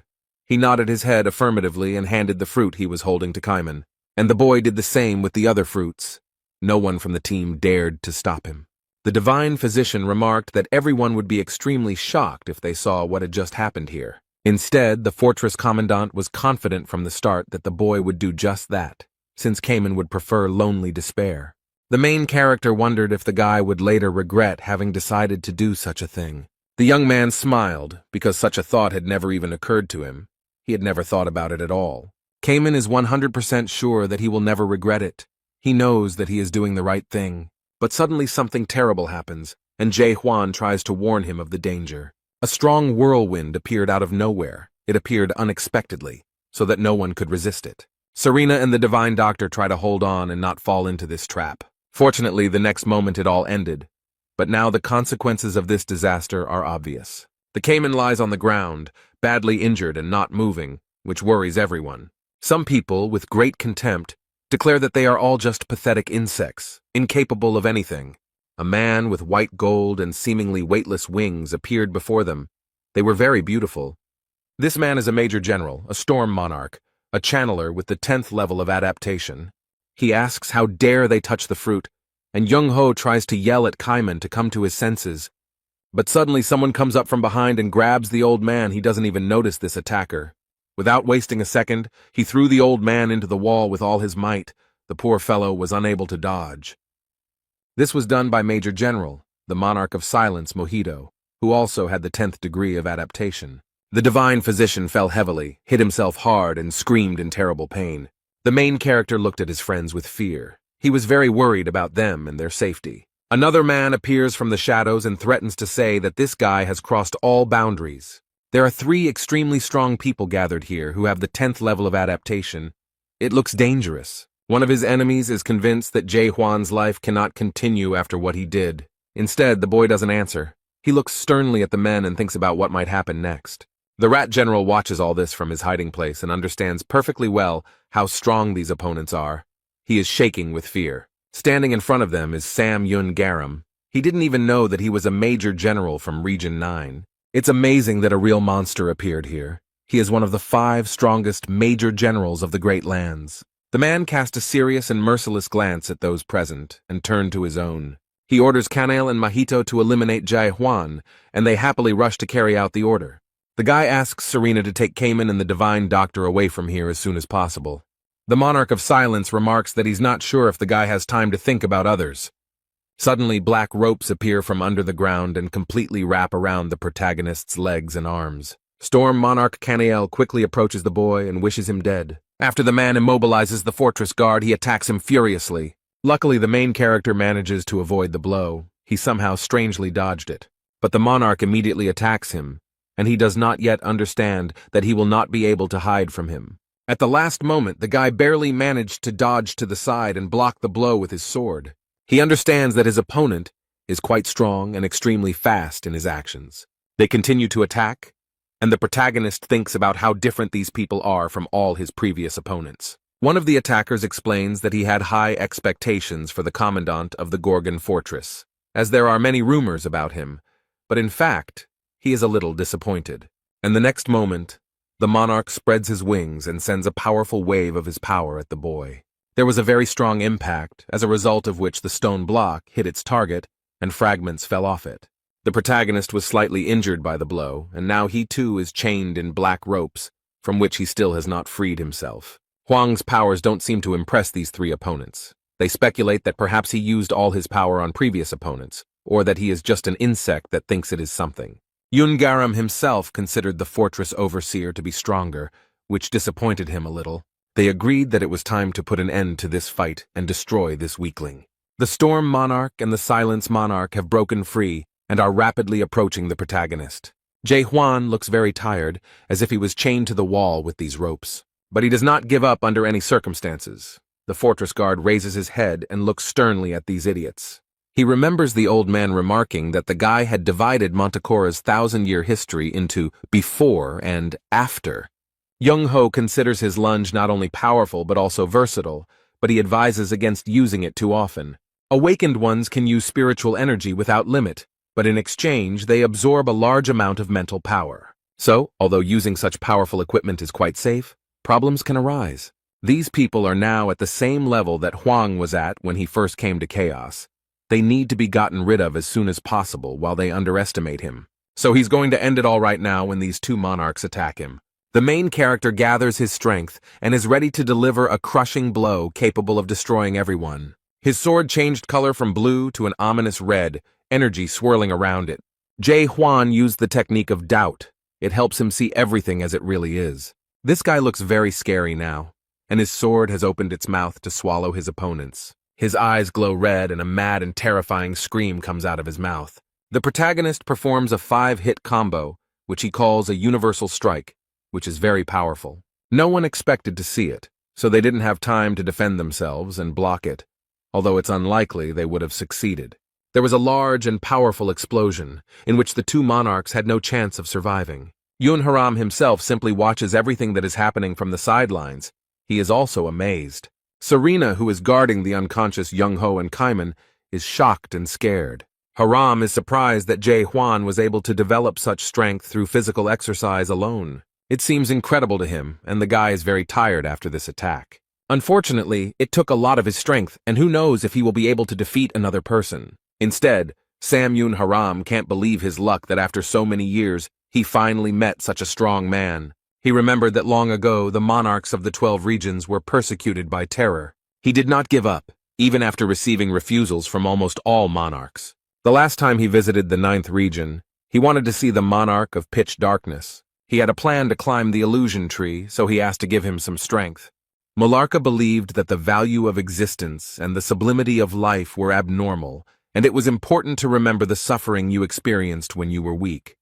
He wanted to change this world. He believed that this could be done by destroying the first horror, which is at the top of the Tree of Illusions. However, Sam Yun Haram did not share Malarkey's opinion, and noted that he was very wrong, and after that he understood why the monarch of pitch darkness refused to meet with him. Garam believes that the Great Lands are a place only for the strongest, and if his guest wants to change something, he is ready to show that he is capable of it. He fought the horror Mulark for 3 days and 3 nights. It was a long and grueling struggle. This man wanted to experience the power of horror.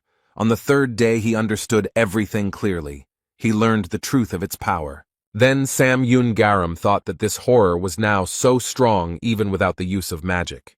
And no matter how much his power has increased with the help of magic, the monarch is now ready to talk to Mulark about the Tree of Illusions. After this, horror engulfed all of chaos, united them, and moved with them into the depths to change the world. But after the monarch stole the fruits, Mularka disappeared and was never heard from again. And as a result, nothing changed, so he is confident that nothing will change this time either. Jae Hwan lunges at Garam and slams into the wall behind his opponent, who stands motionless. The man stated in a cold voice that he acknowledged the fact that the attacks of the fortress commandant were strong.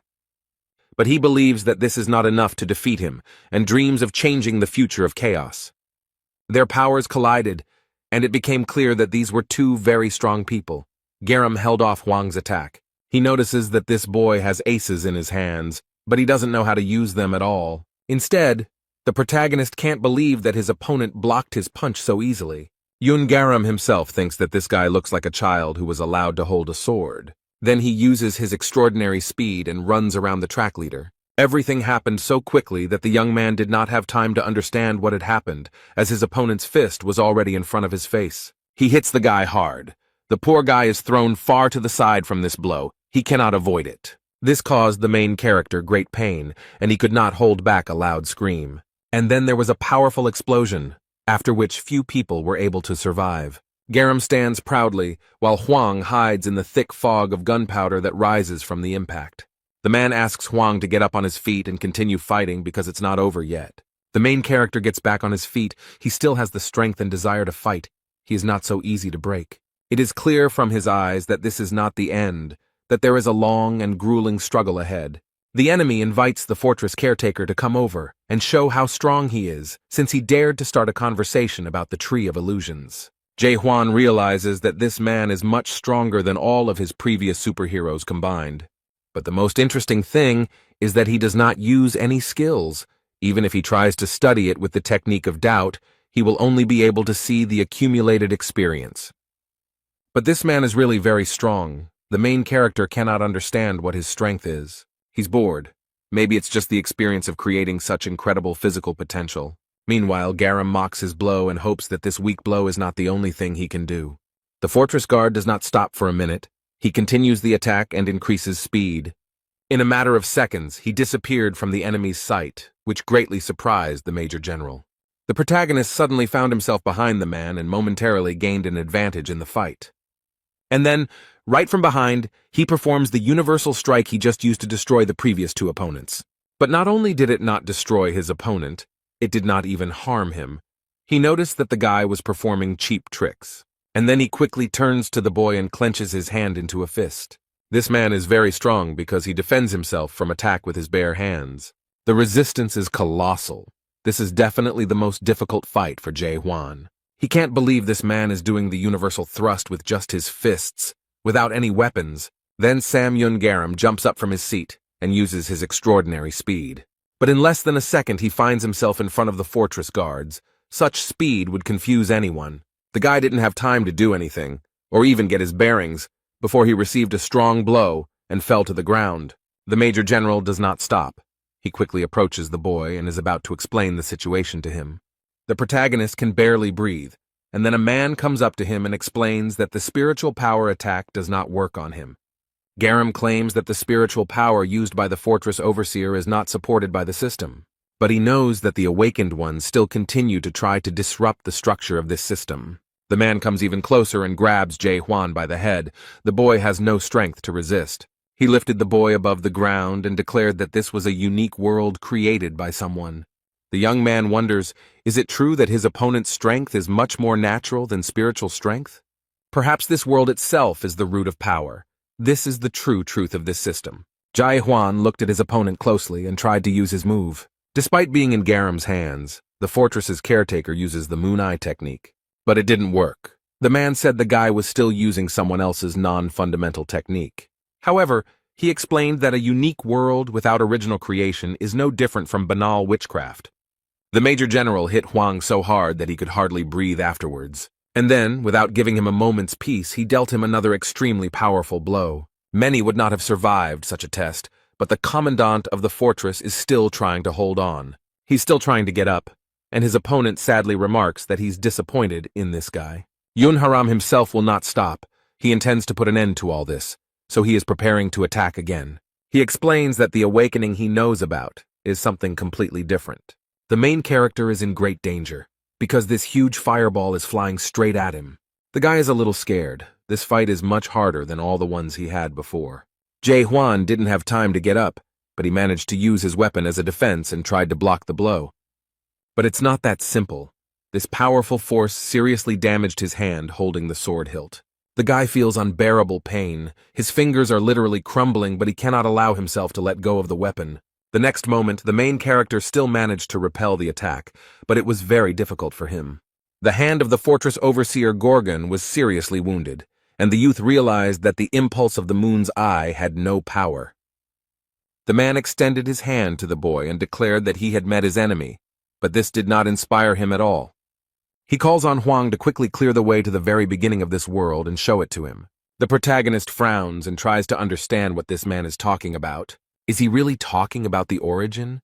About what was behind the 8th gate in hell? Outside the gate, Mulark left a reward called Message from the Depths. In these messages, he spoke about all the stages of awakening and how it should happen.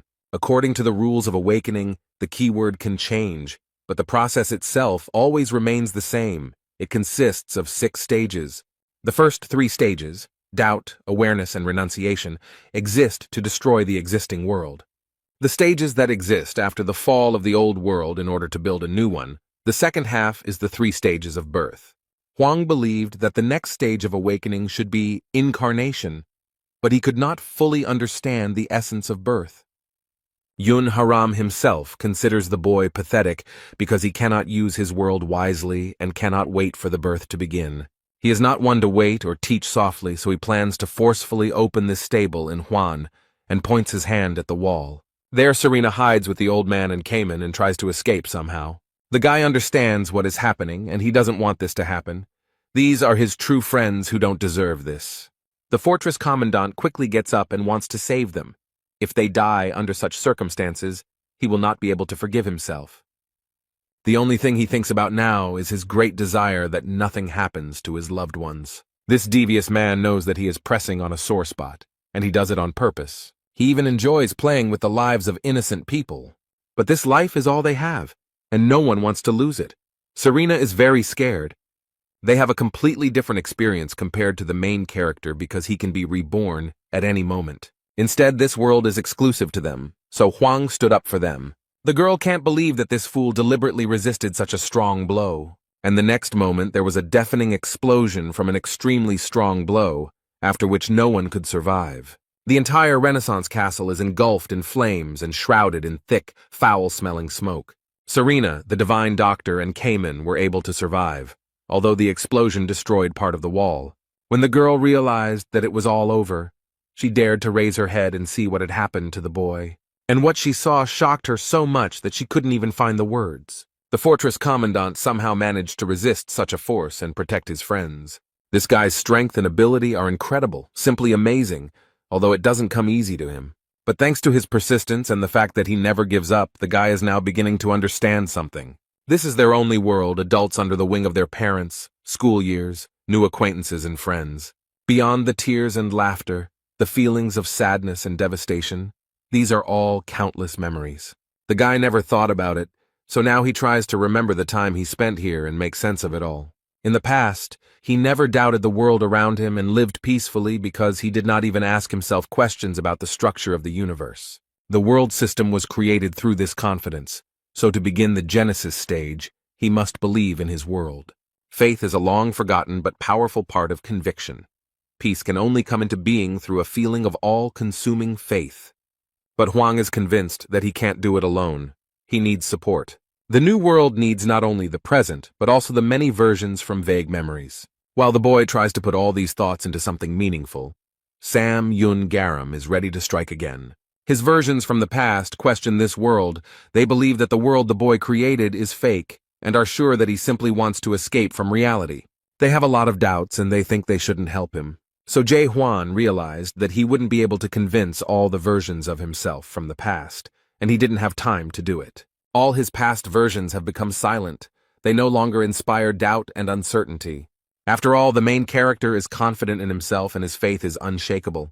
He is not so easy to break. So he says that if they are not all going to help him, then they should disappear, because he will not convince anyone. The castle is almost completely destroyed. There have been too many battles here. It lasted for a very long time. But that's not all. Jae Hwan continues his fierce fight with the Major General. More precisely, he continues to receive strong blows from him. It is hard to believe that he has endured so much. Before he could recover from the previous attack, he received the next one right in the face. This man is extremely cruel. He does not give a second to rest. Huang does not have the slightest chance to attack. He doesn't even have time to run away or defend himself, as the fortress guard Gorgon is already very exhausted. But his opponent does not stop for a minute. He stubbornly continues his work. The boy received another strong blow that destroyed the walls and destroyed the castle. Yoon Haram himself approaches Jae Hwan, his gait smooth and light. He steps slowly on the ground. But at some point the man stopped. He was a little surprised by what he saw. The young man can no longer withstand all these blows. Now he just lies motionless. It seems like it was too much for him. The main character lowered his head and barely breathed. Perhaps he had already given up. One of his past versions approaches and asks if he really chose to die such a horrible death. If Jae Hwan dies now, all of his previous versions will die with him. The main character remembers all the events that happened in his life and how difficult it was for him to go through all of this. Has he forgotten everything he went through to get here and become who he is now? It's better not to be stupid, but to run from here as fast and as far as possible, otherwise it will be the end. The poor thing is struggling to stay on her feet, but they have already been through too much. So he falls to his knees, and one version of it claims that he has already reached the pinnacle of despair. Yun Garam himself thought that the guardian of Gorgon Fortress would last a little longer. He was even disappointed to see this. These words made a big impression on the main character, so he decided to try again. This surprised everyone present, because the guy no longer had any strength left, but he continued to try. Jae Hwan is breathing heavily and can barely stand, but he believes that he will succeed no matter what. His gaze is full of self-confidence, and he asks what exactly has disappointed his opponent. According to some versions, he completely lost his mind, and for a moment even forgot that they were all one person. Thanks to his strength and confidence, the guy convinced himself and all his versions from the past that he can do anything. Yun Haram himself was even glad when he saw that the boy did not give up, but continued to fight. All the previous versions helped the guy, now they also believe. He managed to convince them. This fills the main character with energy, which he is currently sorely lacking. The boy absorbs his strength and tries to concentrate to continue the fight again. And the next moment, the fortress caretaker opens his eyes and begins the second part of the awakening. It begins the inception stage, an important and very serious step on the path of development. Serena can't believe that Huang managed to initiate the birth process, because it's not that easy. So now the fourth station of awakening begins, which has the power to turn lies into truth. Under the dome of the castle, a multitude of purple particles formed, swirling next to each other. This is a very powerful force because it turns any belief into reality. Thus, all these small purple particles turned into a strong and powerful sword. This is a weapon that he invented for himself, and which the next moment was in his hands. Such power is very convenient and necessary. It will definitely help in this grueling struggle. The fourth stage of awakening had arrived, this training, and Haram now saw what Huang's world was like. That which so strongly strives to renounce the whole world is called nothing other than destruction. He understands that this world is catastrophic because it was created with the sole purpose of destroying other worlds. But all that happened does not stop this man, and he continues to attack. Yun Haram himself approaches the boy and believes that all this does not change the course of events. And the main character is now more prepared than ever for this attack. He even wants to finally defeat it. The young man quickly blocked the enemy's blow, and his new sword helped him in this. Jae Huan does a great job of dealing with one of the strongest fighters in the Great Lands. Garam attacks, but the fortress overseer's weapon easily holds back all his power. This man looks pleased with what he saw. This guy became stronger right before our eyes. He likes this type of fighting better because it is much more interesting to fight with a strong opponent. Now their blows follow one after another almost without a break, and the man finds it all simply amazing. He remembers the last time he was this excited was when he was fighting horror 1,000 years ago. So he thanks the guy for helping him experience those unforgettable feelings again. Then he walks up to the fortress guard and delivers a powerful punch to his head. The guy didn't have time to foresee it, so he couldn't avoid it and is now lying on the ground. Yun Haram himself pompously declares that, despite all his successes, everything comes to an end. However, the main character is not going to give up or stop there. After so much effort has been put into getting him to where he is today, it's impossible to just stop it. And the enemy came up very quickly and looked intently at this very confident guy. Another blow occurs. It seems that it will never end. Their fight continues for an unusually long time. And then everything turned into a huge explosion. Fire and smoke rose up. It was difficult to see anything. The main character has defended himself from the blow and is now preparing to attack. Huang has long wondered why he lived such a long life, trying to survive and perfect his lunge. Yun Haram himself had already managed to approach the boy and swing his fist. However, fortunately, the main character managed to dodge. He bent down and the blow hit the wall, not him. Everything happens very quickly. While the major general strikes, Huang is already behind him. The protagonist begins to understand what mistakes he made, but now knows how to correct them. All this time in chaos, this guy only did lunges, nothing more. It was his strategy, to learn one thing, but to perfection. He did it over and over again, as if he didn't understand how this world worked at all. It was completely different from the one Huang came from. Jae Huan was like a little child, completely unaware of what he was doing or whether he was doing anything right. Now the main character feels like everything he did before was just child's play. After being exposed to new and such fundamental information, he has a lot to think about. The protagonist looked at his opponent and realized that he finally had every chance of winning. Garam enjoys watching the fortress's caretaker realize the true truth of this world. Jae Huan smiles and believes that he can now put an end to this long and grueling struggle. But despite everything, he is glad that he met such a strong opponent. He will definitely remember this fight. He even wished that this momentous moment could last a little longer. However, it was not so easy to catch this man. He dodged the blow quite skillfully. The guy is not disappointed at all. He smiles sarcastically and is ready to continue. And then he pretentiously asks his opponent if this is all that the system has to offer him. The Major General bared his white teeth and cheerfully declared that he still had something to show. She attacks the boy, but Jae Hwan easily blocks the blow using his sword as defense. They met again in battle. They are very strong opponents and their strength is almost equal. Because of all this, many explosions occur and the Rebirth Castle is completely destroyed. And Serena is scared and doesn't know how to protect herself from Chung Ho and Kamen because there are so many rocks falling from everywhere. After a while, everything became quiet. They stopped measuring their strength, and small fragments of the building continued to fall to the ground. The protagonist landed softly on a small patch of flat surface and exhaled heavily, and his opponent noted that he liked it, and added that he hadn't had such pleasure for a long time. He can't believe he met such a strong opponent in chaos. He definitely didn't expect this. The fortress commandant looks very serious and turns to his opponent to say something to him. Yun Haram himself fell silent and listened attentively to Jae Hwan. After their fight, the general treated the boy with respect. The fortress guard noted that during the battle he felt the same as Garam, and it was very interesting. Huang has been perfecting his lunge for thousands of years, and this man, like the protagonist, has spent his entire life honing one skill. But he regrets that this man is just an ordinary adapted man, the same words that Mulark once said to him. This man remembered, as Mulark now did, that he was sorry that such a great general had turned out to be an ordinary adapter. It really struck him. Garam sees more and more similarities to this horror. He has only one question for this guy who stands so proudly in front of such a strong man. The man asks loudly what this guy wants. What is his main goal in this life? The main character does not hide anything.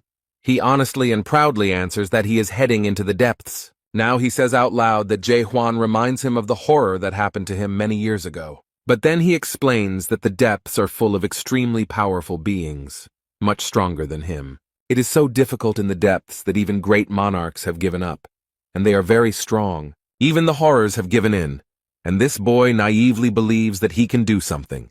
The wind picked up, forming something like a red tornado, and Garam found himself in the center of it all. Jae Hwan didn't expect to see this. He takes cover from the wind and this energy that is floating around. Suddenly, all this action stopped, and a figure holding hands became visible. Some strange creature appeared, something with big wings. It looks very strange.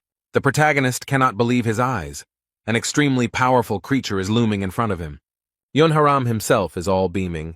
He smiles slyly, because he understands that now he is about to have a lot of fun. He challenges the commandant of the fortress to demonstrate to him a skill worthy of such ambitions. A dark guardian appeared in front of the protagonist, looking like an angel. It seems that Garam has significantly developed his abilities. Serena can't believe what she's seeing. All these events are extremely shocking to her. How can you watch calmly when a demigod guardian appears before you? It is obvious that Garam has long since surpassed the rank of general. Looking at Sam Yun Garam now, we can confidently say that he has reached the rank of lieutenant. This creature is armed with a long, sharp spear and challenges the fortress's caretaker to prove that it is worthy of going into the depths. The Dark Guardian has a very important and responsible task. He protects the system of this world. However, it is unclear how a person who has accepted this system can summon such a creature. The protagonist realized a very deep truth about his existence when he met the Dark Guardian, and the fortress's caretaker is convinced that he lived only to destroy this world. And at that moment his two swords merge into one superpower. This guy will do everything in this fight to convince everyone, and especially himself, that he is worthy of it. The battle with this supernaturally powerful creature begins, and Jae Hwan is ready. His opponent is looking forward to this fight. It should be impressive. The main character uses all his imagination to get into a fight with the security guard. Their forces clashed, and now it will be possible to see who is stronger, the Dark Guard or the simple guy. A huge, powerful wave rises, sweeping away everything in its path. Serena and her friends are barely holding on. The fortress commandant strains all his strength.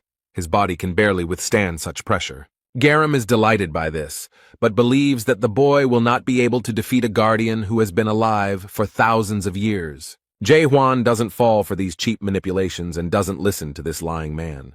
And the generals have already noticed that the boy still has a chance to stop this creature. The protagonist somehow managed to hold off his opponent for so long.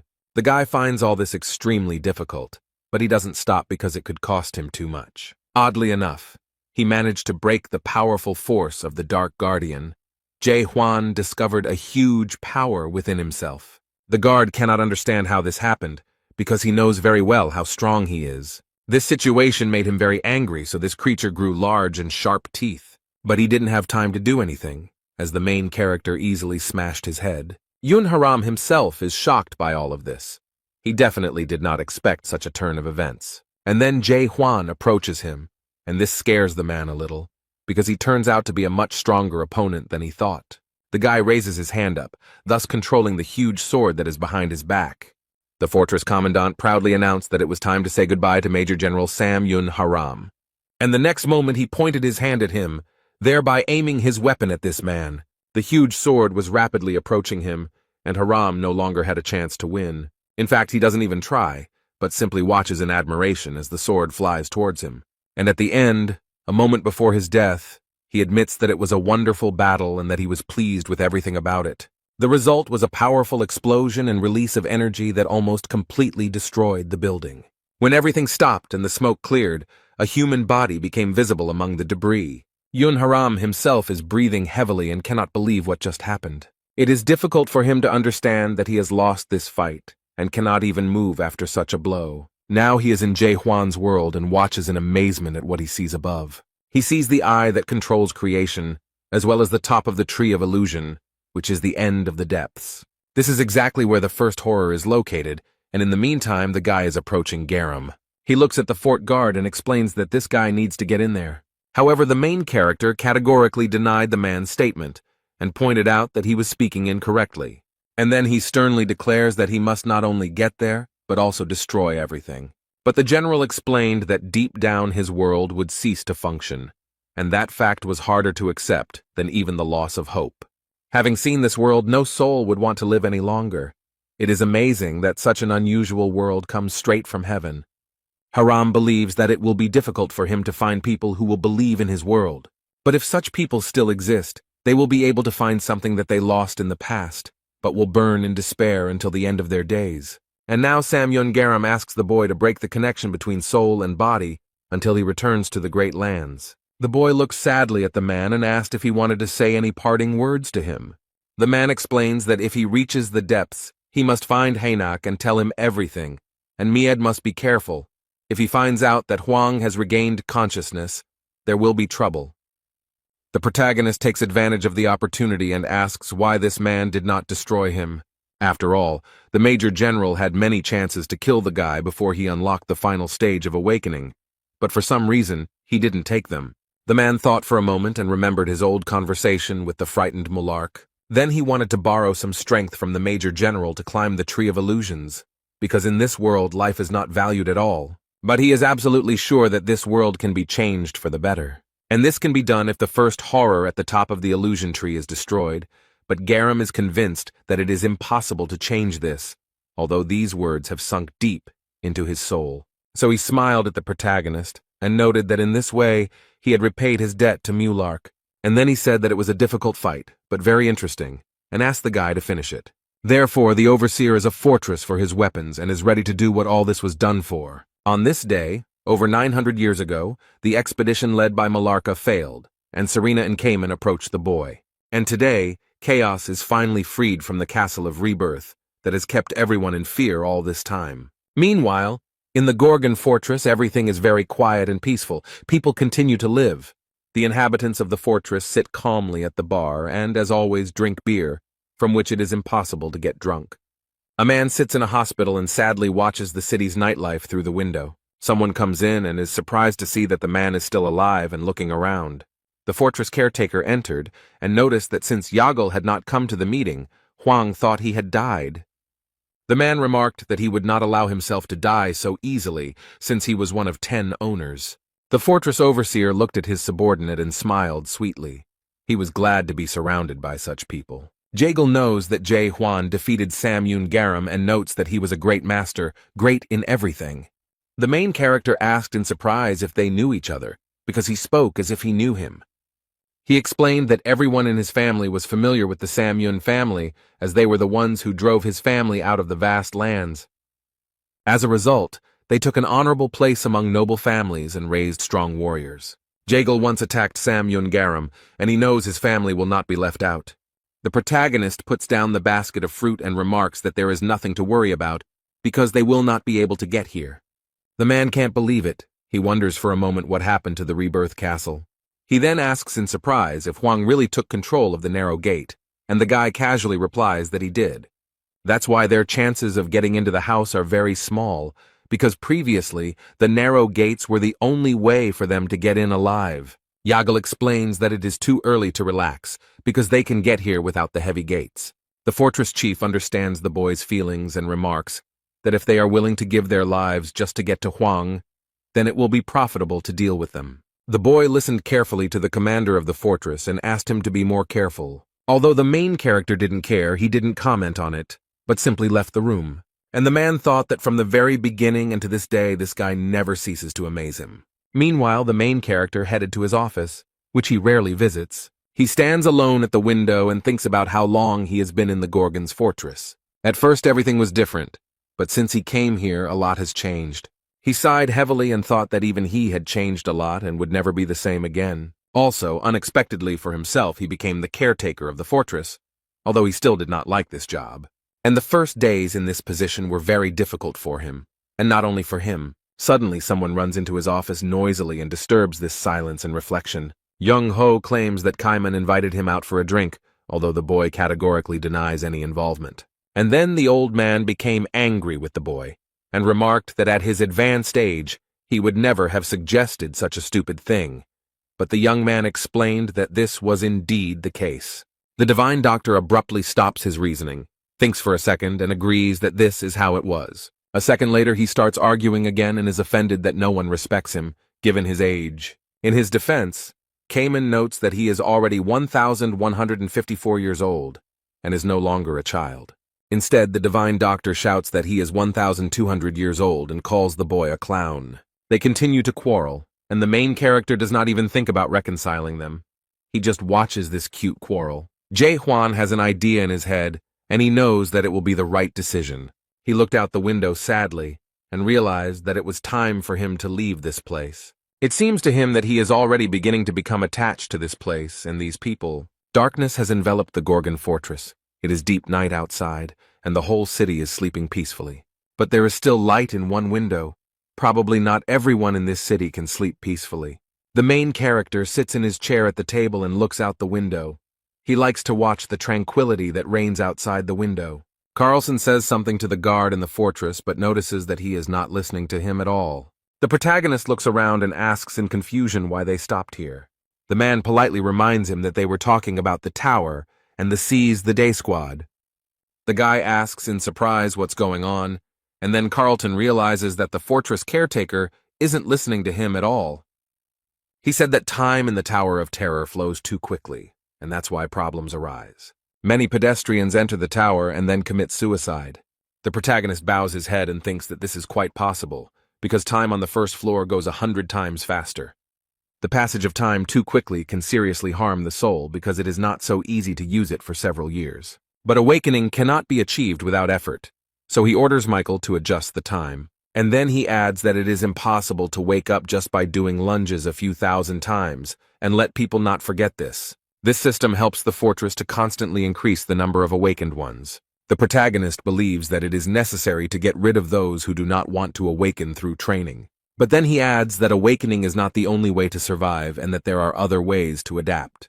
But she explains that awakening is not the only salvation, and someone can find themselves by becoming an adapter. The protagonist noticed that Carlton looked a little nervous, as if something was bothering him. So he looks closely at his friend and asks if something happened or if he has any problems. The man is very nervous. He is trying to find the right words to explain his situation. He explains that Huang already knows that he has recently entered the third stage of awakening. But he has certain difficulties because he was never able to see and create his own unique world. This surprised the main character very much. He looked at the man in surprise. Each person's world is different depending on his abilities, but all awakened ones who have reached the stage of self-denial receive their own unique world. This made Jae Hwan think, because he knows that even spiritual energy depends on the system. But all the awakened ones are trying to destroy this system, so it is difficult to immediately understand that this world is someone's unique world. He rushes to calm the man down and explains that perhaps his world is part of the system. Carlton is surprised and asks if this is even possible, but Huang points out that it is very possible, and he also doesn't know everything about awakening yet. The man comes to the conclusion that if his world is part of the system, then one day he will have to fight it. The fortress commandant agrees that if Carlton wants to save this world, he will have to do it. This doesn't seem to frighten him, and the man asks if Jae-hwan really wants to end this world. The main character did not have time to answer anything, because the man standing in front of him was in a hurry to tell him something else. He places his hand on the table and asks the commander of the fortress to take him with him on the next expedition. But this made the main character laugh, and Carlton was very surprised by such a reaction. The guy remembers that many people approached him with such a request, and he was already a little tired of it. Carlson appeals to the law and explains that all captains are obliged to defend the fortress, but Hwan reminds him that he is no longer a captain. And then he slowly gets up from his chair and adds that soon he too will no longer be the head of the fortress. He passes the guest and explains that he will leave Gorgon's fortress in a week. The man asks again if Hwang really intends to give up his position as a fortress overseer, but he understands that if Jae-hwan leaves now and abandons his post, they will be in big trouble. Carlton, you know that the fortress will be destroyed, even all chaos will collapse because of it. The protagonist tries to calm the man down and explains that he has already figured everything out. He calls Carlton along, explaining that he needs to complete his final task as caretaker of the fort. It's completely dark outside, it's raining heavily.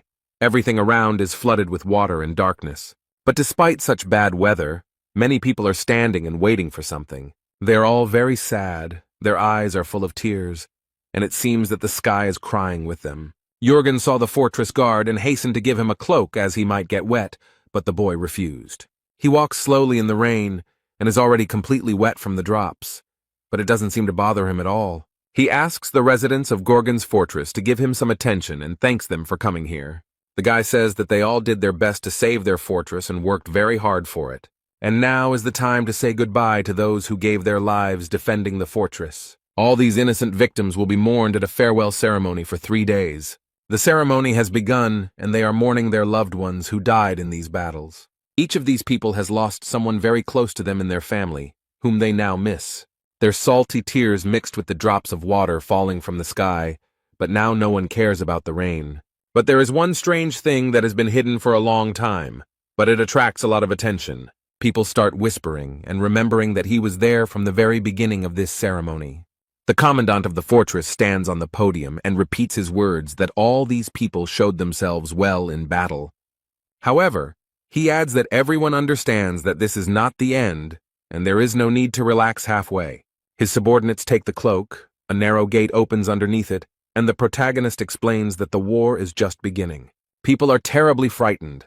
They understand what it is, and ask the commandant of the fortress to get rid of this creature as soon as possible. They want him to destroy the gates. But these are not all the surprises that Jae-hwan has prepared. He explains that it is too early to be surprised.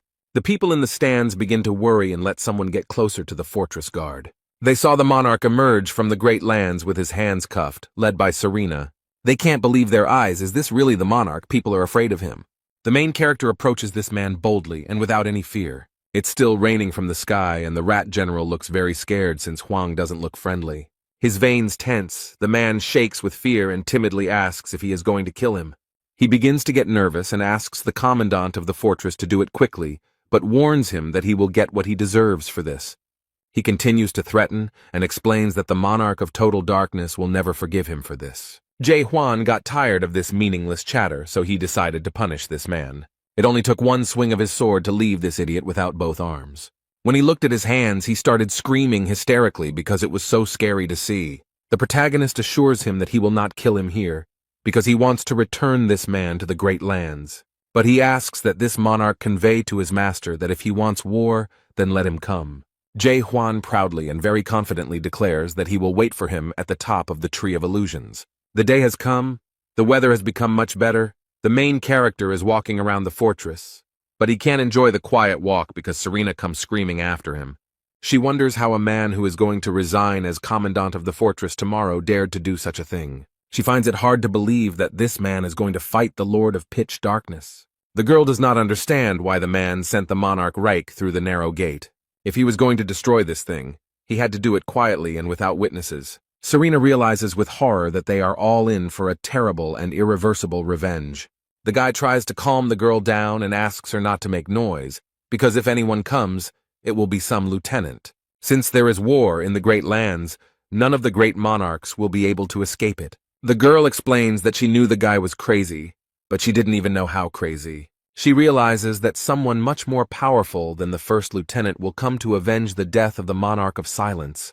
She is sure that at least 2, maybe 3 will come, and if representatives of 5 large clans come, then everything will reach incredible proportions. This is exactly what the main character wants, because only his death can change reality. The girl fell silent. She had nothing more to add, and she realized that now she would just have to wait. Jae-hwan looks back and asks why she came, to cry or to ask questions, and he adds that she is even a little interested in how events will develop in chaos, which he very much doubts. The girl admits that she came to hear about something that he had long promised to tell her. She asks the guy again what he saw beyond the 8 gates of hell. She is very interested in it. The main character, without further ado, told Serena absolutely everything that happened there. All this made an incredible impression on the girl. She asked him if he was sure of what he saw there, and what he told her. She asks again if Mulark really left it there, and Hwang confirms that there was indeed a message from her godfather.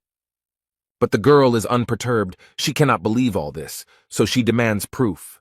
Jae-hwan gives her a very short answer, cold winter, which makes the girl shut up. She looks at the guy in surprise and asks if she heard everything correctly, but the guy doesn't explain anything, and again answers with the mysterious phrase, cracking egg. At that moment, Serena realized that all this meant the winter of the illusion tree, and this impressed her very much. It was a long time ago. Mularka was in winter near the Tree of Illusions, when the snow crunched under his feet. In the very center of these harsh lands, where a powerful ice storm raged, something magical was happening. This amazing story was told to the main character by Mularka himself on the threshold of the 8 gates of hell. As he approached the glow, a bright egg, like a flower bud, was waiting for him there. At first, he was very alarmed because it was the first time he saw life emerging from an egg.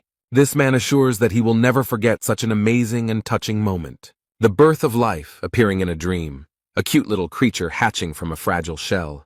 It was at that moment, when Mulark saw the child's face breaking through the thin shell, that he realized his godmother was right. The main character told the girl about all this, about the newborn child and how she found a godfather. He finds the whole story rather strange, but Serena listens to the boy very carefully. And then, with great surprise, she asks why he finds all this strange, because for her, these are completely ordinary things. The protagonist believes that this is strong evidence of something, and the girl is angry at him for speaking as if these were his personal memories. But he explains that according to these memories, all horrors emerge from an egg in the trunk of the Tree of Illusions. This is the winter base of the Tree of Illusion in the Great Lands, where horrors are born from the dreams of the Tree of Illusion and hatch from eggs. But the girl is disappointed. Did Mularka really not leave anything for her? No message or anything like that? However, Hwang answers rather cryptically. He doesn't know if there is any message for her. Maybe there is, maybe not. He explains that Mulark's message was not left in the form of a book, but rather a cluster of stars and chaotic memories. These were fragments of events from the past, which had neither a beginning nor an end. Perhaps he simply did not want his memories to form a whole story. That's why he can't tell her anything special, even though he would like to. But the girl considers him a liar. Jae-hwan looked at the girl seriously and asked why she was looking for a mason, maybe because he was her godfather?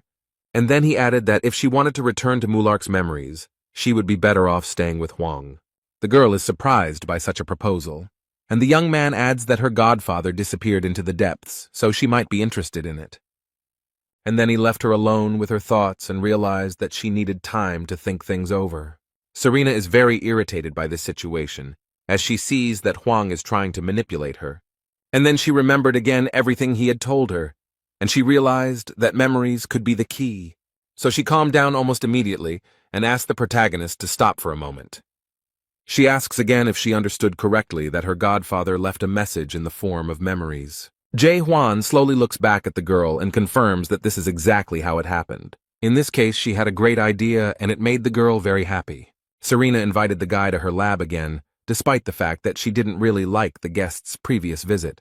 The guy looked at her with a smile and remembered that she herself said that she would not let anyone else in here. She also stated that he fits into her personal life, but the girl explains that it was a long time ago and she needs him now. She was making something, and when she finished, the panels on the roof started moving, and the guy watched with interest to see what would happen next. From there, a cat-shaped device appeared on metal chains looking both cute and scary. The girl briefly and without details explains that this cool thing will help them with compression. But this scares the guy a little, so he asks her to explain, and she tells him that this device attaches to the soul and squeezes out memories. This is often used by horror films that have lost their spiritual strength. It allows them to gather all their emotions and memories together. Thanks to the use of compression, horror always has enough ideas. She then adds that this is her first experience using this method, but others say that squeezing is the best thing you can do to induce terror. Surprisingly, the main character quickly agreed to this experiment and realized that she wanted to use this technique to look into the memories of her godfather. The final preparations are already underway, but this waiting is a little tiring for the guy. He wants to finish everything as soon as possible. It seems that he was right to ask Serena about this technique, but it was too late to back out. She smiles and wonders if he will remain as calm once the procedure begins. She knows perfectly well that squeezing causes incredible pain to a person, but she did not warn him about this at first. But this pain only affects the victim to whom this technique is applied, so she was not interested in talking about it. So the girl began the procedure, which required considerable strength and concentration. But something didn't go as she planned or imagined because she also feels pain. She knew, of course, that the guy would feel it, and she assumed that it would hurt her too, but not as much. Now she sees that his spiritual power is much greater than the siren expected. She put in even more effort, and from a distance it looked like the two of them were in the center of a huge tornado. And then the magical moment came, and the girl realized that she had managed to do what she wanted. She penetrated the inner world of the escort. She found herself at the center of all of Huang's fantasies. Serena looks around in delight and realizes that the other horrors were not exaggerated when they were told about her. But what strikes her most is the huge number of memories. She never thought that a person could have so many of them. Even when he broke through the 8 gates of hell, she realized that he was not an ordinary person. But now that she had a glimpse into his amazing inner world, she realized how unique he was. Looking around in amazement, she accidentally touched a small bundle of memories. This touch hurt the girl, and she turned away sharply and pushed him away from her. She got seriously hurt from such a small and innocent touch, so Serena should pull herself together. If she makes a mistake here, she might be stuck in his memory forever, so she needs to read the memories of her godfather and leave here immediately. But this mission turned out to be not as simple as the girl thought. It will be a little more difficult, because the deeper she dives into consciousness, the more memories she has. Serena is almost completely trapped in the balls, making it difficult for her to see or move. Well, she has no choice but to do whatever it takes to get out of here. Instead of sitting back, she will gather strength and break through the fragments of the past. So she uses her power and quickly breaks through the large and small memory balls. The passage is very narrow, but this does not stop Serena. She continues on her way. And when she finally got outside, she was absolutely delighted with what she saw there. The girl found herself right in front of a huge ball with the memories she was looking for.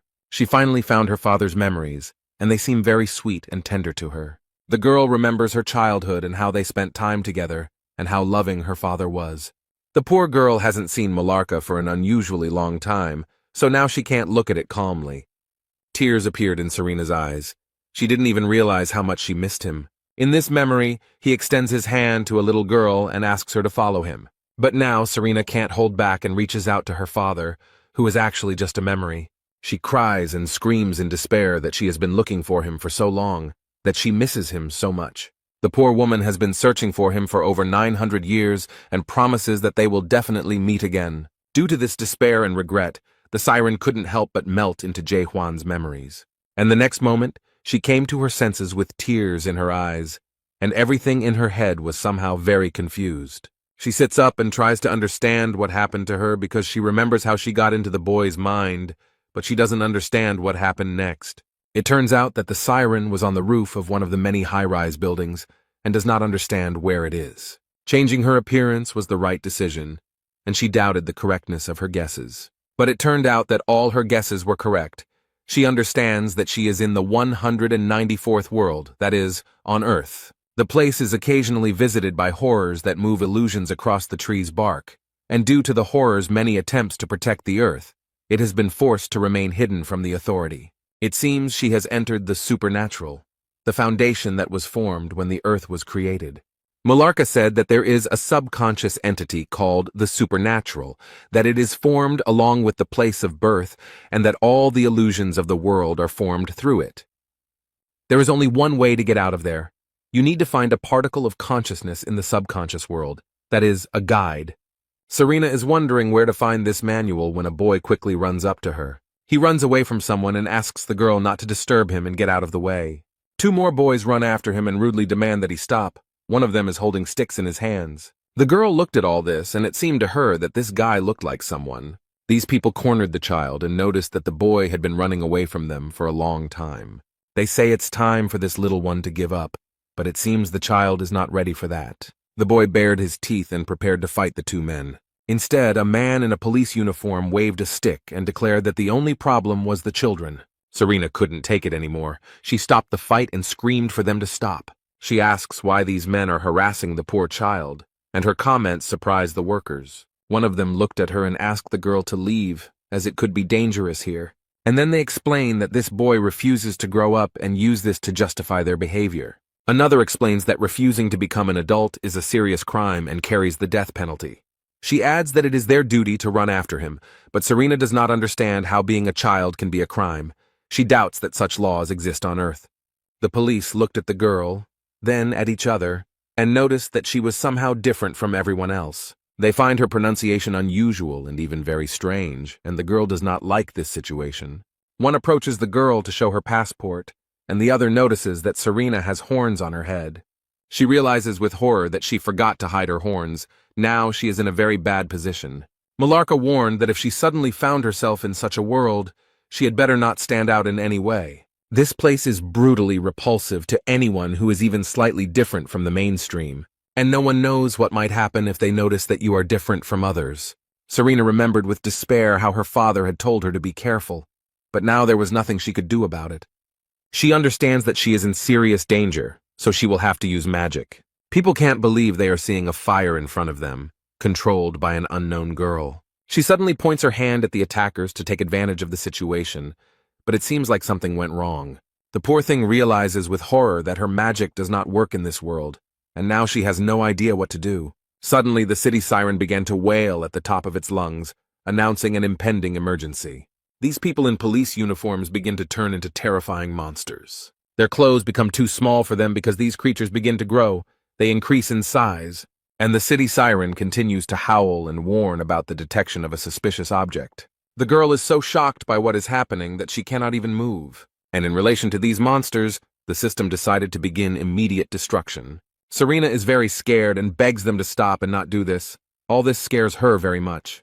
But the monsters do not stop for a minute. They quickly approach the girl.